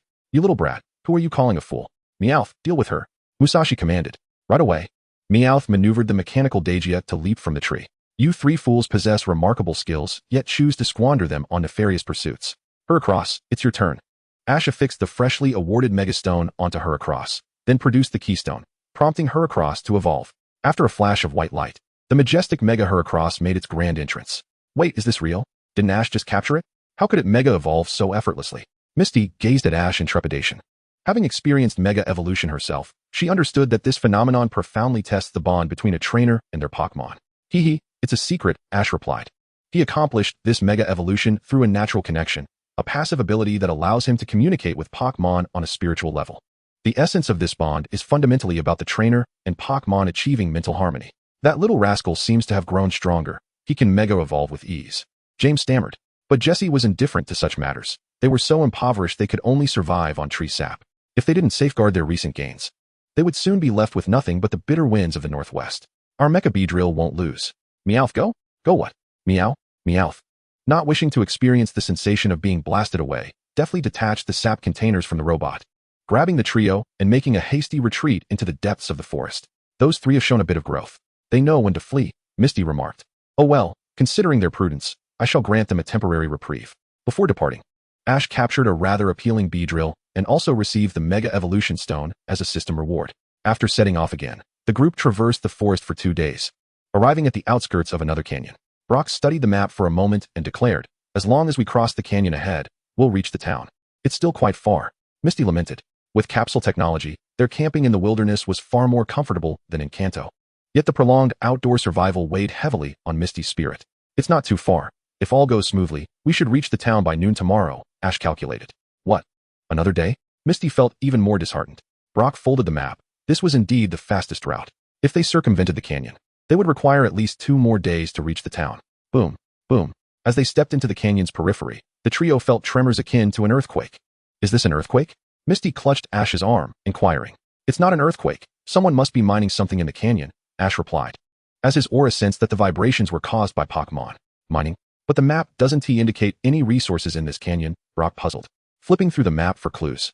Such a terrain could easily lead to landslides if tremors were frequent, and Brock was keen to avoid putting the team in jeopardy. No need to check. I have a good idea of which Pokémon is causing the ruckus, Ash said, gazing toward the thicket ahead. There, amidst the foliage, stood a blue Pokémon resembling a pig with a long nose, indulging in a leafy buffet. Pokémon, Donphan Ike. Type, ground. Gender, male. Level, elite beginner. Ability, sturdy. Qualification, gym. Skills, rollout, tackle, heavy slam, rapid spin. Is that a Donphan? Upon spotting the ground-type Dunsparce, Brock instinctively reached for his Pokeball, eager to engage in a capture battle. However, Ash promptly intervened, cautioning him, "Hold on, Brock. That Dunsparce likely has an owner." Ash recalled the original story, where Brock's Onix was swiftly defeated by the very Dunsparce before them. Brock stiffened momentarily, then turned to Ash for confirmation.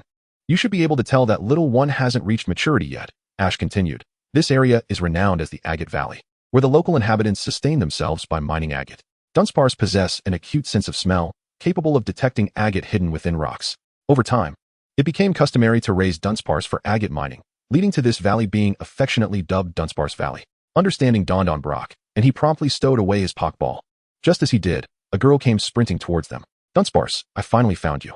Upon seeing the little Dunsparce feasting, her expression transformed into one of relief, clearly indicating she was the Pokemon's trainer. "Ah, beautiful lady, greetings. My name is Brock." Before he could approach, Misty swiftly interjected, yanking him away. "Stay out of this, you bystanders." The girl eyed Ash and the others warily. "Who are you?" "Hello, I'm Ash, a trainer from Pallet Town, currently traveling to participate in the Silver Conference. This is my partner, Pikachu, and Eevee." Ash introduced himself. "Oh, hello, I'm Ichi." Before she could finish her sentence, Brock cut in again. "Miss Ichi. It's a pleasure to meet you. That necklace looks absolutely stunning on you." "You mean this agate necklace?" Noticing Brock's infatuated gaze, Ichi subtly stepped back. "It's truly beautiful." Brock marveled. "Is this also a gemstone?" Misty inquired, puzzled. "Indeed, agate is a type of gemstone, albeit not as popular as diamonds or emeralds. However, it holds considerable value." Ash elucidated. One cannot fault Misty for her ignorance. This world fundamentally revolves around Pokemon. To amass significant wealth, one must gravitate towards industries linked to Pokemon, rendering agate and jade relatively niche. "You are correct, Ash. The valley ahead is abundant in agate, and as Pokemon trainers, you should be aware that the Dunsparce in this vicinity have owners. Please refrain from allowing your Pokemon to attack them, as it could lead to misunderstandings," Ichi advised. Ash nodded appreciatively. "Thank you for the warning, Miss Ichi. We will be cautious." "Miss Ichi, may we observe the process of Dunsparce searching for agate?" Misty suddenly inquired. "Well." Ichi hesitated, but upon seeing Misty's earnest gaze, she relented with a nod. She took out a whistle and blew a few notes, summoning 3 adult Dunsparce. The tusks of the adult Dunsparce were comparable to ivory. This little one is the youngest, currently undergoing training to search for agate, while these are the true heavyweights. "Follow me," she instructed. Soon, Ash and his companions, guided by Ichi, ventured into the depths of Dunsparce Valley. The entire valley was nearly filled with the presence of Dunsparce, truly living up to its reputation. Just as Ash and his companions were approaching their destination, over a dozen metallic rings flew out from somewhere, precisely ensnaring the Dunsparce within the valley, including Ichi's 3 adult Dunsparce. "Since you have inquired with genuine intent, let us conclude the pleasantries. We shall take these Dunsparce, renowned for their ability to unearth agate." A familiar voice echoed, and Ash and his friends immediately grasped who was behind the mischief. "Pikachu, sever those ropes with Iron Tail." "Pika." Pikachu darted towards the connecting ropes, executing a powerful strike. Crack. Instead of breaking the ropes, Pikachu found itself ensnared by a metallic ring. "This time, our equipment is upgraded. We have taken precautions against Pikachu's electricity and tail strikes. Little brat, we have grown as well, and we gladly accept your Pikachu. A bountiful harvest." Indeed, the Rocket Trio was exhilarated to have captured Pikachu for the first time. Such a nuisance. "Dialga, teach them a lesson." Dialga transformed into its attacking form. Its tendrils positioned before it, then unleashed a formidable surge of electric energy that instantly obliterated the Rocket Trio's robot. With a thunderous crash, the trio retreated like a shooting star, exclaiming, "What an annoying feeling." After dealing with Team Rocket, Ichi guided Ash and his companions to witness the entire process of Dunsparce searching for agate. "Incredible. These Dunsparce can truly collect agate," Misty exclaimed, her face alight with astonishment. Ichi, filled with pride, remarked, "These Dunsparce have undergone extensive training to master this skill." Upon bidding farewell to Miss Ichi, Ash requested her contact information and ordered a batch of agate accessories, naturally selecting the finest materials, intending to gift them to others. After departing from the Dunsparce Valley, Ash and his friends found themselves lost once again. "Weren't we supposed to be nearing the town? Why are we still wandering in the forest?" Misty lamented weakly. "Well, just a moment. Let me study the map. This forest seems to be called the Bewildering Forest." Brock awkwardly lowered his head to examine the map. "Oh, I can't walk anymore. Ash, let's camp here for the night," Misty suggested. "Camping is fine, but this area is inhabited by Ghastly and their kin. Are you sure you want to stay here?" Ash realized that the forest was teeming with ghost-type Pokemon, and the magnetic field was problematic, frequently shrouding the area in dense fog. "Ghastly, they're kind? So, there are many ghost Pokemon here?" A chill ran up Misty's spine. While she was not afraid of the visible ghost Pokemon, the hidden ones lurking nearby instilled a primal fear. Indeed, Pikachu, use Thunderbolt. As Pikachu unleashed its skill, the concealed Ghastly, Haunter, and Jengar were all electrified, and Ash and his companions found themselves nearly surrounded. Those Ghastly, upon receiving the electric shock, hastily fled the scene. After the escape of the ghosts, a rustling sound emanated from the bushes beside Ash and his companions. Startled by the sudden noise, Misty darted behind Ash, exclaiming, "There's still something over there." Ash sighed. "The ghosts have all fled. It's just that guy Green lurking behind the bushes." "Is that so?" Misty peered cautiously toward the thicket, her concern palpable. In the next moment, Green emerged, accompanied by a one-legged owl. With an air of nonchalance, he declared, "Ash, it truly is you." "Green, haven't you yet arrived in Cerulean City?" Ash asked, feigning indifference. "There's still plenty of time. No need to rush." "But you, Ash, I hope you're not lost again?" Green inquired, suppressing a chuckle. It seemed that every time they crossed paths, Ash and his friends were either lost or on the verge of losing their way. "Not exactly. We simply lack a Gugu to guide us out of this forest," Ash replied, gesturing toward the red-eyed owl at Green's feet. "A Gugu? Well, you might have to spend the night here then, as there's only one half-trained one left for rent." "A half-trained one will suffice, provided it can utilize its ability to see through illusions," Ash responded. "If it were just me, I could fly out of this cursed forest, but unfortunately, I have Misty and Brock with me. The ghosts in this forest clearly consider those who enter as their playthings, and without a Gugu to unveil their illusions, combined with the forest's peculiar magnetic field, one can easily lose their way. Why don't you go see for yourselves? The rental shop is over there. I must continue capturing Pokémon." Green pointed out a direction to Ash and his friends. Following Green's direction, they soon found the elderly woman who rented out the Gugu. This lady exudes confidence," Brock observed, noting her white hair and wrinkled face, as she proudly referred to herself as a beautiful girl after renting the last half-trained Gugu. Ash and his companions spent half a day finally making their way out of the forest. Once they returned the Gugu, Misty suddenly asked, "Ash, don't you plan to capture another ghost?" "For now, I'll hold off on that. After capturing the Spiritome, I've become less fixated on the ghosts. Until my destined ghost appears, I have no intentions of capturing one. However, should a ghost present itself willingly, I wouldn't refuse." Having exited the enigmatic forest, Ash and his friends arrived in a small city named Eastgate Town. "This town must be filled with beautiful ladies," Brock exclaimed, his excitement palpable as he clenched his fists, his eyes sparkling with interest. "Here we go again." Ash and the others could only roll their eyes in response. Upon entering the town, Ash and his companions noticed trainers directing their Pokémon in various performances. "This place is bustling," Misty remarked. "It seems like there's an event happening." "Wait a moment." At that moment, a girl in a pink dress approached them, holding a stack of flyers. "A Pokémon performance festival?" The three looked at the contents of the flyer with a hint of confusion. "Indeed. Tomorrow the annual Pokémon Performance Festival will be held at Walker Park. You must come and witness it," the girl enthusiastically explained. "Hearing your words jogs my memory. Dongmen Town is renowned for its street performances," remarked Brock thoughtfully. "That sounds quite intriguing, Ash. Shall we go take a look?" "Absolutely." Ash had also prepared for the Pokémon performance, and watching others could provide valuable insights. Perhaps when we arrive in the Hoenn region, he could apply what he learned in the grand contests. The group hurried towards the so-called Walker Park, and before they even entered, they could hear the resounding applause and cheers. Inside the park, clusters of people gathered, forming several circles, each with trainers directing their Pokémon in performances, such as Monferno dancing, Alakazam bending spoons with its psychic powers, and Oddish stepping on a mischievous egg, among others. Wow, their performances are so captivating. By the way, Ash, didn't you mention that you wanted to participate in the performance-oriented grand contest in the Hoenn region? Why don't you sign up for this festival? Misty suggested. She had yet to see Ash's Pokémon perform. Well, except for Jigglypuff, whose lullaby would start the performance, rendering it impossible to hear a complete song. This street performance format is quite different from the grand contests, but they do offer some inspiration. Ash, however, was reluctant to partake in this local competition, especially since he hadn't brought any Pokémon that particularly enjoyed performing, and Pikachu, being a combat superstar, didn't count. Ash spotted two lively Pokémon leaping not far away. "Look, it's a Bellossom. They appear so energetic. Let us go take a closer look." "Wow, how adorable. Their movements are so fluid and graceful," both Brock and Misty exclaimed in genuine admiration. "Ladies and gentlemen, prepare yourselves for the main event, the Leap of the Moon," the trainer of the Bellossom shouted to the audience. In essence, this was a somewhat unrefined performance, culminating in the Bellossom landing perfectly in Ash's arms, much to Eevee's disdain.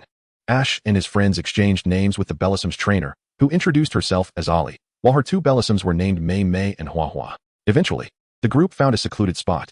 "I truly apologize. This is the only way I can express my gratitude to you. Please, don't feel obliged," Ollie said somewhat bashfully. Glancing at Ash, "Ollie, are you planning to participate in tomorrow's performance festival?" Misty inquired. Ollie responded with a hint of disappointment. "I had intended to, but as you witnessed, the final performance didn't go as planned.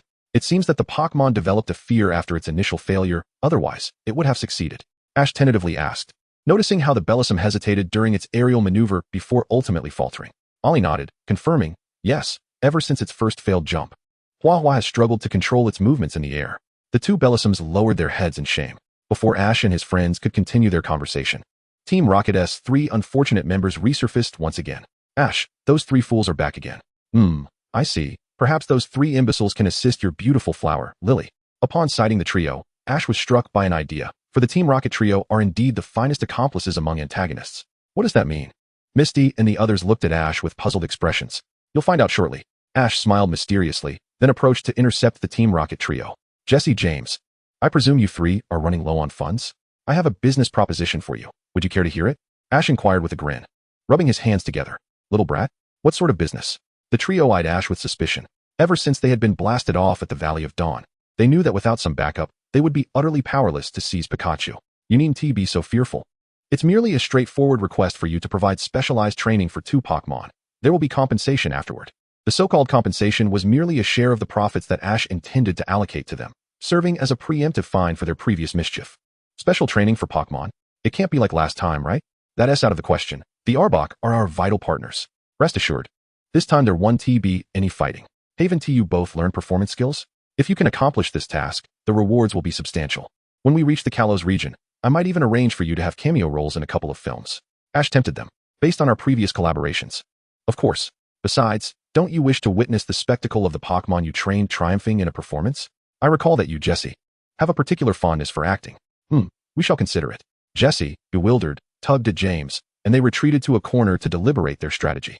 Jesse, should we really agree to the brat's proposal? James murmured. What other choice do we have? The brat clearly knows we wouldn't dare refuse. Jesse wanted to decline. Yet they were no match for Ash. Have you 2 fools forgotten the mission our boss entrusted to us? The brat's agreement is mandatory. But we must raise the stakes, meow. Indeed, the boss instructed us to keep a close watch on the brat and report any developments. Perhaps we can seize this opportunity to lure him somewhere, then inform the boss. Precisely, that's the plan. Ahem, brat, we are willing to assist, provided that the compensation includes ample opportunities for cameo roles, and you must promise to take us to a certain location afterward. James smiled politely. You don't mean to take me to your Team Rocket base, do you? Ash looked at James, somewhat exasperated. These 3 could be quite endearing in their foolishness. What?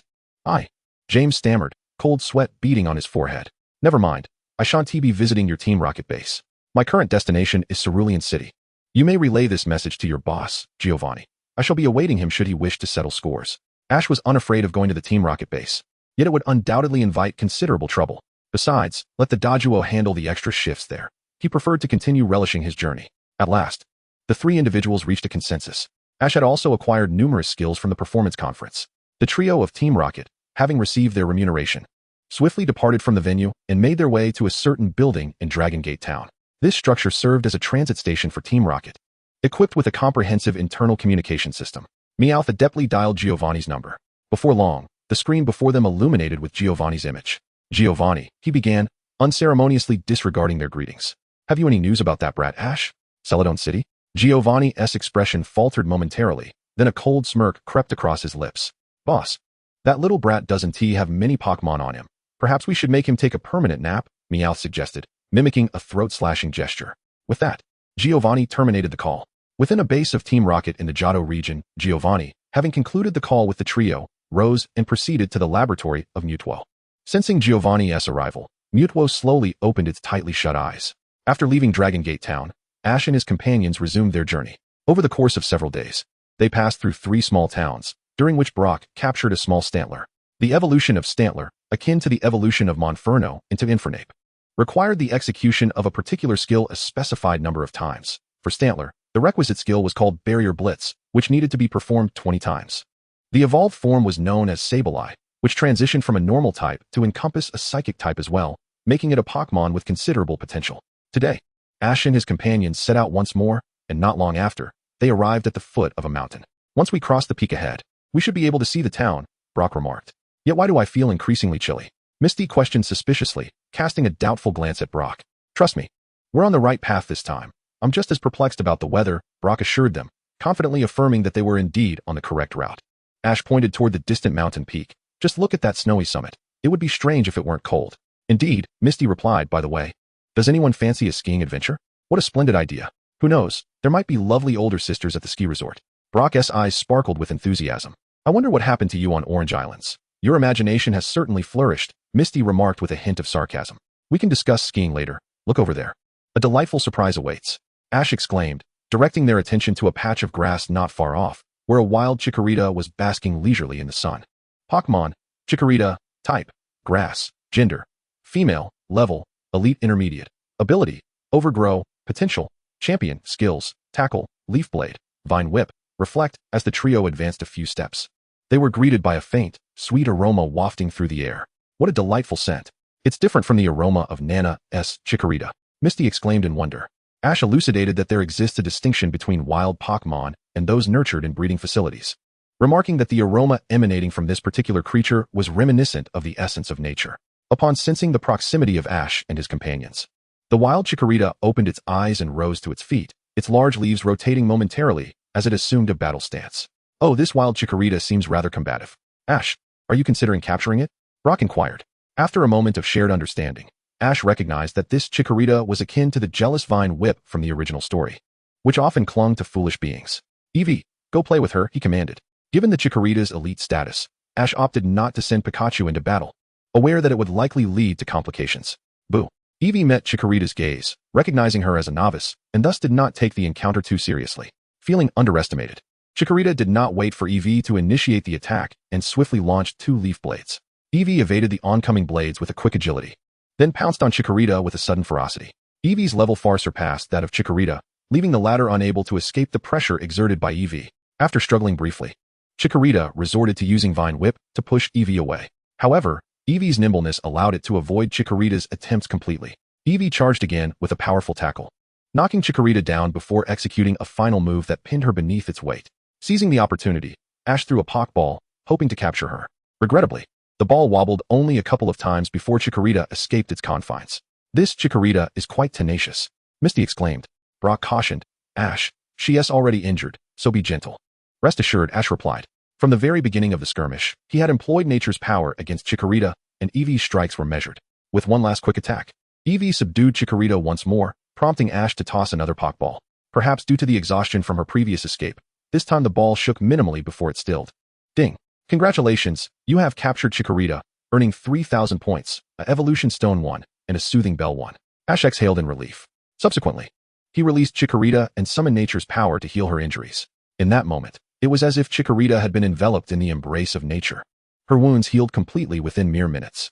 Upon opening her eyes to see Ash, any prior hostility vanished, replaced by a sense of affection. As she was drawn to the natural aura that surrounded him, Ash gently stroked Chikorita's head, saying, "From now on, we are partners." Chikorita did not contest Ash's words. Instead, she nuzzled against his hand and then leapt into his embrace. Boo. Eevee interjected, glaring intently at Chikorita. Yet, Chikorita paid no heed to Eevee's words, continuing to burrow into Ash's arms. Xiaoxia observed the 2 little creatures on Ash's shoulders engaging in a playful rivalry. The Chikorita was rather clingy, and it seemed that Eevee was feeling a tinge of jealousy.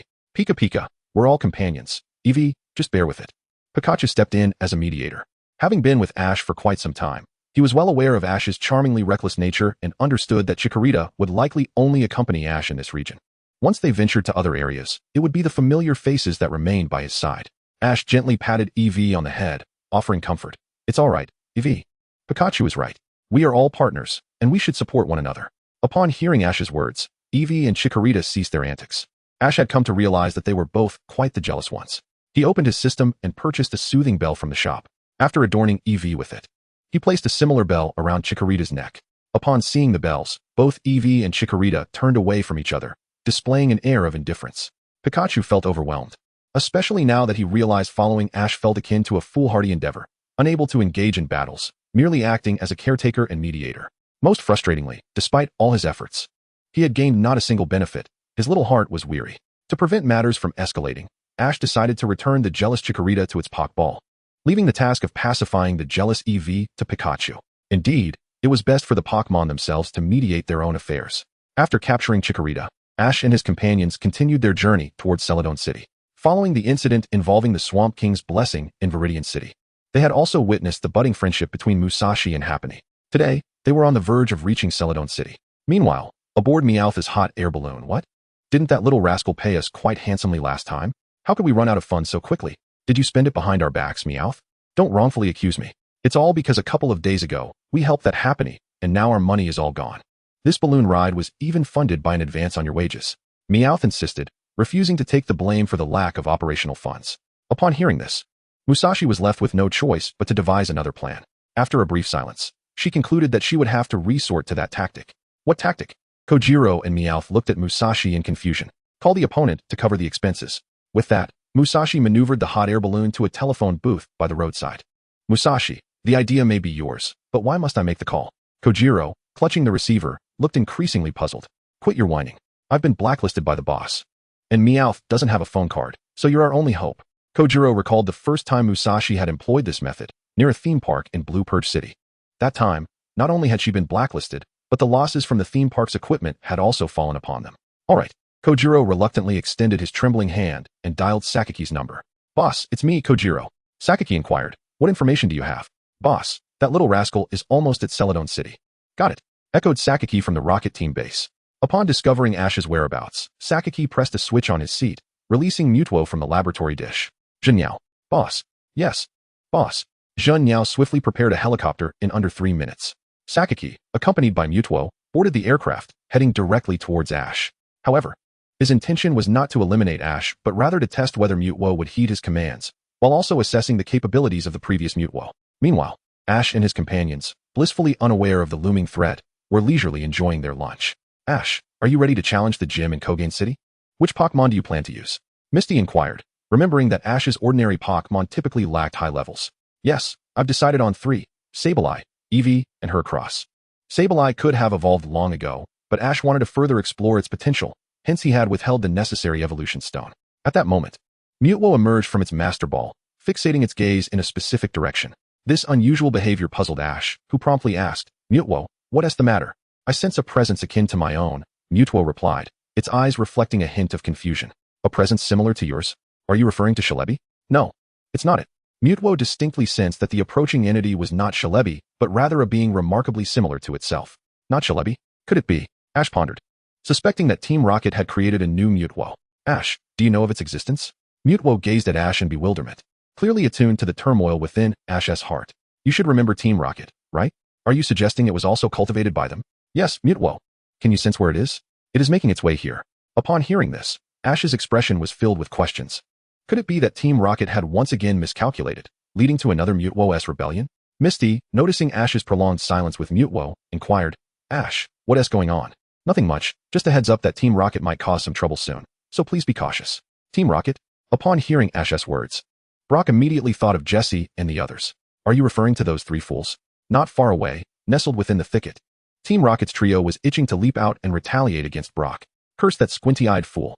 I find him utterly detestable. Meowth, do you have any unused gadgets? I want that squinty-eyed brat to pay. Meowth was anxiously awaiting the reward for the information they provided. If the salary didn't come soon, they might truly starve on the streets. Boss just said he understood, and then the call ended. A somewhat innocent James remarked. Damn it, Jessie. How do you report your work? Regardless of whether it was James's fault, Jessie and Meowth unanimously believed that Saki was blameless, thus placing the blame squarely on James. Hey, you 3 fools, just stay put. I have something to ask you. At that moment, Ash appeared before the trio. You little brat? The 3 were taken aback and hurriedly retreated. They had not noticed when Ash had approached them. No need to be so distant. After all, we have collaborated on numerous occasions. Although Ash was aware that these 3 fools possessed little useful information, he was nonetheless curious to see if he could extract some news. After all, the leader of this trio, Jessie, had a significant connection to Giovanni. Jessie's mother, Miyamoto, was the first to discover Mew, and she also held a prominent position within Team Rocket, maintaining a close relationship with Giovanni's mother. Don't be cowardly in your words, Jessie declared boldly. Listen, we only share a transactional relationship, devoid of any personal ties. This time, we are unprepared and will let you off the hook. Indeed, it is out of our magnanimity that we spare you this time, echoed James in agreement. The reward they spoke of was, of course, a share of the trio's bounty. Ash had no intention of using his own resources to fund them. After all, free benefits are far more delightful than those purchased with hard-earned money. What is the issue? Upon hearing there was money to be made, the trio immediately perked up. Has Giovanni issued any orders to you? Ash remarked with a hint of disdain. You all seem to be mere pretenders. Giovanni has likely forgotten about you. Impossible. We are the elite trio of Team Rocket, having debuted with the top group score, and we can directly connect with the boss. Indeed, just recently. The boss personally commanded us to keep tabs on you. They continued. He even instructed us to notify him when you, little brat, approached Celadon City. Stirred by Ash's provocation, the trio divulged everything. I see. So Giovanni intends to bring the newly created Mutwo to confront me? Ash pondered, realizing that Mutwo's sensing abilities were likely alerted by Giovanni's approach. What Giovanni's ultimate goal was, however, remained shrouded in mystery. Subsequently, Ash posed several more questions to glean indirect information, confirming that Giovanni had indeed been monitoring his movements. Upon returning to camp, he contemplated whether to summon his Dodrio to handle Giovanni. However, the thought of Giovanni potentially bringing another Mutwo dissuaded him, no matter how formidable Dodrio might be. It was not a match for a legendary Pokémon, especially considering Giovanni himself was a champion-level trainer. Sending Dodrio against Giovanni would likely end in failure. Moreover, Giovanni, amidst the myriad of villainous organizations, was not entirely malevolent. He merely sought to amass wealth. After about 10 minutes, a helicopter adorned with markings appeared in the sky. Ash, it's here. Mutwo's gaze was fixed intently on the helicopter. Yes, I sense it too. Ash nodded, then turned to Misty and Brock, saying, you two should head to the Pokémon Center in Celadon City and await my arrival. I'll join you once I've dealt with this situation. Be careful, Ash. Knowing that their presence would only hinder Ash, they quickly gathered their belongings and made their way towards Celadon City. With the aid of Mutwo's psychic powers, Giovanni exited the helicopter and soared toward Ash's position. Pokémon, Mutwo, Giovanni. Type, Psychic. Gender, genderless. Level, Level 1 Deity. Characteristic, Tension. Qualification, Level 1 Deity. Skill, Slightly noted. Oh, how intriguing. Observing that the Mutwo beside Saki was not encased in restrictive armor, Ash felt an increasing sense of fascination with this world. Mutwo, upon seeing its doppelganger in the sky, sensed, why do you align yourself with Team Rocket? They are a nefarious organization unworthy of trust. The two Mutwos engaged in a dialogue, alternating their thoughts. However, it appeared that Team Rocket's training had been remarkably successful, as Mutwo's words did not affect Mutwo no. Two in the slightest. Kid, we meet again, Saki sneered. Ash smiled in return, saying, indeed, it is a reunion. Do you recall our last encounter at the Yuzu Gym? You were rather generous, even willing to abandon a being like Mutwo without a second thought. There's no use keeping disobedient beings. The boy's actions on the Asia island have provided me with significant insight. My Mutwo no longer requires armored control. I can see that. However, if I am not mistaken, your power no longer recognizes your current self, does it? Upon hearing this, Saki snorted coldly, dismissing that power as inconsequential. Today, we shall battle with Mutwo once more. Regardless of the outcome, our grievances shall be resolved. The strength of Tokiwa had always been a burden in Saki's heart. After losing his initial fervor, the essence of Tokiwa had vanished from him. Yet, he did not attribute this to his own failings, believing that the current Pokémon League had become corrupt. For a trainer of humble origins like himself, rising to prominence seemed nearly impossible. After enduring numerous setbacks, he resolved to amass wealth, a great deal of it. Of course, a contest is agreeable, but this place is not suitable for Mutwo's full potential. There is a valley over there. Let us proceed there to compete. With that, Ash soared toward the distant valley with Mutwo. Saki, seeing no other choice, followed, as he had yet to fulfill his plans and did not wish to summon the Flying King too soon. As they flew, Ash unleashed Mutwo's powers. Mutwo, I lift the restrictions imposed by Dream. Saki has changed significantly since the last time. Be cautious in battle. Understood. Mutwo was also aware of Mutwo number 2's strength, realizing it was quite comparable, leading to a stalemate in their confrontation. Before long, they arrived at the battlefield. Mutwo unleashed its psychic powers, while Saki commanded the first strike. Ash, undeterred, replied, Mutwo, we shall also employ psychic power. Both Mutwos, at the level of deities, unleashed formidable psychic energies, reducing the exposed stones within the valley to dust under their tremendous might. Observing the evenly matched struggle, Ash produced a keystone, declaring, Mutwo, evolve. Mutwo nodded, and simultaneously, the megastone and keystone radiated a brilliant light, causing Mutwo's form to shrink while its head developed protrusions resembling headphones, its cranium significantly enlarged compared to its previous shape. What? Witnessing Mutwo's evolution, Saki was left utterly astonished. Wasn't Mutwo created by their rocket team? How is it capable of mega evolution? Mutwo number 2 also displayed an expression of utter astonishment. Ash had no intention of providing an explanation. Mutwo, unleash your psychic power. Mutwo raised its hand, channeling a formidable psychic force towards Mutwo number 2. Empowered by its enhanced psychic abilities, Mutwo's assault was a challenge for Mutwo number 2 to withstand. Sceptile's complexion darkened. Mutwo retaliated with a shadow ball. He had anticipated that Ash's Mutwo would be stronger than his, but he had never imagined it would surpass his after mega evolution. Just as Sceptile's Mutwo conjured a shadow ball, It was met with Ash's Mutewo's piercing gaze, causing the shadow ball to disintegrate under the sheer might of its psychic force. How could this be? Sceptile could scarcely believe the vast disparity in power. Nothing is impossible. The Mega Evolution amplifies Mutewo's own psychic abilities. Sceptile, the outcome is sealed. You have lost. Ash exuded confidence in Mutewo. Sceptile's only hope of turning the tide lay in his Mutewo achieving Mega Evolution as well, yet this was clearly an impossibility. Firstly, his Mutewo lacked a Mega Stone, and secondly, it was evident that his Mutewo was recently trained and had yet to grasp its own potential. Mutewo's psychic force materialized, delivering an unrelenting mental assault to Mutewo number 2, which subsequently crashed to the ground. Boom. In a fit of rage, Mutewo number 2 launched a wave missile, striking the air like a cannonball towards Ash's Mutewo. As it neared, the wave missile surged forward. After a series of explosions, Mutewo remained unscathed. Mega Evolution. Damn it. Sceptile's face darkened like a soot-covered pot. Anger aside, he contemplated Ash's background and knowledge of Mega Evolution, as if he had stumbled upon a remarkable secret. He inquired, "Kid, I've heard that you are a trainer from Pallet Town, closely associated with Professor Oak. You must be the newly appointed Pokémon professor of these years, the youngest and most promising fairy-type discoverer in the history of the league. So what?" Ash remained unfazed, understanding that Sceptile had deduced his identity. After all, secrets eventually come to light, and the Rocket Team's intelligence network was hardly inept. Furthermore, Sceptile himself was no fool. "Let us collaborate. You possess power and reputation, while I have resources and a multitude of subordinates.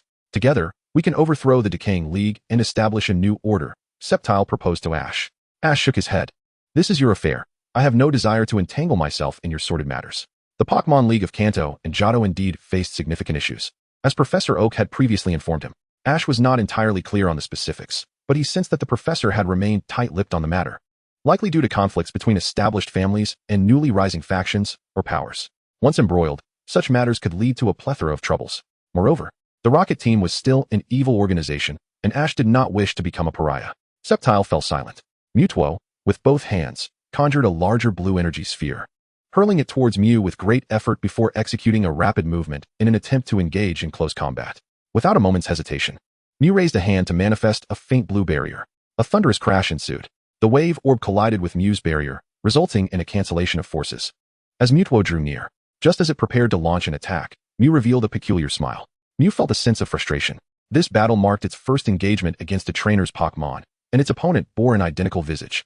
Yet, it faced overwhelming defeat, its psychic moves proving ineffective, its fighting techniques yielding no damage, and in close quarters, it was ensnared by tendrils.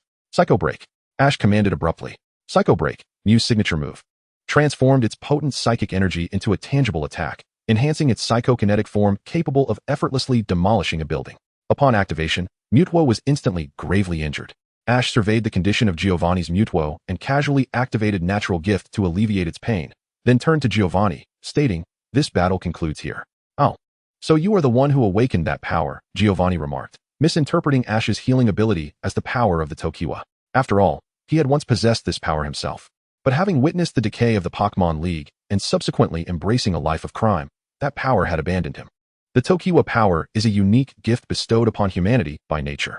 Giovanni, it was not your ability that forsook you, but rather you who renounced this force.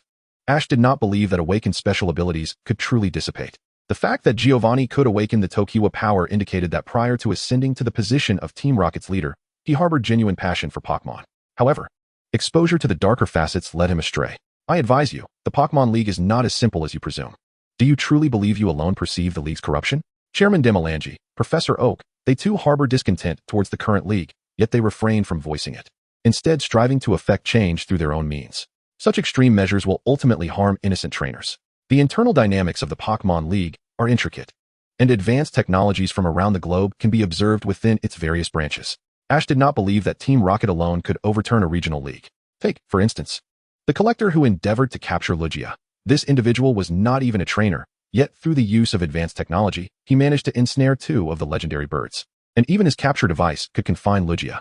If an ordinary wealthy individual could achieve such feats, what could the Pokémon League not accomplish? The answer was self-evident. Perhaps the merging of the Kanto and Johto regions was part of a grand strategy orchestrated by Demelange, Professor Oak, and the founding families of the League, all vying for dominion over these 2 territories. The Rockets have not been entirely dismantled. Perhaps this was a deliberate choice to maintain a semblance of balance. Your Mutewo possesses formidable power, and I would rather not witness you misusing it. Otherwise, you understand the implications. With that, Ash soared towards Celadon City. If Saki can issue commands directly to Mutuo number 2, it indicates that Mutuo number 2 may have recognized him. Forcing a capture would only lead to unnecessary complications. Furthermore, Saki's visit was not born of malice, so Ash refrained from adopting the role of the villain. Before entering Celadon City, Ash was intercepted by a certain flying ace. Upon seeing the bulky Dodrio blocking his path, Ash immediately exclaimed, "You there, Dodrio, you are utterly incompetent." Dodrio, sporting 2 dark circles under its eyes, lamented, "Incompetent, you say? I've been working overtime for over half a month. If you must assign blame, direct it towards Shiba and Kona. They're on strike again?" Ash inquired. "Not just striking. I can't even get in touch with them.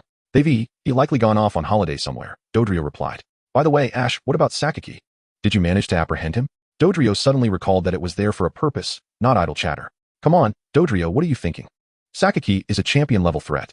Plus, he has a Mutuo. Do you honestly believe I could capture him? Are you jesting? Did he get away again? Well, what did you expect? I'm not insane. Saki is a hot potato. Capturing him would only invite trouble. I'm not foolish enough to provoke such a risk." It appeared that Dodrio's infiltration skills were lacking. After spending so much time lurking around the rockets, it had only managed to remain on the fringes. No wonder it became the unfortunate soul working overtime every day, while others took leisurely vacations during strikes. It seemed to confuse its own missions with leisure, probing the rocket's base for relaxation. Otherwise, it would not have been unaware that Saki had raised another Mutuo. "What is the strength of this newly trained Mutuo?" Dodrio inquired. "Well, it's about even with my own," Ash candidly replied. "Without Mega Evolution or the intervention of a trainer, the battle between Mutuo and Mutuo no 2 would be evenly matched, as both Pokémon are at level 1 Divine." Dodrio had abandoned the idea of capturing Saki, recognizing that its Pokémon could not contend with Mutuo's strength. Moreover, Saki himself possessed champion-level prowess, likely accompanied by several champion-tier Pokémon for protection. Approaching him would be tantamount to delivering a meal to the slaughter. Of course, champion-level fighters could still engage wild level 1 and level 2 deities, as these beings are also Pokémon, and Pokémon only resort to lethal actions under extreme circumstances. Is there anything else? If not, I shall be heading to the Pokémon Center. Dodrio instinctively shook its head. Nothing more. Very well, I shall take my leave. Contact me if you need anything, Ash said before taking flight. By the way, has Ash's psychic ability become so potent that he can now fly unaided? After Ash departed, Dodrio belatedly realized that Ash had transcended humanity. Never mind, fulfilling the task at hand is paramount. Once that is accomplished, I shall investigate the rocket's base for further intelligence. The Dodo exchanged a few words with Fatty, who then turned and flew east toward Orange City. Meanwhile, the defeated Saki did not rush to leave. In fact, had Dodo truly come looking for him, there was a genuine opportunity to capture Saki, as he had emerged in haste and was confident in Mutuo number 2, thus neglecting to bring any other Pokeballs. It is merely a twist of fate that the Dodo missed its singular chance to apprehend Saki. "Boss, we've received communication from Saki." The trio of Team Rocket stood before him. "Musashi, Kojiro, and Meowth. I hear you 3 have been tailing that kid named Satoshi?" Saki inquired. "Excellent. From now on, your task is to continue shadowing him and ensure that all pertinent information related to him is meticulously gathered, including timely reports on the Pokémon he captures. Your positions and salaries will be arranged by Gendai. My only requirement is that you thoroughly uncover the details regarding that kid." Having issued his orders, Saki departed with Mutuo number 2. "We seem to have been promoted and given a raise. What a wonderful feeling." The trio excitedly embraced, relishing one of the rare moments of advancement since their graduation from the training camp. On the helicopter, the introverted Mutuo no 2 gazed at Saki with a look of confusion, asking, "Saki, what exactly is that state the fellow possesses?" "That is a combat system that has yet to be thoroughly studied, known as evolution. The information available suggests that Mega Evolution may represent a temporary ancestral release of power, or possibly an enhancement of vitality. To achieve Mega Evolution, certain specific conditions must be met, along with the requirement of a specialized set of evolution stones." Saki's understanding of Mega Evolution was limited. The intelligence Team Rocket had gathered was scant, primarily sourced from the trio who procured a few trivial details from Professor Okito's research facility. After all, he had devoted all his efforts and resources to nurturing Mutuo, viewing Mega Evolution as a minor enhancement compared to the formidable power of a fully developed Mutuo, which naturally led Saki to dismiss its significance. Yet, who could have anticipated that Satoshi would produce Mutuo's Mega Evolution Stone? Is there any additional information? As for the specifics, in the Kanto and Johto regions, aside from that kid, there are not many who comprehend it. One must venture to the Kalos region for further insights. However, Team Rocket lacks a branch in Kalos, and Saki had no intentions of establishing one there. "Do any of your subordinates possess the ability to achieve Mega Evolution?" Mutuo no 2 yearned to master the power of Mega Evolution, seeking to confront Satoshi and his Mutuo to avenge past grievances. "No, though a few sets of Mega Evolution stones have been collected. Few in Team Rocket regard Pokémon as partners, so even with the financial resources of Team Rocket, there exists no one capable of achieving Mega Evolution alongside their Pokémon. After a prolonged silence, Saki reached a resolution. Pressing several buttons on the helicopter's seat, he contacted Entei at the base. Entei, I am heading to the Kalos region for a while. You will temporarily oversee the base. Should Champion Dato or any other champions come knocking, have Aoki negotiate with them, and ensure the rest remain hidden. Having clarified everything, Saki summoned the pilot and headed straight for Carlos. The bewildered Jin Yao, receiving Saki's order, pondered how their leader had merely taken a brief excursion before deciding to venture into the Carlos region. Bewilderment aside, her efficiency was commendable. It wasn't long before she contacted the trio. Musashi, the leader has decreed that you have been promoted. From this day forth, I shall intermittently reach out to collect intelligence. And you may also bring forth any requests, Jin Yao announced. The Team Rocket trio suppressed their inner delight, responding in unison, yes. Could we perhaps receive an advance on our salary? Meowth inquired, rubbing his paws together. Very well. Jin Yao rolled her eyes at Meowth's request, pondering what precisely had warranted such special attention from their leader, Saki. Meanwhile, Ash entered the Pokémon Center in Violet City, seamlessly reuniting with Misty and Brock. Gently patting Misty on the shoulder, Ash reassured her, saying, Don't worry, Saki is no match for me and Mutwo. You defeated Saki? Brock asked, astonished. Yes, I did. His Mutwo was newly bred and not yet fully mastered. Ash continued, By the way, did you contact Dodrio? He did not believe that Dodrio had tracked Saki's whereabouts on his own accord. I reached out to Kana, and it was likely her who sent the Elite Four member over. Have you seen him? Did he assist you? Misty was curious about Dodrio's efficiency, having heard from Kana about his reliability, which Team Rocket was also aware of. Well, I finished my battle before he even arrived at the city outskirts. But he certainly made an effort, Ash remarked. Although he hadn't directly aided in the battle, Dodrio's sense of responsibility was undeniable, especially since he had flown over on a Dragonite. After Ash expressed his desire to challenge the gym, Misty voiced her concern. Ash, are you really not going to take a break before challenging the gym? I'm fine. The battle was only with Mutwo. My other Pokémon are still in excellent condition. Ash replied, feeling invigorated rather than fatigued, eager for another exhilarating battle despite having just experienced a legendary confrontation. Shouldn't you learn about the gym leader in Violet City before issuing a challenge? Brock interjected. That's a good point. We should gather some information first, Ash conceded. For his first battle in the Johto region, he intended to train his Pokémon rather than deploying his strongest team without understanding the gym leader's capabilities. Fortunately, they were currently in the Pokémon Center, surrounded by numerous trainers. After a brief inquiry, they gleaned some preliminary insights into the gym leader of Violet City. The gym leader was named ASU, specializing in flying-type Pokémon, essentially a lower-tier version of the flying-type Elite Four, with his primary Pokémon being a Fiero. Upon confirming his opponent, Ash requested Nurse Joy to provide him with an unoccupied room, where he promptly set about evolving his Sableye. As the 999th Sableye coin was placed into the treasure chest, a radiant light enveloped Sableye, signaling its evolution. Pokémon, Sableye. Type, Steel Ghost. Gender, genderless. Level, Intermediate Pseudo-King. Ability, Golden Body, a robust golden physique that is impervious to oxidation and unaffected by the opponent's changing moves. Potential, Pseudo-Champion. Skills, Night Shadow, Shadow Ball, Power Gem, Gold Rush. Is this the evolved form of Wealth Spirit? How dazzling, how luxurious it feels, Brock exclaimed. Upon hearing Brock's remark, Seifuhu approached him, proudly exhibiting his golden body. Yes, his name is Seifuhu. Ash, somewhat speechless, recalled him. Both Wealth Spirit and Seifuhu are socially anxious. The former suffers from social anxiety disorder, hiding at the sight of others. The latter, a social butterfly, revels in close company, effortlessly forging connections with anyone. Soon, the group arrived at the base of the Violet Gym. Ahem, I misspoke. Young ones, are you here to challenge the trainers of the Violet Gym? Musashi, donned in a hotel staff disguise, inquired. If so, you must pass through. Before Kojiro could finish his sentence, Ash interrupted. You three fools, if you wish to take flight, I can certainly facilitate that. At this, the duo realized their identities had been exposed. They hastily discarded their disguises and made their escape, disregarding Pikachu. So what were they here for? Misty queried, somewhat bemused. Brock shrugged, who knows? Seeing their swift retreat, Ash had no intention of pursuing them. The group then entered the Violet Gym. As the referee's voice resonated, Ash's first gym challenge in the Johto region commenced. Regarding the reputation of the Violet Gym trainers, I shall not allow you to prevail easily. I will unveil the true prowess of bird Pokémon. First, my initial Pokémon is Hoot Hoot. With that, ASU threw out a Pokeball, and Hoot Hoot appeared on the field. Hoot Hoot. All right, you shall be the one, Seifuhu. Ash sent forth his recently evolved Seifuhu. What kind of Pokémon is this? ASU and the gym trainees gazed at Seifuhu in astonishment, certain they had never encountered such a creature in their Pokédex. ASU, you take the first move. Ash confidently relinquished the initiative. Facing the unknown Pokémon, ASU decided not to hold back, commanding, Hoot Hoot, use Peck. Hoot Hoot soared into the air, spinning its body as it launched towards Seifuho. Unfazed, Ash instructed, Seifuho, use Dazzling Gleam. Seifuho's golden eyes radiated a black-purple glow, causing Hoot Hoot to alter its attack direction and peck at the ground instead.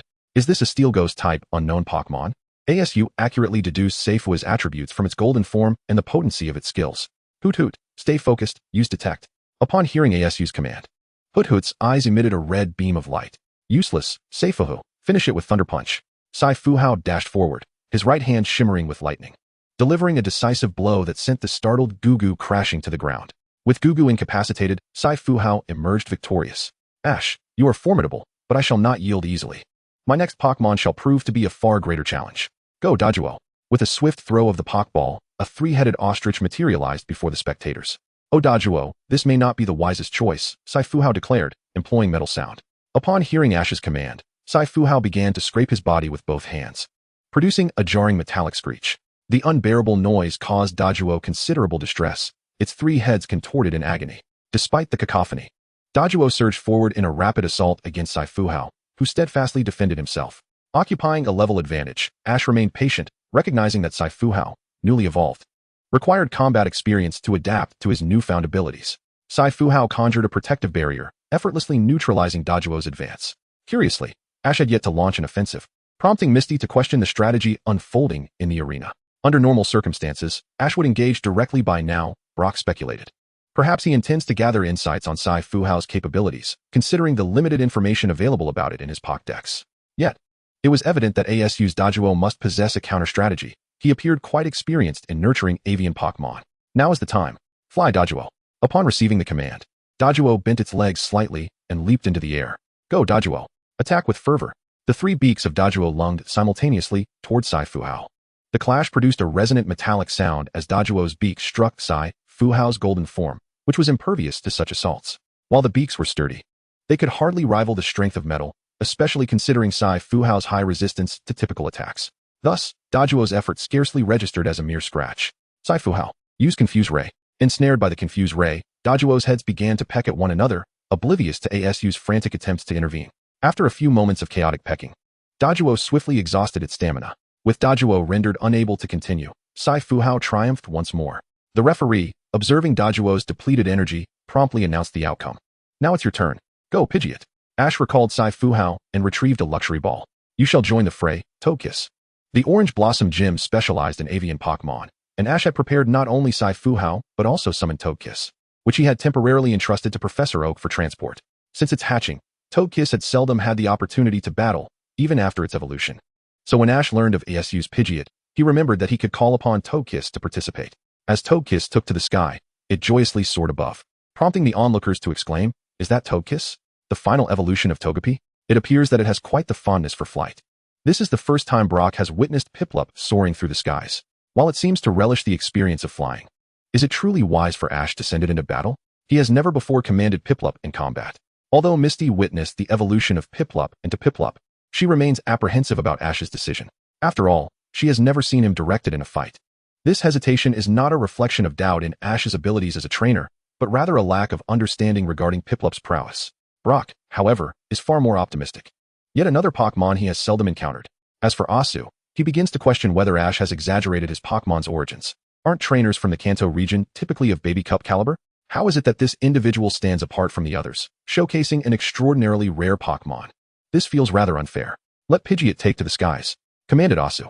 As the command was issued, Pidgeot spread its wings and ascended into the heavens. Pidgeot, use Air Slash. With a powerful flap of its wings, Pidgeot unleashed two fierce currents of air that resembled blades. Piplup, display your exceptional flying skills. Piplup charged toward the two air blades, expertly maneuvering through the gap, just as it seemed about to be struck. Asu, flying is the ultimate expression of freedom. Let us see whose Pokémon soars better, yours or mine. Piplup, use Quick Attack. In an instant, Piplup transformed into an afterimage and appeared behind Pidgeot. Pidgeot, evade quickly, Asu urged. Pidgeot flapped its wings rapidly to create distance from the approaching Piplup, which closely pursued without rushing to attack, steadily wearing down Pidgeot's stamina. This won't do. We risk losing. Asu resolved to match Ash's strategy head-on. Pidgeot swiftly turned and charged directly at Piplup. Unfazed, Piplup spun gracefully to glide in a backstroke position. As Pidgeot prepared to strike, Piplup slightly lowered its altitude, allowing its left wing to graze Pidgeot's abdomen. Pidgeot's flight became precarious. Seeing Pidgeot falter, Ash called out, "Piplup, now's the time for air slash."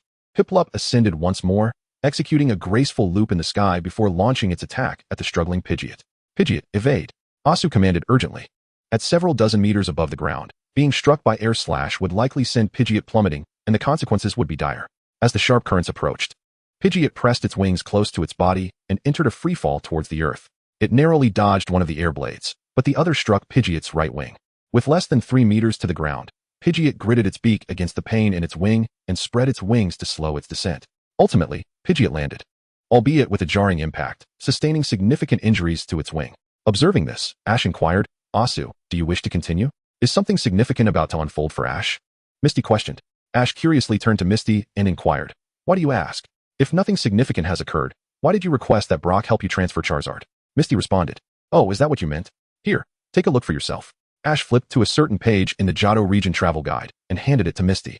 "Is this Charizard Valley?" she asked, scrutinizing the description in the guide. After a moment, she posed another question. "Ash, do you intend to release Charizard in that valley?" "Not at all," Ash replied. "Charizard is a vital partner of mine. The surrounding area near the Viridian Forest no longer harbors any wild Pokémon that can aid in its training. I had Brock teleport it here so that it could train in the valley." The Pokémon Ash left at Professor Oak's lab had already dominated half of the Viridian Forest during his journey to the Orange Islands. With all formidable wild Pokémon having been dealt with by Ash's Pokémon, Charizard had been the most relentless, to the extent that any wild Pokémon would retreat upon sensing its presence, adopting a cautious demeanor of evasion. "I see. So does that mean Charizard will be temporarily departing?" Misty asked. "Don't worry," Ash reassured her. "I consulted with Dodrio, and Charizard Valley is monitored. Whenever I need Charizard, I can contact her for a transfer." "Her?" Brock interjected, a sly grin spreading across his face. "Are you referring to a mature and beautiful older sister?" Ash was left speechless, wondering if Brock had evolved to a point where he could automatically fantasize while listening to others. Before long, they entered a magnificent valley. "This valley is truly spectacular," Misty exclaimed. Excitedly, Brock shouted, "Wow! This is Charizard Valley. The depths of the valley are where wild Charizards congregate." "Oh, so you must be the esteemed League Inspector Ash that Dodrio spoke of. I've heard you possess a remarkably strong Charizard." A woman descended gracefully on a flower-adorned female Charizard, addressing Ash and his companions. "Hello, beautiful older sister. My name is Brock. May I have your email address?" Brock's infatuated expression was unmistakable upon seeing the woman. "Honestly, when will you ever change this awful habit?" Misty impatiently pulled Brock away. "That's correct, Miss Kiki," Ash nodded. "As for Charizard, its strength is not quite on par with Dodrio's formidable Charizard. Though Dodrio's Charizard isn't Ash's ace, it boasts championship-level prowess. In terms of levels, Ash's older Charizard is indeed not its match, yet in other aspects, it would undoubtedly outperform Dodrio's Charizard." Prior to acquiring Charizard's Pokeball, Ash had already inquired about the circumstances in Charizard Valley from Dodrio. Kiki leaned closer to Ash, inhaling deeply, and remarked, "No, I can sense it. Your Charizard is truly extraordinary. I was eagerly anticipating your arrival after hearing Dodrio speak of you. Miss Kiki, I believe you are looking forward to my Charizard, aren't you?" Ash is certainly not like Brock, the lovesick fool. He possesses a profound self-awareness. "Indeed. Now, let me witness your Charizard." Without hesitation, Ash called forth his Charizard. With a resounding roar, Charizard emerged, unleashing a torrent of flames skyward. Upon witnessing the blaze, Charizard's eyes ignited with fierce determination. After a significant period of growth, Ash's Charizard now stood over 3 meters tall, its flames approaching the sacred fire of Ho-Oh. This stature and intensity of flame undoubtedly surpassed that of Lance's Charizard, showcasing the remarkable training Ash has undertaken. Jieku was astonished to see such a magnificent Charizard beyond the valley, its flames considerably more potent than those of most Charizards within. Her satisfaction grew as she realized that Charizard's condition exceeded her expectations. Suddenly, the 2 gemstones adorning Charizard's neck caught Jieku's attention. "Ash, those are Megastones, aren't they?" she inquired. "Indeed, those 2 are Megastones for Charizard. Charizard has 2 Mega Evolutions. One enhances its Dragon-type attributes, while the other amplifies its Fire-type abilities," Ash explained. The research on Charizard's Mega Evolution had long been documented, yet Ash had refrained from sharing it with Professor Oak.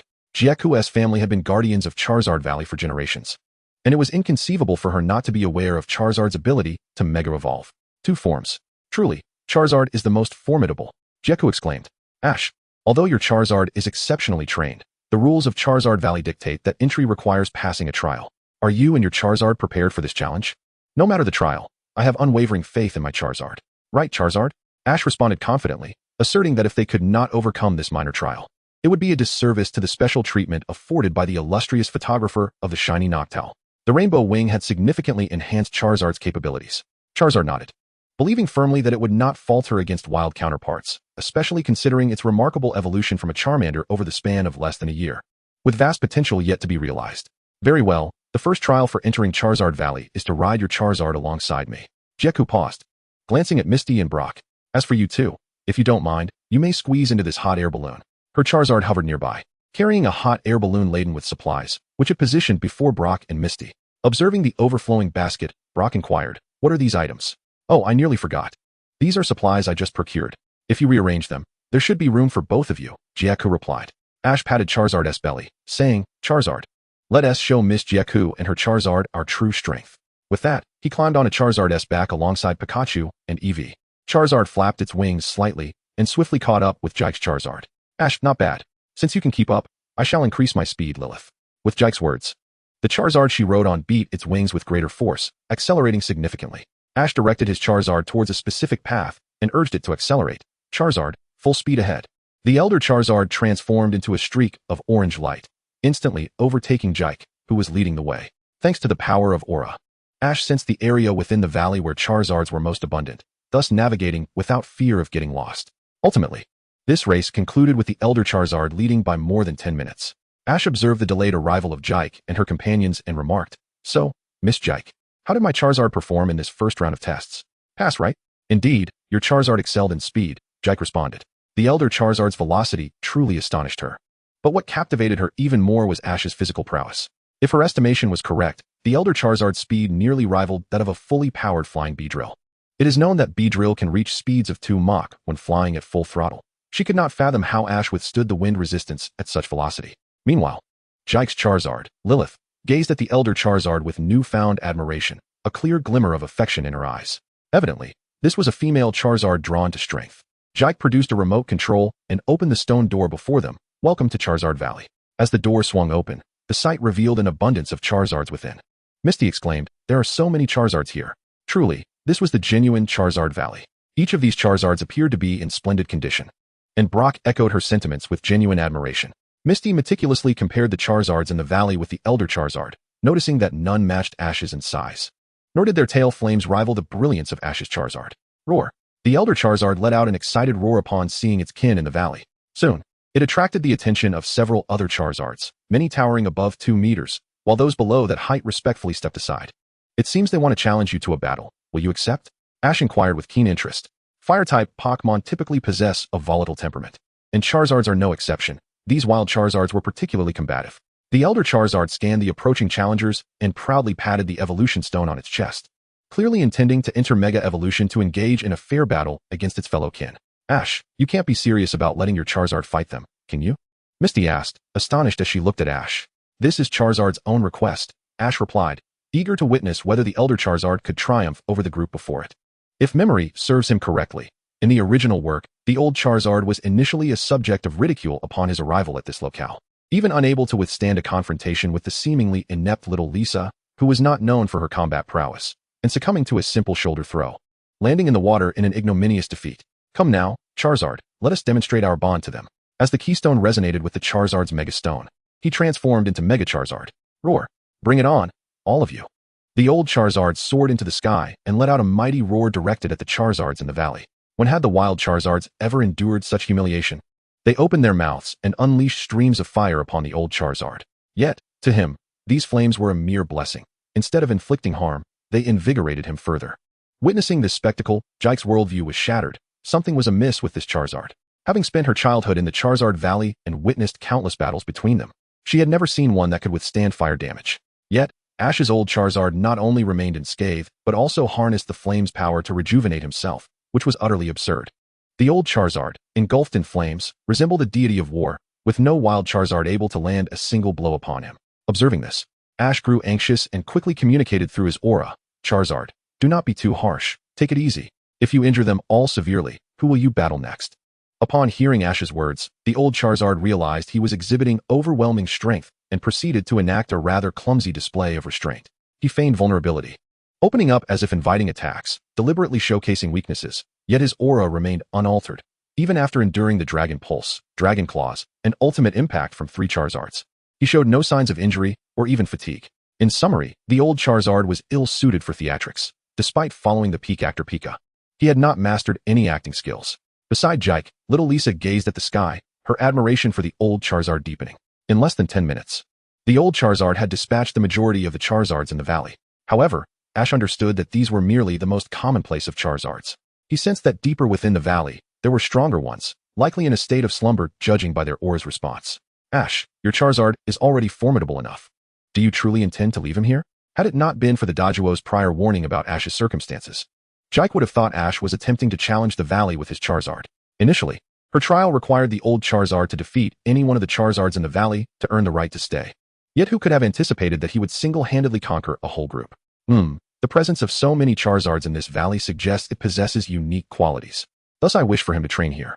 After spending a night in Charizard Valley, Ash shared a brand new training plan with Charizard and informed him of the extraordinary nature of the depths of the valley before continuing their journey to the Johto region. A group of travelers made their way towards the Cypress Gym, having once again lost their way after traversing a forest. Oh dear, how could this happen again? Misty lamented. This isn't my fault. There's no information marked on the map. However, I am certain we are not far from the Cypress Gym. Brock explained. It's alright, Misty. Getting lost merely delays us. Think positively. Each time we stray, we gain unique experiences, which is the joy of traveling, isn't it? After all, Ash is quite accustomed to wandering off, and if he didn't, he might not encounter extraordinary Pokémon. While that may be true, the frequency of our misadventures is excessive. We seem to lose our way every time we enter a forest. Misty felt as though they were cursed by the woods, for it was inexplicable how they were perpetually ensnared in its labyrinth. Pika? At that moment, Pikachu turned alertly to glance behind them. Eevee? The next instant, Eevee mirrored Pikachu's action. What's wrong? Misty queried, puzzled by the unusual behavior of Pikachu and Eevee. Ash clarified, it's nothing. Pikachu just senses that someone is trailing us. Just moments ago, Ash had detected a swiftly moving figure through his aura, which had been following them, and it seemed to have briefly intersected with the location of Team Rocket. Within half a minute, the aura of the trio had noticeably changed, indicating they had encountered trouble. Following us, Misty and Brock exchanged bewildered glances with their surroundings. Pikachu, at 11 o'clock, use Iron Tail. Pika, with a crackle of yellow electricity. Pikachu appeared to teleport into the air, its tail glowing with white light, wielding it like a scythe of death as it struck forward. Clang. The sound of metal clashing echoed, followed by a dull thud as a red figure was sent flying by Pikachu's powerful blow, only to come to a stop after crashing into a large tree. As they focused, they saw a red-colored Scyther leaning against the stump of the fallen tree, its eyes swirling in confusion. Scyther? The trio pondered. Are you alright, Jinzong? Suddenly, a lean middle-aged man emerged from the direction of the Scyther's attack. Sir, what are you doing? Trailing others and launching surprise attacks is far too dangerous. Misty confronted him assertively. The man, taken aback by her fierce demeanor, hastily apologized. I sincerely apologize. I merely wanted to test my strength. Please forgive me. Upon hearing this, Misty's anger flared, fists clenched as she stamped her foot and sternly questioned. Test your strength? What you did was an ambush. If we hadn't been strong enough, we could have been injured. I am truly sorry. Please forgive me. The man continued to grovel. Before Misty could retort further, Brock quickly intervened, nudging her aside. I am Muramasa. This is my Scyther, which I have named Jinzong. The man introduced himself suddenly, then turned to Ash with seriousness. Your Pikachu is remarkably powerful. I have been seeking a Pokémon trainer like you. You are looking for me? Why? Ash was filled with confusion. Initially, he felt a surge of anger. However, considering that Pikachu had severely injured the opponent with a single swipe of its tail, and observing the sincerity in the other party's apology, he decided to let it go. The situation unfolded as follows. I have established a Pokémon dojo in this forest. Due to certain circumstances, my son, Shinwu, has lost his passion for Pokémon battles and has become enamored with data analysis on the computer. Thus, I am seeking an exceptional Pokémon trainer to engage him in a battle, in hopes of rekindling his enthusiasm for competition, explained Muramasa. Even if it is for your child, you cannot ambush passing trainers. Misty's anger was clearly not yet abated. I sincerely apologize. I have attempted to initiate a Pokémon battle in a conventional manner before, but the results were consistently unsatisfactory, which led me to resort to this method for testing. Rest assured, my Pokémon is quite restrained and has never harmed anyone. Moreover, if it cannot detect being followed, it will not engage, Muramasa clarified. Turning once more to Ash. Young man, I implore you to battle my son Shinwu. I am willing to offer compensation. A battle is certainly agreeable, but, Uncle Muramasa, is your dojo far from here? Not at all. It lies just ahead, less than a kilometer away. Under Muramasa's guidance, Ash and his companions were soon led into a large courtyard. Upon entering, They were greeted by the sight of numerous trainers and Pokémon engaged in training, some sparring with one another, while others engaged in strength training. Not a single individual was idling away their time. Greetings, Master. These young ones are honing their skills alongside their Pokémon here. My dream is to see these disciples one day victorious in competitions around the globe, Muramasa declared. Mr. Muramasa has taught them well. I trust they will not disappoint you. Ash replied. Thank you for your kind words, Ash. The young trainers in the courtyard, witnessing Muramasa's courteous demeanor towards Ash, exchanged puzzled glances. As they perceived Ash to be of similar age to themselves. On the second floor, at a window facing the entrance, a boy glanced at Ash and his companions before returning his focus to the computer, his fingers dancing swiftly across the keyboard. Welcome, esteemed guests. One of Muramasa's disciples greeted Ash and his party with great politeness. There's no need for such formality, Ash replied, feeling a bit uncomfortable with the level of courtesy being displayed. I find this atmosphere somewhat overwhelming. Misty whispered. I believe Mr. Muramasa must be a remarkable trainer, otherwise, how could he manage to mentor so many aspiring trainers?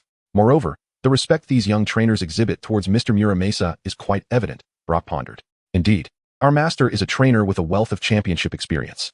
He established this dojo to impart his knowledge to novice trainers, guiding them on their journey to becoming Pokémon masters. Particularly, his Scyther is renowned as a shiny red. The admiration in that person's eyes was palpable. A shiny red? That speed truly lives up to its reputation. Ash nodded in agreement, acknowledging the incredible burst of speed exhibited by Scyther at close range. It's nothing extraordinary. At that moment, a young boy leaned against the doorpost, clutching a laptop. This was Shingo, my son. Muramasa approached from the training grounds. Ah, it's him. Upon seeing the main character, Shingo's memory was reluctantly jogged. This individual was indeed a character from the original narrative, wielding a Scyther in his hands. Greetings. I am Ash from Pallet Town. I recognize you. You are the rookie trainer who recently claimed victory at the Indigo Plateau Conference. Shingo said as he settled cross-legged and began to delve into Ash's records on his computer. Did you compile all this information on trainers? Ash inquired with curiosity. Indeed. All the data on exceptional Pokémon trainers from the past 5 years is contained herein. It reveals the Pokémon they have employed and the strategies they have utilized. Shingo replied with confidence. On the wall nearby, the trio from Team Rocket had set up listening devices to capture the conversation between Ash and the others. Did you catch that? Musashi smirked slightly. Yes, I heard it. That information appears to be quite useful. I believe it's time for villains to keep pace with the tides of intelligence warfare, Kojiro suggested. With valuable information on powerful Pokémon and trainers, executing our operational plans would become considerably easier, meow. Perhaps we could even discover strategies to defeat that brat. Then let's download his data immediately. Yay. With the operational target established, Musashi turned to Kojiro and Meowth with a puzzled expression, asking, by the way, what does download mean? The smiles faded from Kojiro and Meowth's faces. According to my data, you belong to a category that adjusts strategies based on the opponent's Pokémon. Yet many battles are dominated by sheer strength. However, none of that is particularly relevant. The level of trainers in the Kanto region is rather low. The participants in the Indigo Conference would be considered quite ordinary in other regions, Shingo remarked. What do you mean by the Kanto trainers' level being low? Kasumi and Takashi replied with some irritation. After all, they were both heirs to Kanto's gym leaders. This statement was tantamount to accusing them of failing in their responsibilities as gym trainers. To speak frankly, in the past 5 years, those who reached the top 16 in the Indigo Conference largely faded into obscurity after traveling to other regions. Even those who qualified for competitions in other regions typically achieved little beyond preliminary rounds, Shingo continued, delivering a metaphorical thrust straight to the hearts of Kasumi and Takashi. That may be true, but your data seems incomplete, Ash responded nonchalantly. Trainer data from the last 5 years sounds impressive. However, can you guarantee that others have not caught new Pokémon during that time? Data can only serve as a reference. Being overly fixated on it will only assist trainers who are stagnating, he elaborated. What do you mean? Shingo looked up at Ash. Your data analysis sounds sophisticated.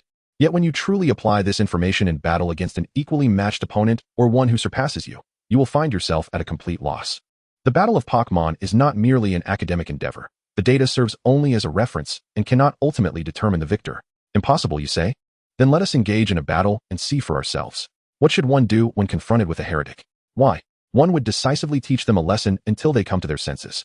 Upon witnessing Ash's bold declaration of war, the tension within Muramasa significantly eased. Very well. Let us compete in a one-on-one match. Soon, the group arrived at the battleground within the dojo. Muramasa positioned himself at the side of the arena, announcing, only one Pokémon will be used. Let the contest begin. Go, Burii. Shingo summoned a Scyther. Species, Scyther. Type, Bug Steel. Gender, male. Level, Gym Intermediate. Ability, Technician. Potential, Champion. Skills, omitted. This Scyther appeared to be considerably younger than Muramesa's authentic specimen, yet its level was notably inferior, as Muramesa's Scyther possessed champion-level prowess. Ash retrieved a Pokeball, pondering whether to deploy another Scyther. Very well, I shall respond with Heracross. Upon seeing Ash's choice, Shingo swiftly maneuvered his computer and adjusted the camera to focus on the battlefield. Ah, so it is Heracross? Quite impressive. Burii, use Quick Attack. The Scyther darted forward with remarkable speed. Heracross initiated Swords Dance. Such astonishing reflexes.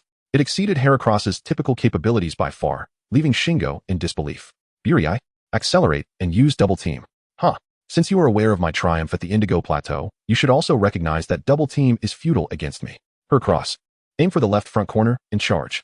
Ash was left speechless. Could this truly be the result of a thorough review of his data? Did Shingo not realize that Heracross was a natural counter to Double Team? Heracross soared into the air, launching itself towards the indicated direction with its formidable horn. Upon witnessing the impending assault, Shingo abandoned his computer, rising to shout, Burii, evade quickly. Unfortunately, Scyther's speed fell short, and Heracross's horn struck it squarely in the abdomen.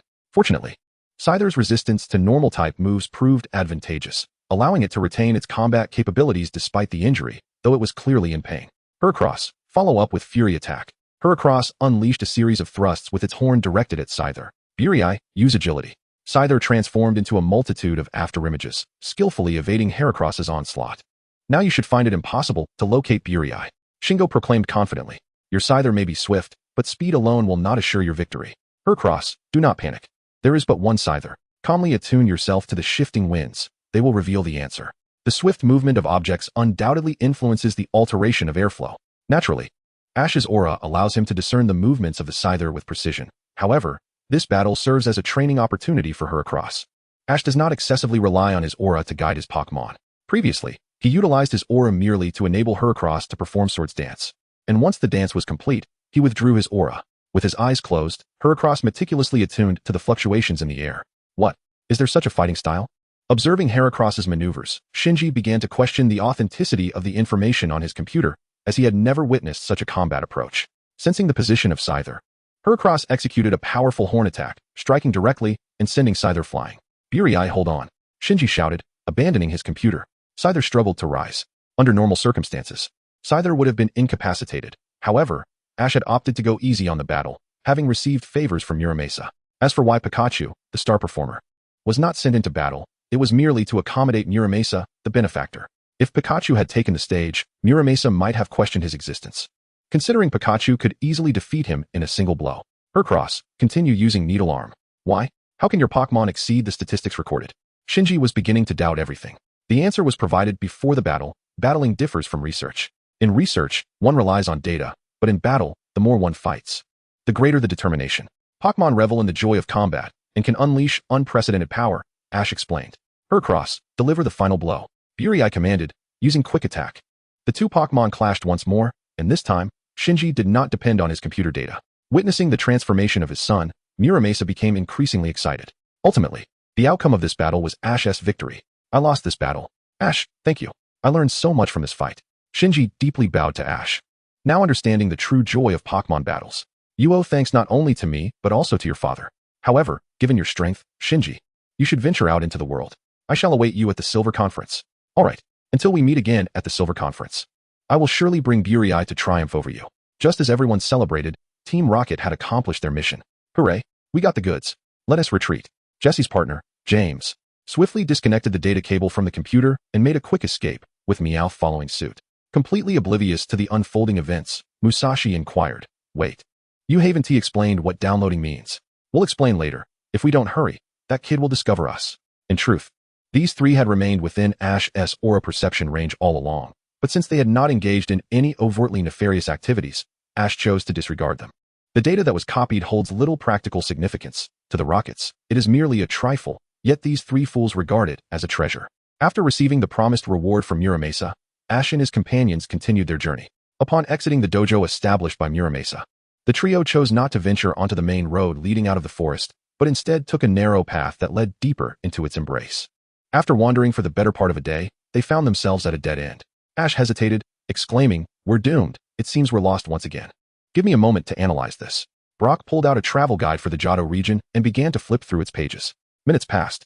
"What is the situation, Brock?" Misty asked, her impatience evident. I believe we might have inadvertently wandered into an uncharted area on the map, Brock replied uncertainly. Hey, have any of you seen a Cyndaquil around here? Came a rather annoying voice. The group turned to see a boy with purple hair and an unfriendly glare fixed on them. Cyndaquil? Are there wild ones here? Brock exclaimed, excitement lighting up his expression. He had been interested in Cyndaquil since his time at the Elm Research Lab, and it seemed a chance was finally at hand. Noticing that Ash and his friends appeared to be on the same quest, the boy threatened, Hey, I was here first. I warn you not to interfere. You can only stay put here. Enough of that. What right do you have to command others? Ash retorted, refusing to tolerate such arrogance. He turned to Misty and Brock, declaring, Let us go find Cyndaquil. With that, Ash summoned his aura power, seeking the presence of Cyndaquil. Seeing Ash and his friends attempting to get involved, the boy seethed. How infuriating. Wild Pokémon can be captured by whoever discovers them first. If you don't understand that, you're unworthy of being Pokémon trainers. Let us go. Before long, Ash detected a similar aura response to Cyndaquil. Just as he was about to head over, a colossal Meowth robot descended from the sky, blocking their path. Recognizing the emblem on the robot's belly, Ash did not need to guess who had arrived. Team Rocket, it's you three? Ha ha ha, you little brat. This time you will obediently hand over Pikachu. This robot was specially designed at great expense to capture your Pokémon. Came the confident voice of Jesse's from within the machine. Indeed, we owe it all to the data collected by that little brat with the Scyther last time. Today we are not the same as usual, meow. We have important matters to attend to and no time for you three fools. You are the target, Deoxys. Ash realized that the robot was likely equipped with anti-lightning technology and may have even devised countermeasures against Pikachu's Iron Tail, while other ordinary Pokémon lacked the strength to dismantle such a machine. Upon its arrival, Deoxys switched to its attack form. Seeing Deoxys, Meowth quickly instructed James. It's that strange Pokémon again. Hurry and record the data. Got it. James pressed a button, and a high-definition camera zoomed in on Deoxys, capturing every moment. Deoxys unleashed the electromagnetic cannon. A brilliant beam of lightning shot forth from Deoxys, effortlessly piercing the chest of the colossal Meowth robot. Yet this time, the robot did not erupt in an explosion. Learning from past experiences, its vital components were not situated in the chest. Now it was our turn to strike. Let the gelatinous rubber ball machine gun fire. The robot raised one hand, releasing a barrage of pink rubber balls towards Ash and his companions. Really, wouldn't it be better to simply be knocked away? Why resort to such theatrics? Ash was somewhat taken aback. These three had indeed made progress. However, with the protection of the aura shield, their assault posed no threat to Ash and his friends. Deoxys, aim for the robot's lower body and employ the destructive beam. As he spoke, Ash conjured an aura sphere, launching it towards the robot's neck. With both attacks striking true, the robot erupted with a resounding boom, sending the trio soaring into the sky. What an unpleasant sensation. After launching Team Rocket, Ash and the others soon found themselves at the base of a small hill riddled with caves. Pikachu, Ash called out to a cavern nestled in the hillside. A curious Cyndaquil peeked out to investigate. Wow, how adorable. It would be wonderful if it were a water type, Misty lamented. The small Cyndaquil, with no flames erupting from its back, indeed appeared quite endearing. The Cyndaquil glanced at Ash and his friends before yawning lazily, clearly still groggy. Seeing the Cyndaquil turn to retreat into the cave, Brock exclaimed, Oh no, the Cyndaquil is leaving. We must hurry. If it wanders too far, it will be difficult to find, and if that person from earlier arrives, it could be troublesome. All right, follow closely behind me. This hill is filled with caves, and the terrain is quite intricate. Ash utilized his psychic abilities to lift his companions, soaring swiftly to the cave where the Cyndaquil had vanished. Just as Ash and his friends entered the cavern, a boy with purple hair stumbled upon the hill, noticing Ash and his companions slip into the cave. This cave is incredibly deep. Brock marveled. Ash analyzed. There must have been numerous Cyndaquil residing here previously. Look at the cave walls. They are marked with the claw marks of the Cyndaquil clan. Does that mean there is more than one Cyndaquil here? Brock inquired with excitement. Ash shook his head. Not quite. The aura fluctuations indicate that we have only seen that one. The others have likely relocated for some reason. Wild Pokémon do exhibit tendencies to migrate. The reasons typically boil down to two. Either an external threat intrudes, which they cannot fend off, or their habitat's food supply diminishes, forcing them to seek new grounds. With the aura detection, it wasn't long before Ash and his companions located the Cyndaquil, which was nestled atop a rock, preparing to slumber. Species, Cyndaquil. Type, fire. Gender, male. Level, elite. Characteristic, blaze. When attacked by fire-type moves, it absorbs the flames, strengthening its own fire-type moves. Potential, champion. Skills, tackle, smokescreen, glare, ember. Would you like to give it a try, Brock? Ash inquired, glancing at Brock. Brock shook his head. I'll pass. You should capture it, Ash. He had a fondness for Cyndaquil, but there was only one present, and Ash was the one who had truly found it. Furthermore, he lacked the expertise to train a fire-type Pokémon, so he recognized his limitations. Then I won't stand on ceremony. Eevee, it's your turn. As Eevee leaped onto the stone platform where Cyndaquil resided, An exasperated voice rang out. Dugtrio, use Fury Swipes on Eevee. A Dugtrio suddenly charged from the opposite side of the platform, its sharp claws aiming at Eevee. Ash frowned slightly. Eevee, use Quick Attack. Upon hearing the command, Eevee deftly dodged the Dugtrio's assault. Hey, that's downright shameless. We found Cyndaquil first. Misty exclaimed indignantly. All right, Dugtrio, catch Cyndaquil. Such brazen words successfully provoked Ash. Very well. You attacked us first. Pikachu, don't hold back. Use Iron Tail. Pika. Pikachu was evidently angered, having nearly seen Eevee harmed moments ago. It leaped high. A flash of electricity appearing instantaneously beside Dugtrio, its massive tail delivering a powerful strike to Dugtrio's midsection. In a single blow, Dugtrio was sent crashing against the rock wall. Dugtrio. The boy was taken aback, not expecting to encounter such a formidable opponent. Pikachu, show that guy some consequences. Once we capture Cyndaquil, let us take him in for a little chat. Who does he think he is, daring to attack a league inspector? Ash remarked coldly. For such a rude and ill-mannered individual, it was time for him to experience the harsh realities of life. Pikachu. Pikachu unleashed a mild electric shock towards the boy. What the? Cyndaquil. Surprisingly unfazed by the commotion Ash and his friends were causing, watched intently, resembling an onlooker enjoying the spectacle. With the troublesome foe dealt with, Eevee launched a swift attack at Cyndaquil. Eevee twisted its body, its tail flicking as multiple star-shaped beams surged towards Cyndaquil. Observing the incoming attack, Cyndaquil leisurely exhaled a cloud of black smoke. Eevee, use Quick Attack at 3 o'clock. Eevee dove into the smokescreen, and a moment later, Cyndaquil was sent flying out. Ash seized the opportunity to throw an empty Pokeball just as Cyndaquil landed. Ding! Congratulations, you have captured Cyndaquil, earning 3,000 points, a Premium Firestone X1, and a Flame Orb X1. Ash, congratulations on capturing Cyndaquil. Misty and Brock cheered. After tending to Cyndaquil's injuries, Ash and his companions escorted the boy away from Cyndaquil's home. Shortly after exiting the forest, they handed him over to Miss Juniper amidst his pleas. After Miss Junch's investigation, it became apparent that the young man in question had a notorious past, having previously coerced weaker individuals into battling him and forcefully seized Pokémon intended for capture by others. This time, he not only aimed to snatch away the Pokémon that Ash intended to capture, but also plotted to ambush Ash's Pokémon, with suspicions of having assaulted an Alliance inspector. Such a person truly deserves condemnation. Their actions are utterly reprehensible, exclaimed Misty indignantly. Indeed, Ash nodded in agreement, then quietly accessed the system to assign the young man a rather unpleasant consequence. After capturing Cyndaquil, Ash and his companions arrived at the second gym located in the Johto region, in the town of Ecruteak. Before even entering the town, they noticed that most of the crops in the fields appeared nearly wilted, and the expansive river revealed a bare riverbed, resembling a scene from a drought. The weather is rather peculiar. Just 2 days ago, it was pleasantly cool. How could it be so hot today? Misty lamented, feeling too warm to even hold her Pokémon, while fanning herself with a small electric fan, which proved ineffective. This weather is indeed strange, Brock chimed in. The hottest peak of summer has already passed, and have you noticed that there's not a drop of water around? Pikachu and Eevee also appeared lethargic, especially Eevee, whose thick fur made it only able to stick out its tongue to cool down. Ash glanced at Pikachu and the others, fully agreeing. It was indeed excessively hot. Of course, with his myriad of supernatural abilities, he was not deterred by the heat. He could withstand it, but others might not fare as well. He retrieved a Pokeball. Chikorita, come forth. Upon exposure to the sun, Chikorita immediately lowered its head, having expected a battle but instead confronting the heat. Pikachu, Eevee, Chikorita, let us summon rain. Ah, splendid idea. Misty added, releasing her own 2 Pokémon, Milotic, Kingdra. Join us in this endeavor. As the 5 Pokémon collectively invoked the rain, the sky darkened, followed by a refreshing downpour that alleviated much of their discomfort. Soon, they reached the wooden bridge leading to Ecruteak. Brock compared the travel guide to confirm that the town before them was indeed Ecruteak. Meanwhile, on the other side of Ecruteak, the Team Rocket trio, after finishing their last drops of water, began searching for underground water to dig a well. Just as they were about to start digging, Meowth spotted a well resembling a Snorlax. Look over there, a well? Jessie was skeptical and attempted to kick Meowth, saying, you think tricking us is that easy? But there really is a well. James chimed in, helping them accept the reality as they started digging at a pile of sand. Soon, the 3 foolish members continued their well-digging venture, and before long, they unearthed an expansive cavern. Where are we? It's so dark, Meow. The cool air carried the scent of water. James exclaimed with delight as he switched on his flashlight. Water.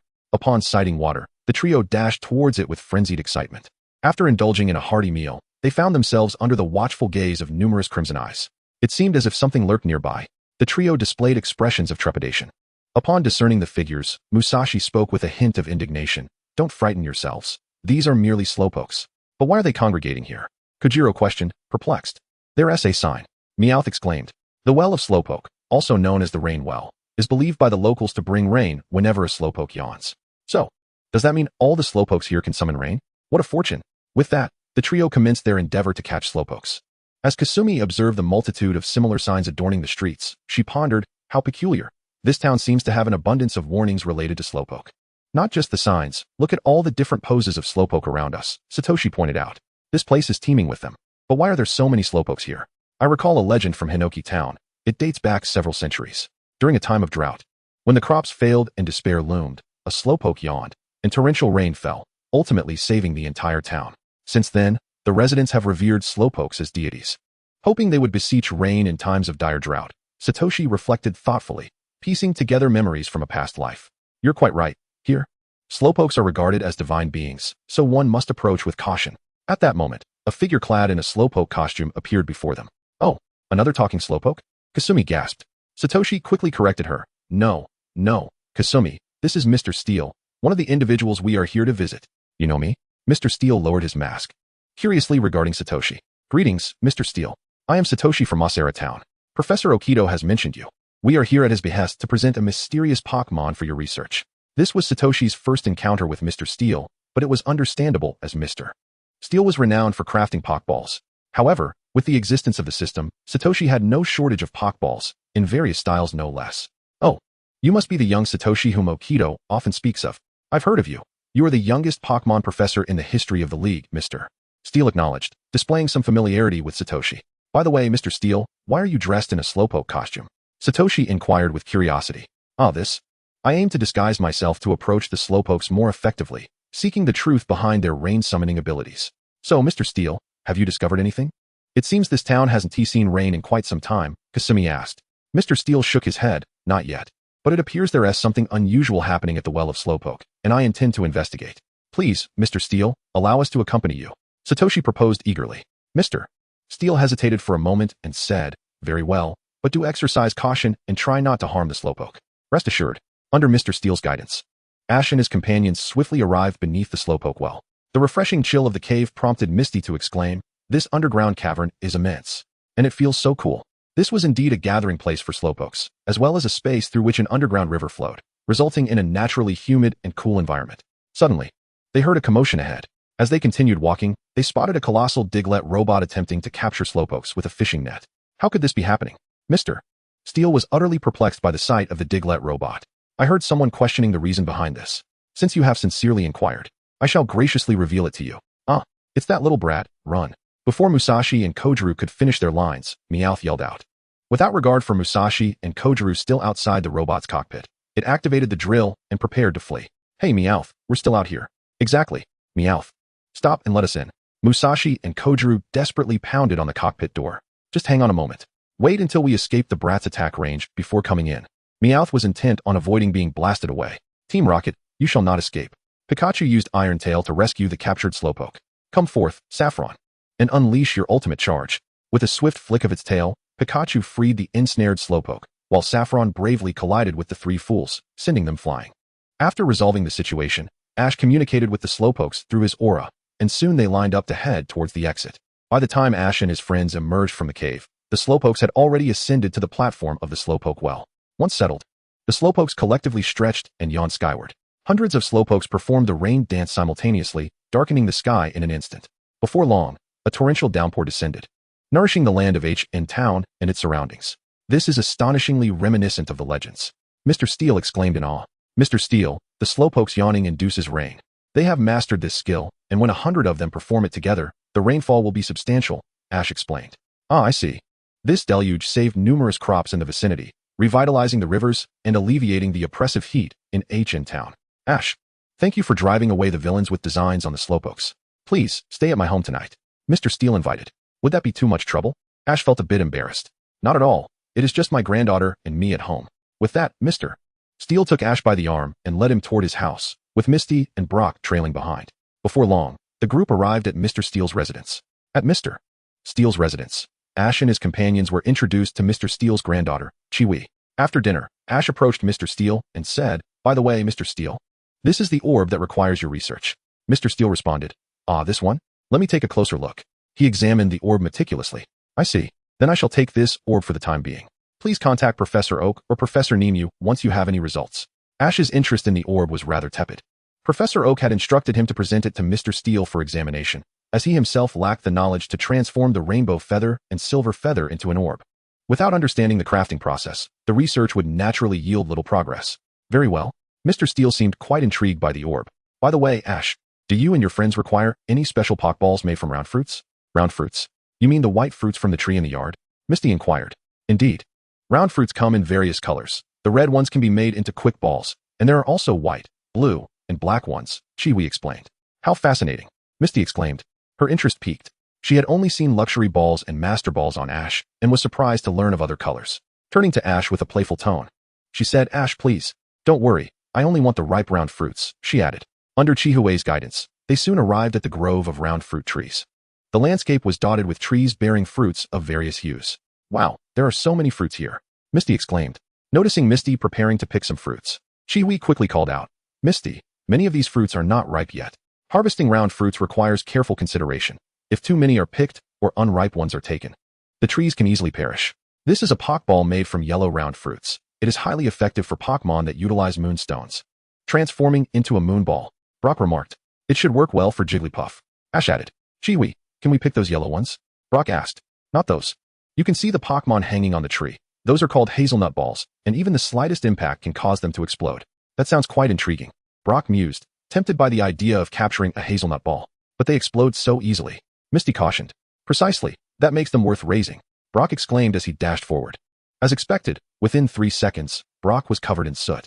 I warned you, and yet you still did that, Chihui sighed, exasperated. Don't worry, Brock is fine. After a brief rest, the group ventured deeper into the grove and soon found themselves beneath a tree bearing green round fruits. These green round fruits can be fashioned into friendship balls, and the fruits on this tree are ripe for picking. Friendship balls? Great, I'll get them, Brock declared, preparing to step forward. Ash quickly grabbed his arm. Wait a moment, Brock. There's a bee drill nest ahead. A bee drill? Xiao Gang was taken aback, nearly losing his composure once more. Perhaps I should handle the gathering, he suggested. Xiao Zhi unleashed the power of nature, causing the bee drill concealed among the verdant pomelo trees to ignore him entirely, allowing him to pluck 3 fruits with ease. Thus, the group traversed the entirety of the pomelo grove, and thanks to Xiao Zhi's passive natural abilities, they successfully collected 7 distinct colors of pomelo. Meanwhile, Xiao Gang, beneath a black pomelo tree, managed to capture a valiant hazelnut ball. The following day, upon learning that the Cypress Gym had resumed normal operations, Xiao Zhi summoned Xiao Xia and Xiao Gang, and they made their way toward the gym. Before long, they arrived outside the Cypress Gym. Xiao Xia gazed at the domed structure ahead, her brow furrowed in confusion. This is quite peculiar. It resembles a botanical garden, not a gym. Are we certain we haven't come to the wrong place? Xiao Gang consulted a guidebook, comparing the building's shape and location, and confirmed, no mistake here. The address in the guidebook matches this location. It's meant to look like a botanical garden since the trainers at the Cypress Gym specialize in bug-type Pokemon. The interior is filled with plants to provide a comfortable environment for the bug types to thrive. It bears a striking resemblance to the design of your water gym in Wablu. Bug-type Pokemon. Xiao Zhi, perhaps it would be best for Xiao Gang to accompany you inside while I wait outside, Xiao Xia suggested. Her fear of insects surfacing once again. Xiao Xia, you trained your Caterpie into a Butterfree. How can you still be afraid of bugs? Xiao Zhi remarked, perplexed. You possess the potential of a bug-type Pokemon master, yet you fear them. Such a waste of talent. If only you could overcome this fear. Your innate ability to attract bug types could easily elevate you to a champion-level trainer. Butterfree is one thing. Butterflies are not comparable to insects. Xiao Xia's aversion to bugs was evident on her face. Fear not, Xiao Xia. Just think of it as entering a forest. Simply ignore the bugs. Besides, standing outside doesn't guarantee that a bug type won't emerge. As you can see, the door isn't locked, Xiao Gang teased. That does make sense. Xiao Zhi, could you use your psychic abilities to keep the bugs away from me? Xiao Xia retreated behind Xiao Zhi. I could, but it seems you are quite popular among bug-type Pokemon. He replied. Not at all. Despite her reservations, Xiao Xia ultimately followed Xiao Zhi inside, firmly clutching one of his hands, which forced Pikachu to walk alongside them. It's so quiet here. Are the trainers at the Cypress Gym really home? Xiao Gang inquired. They are. Just look over there, Xiao Zhi pointed out, having already discerned the trainers' whereabouts. The reason for their absence was that they were stuck atop a tree. Following Xiao Zhi's direction, the duo spotted a young boy perched on a branch. Hey, are you here to challenge the gym? The boy shouted at Xiao Zhi and the others. Indeed, I am Xiao Zhi from Shirnu Town, here to challenge the Cypress Gym, Xiao Zhi replied. Since you are a challenger, might I ask for your assistance? I am Abby, the trainer from the Cypress Gym. Famously known as the Encyclopedia of Bug Pokemon, what do you need? Abby, somewhat embarrassed, pointed towards the ladder below, requesting your help to set it upright. Seeing this, Ash had no choice but to adjust the ladder. Once Abby descended, he led Ash and his friends towards the central battle arena of the gym. Oh, a battle arena nestled within the forest. It truly reflects the dedication of a bug Pokémon trainer. Brock exclaimed in admiration. I'm ready at any moment. Ash declared. I'm prepared as well. Have you ever heard the saying, he who conquers bug-type Pokémon conquers the world? Abby inquired. Upon hearing this, Ash looked at Abby with suspicion. I've never heard that before. Is that something you made up? What do you mean by made up? Abby replied, suddenly feeling guilty. He then retrieved a Pokeball, shifting the topic. The first Pokémon I shall send forth is the silent warrior of bug Pokémon. Go, Suicune. Alright. It's you, Kirlia. Ash responded. His male Kirlia was on the verge of evolution into Galade, having nearly exhausted its potential. The awakening stone required for evolution was already hanging around his neck. Suicune, spin your threads. Abby commanded first. Kirlia executed Shadow Clone. As Suicune unleashed its threads, Kirlia swiftly dashed around, creating multiple clones to effortlessly evade the incoming strands. Continuous threads. Upon receiving the command, Suicune opened its mouth and spewed forth a multitude of threads. Kirlia, such a rapid attack cannot reach you. Charge forward. Kirlia nimbly sidestepped all the threads and took the opportunity to close the distance to Suicune. Alright, Kirlia. Use Fire Punch. Ash shouted. Gathering fiery energy in its hands, Kirlia aimed a punch at Suicune, which could only hastily dodge. The first two punches were evaded. But prolonged defense would soon reveal a weakness. Abby anxiously called out. Suicune, shoot your threads at the tree and create some distance. Kirlia, don't let it escape. Burn those threads. Ash was determined not to grant Suicune the chance to flee like Spider-Man. With a single fire punch, Kirlia severed most of the threads. And as Suicune took flight, it fell heavily to the ground. Following this, Kirlia pounced and unleashed a barrage of punches, ultimately putting Suicune to sleep. Its eyes swirling like a spinning top. Suicune has lost its fighting capability. Kirlia is victorious. The referee announced. Abby gazed at Ash, somewhat speechless, and asked Ash, your Kirlia can't possibly have only mastered 2 skills, right? In my time as a gym trainer, I have never encountered anyone who relied solely on one technique. My second contender is the proud and noble warrior of bug Pokémon. Go, Metapod. Metapod? Are you serious? Ash questioned, unable to believe Abby's choice. Ash, his Metapod is likely well trained. Do not underestimate it. Brock cautioned. Rest assured, no matter the opponent, I shall treat every battle with utmost seriousness. Kyrurian, manifest the illusionary space. Upon hearing the command, Kyrurian waved its hands, conjuring an extraordinary realm that enveloped the entire battlefield. The iron armor cocoon hardened itself. Focused. The iron armor cocoon concentrated on enhancing its defenses. Harden, you say? Abai, your assault has been discerned. I shall not allow you to succeed. Oh, is that so? Iron armor cocoon, leap forth. Abai remained undeterred by Ash's words. This tactic had bested countless challengers before. The iron armor cocoon soared high, descending towards Kyrurian's position with a formidable strike. Kyrurian evaded its attack and unleashed the absorption kiss. With nimble steps, Kyrurian sidestepped the onslaught, conjuring a pink lip imprint to strike at the iron armor cocoon. Observing this, Abai expressed his frustration. Iron armor cocoon, once more. Kyrurian, deny it the opportunity. Fire punch. Just as the iron armor cocoon leaped, Kyrurian soared into the air and delivered a powerful blow. The iron armor cocoon succumbed to its incapacitation, declaring Kyrurian victorious. The referee announced, Ash, you surpassed the majority of challengers. It has been a long time since I encountered a trainer capable of compelling me to utilize my third Pokémon, Abai remarked with admiration. It was inevitable. The iron armor cocoon's deceptive prowess was astonishing. Who would have expected a mere hardened ability could allow it to leap so high and strike with such force? Now, my third Pokémon shall take the stage, the splendid bug-type warrior. Come forth, Scyther. A formidable Scyther materialized before the audience. Scyther, you say? A worthy adversary. Ash recognized that Abai had invested considerable effort into training this Scyther, which had already reached the initial level of a quasi-champion. Kyrurian, employ the illusionary beam. With the illusionary space in effect, Scyther could not seize the initiative. Kyrurian unleashed a radiant beam in its assault. Scyther, move at high speed.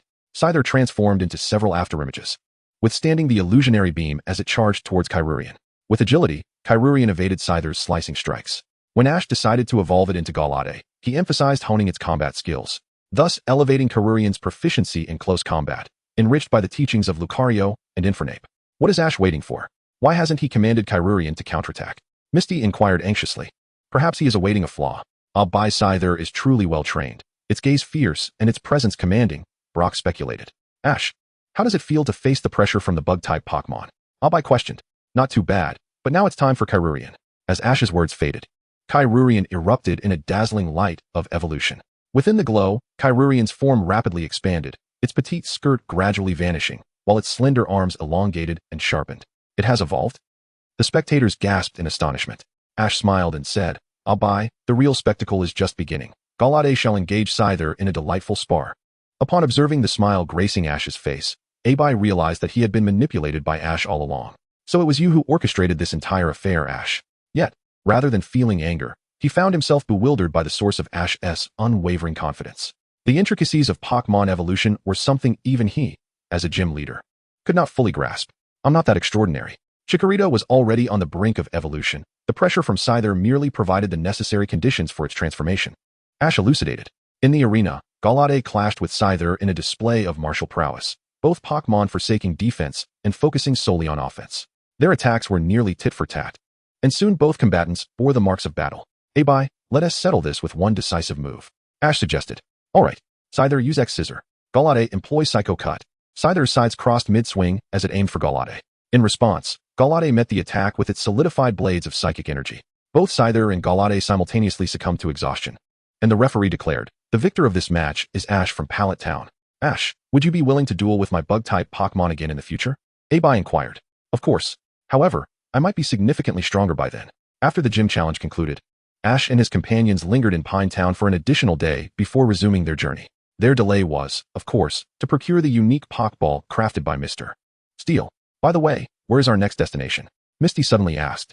Let me check, Brock replied, perusing the guidebook. Moments later, he announced. Our next gym is the Fuchsia Gym in Fuchsia City. Over the following days, the group traversed through a forest, during which Ash witnessed Team Rocket's Musashi trade for a fruit Pokémon from a boy. Today, the group set up camp in a woodland area.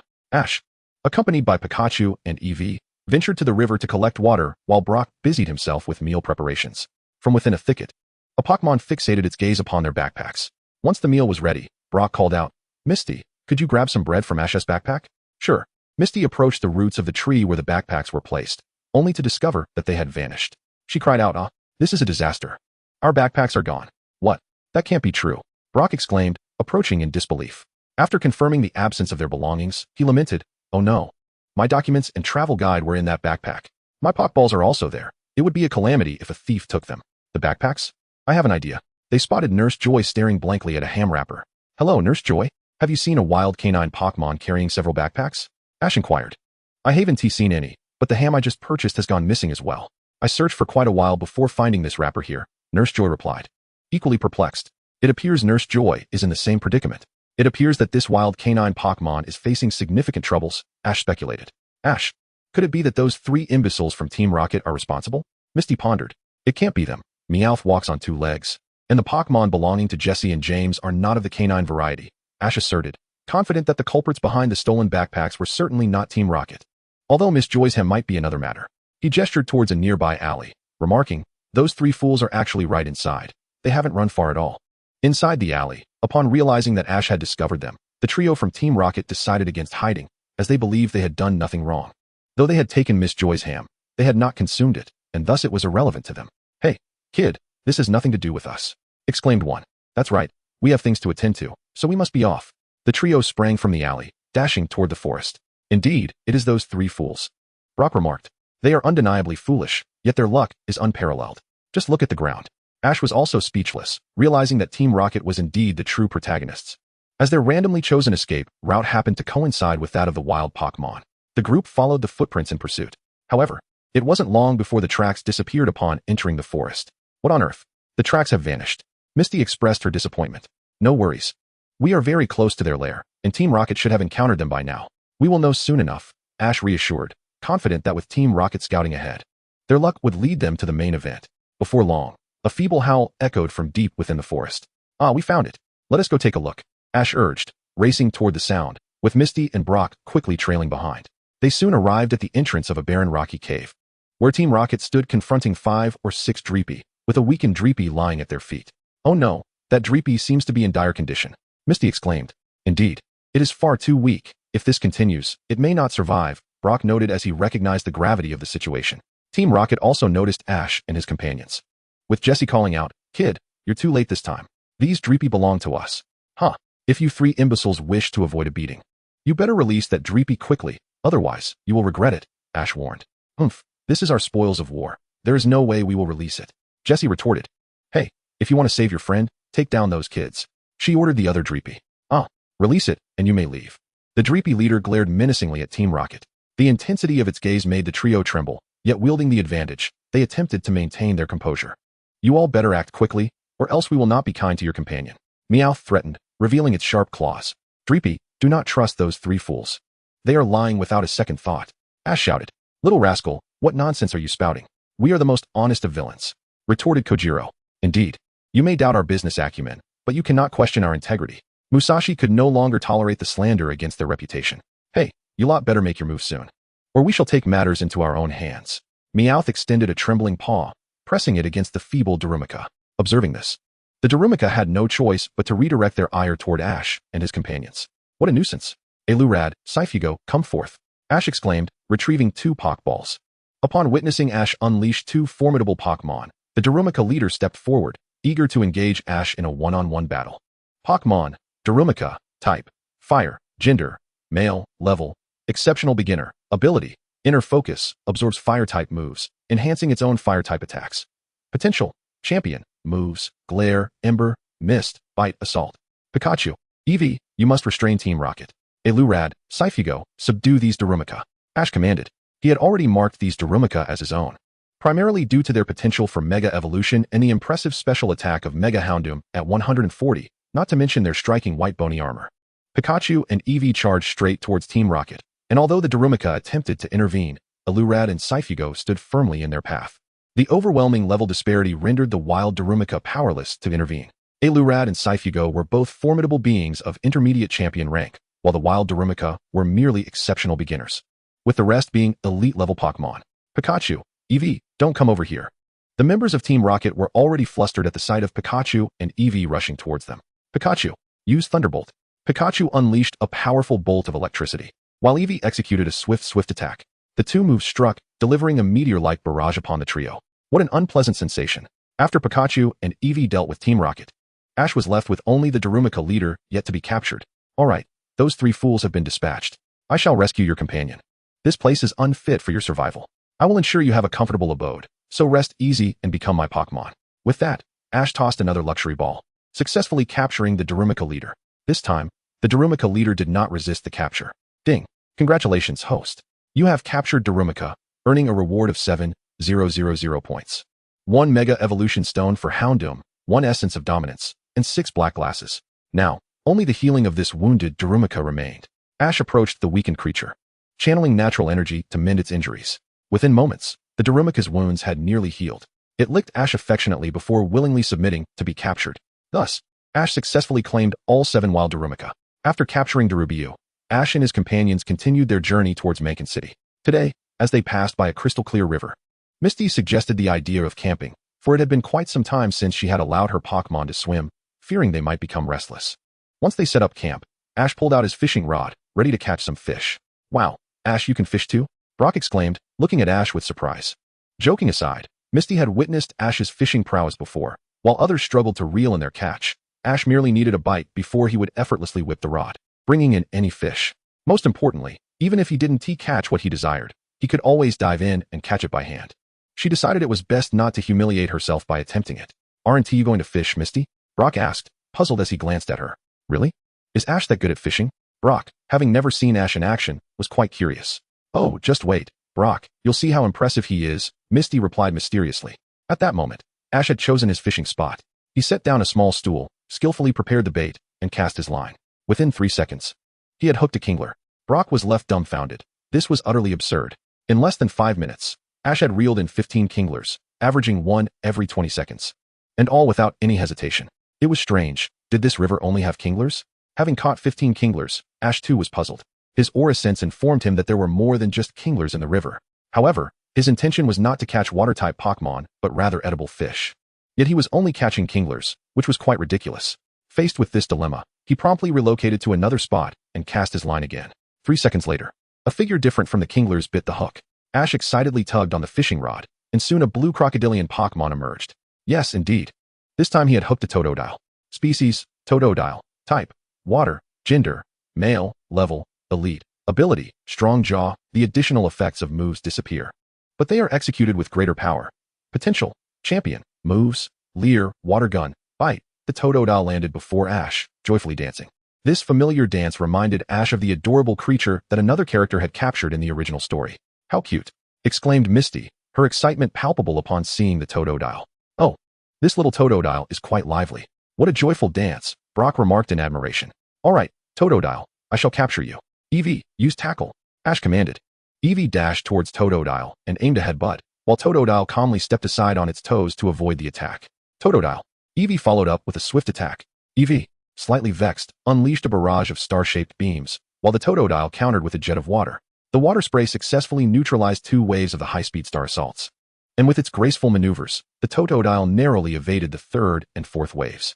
Not bad at all. I find myself increasingly inclined to capture you, Ash remarked, growing fond of the Totodile that had skillfully dodged Eevee's 2 attacks.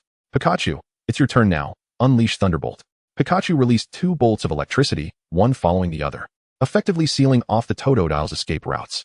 After the Thunderbolt struck, Ash threw the bait ball crafted by Mr. Steel. Ding. Congratulations, host. You have captured Totodile. Reward, 3,000 points. Master level dance skills. Stunned by the unexpected acquisition of a special skill, Ash realized that this Totodile was indeed a performer at heart. Well then, since this little fellow adores dancing so much, I shall refrain from allowing it to evolve and cultivate its talents in preparation for the dazzling contests. The evolved forms like Croconaw and Feraligatr, when paired with such joyful dance moves, would be quite the eyesore. Ash himself found it hard to look, let alone others. After capturing Totodile, Ash abandoned his plans to continue fishing. Just as the group was about to set off, Misty's previously captured Tadbulb unexpectedly evolved into a Frogadier. Misty, congratulations! Ash exclaimed. Misty, bewildered, gazed at her newly evolved Frogadier. I haven't done anything at all, yet it evolved. How peculiar. There's nothing strange about it. Pokémon evolution is often uncontrollable. Perhaps Tadbulb swam joyfully all afternoon and evolved as a result, Brock speculated. Before the sun set, Ash and his companions arrived at a Pokémon Center for lodging. The next morning, rejuvenated, they exited the center only to collide with a boy clutching a Houndour.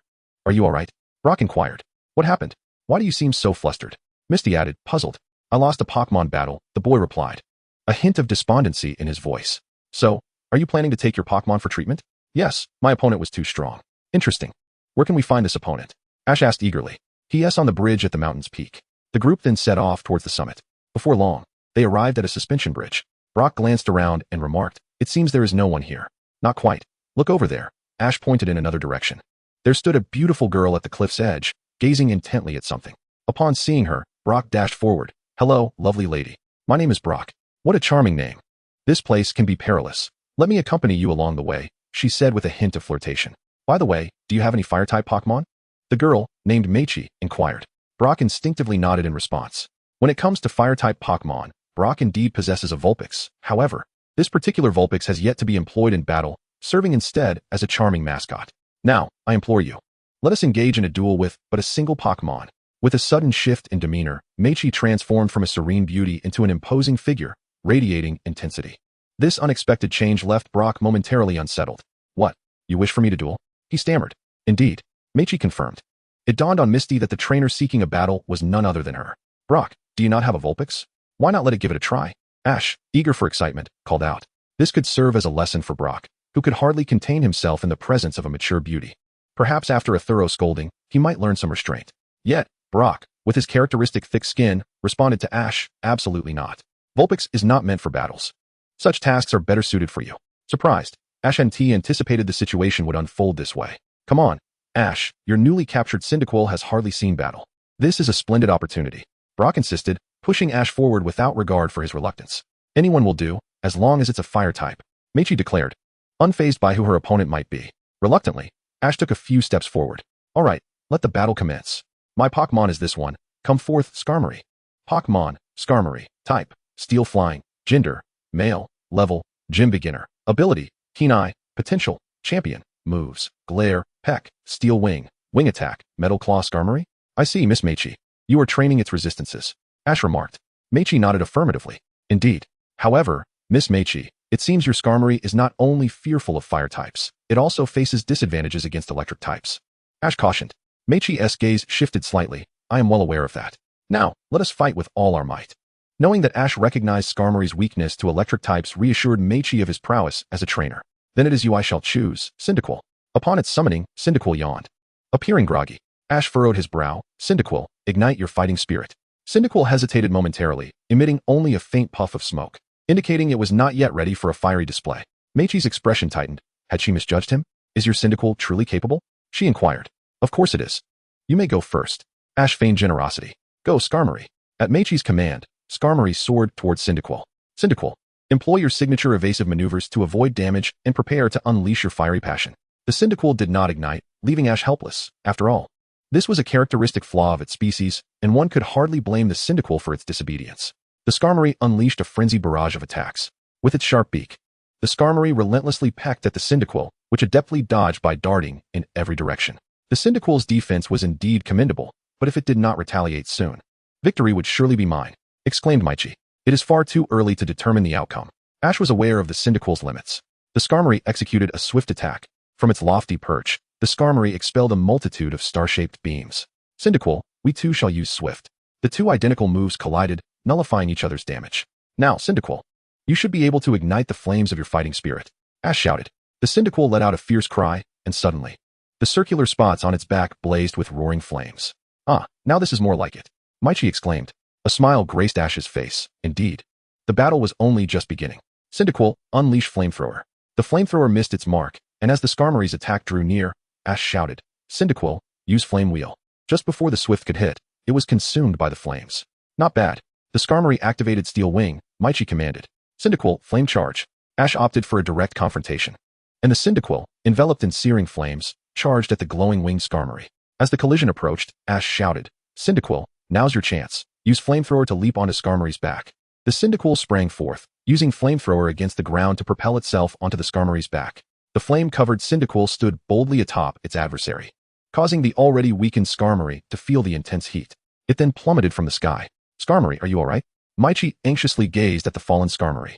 The Skarmory retaliated by swatting the Cyndaquil off with its wings and managed to regain flight, albeit in a precarious manner, revealing the significant damage inflicted by the Cyndaquil.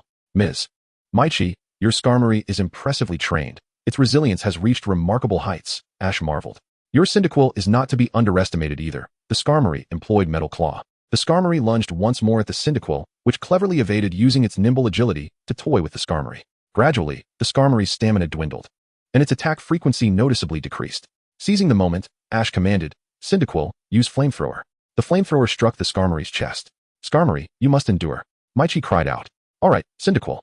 Finish it with your final Flame Wheel. The Cyndaquil charged forth like a fiery top, colliding directly with the Skarmory. With that impact, the Skarmory succumbed to defeat. After vanquishing the Skarmory, the Cyndaquil danced with joy. You have won this battle. Thank you for the opportunity to engage in such a splendid match. Meichi expressed her gratitude to Ash. It is my honor to have contended with you, Ms. Meichi. By the way, will you remain on the mountain to train? Ash inquired. No, I have finally made up my mind to descend the mountain and challenge the gym. A gym challenge? Does that mean you, Miss Mickey, are also preparing for the Silver Conference? Well, I suppose so. Then we shall be rivals. Allow me to reintroduce myself. I am Ash from Pallet Town, and I eagerly anticipate our encounter at the Silver Conference. With a farewell to Mickey, Ash and his companions continued their journey towards Goldenrod City, arriving that day at a forest shrouded in shadows even in daylight. Boo! At that moment, Eevee pointed towards a wooden birdhouse. Is that a birdhouse for a bird Pokémon? Misty inquired. It certainly appears to be a birdhouse, Brock observed. But its size is too large for a Pidgey and too small for a Pidgeot. Ash pointed at a gray owl. That should be a birdhouse for Noctowl. Noctowl indeed. It seems to be just the right size. But why is there an artificial birdhouse deep in this forest? As Brock pondered this, Ash had already approached the tree beneath the birdhouse. Hey, you up there. Your clumsy methods won't capture a Noctowl. Huh. From atop the tree, a man camouflaged with bark glanced down at Ash in confusion. Upon recognizing Ash's face, he was startled and fell, managing to grab onto a branch and suspend himself in midair. Just then, a shiny Noctowl launched a peck attack at him. Pokémon, Noctowl, shiny. Type, normal flying. Gender, male. Level, gym beginner. Ability, keen eye. Potential, near champion. Moves, peck, tackle, brave bird, psychic, reflect, confusion. Stop, that hurts. Stop. The man shouted, but the shiny Noctowl paid him no mind, continuing to peck at his hand. Upon witnessing the man's predicament, the Noctowl twisted its neck, displaying a mocking smile. Ash helped the man up and said, See, I told you that your inept methods wouldn't catch it. The man retorted stubbornly, No way. If it weren't for your shouting, I would have caught it. Humph, that shiny Noctowl is no ordinary specimen. It is quite intelligent. Ash replied, That birdhouse up there. I presume it was prepared for this Noctowl by you, right? Does it even have any bait for your trap? Well, the man stammered, feeling a bit embarrassed. As the shiny Noctowl ignored the birdhouse and flapped its wings dismissively. Catching Pokémon works like this, Ash declared, standing up and addressing the shiny Noctowl. Noctowl, how about joining me? With your cleverness, you shouldn't be confined to this small forest. Goo goo, human, defeat me first. Hearing this, Ash's face brightened. It was always a good sign when a Pokémon was willing to battle for capture. All right, let us engage in a capture battle. He retrieved a Pokeball. Galade, come forth. Galade, use Sacred Sword. As Electros unsheathed its elbow blade, it surged forward, aiming a strike at the Noctowl. Despite being hit, the Noctowl did not lose its fighting spirit. It soared to another branch of a nearby tree and unleashed its psychic powers against Electros. Under the influence of this psychic force, Electros experienced a momentary lapse in concentration. Regaining its composure, Electros harnessed its psychic strength and shook its head, directing a formidable telekinetic attack at the Noctowl. In response, the Noctowl also executed a powerful psychic push, demonstrating that this variant of Noctowl possessed superior abilities compared to its ordinary counterparts. Its psychic prowess was nearly on par with Electros's, and although Electros had been holding back, its attack was still of gym-level caliber. I had mentioned earlier that subduing this Noctowl would not be an easy task. The man observed as Ash struggled to capture the Noctowl and let out a long sigh. After engaging in a battle of wits and strength with the Noctowl for so long, it would be quite embarrassing if Ash, a newcomer, managed to capture it effortlessly. However, that was not the case. Electros executed a surprise strike. Seizing the opportunity, Electros charged at the variant Noctowl, landing 2 precise blows to its vital points, causing the Noctowl to plummet to the ground like a kite severed from its string. Ash, recognizing the moment, threw a Pokeball to capture it. Ding! Host has captured the shiny Noctowl. Rewards, 5,000 points. 1 flying gem, 1 sharp beak, 1 curved spoon. Captured it? The man stared blankly at Ash. Indeed, I captured it. Thank you for your generosity, sir. Ash replied, a bit sheepishly. My name is not sir, it's Ayu. The man retorted. Well, since you managed to capture it, I suppose it's yours now. That creature was too clever, Ayu conceded, albeit reluctantly. After resting at Ayu's woodland cabin, the group resumed their journey. Upon exiting the forest, Ash and his companions arrived at a serene lakeside. Gazing at the shimmering waters, Ash suggested, let's take a break here. Sounds good. After setting up camp, Ash released his Pokémon. Come on out, everyone. Naturally, those within the Master Ball remained sealed. Once the trio's Pokémon were released, the atmosphere became lively. Kingler immediately pushed past Pikachu to clamber onto Ash. Chikorita, please stop. That tickles. Ash exclaimed. Your Chikorita really clings to you. Misty remarked. Ash nodded helplessly, indeed. Occasionally letting them out to play feels quite nice. Brock mused. Absolutely. Everyone seems so happy. Misty agreed. By the way, Misty, how is the training task that Kana entrusted to you coming along? Ash inquired curiously. He recalled that during their last parting, Kana had devised a month-long training plan for Misty, and now that over a month had passed, he worried that if she hadn't completed it, she would undoubtedly face a scolding upon their next encounter. Xiaoxia proudly remarked, it's going quite well. I have already completed the previous plan. And Sister Kona mentioned that she would send me a new training regimen in the coming days. Kona? Xiaojing pondered for a few seconds. Then his face lit up with excitement as he inquired. Ash, Xiaoxia, are you referring to Sister Kona, the Ice-type champion from the Kanto region? Indeed, that's her. What's the matter, Xiaojing? Xiaoxia looked at him with curiosity. You two actually know one of the Elite Four, Miss Kona? Why didn't you tell me sooner? I am a huge fan of her. Xiaojing stated seriously at first, but his expression quickly morphed into a silly grin, betraying his true feelings. Upon witnessing Xiaojing's foolish grin, Xiaoxia could no longer contain herself. She reached out and firmly pinched his ear, exclaiming, what on earth is going on in that head of yours? Ouch, ouch, ouch. He protested, before asking with a serious tone, by the way, how exactly did you come to know Miss Kona? Oh, about that. During our travels in the Orange Islands, we happened to pass by Little Orange Island, where Sister Kona was on vacation, so we met her. Ash paused, recalling something, and added, by the way, I forgot to mention to you, Xiaojing, that Xiaoxia is now considered Sister Kona's disciple and is destined to ascend to the throne of the new generation of the Elite Four. Such astounding news left Xiaojing momentarily speechless. What? Xiaoxia has actually become a disciple of Miss Kona? This is utterly unbelievable. Unbelievable? Are you implying that I am unworthy? Xiaoxia retorted, her anger flaring. Her intense indignation caused Xiaojing to break into a cold sweat. Terrified, he hastily clarified, Xiaoxia, that's not what I meant. I was referring to the situation. Suddenly, a massive fishing net shot out from the forest, ensnaring all of their Pokémon. Soon after, a familiar Meowth-shaped hot air balloon began to rise slowly from the woods. Not you idiots again, Ash exclaimed in exasperation. You little brat, you're the real idiots. We are the elite of Team Rocket. Today, we will take your Pokémon away, Musashi declared with a grin. Exactly. We VE seized the perfect opportunity to bag you all. Haha. Kojiru chimed in, reveling in their triumph. Behold, this is the power of our auxiliary engine designed for mass capture. Meow. You three are dreaming. Starfish, use. Before Xiaoxia could finish her command, a beam of white light shot from the opposite side of the forest, striking the Team Rocket balloon and bringing it down. What? What just happened? The trio from Team Rocket wondered in confusion. Xiaoxia, Xiaojing, quickly recall your Pokémon. We're in big trouble. Ash urged urgently. All right. Although they were unsure of the specifics, Xiaoxia and Xiaojing complied. In the next moment, a multitude of bear Pokémon emerged from the forest. Upon spotting Ash and the others, they immediately opened their mouths and unleashed a devastating beam of destruction. After recalling all of his Pokémon, Ash grasped Xiaoxia's hand and shouted, "Run. There must be at least 1,000 bear Pokémon in this forest." Upon hearing this, Xiaojing sprinted after Ash, matching his pace in a panic. What? The trio from Team Rocket realized the gravity of their predicament without a moment's hesitation. They abandoned any thought of gathering usable items and hurriedly followed Ash and his companions. The Beware, however, was relentless in its pursuit, unleashing its devastating move. Ash, why are these Beware so aggressive? Misty inquired, puzzled. Not far behind, Team Rocket called out, "Hey kid, save us.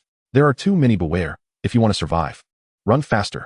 Ash, however, had no inclination to pause and shield these three miscreants. Their resilience was ample, and the impact of Beware's attack would merely be an unpleasant annoyance for them. As both groups fled, they eventually diverged.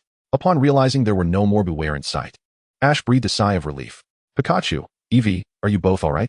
Misty, Brock, are you okay? I'm fine, Misty replied. However, the figure trailing behind them was not Brock, but rather Team Rocket's James.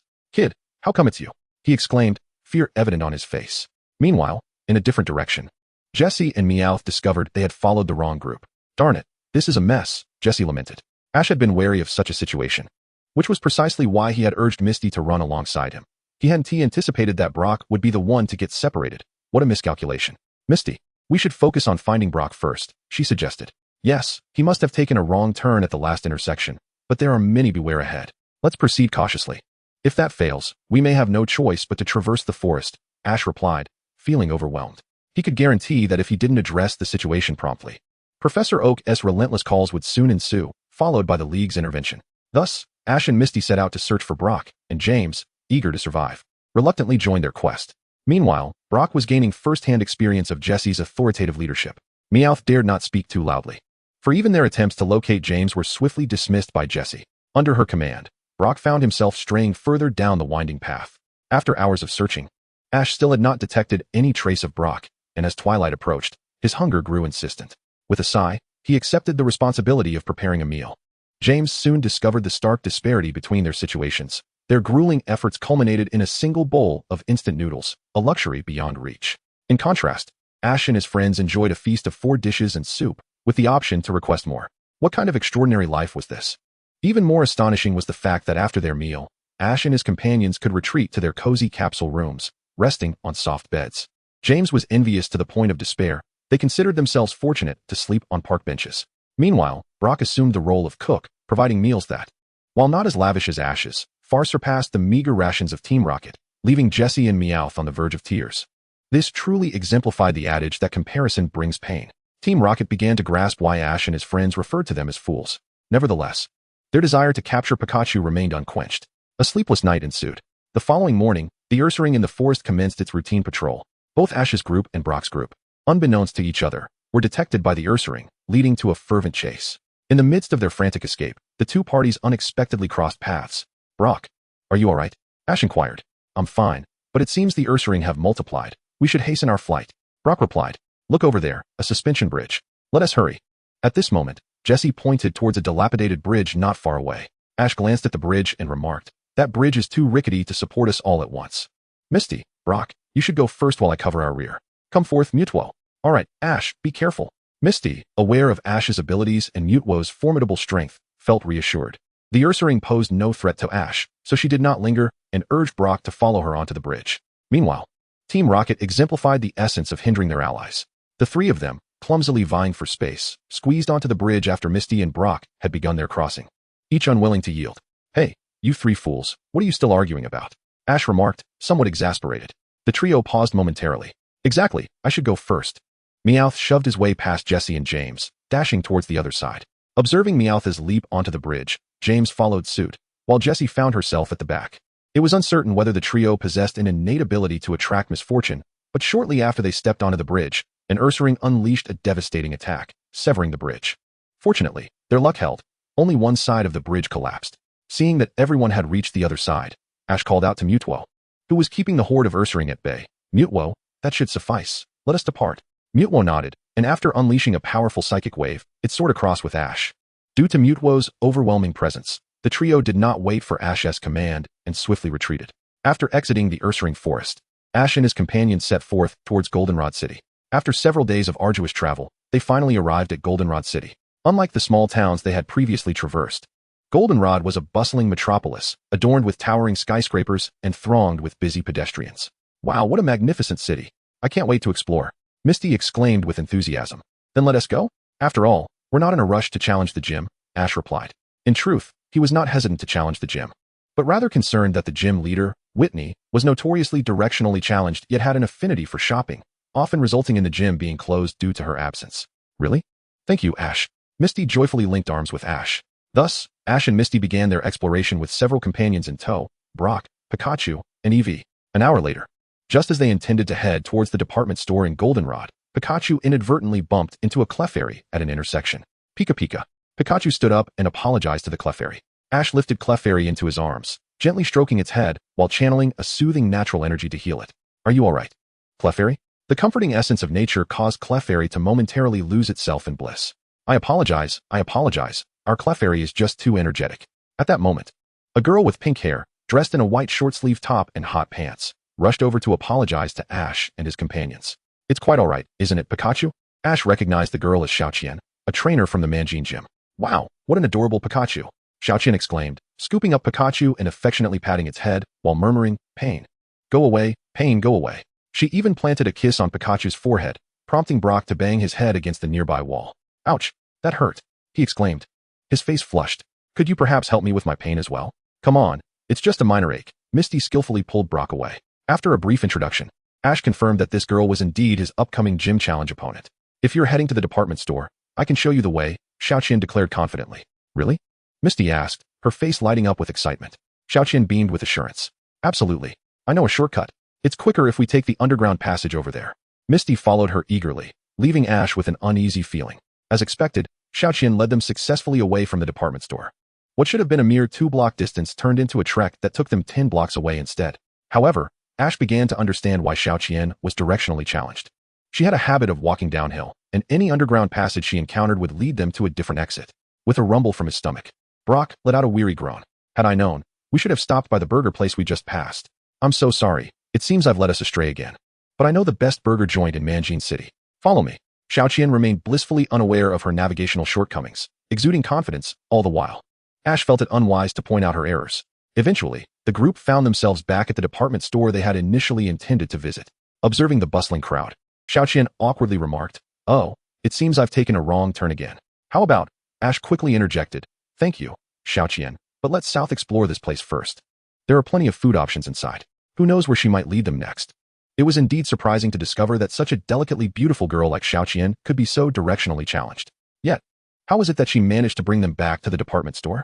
Misty genuinely struggled to comprehend how Xiaoqian, who had just led them 10 blocks off course, could precisely navigate back to the original destination upon changing her goal. Perhaps it's a peculiar quirk of directionally challenged individuals, Ash mused softly.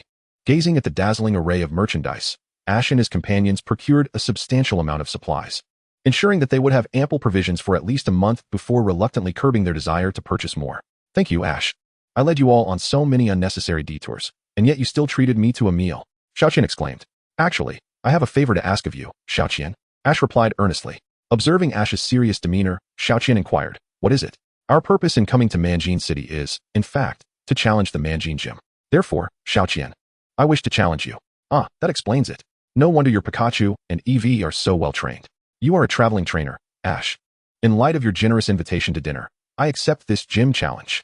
Xiaoqian had initially assumed Ash and his friends were merely tourists, so the revelation that they sought to challenge the gym took her by surprise. Wait, Xiaoqian, you are also a gym trainer? Misty and Brock finally responded. Is that so? Xiaoqian keenly grasped the crux of the matter, casting a suspicious glance at Misty and Brock. Could it be that among you, there is also a gym trainer? Yes. My family runs the Hualan Gym, but currently, my sisters manage it. None of them have any intention of being long-term gym trainers, so Misty felt slightly embarrassed admitting that she would eventually inherit the chaotic management of her own gym. Ah, so you hail from the Kanto region. I envy you for being able to travel freely. After my grandfather entrusted the gym to me, he vanished, leaving me unable to stray too far from Manjin City.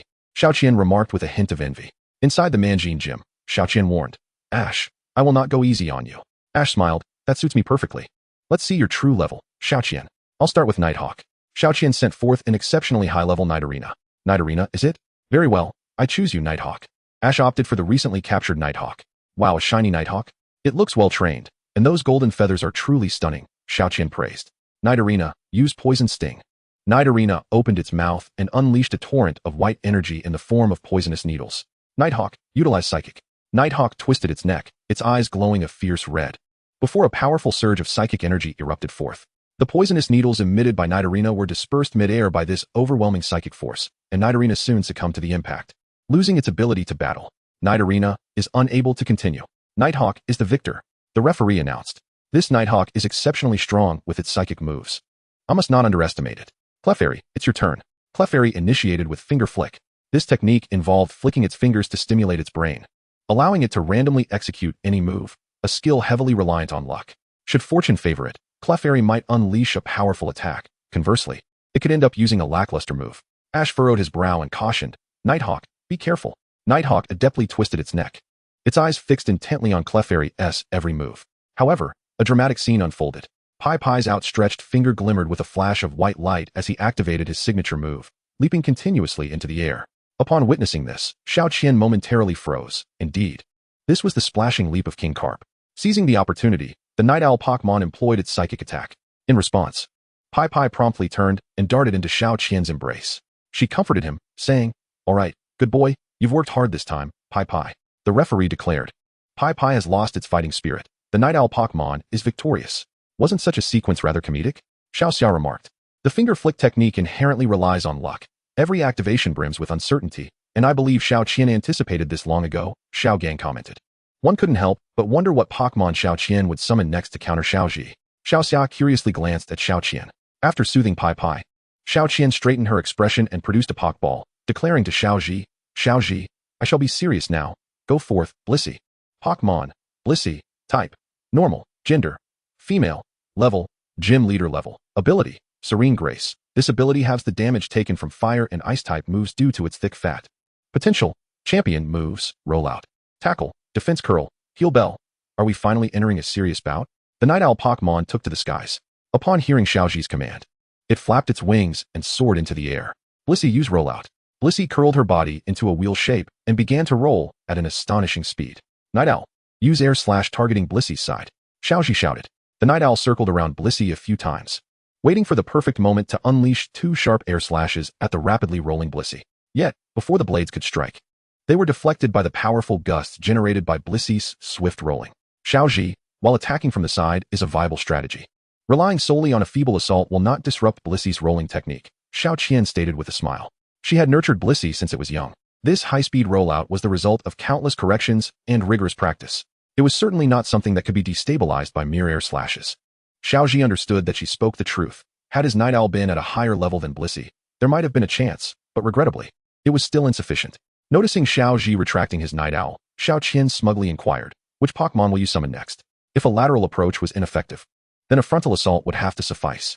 So be it, you shall be the one, Heracross. Heracross entered the fray with an imposing presence. Blissey continued to execute rollout. Seeing Xiaoji's choice, Xiaoqian immediately commanded Blissey to launch an attack. Heracross, Mega Evolve. Xiaoji, unceremoniously, produced the Mega Stone.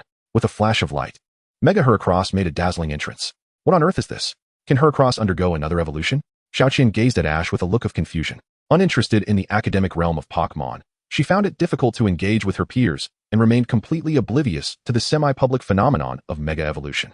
This process, known as Mega Evolution, is a unique battle system that temporarily enhances a Pokémon's capabilities through the activation of a Keystone and a Megastone, thus forging a stronger bond between trainer and Pokémon. Be careful, Xiaoqian. Mega Heracross possesses immense power, particularly in its strength, Ash cautioned, as he observed the incoming Miltank. A smirk crept onto Ash's lips as he commanded, Heracross, drive your horn into the ground. Mega Heracross steadied itself, plunging its single horn into the earth. transforming its body into a springboard. The Miltank soared into the air, propelled by this makeshift ramp. Its curled form unfurled mid-air, ready for action. Excellent, Heracross. Now unleash Mega Hoenn. Ash continued with determination. Miltank, bracing itself, prepared to endure the assault. Suspended in mid-air, Miltank lacked a solid surface for leverage, leaving Xiaoqian to hope that it could withstand Mega Heracross's formidable attack. However, she underestimated the power of Mega Hoenn. After 2 consecutive strikes, Miltank fell to the ground, dazed and unable to continue. With Miltank incapacitated and all 3 of Xiaoqian's Pokémon defeated, the referee declared Ash the victor of this battle in the town of Masera. Thank you, Xiaoqian, Ash expressed gratefully. Over the past few days, Xiaoqian guided Ash and his companions through the entirety of Masera City, culminating in a visit to a Miltank ranch on the outskirts. Across the world, countless Pokémon exist only in whispers, never witnessed by human eyes. This book illustrates their imagined forms.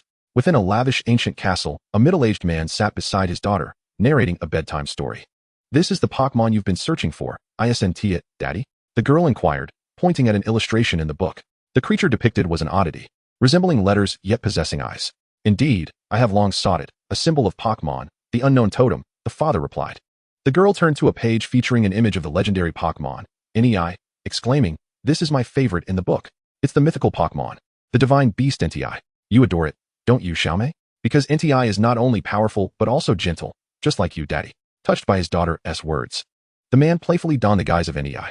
Just as they were engrossed in their game, a nearby computer suddenly notified them of an incoming email. It must be for you, Daddy. It seems urgent, Xiaomei said with a hint of disappointment. It turned out to be a message from one of his students, who had discovered clues about the unknown totem at a certain archaeological site and sought his expertise for further research. Must you go to work again? Soon. He found himself at a desolate archaeological site amidst ancient ruins. This is it, Professor Xioli, he was informed as he entered a room adorned with ancient inscriptions. The content of these words seems to pertain to an enigmatic totem. Upon hearing this, Xioli promptly retrieved a computer to scan the inscriptions on the stone wall. Remarkable. Only you, esteemed teacher, could possibly decipher these. While Xioli diligently scanned the text, he noticed a peculiar fragment of writing that had fallen to the ground. Curiously examining its origin, he was observed by a bespectacled figure floating behind him, silently scrutinizing his every move. Subsequently, he lowered his gaze to discover a wooden box, which, upon opening, revealed an array of small stone blocks inscribed with various characters. Intrigued, Xioli picked up several of the stones, and as they left the confines of the box, they emitted a flash of blue lightning, causing a circle of bizarre symbols to materialize before him. This is, before he could complete his thought, he was drawn into a peculiar space by these strange characters. Upon entering the mysterious realm, Xioli was surrounded by bizarre, eye-bearing inscriptions, and he gasped in terror, an unknown totem. Meanwhile, outside, the sound of an object dropping alerted his students to the alarming realization that their teacher had vanished. After a thorough search yielded no results, one student, in a reckless act, gathered the fallen stone fragments sealing the unknown totem and took them to Xioli's home. As she pieced together several of the stones, a single tear fell, and a portal to an alternate space quietly opened hundreds of miles away within the ruins. Soon after, a multitude of unknown totems emerged from the tunnel, crossing through dimensions to stand before Xiaomei. Unknown totems? Would you like to play with me? As soon as Xiaomei's words left her lips, the unknown totems began to exert their power, centering around her and radiating an inexplicable force that transformed the surroundings into shimmering blue crystals. Xiaomei picked up a book that had fallen to the ground, turning to the page depicting the Flame Emperor, which reminded her of her father. It seemed the unknown totems sensed this connection, and a luminous sphere coalesced in midair. Behind Xiaomei, a unique entity resembling the Flame Emperor materialized out of thin air. Were you the one who called for me? The Flame Emperor, conjured by the unknown totem, gazed at Xiaomei in confusion. Meanwhile, Ash and his companions, having resumed their journey from Manjin City, traversed for 2.5 days until they encountered a girl with a long-tailed creature while passing through a mountain. Hey, you must be Ash from the new town, right?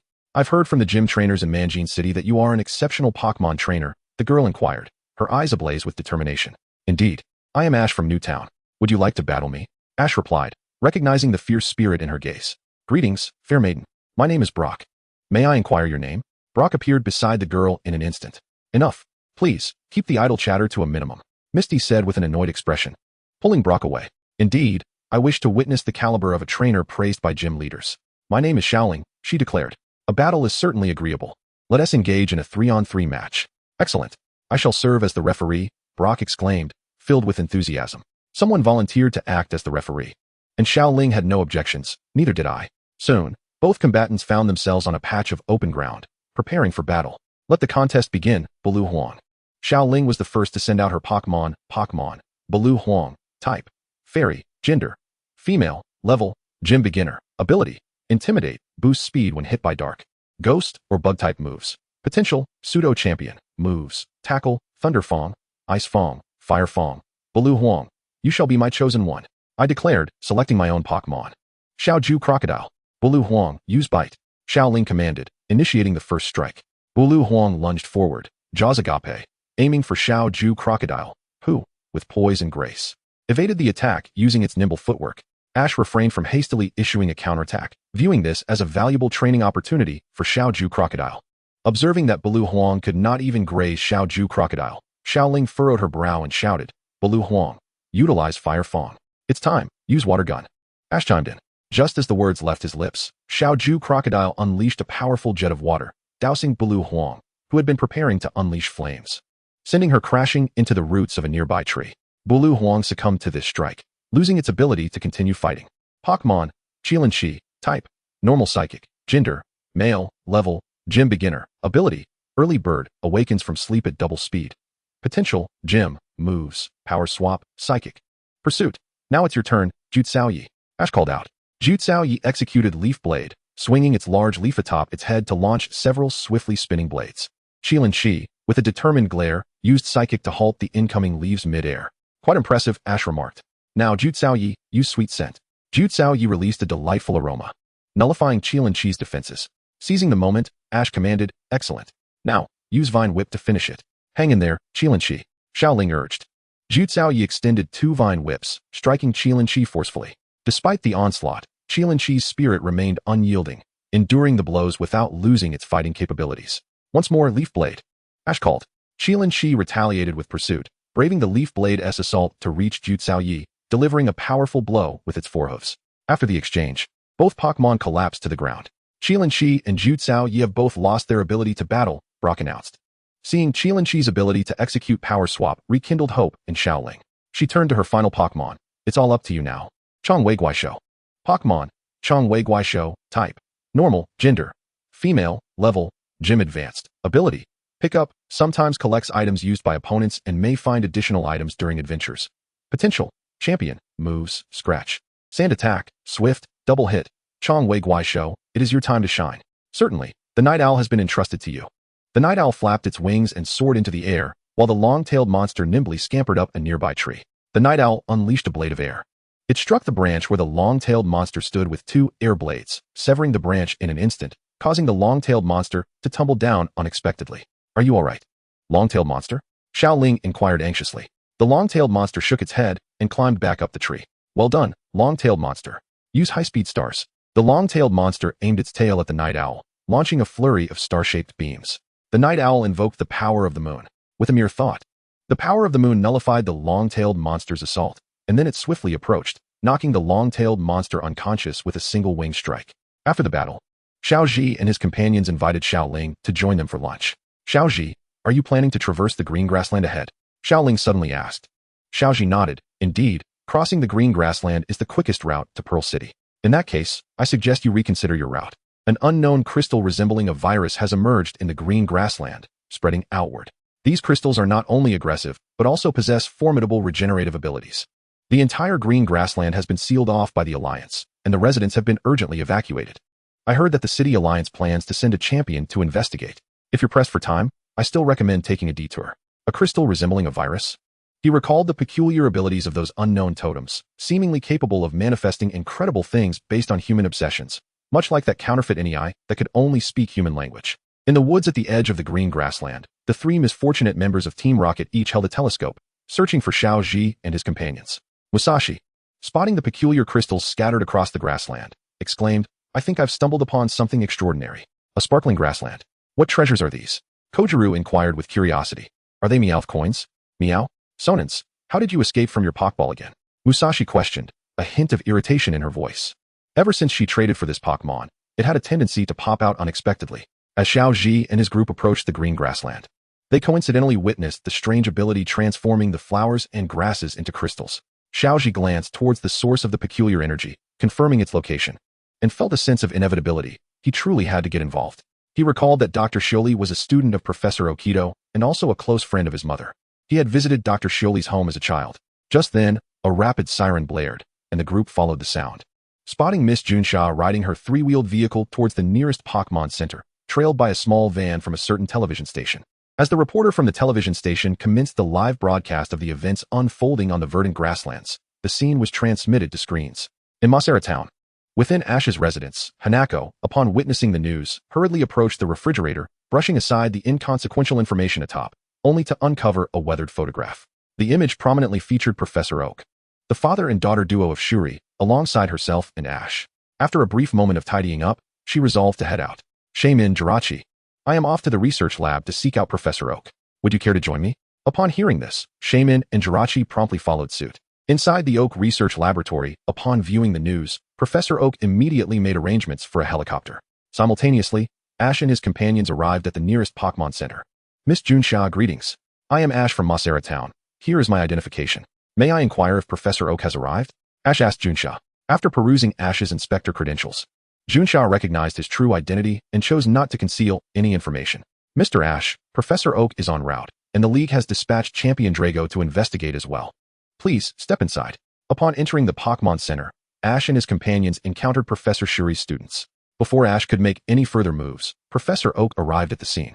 Inside the Pokémon Center, Pikachu seemed to sense something amiss and dashed towards the exit.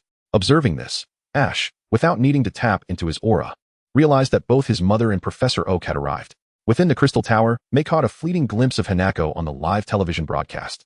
She then glanced at the two photographs beside her. One depicted their family of three, while the other featured herself, her father, and Ash alongside Hanako. Dad, I too long for Mom, May exclaimed.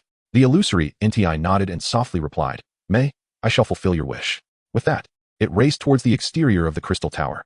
With each stride, its ability to crystallize objects emanated outward. Meanwhile, Hanako, cradling Pikachu, and accompanied by Jirachi and Shaman, entered the Pokémon Center.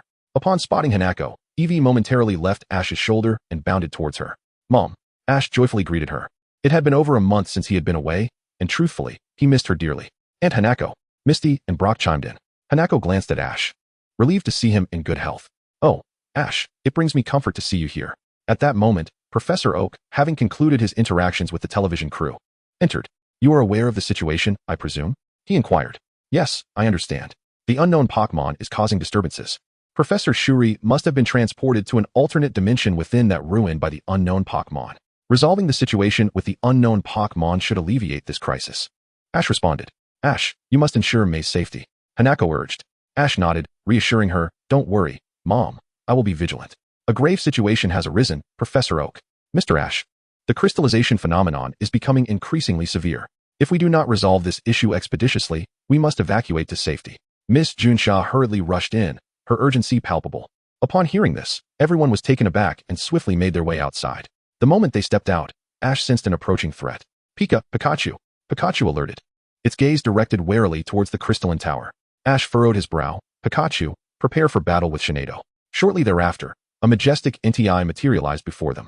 Pokémon, Entei, manifestation of desire energy. Type, Fire Ghost. Gender, genderless. Level, Demigod. Ability, Intimidation, ghostly form, non-corporeal. Immune to physical damage. Potential, unknown. Moves, crystallization. The emanating aura can crystallize unconscious beings. Entei. The sight of this formidable creature left everyone momentarily stunned. It was common knowledge that Entei was a fire-type Pokémon, yet witnessing its ability to crystallize objects was utterly absurd. This was not the genuine Entei, but rather a counterfeit created by an unknown totem. Ash immediately exposed the false identity of the imposter. Incredible. The unknown totem possesses such extraordinary power. Professor Oak marveled. Professor, this is hardly the time for awe. Misty replied, somewhat exasperated. Hanako stepped forward, confronting the imposter Entei. Who are you? What have you done to my daughter? Mother, you are my mother. The false Entei misinterpreted Hanako's words, mistakenly identifying her as the mother of May. Its pupils morphed into a sinister red, declaring, from this moment forth, you shall be. Sinnoh, use psychic. Ash commanded, as Sinnoh unleashed its psychic prowess. The imposter Entei's hypnosis was forcefully interrupted. The false Entei was taken aback by the unexpected resistance. Its demeanor grew increasingly menacing. What are you staring at? Do you dare challenge me? Ash glared threateningly. Do you take me for a fool, like in the original story? Attempting to steal a mother in public? If you seek a fight, just say so. I'll summon Mutwo and unleash a mega evolution to crush you. Human, you seek your own demise. With a furious roar, The false Entei summoned sharp crystalline pillars from the ground. Pikachu retaliated with Iron Tail. Pika. Pikachu charged forward, its tail radiating with brilliance. Transforming into a 2-meter-long white energy tail, slicing through the protruding crystal pillars as easily as cutting through vegetables. Seeing the false Entei prepare for a serious attack, Ash retrieved the Master Ball containing Mewtwo. Mom, Misty, Professor Oak, please head to the Pokémon Center. I'll handle this. Ash, be careful. If you cannot manage it, do not push yourself, Hanako warned with concern. Rest assured, Mom, I know my limits, Ash reassured her, nodding before activating the Master Ball. Mewtwo, take it down. Upon hearing this command, Mewtwo materialized beside the false Entei, delivering a powerful kick that sent it flying several meters away. After delivering a decisive kick, Mewtwo addressed Ash. Ash. It is not a living entity. Ash understood that as long as the desires within May's heart remained unquenched, the power of the unknown totem would persist, rendering the Entei before them an immortal being. Mewtwo, grasping Ash's intent, took the initiative to engage without needing further direction. Pikachu and Shiny Gardevoir idly assisted, gaining experience while observing the battle unfold. The clash between Mewtwo and the foe Entei was broadcasted without a hitch on television. Within the Crystal Tower, May witnessed Mewtwo mercilessly pummeling the false Entei, and panic surged within her. Daddy, she cried, tears streaming down her face.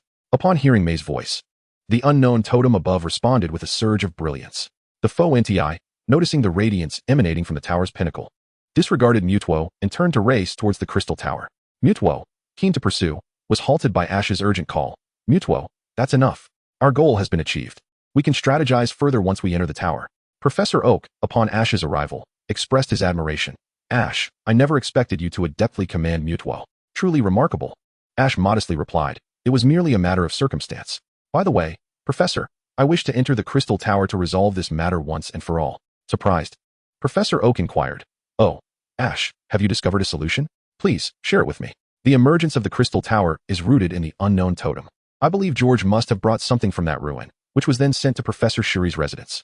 May unwittingly released a certain seal from that object, freeing the specially sealed unknown totem, Ash explained. George is the student who messaged Professor Shuri. Brock, stroking his chin, speculated, so. If we can awaken May and help her discern reality from illusion, those unknown totems will lose their exploitable desires. After a brief contemplation, Professor Oak ultimately concurred with Ash's plan. Very well, since you have a strategy, proceed with it. He understood that if this situation escalated further, the League would resort to extreme measures, which could jeopardize not only Professor Shuri trapped in the unknown space, but also May's safety. But how can we access that castle? Misty inquired. Professor Oak produced an aerial photograph, stating, I have just reviewed this. Crystallization only affects living beings, while water flows remain unaffected. There is a small river that meanders through the estate, allowing us to approach it. He paused, cautioning, Ash, if you are to act, you must do so swiftly. Some within the League are losing their patience. I understand, Professor, Ash nodded. Just as the group was deliberating their strategy, the Pokémon League had already dispatched a powerful bulldozer, intending to level the crystal structures. Initially, the bulldozer succeeded in destroying the crystallized entities, but unfortunately, a nearby television reporter documented the entire ordeal. May, witnessing this from within the Crystal Tower, exclaimed in anger, No, you cannot allow this destruction. As soon as her words fell, the unknown totem emitted an overwhelming force, retaliating against the bulldozer. In less than 10 seconds, the bulldozer was transformed into a crystalline structure. At that moment, Ash began to prepare for contingencies. Shaman, Giratina, Eevee, I entrust your protection to you, my mother. Hold on to this for now. If that individual returns, release it to assist you. With that, Ash placed the ancient Dragonite's Pokeball into Shaman's hands. Having secured his backup, Ash and his companions set off, following the river upstream. Misty gazed at the surroundings, now transformed into crystal, and marveled. Indeed, only the river remains uncrystallized. Brock examined the map and remarked, if the map is accurate, the Snorton Manor lies just ahead. In the sky, the Team Rocket trio floated in a hot air balloon, observing Ash and his friends' movements. Those guys really are hard at work, exclaimed Jessie. We are Team Rocket, aiming for the cosmos. If we cannot traverse the ground, we shall take to the skies. Before they could finish their musings, a figure suddenly emerged from the top of the crystalline tower. In the next instant, a deep purple energy sphere struck them, sending them plummeting down. However, fortune smiled upon the trio. The hot air balloon's loss of buoyancy propelled them directly into the crystalline tower. Meanwhile, Ash and his party had entered the grounds of the manor. We have arrived, but how do we gain entry? Misty inquired, eyeing the crystalline cottage ahead. Ash, ever straightforward, conjured a blue wave bomb and remarked, Step back, Misty, Brock. Isn't that a bit reckless? Brock felt a sense of foreboding. Fear not. That imposter is no match for Mewtwo, and the unknown totems lack offensive capabilities. With that assurance, Ash hurled the wave bomb toward the cottage. Upon impact, the bomb detonated, causing the structure to collapse significantly. Hurry, Ash urged as Misty and Brock closely followed his lead. This commotion indeed attracted the attention of Dawn and the false Entei at the tower's peak. Dawn, do not fear. It seems someone has intruded. I shall drive them away. The false Entei recognized that the individuals who had thwarted it earlier had arrived. Upon entering the manor, Ash and his companions had barely ascended a few steps when the staircase transformed into a floating structure. Is this the ability of the unknown totem? How bizarre, Misty exclaimed. Perhaps, Brock nodded in agreement. Rest assured, with me here, you shall not face danger. Ash boldly advanced toward the sole exit above. However, upon stepping through that exit, they found themselves in a strange expanse of grassland. Brock tightened his coat, remarking, a pink sky. This place is utterly surreal. This must be the realm created by the unknown totem, reflecting Dawn's innermost thoughts, Ash explained. Meanwhile, the false Entei, accompanied by Dawn's consciousness, raced toward Ash's location. You all are Pokémon trainers, aren't you? Transformed into an adult appearance by the illusionary Entei, Xiaomei rode gracefully into view before Ash and his companions. The main character has arrived, Ash whispered as he alerted them. Main character? Misty and Brock quickly realized that the girl behind Entei was indeed Xiaomei, yet they soon sensed something amiss. Ash, wait, isn't Xiaomei just a child of 5 or 6? Brock inquired. This is a manifestation of the unknown totem, shaped by Xiaomei's innermost desires. It appears she intends to engage us in a Pokémon battle, Ash explained. It seems you already understand my intentions. Come battle with me, Xiaomei declared. Very well, allow me to be your opponent, dear lady. Brock stepped forward. No problem, Xiaomei nodded in agreement. Ash, Misty, the remainder is up to you. I'll handle this, Brock said quietly. All right, Ash responded, confident in Brock's abilities, and together with Misty, they ascended to the next level. Before long, Ash and his companions reached the next tier. However, before they could locate the entrance to the third level, Xiaomei and the illusionary Entei reappeared. It seems Brock has already lost, Misty remarked with resignation. Ash, the rest is in your hands. Be careful, Misty, Ash cautioned. After Ash departed, Xiaomei enveloped the entire level in seawater, creating an underwater battlefield for her contest against Misty, featuring water-type Pokémon. Eager to find Xiaomei quickly, Ash decided against running. Instead, he soared into the sky, heading straight for the chamber where Xiaomei resided. Soon, he found her asleep in a spacious room. Before Ash could make a move, the illusionary Entei appeared before Xiaomei, coldly commanding, leave at once. Huh, you think this counterfeit can stop me? Mutuo, I leave it to you, Ash declared. And as his words fell, Mutuo emerged from its Pokeball. Just as tensions escalated, Xiaomei stirred awake, excitedly leaping into the arms of the illusionary Entei. Daddy, Pokemon battles are so much fun. Even though I lost, I truly enjoyed it. Xiaomei, do you remember me? Ash asked. Hearing his voice, Xiaomei turned, uncertainty flickering in her eyes. Are you Ash brother? Indeed, Xiaomei, it's been a long time. I'm here to take you to find your true father. Will you come away with me? Ash spoke softly. Father? But Ash brother, my daddy is right here. Xiaomei clung to Entei. Xiaomei, take a moment to observe your surroundings and the Entei before you. Do you genuinely believe this is your home and your father? Xiaomei surveyed her surroundings, yet continued to hold onto Entei tightly, wavering slightly. But, she hesitated, casting a reluctant glance at Entei. The illusionary Entei, a mere figment of Xiaomei's imagination, sensed the shift in her heart and spoke gently. Xiaomei, do not concern yourself with me. My purpose is solely to bring you joy and happiness. Thank you, Daddy, Xiaomei exclaimed, tears welling in her eyes as she embraced the illusionary Entei. However, mere moments later, the crystallization began to spread at an even swifter pace. Mutuo and Pikachu embarked on a quest to confront the unknown totem. Ash was acutely aware that the chaos was a result of the unknown totem absorbing excessive desires, leading it to spiral out of control. If left unchecked, not only the entire prairie but the city itself would be adversely affected. At that moment, Misty, Brock, and the trio from Team Rocket hurriedly emerged from the corridor. Brock, Misty, you arrived just in time. I entrust May's care to you. I will handle the unknown totem, Ash declared before choosing the swiftest path, shattering the wall and leaping from the tower's summit with Pikachu and Mutuo in tow. If his memory served him correctly, the unknown totem should be located within the castle's grand hall. Upon descending to the first floor, Ash unleashed a powerful wave of energy, creating a passage into the castle's hall. Upon entering, he was met with a multitude of unknown totems activating their abilities. Mutuo, let me Mega Evolve. With my power, I can swiftly eliminate them, Mutuo asserted. Pika Pika? Pikachu queried, looking at Ash in confusion. Fear not, I have a plan, Ash reassured, mentally invoking the dream summoning technique. Dream, super cute. In an instant, the mythical Mew, far away in the Sinnoh region, heard Ash's call and executed a pinpoint teleportation. Appearing before him, Ash, what is it? Mew inquired. Mew, can you help calm those unknown totems? Ash pointed to the floating entities above. Pokémon, unknown totem, type, psychic, gender, genderless, level. Ability, Levitate, floats above ground, immune to ground-type moves. Potential. Moves, Crystal. Manifestation of desire. Let me take a look, Mew said, tilting its head. I can indeed, but they shouldn't be here. I recall they were sealed in another dimension by Giratina. Their presence here is entirely accidental. By the way, Mew, there's a human they brought into that dimension. Can you? Not a problem, Mew said, soaring directly into the midst of the unknown totems, diving headfirst into the radiant orb of pink and purple light. Moments later, Professor Sycamore was pulled from the orb by Mew, and the light intensified, revealing a dark purple space flickering within. The previously orderly flying unknown totems sensed a formidable pull drawing them into that peculiar space. Realizing the peril they were in, they scattered in alarm. However, with a mere glance from Mew, the unknown totems were immobilized in midair, succumbing to the powerful suction that drew them into the dark purple dimension. Once the last of the unknown totems was absorbed, fragments of yellow-brown stone fell to the ground, dissipating at a visible pace. Pokémon Center. Hanako, Dr. Omuki, and others witnessed the dissipating phenomenon of crystallization, realizing that Ash had resolved the situation impeccably, and they hurriedly drove towards the manor. After Mewtwo gently placed the unconscious Dr. Shuri down, it approached Ash and said, Ash, all is well. However, the seal has been broken, and these unknown totems may escape at any moment. Your aura is needed to reinforce the seal. Reinforcing the seal with my aura? Certainly. But Mew, how do these unknown totems possess the ability to manifest human thoughts? Even the legendary NEI can be summoned. I recall that the unknown totems should not possess such extraordinary capabilities. If memory serves. The base stat of the unknown totems is 336, and their type is indeed psychic. Nevertheless, the phenomena of crystallization and manifestation seem far beyond what a mere 336 base stat could achieve. Most perplexing is the lack of any additional descriptions regarding their power in the Pokédex. Ash was utterly baffled. Ordinary unknown totems do lack these abilities. Yet they appear to originate from another realm, Mew explained.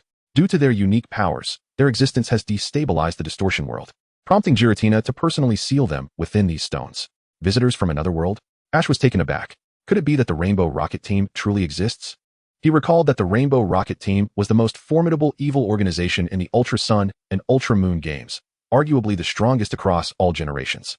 Led by the notorious Giovanni, this team commanded Mewtwo at will, with its members comprising the villains from various generations, having captured the legendary Pokémon of their respective regions. The most alarming aspect was their advancement in technology, enabling them to traverse worlds using the power of the time-space duo. Noticing Ash's furrowed brow, Pikachu inquired, Pika? Is something wrong, Ash? Subsequently, Ash approached the stones, gathering the fallen fragments into a box, channeling his aura with all his might.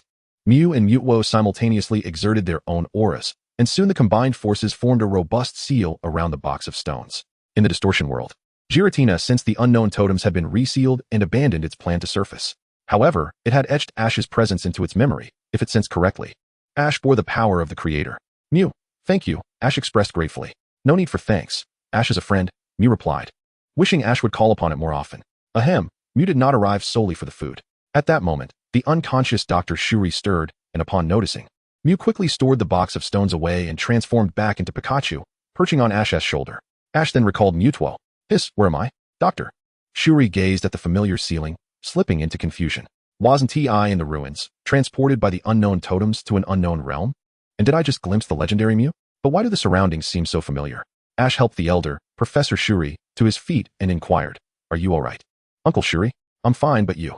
Professor Shuri felt a twinge of recognition towards Ash, yet he couldn't quite recall the details. It's me, Ash, he exclaimed. You were swept away by the unknown totem, and I've just recounted the events that transpired.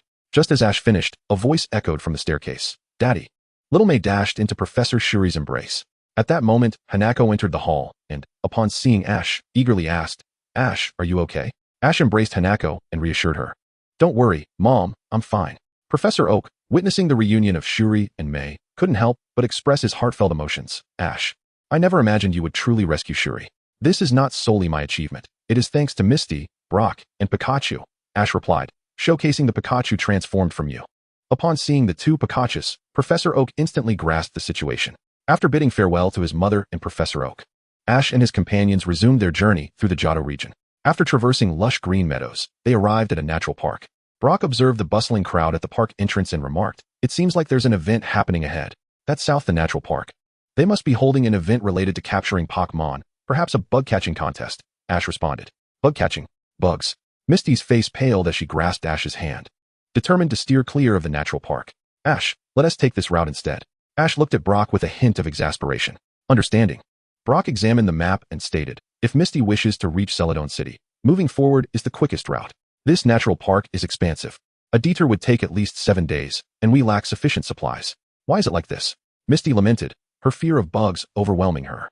Misty, the event ahead may not necessarily be a bug-catching contest. It could be something else, Ash began, but was interrupted by a uniformed staff member approaching them.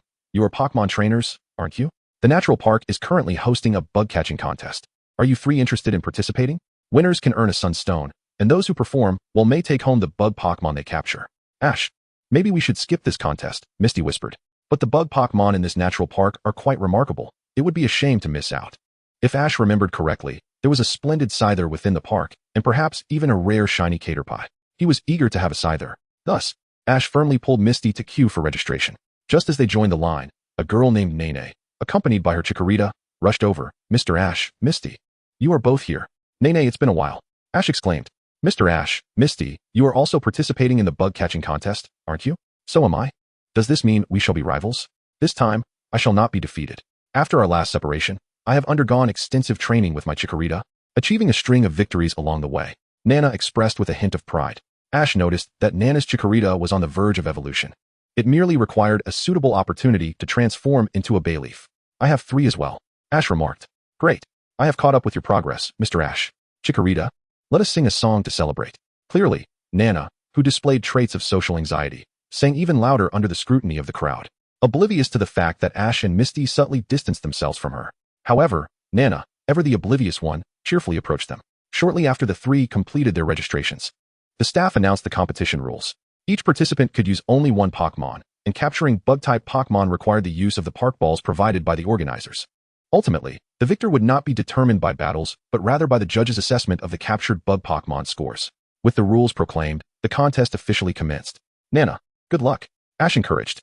Yes, Mr. Ash, I will do my best, Nana replied confidently as she set off with her Chikorita. Ash chose to accompany his Cyndaquil, while Misty brought along her Psyduck. Fearful of insects, Misty dared not enter the forest alone and closely followed Ash. Misty, bug Pokémon can be quite adorable, you know? There's really no need to be afraid, Ash reassured her. They had not ventured far when they spotted a yellow Caterpie. Ash quickly gestured for Misty to capture it. Misty, look at that Caterpie ahead. Its potential seems quite promising. Having already captured a shiny Beedrill, which was nearing elite status, Ash had no intention of capturing the Caterpie before him. Oh, Caterpie? Perhaps we should pass on that. Misty, who was particularly averse to caterpillar-type Pokémon, would have considered capturing a Scyther or a Heracross without hesitation. Meanwhile, Nana encountered a nest of fungus. After a fierce battle, she managed to capture one. But her Chikorita was nearly exhausted, a fact of which she remained unaware. After passing on the shiny Caterpie, Ash and Misty continued deeper into the woods. Not long after, they crossed paths with Nana once more. They saw Nana's Chikorita facing off against a Scyther. Pokémon, Scyther, type, bug flying, gender, male, level, exceptional, ability, swarm, increases the power of bug-type moves when HP is low. Potential, elite, skills, various, upon witnessing Ash and Misty's arrival. Nana eagerly sought to showcase her training results, disregarding her Chikorita's dwindling stamina. Chikorita, use Leaf Blade, she commanded. Xiaoxia observed the fierce struggle between the Leafeon and the Scyther, her brow slightly furrowed. Xiaoji, it seems that Nineye's Leafeon is suffering from severe fatigue. Xiaoji nodded in agreement. It must have endured a fierce battle earlier. Yet Nineye appears oblivious to this issue. Within mere moments, the exhausted Leafeon was knocked down by the Scyther. Xiaoji gestured for the Cyndaquil to position itself between the Scyther and the Leafeon. Xiaoxia, I leave Nineye to you. That Scyther has caught my eye. Understood. Xiaoxia, with a serious expression, approached Nineye. Nineye, do you believe the competition is more important than your Pokémon? Nineye exclaimed without hesitation. Of course, it's the Pokémon. Since you are aware, why did you not pay attention to Leafeon's condition? If this were the wilderness, who would assist you? In a situation like just now, what would happen to Leafeon? Xiaoxia continued her probing. Nineye, realizing her oversight, quickly responded, I'm not foolish, I understand now. I'm sorry, Xiaoxia. Your apology should be directed towards Leafeon, not me, Xiaoxia reminded her. Yes. Nineye gently cradled the fallen Leafeon and earnestly said, Leafeon, I apologize. I have not been a competent trainer. I was too eager to showcase myself in front of Mr. Xiaoji and neglected you. I am truly sorry. The Leafeon extended its vines to wipe away Nineye's tears, and then its body shone with the light of evolution. At that moment, Xiaoji approached, having successfully captured the Scyther. Upon capturing the Scyther, Xiaoji received the corresponding Megastone for Scyther. Noticing the evolved form of Leafeon, Xiaoji remarked, "It has already evolved." Well done, Nai. Ultimately, the first prize of the natural park competition was claimed by Xiaoji, while Xiaoxia also captured a female Heracross in a corner of the park. After bidding farewell to Nai, Xiaoji and his companions continued their journey towards Yuzu City. As they traversed the natural park, they were halted by a wide river. "There should be a bridge around here," Brock said, glancing at the map as he searched for the location of the bridge. "Ah, Xiaoxia, Brock, it seems we have arrived at an inconvenient time. This bridge is out of commission," Xiaoji remarked. "In any case, let's inquire about the nearest bridge," Brock suggested. The trio soon encountered a bridge repairman responsible for surveying. "Hello. Could you please tell us where the nearest bridge is, aside from this one?" Upon learning that the bridge could not be repaired in the short term, Xiaoji and his companions reluctantly headed upstream. They had not walked far when they spotted a man fishing in the river. Seeing a means to cross, Xiaoxia called out, "Excuse me, sir, would it be possible to rent your boat for a little while?" Xiaoxia turned to Xiaoji with curiosity. "What is a Sudowoodo?" "I know a bit. Sudowoodo is a mimic Pokémon that enjoys disguising itself as a tree. Its structure resembles that of a tree, yet it is actually a rock-type Pokémon."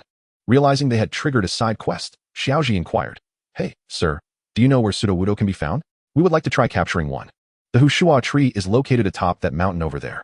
If you bring the Hushua tree to me, I shall grant you passage across the river." The old man gestured towards the adjacent mountain. Amidst the thicket, the trio from Team Rocket, having lost their hot air balloon due to a mishap, overheard the conversation between Ash and the old man. "Did you hear that? It seems finding the Hushua tree will allow us to cross the river," mused Kojiru. "Moreover, it is a rather rare Pokémon." "But that is not the crux of the matter," Meowth interjected. "Those kids need to cross the river too. We simply have to be faster than them. Once we reach the other side, we shall set our traps. And then Pikachu and the Pokémon on those kids will be ours." Meowth's imagination ran wild with visions of their trap success, presenting all of Ash's Pokémon before Saki. Before long, Ash and his companions arrived at the forest indicated by the old man. "This forest is so vast. Where are we supposed to find the Hushua tree?" The dense foliage made Misty feel overwhelmed. Ash pointed towards a rather peculiar tree not far off and whispered, "Shoo, Misty, I can sense the Hushua tree."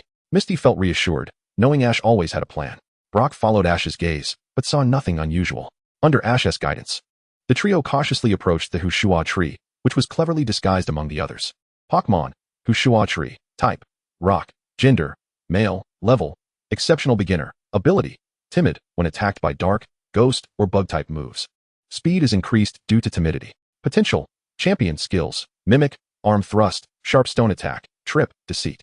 The Hushua tree, noticing that Ash and his friends had not detected its disguise, felt a surge of pride. Just then, the Psyduck leaped out of its Pokeball and locked eyes with the Hushua tree. "Huh." Psyduck, holding its head in confusion, seemed to ask, "Little buddy, what are you doing pretending to be a tree with those branches?" Realizing it had been discovered, the Hushua tree dropped the branches it held and bolted away. Upon seeing the Hushua tree flee, Misty immediately scolded Psyduck fiercely. "Well, come on, Misty, Psyduck didn't he mean to, and besides, that Hushua tree was quite amusing. Let us just consider it a game." With the aura of a true trainer, Ash was unperturbed by the escape of the Hushua tree. "Ash, are you interested in that Hushua tree?" Brock inquired. "Yes," Ash nodded, but upon noticing the strange expression on Brock's face, he hesitantly asked, "Brock, you wouldn't happen to also?" He had almost forgotten that this guy was quite fascinated by ground and rock-type Pokémon. The Hushua tree, resembling a tree yet classified as rock-type, was precisely in line with Brock's peculiar preferences. However, Ash remembered that Brock would later find a peculiar pot. So he reluctantly accepted the Hushua tree that had just escaped him, knowing that Brock's destiny with the Hushua tree had not yet arrived. "Never mind. You should catch it, Ash." Brock had no intention of competing, as Ash had discovered the Hushua tree first. As Ash followed the reaction of the wave guiding him towards the ludicrous tree, he and his companions stumbled upon a scene where a man and a woman were fervently debating atop a tree stump in an area that had been stripped bare of trees. Upon catching a glimpse of the woman's visage, Brock was instantly captivated. "Fair maiden, I am Brock. May I inquire your name?" he exclaimed. "Honestly, when will you recover from this obsession?" Misty retorted, pulling Brock away in exasperation. Through their conversation, Ash and his friends learned that the couple were students from a nearby institution. The man was named Xiao Fu, while the woman was called Xiao Si. They were conducting research on the ludicrous tree, but their differing viewpoints had led to a dispute. Xiao Fu crossed his arms, asserting that the research literature clearly stated the ludicrous tree was a rock-type Pokémon, to which the other individual refused to acquiesce. "The book states this. Yet there are accounts of the ludicrous tree executing fire-type moves, so I seek to witness this phenomenon firsthand," Xiao Si protested, somewhat irritated. Indeed, the ludicrous tree is classified as a rock-type Pokémon. However, its ability to utilize moves of other types stems from a technique known as Mimic, Ash elucidated. Mimic, You say? Let me investigate, Xiao Fu replied, rummaging through a book until he quickly located the relevant passage. See, I told you the book was correct. However, one must not place absolute faith in written texts. The knowledge contained within may be outdated, as past technological conditions and environmental factors have influenced earlier conclusions. This is akin to how fairy-type Pokémon were misclassified as belonging to other types before the fairy type was officially recognized, Ash argued. Doubt lingers, and mere debate yields little. If possible, one ought to verify the facts. At that moment, an explosive sound pierced the air. Ash immediately deduced that Team Rocket's 3 bumbling members were attempting to capture the ludicrous tree, prompting him to sprint toward the source of the commotion. Upon arrival, they witnessed the ludicrous tree fiercely battling Arbok and Wei Xing, while a mysterious device lay wrecked on the ground, clearly the source of the disturbance. After Arbok and Wei Xing were vanquished, the ludicrous tree glared menacingly at the trio from Team Rocket, causing them to hastily seek refuge behind Ash. Kid, save us, they pleaded. What foolishness have you 3 engaged in to incite the wrath of the ludicrous tree? Misty inquired in disbelief. It's Meowth's fault.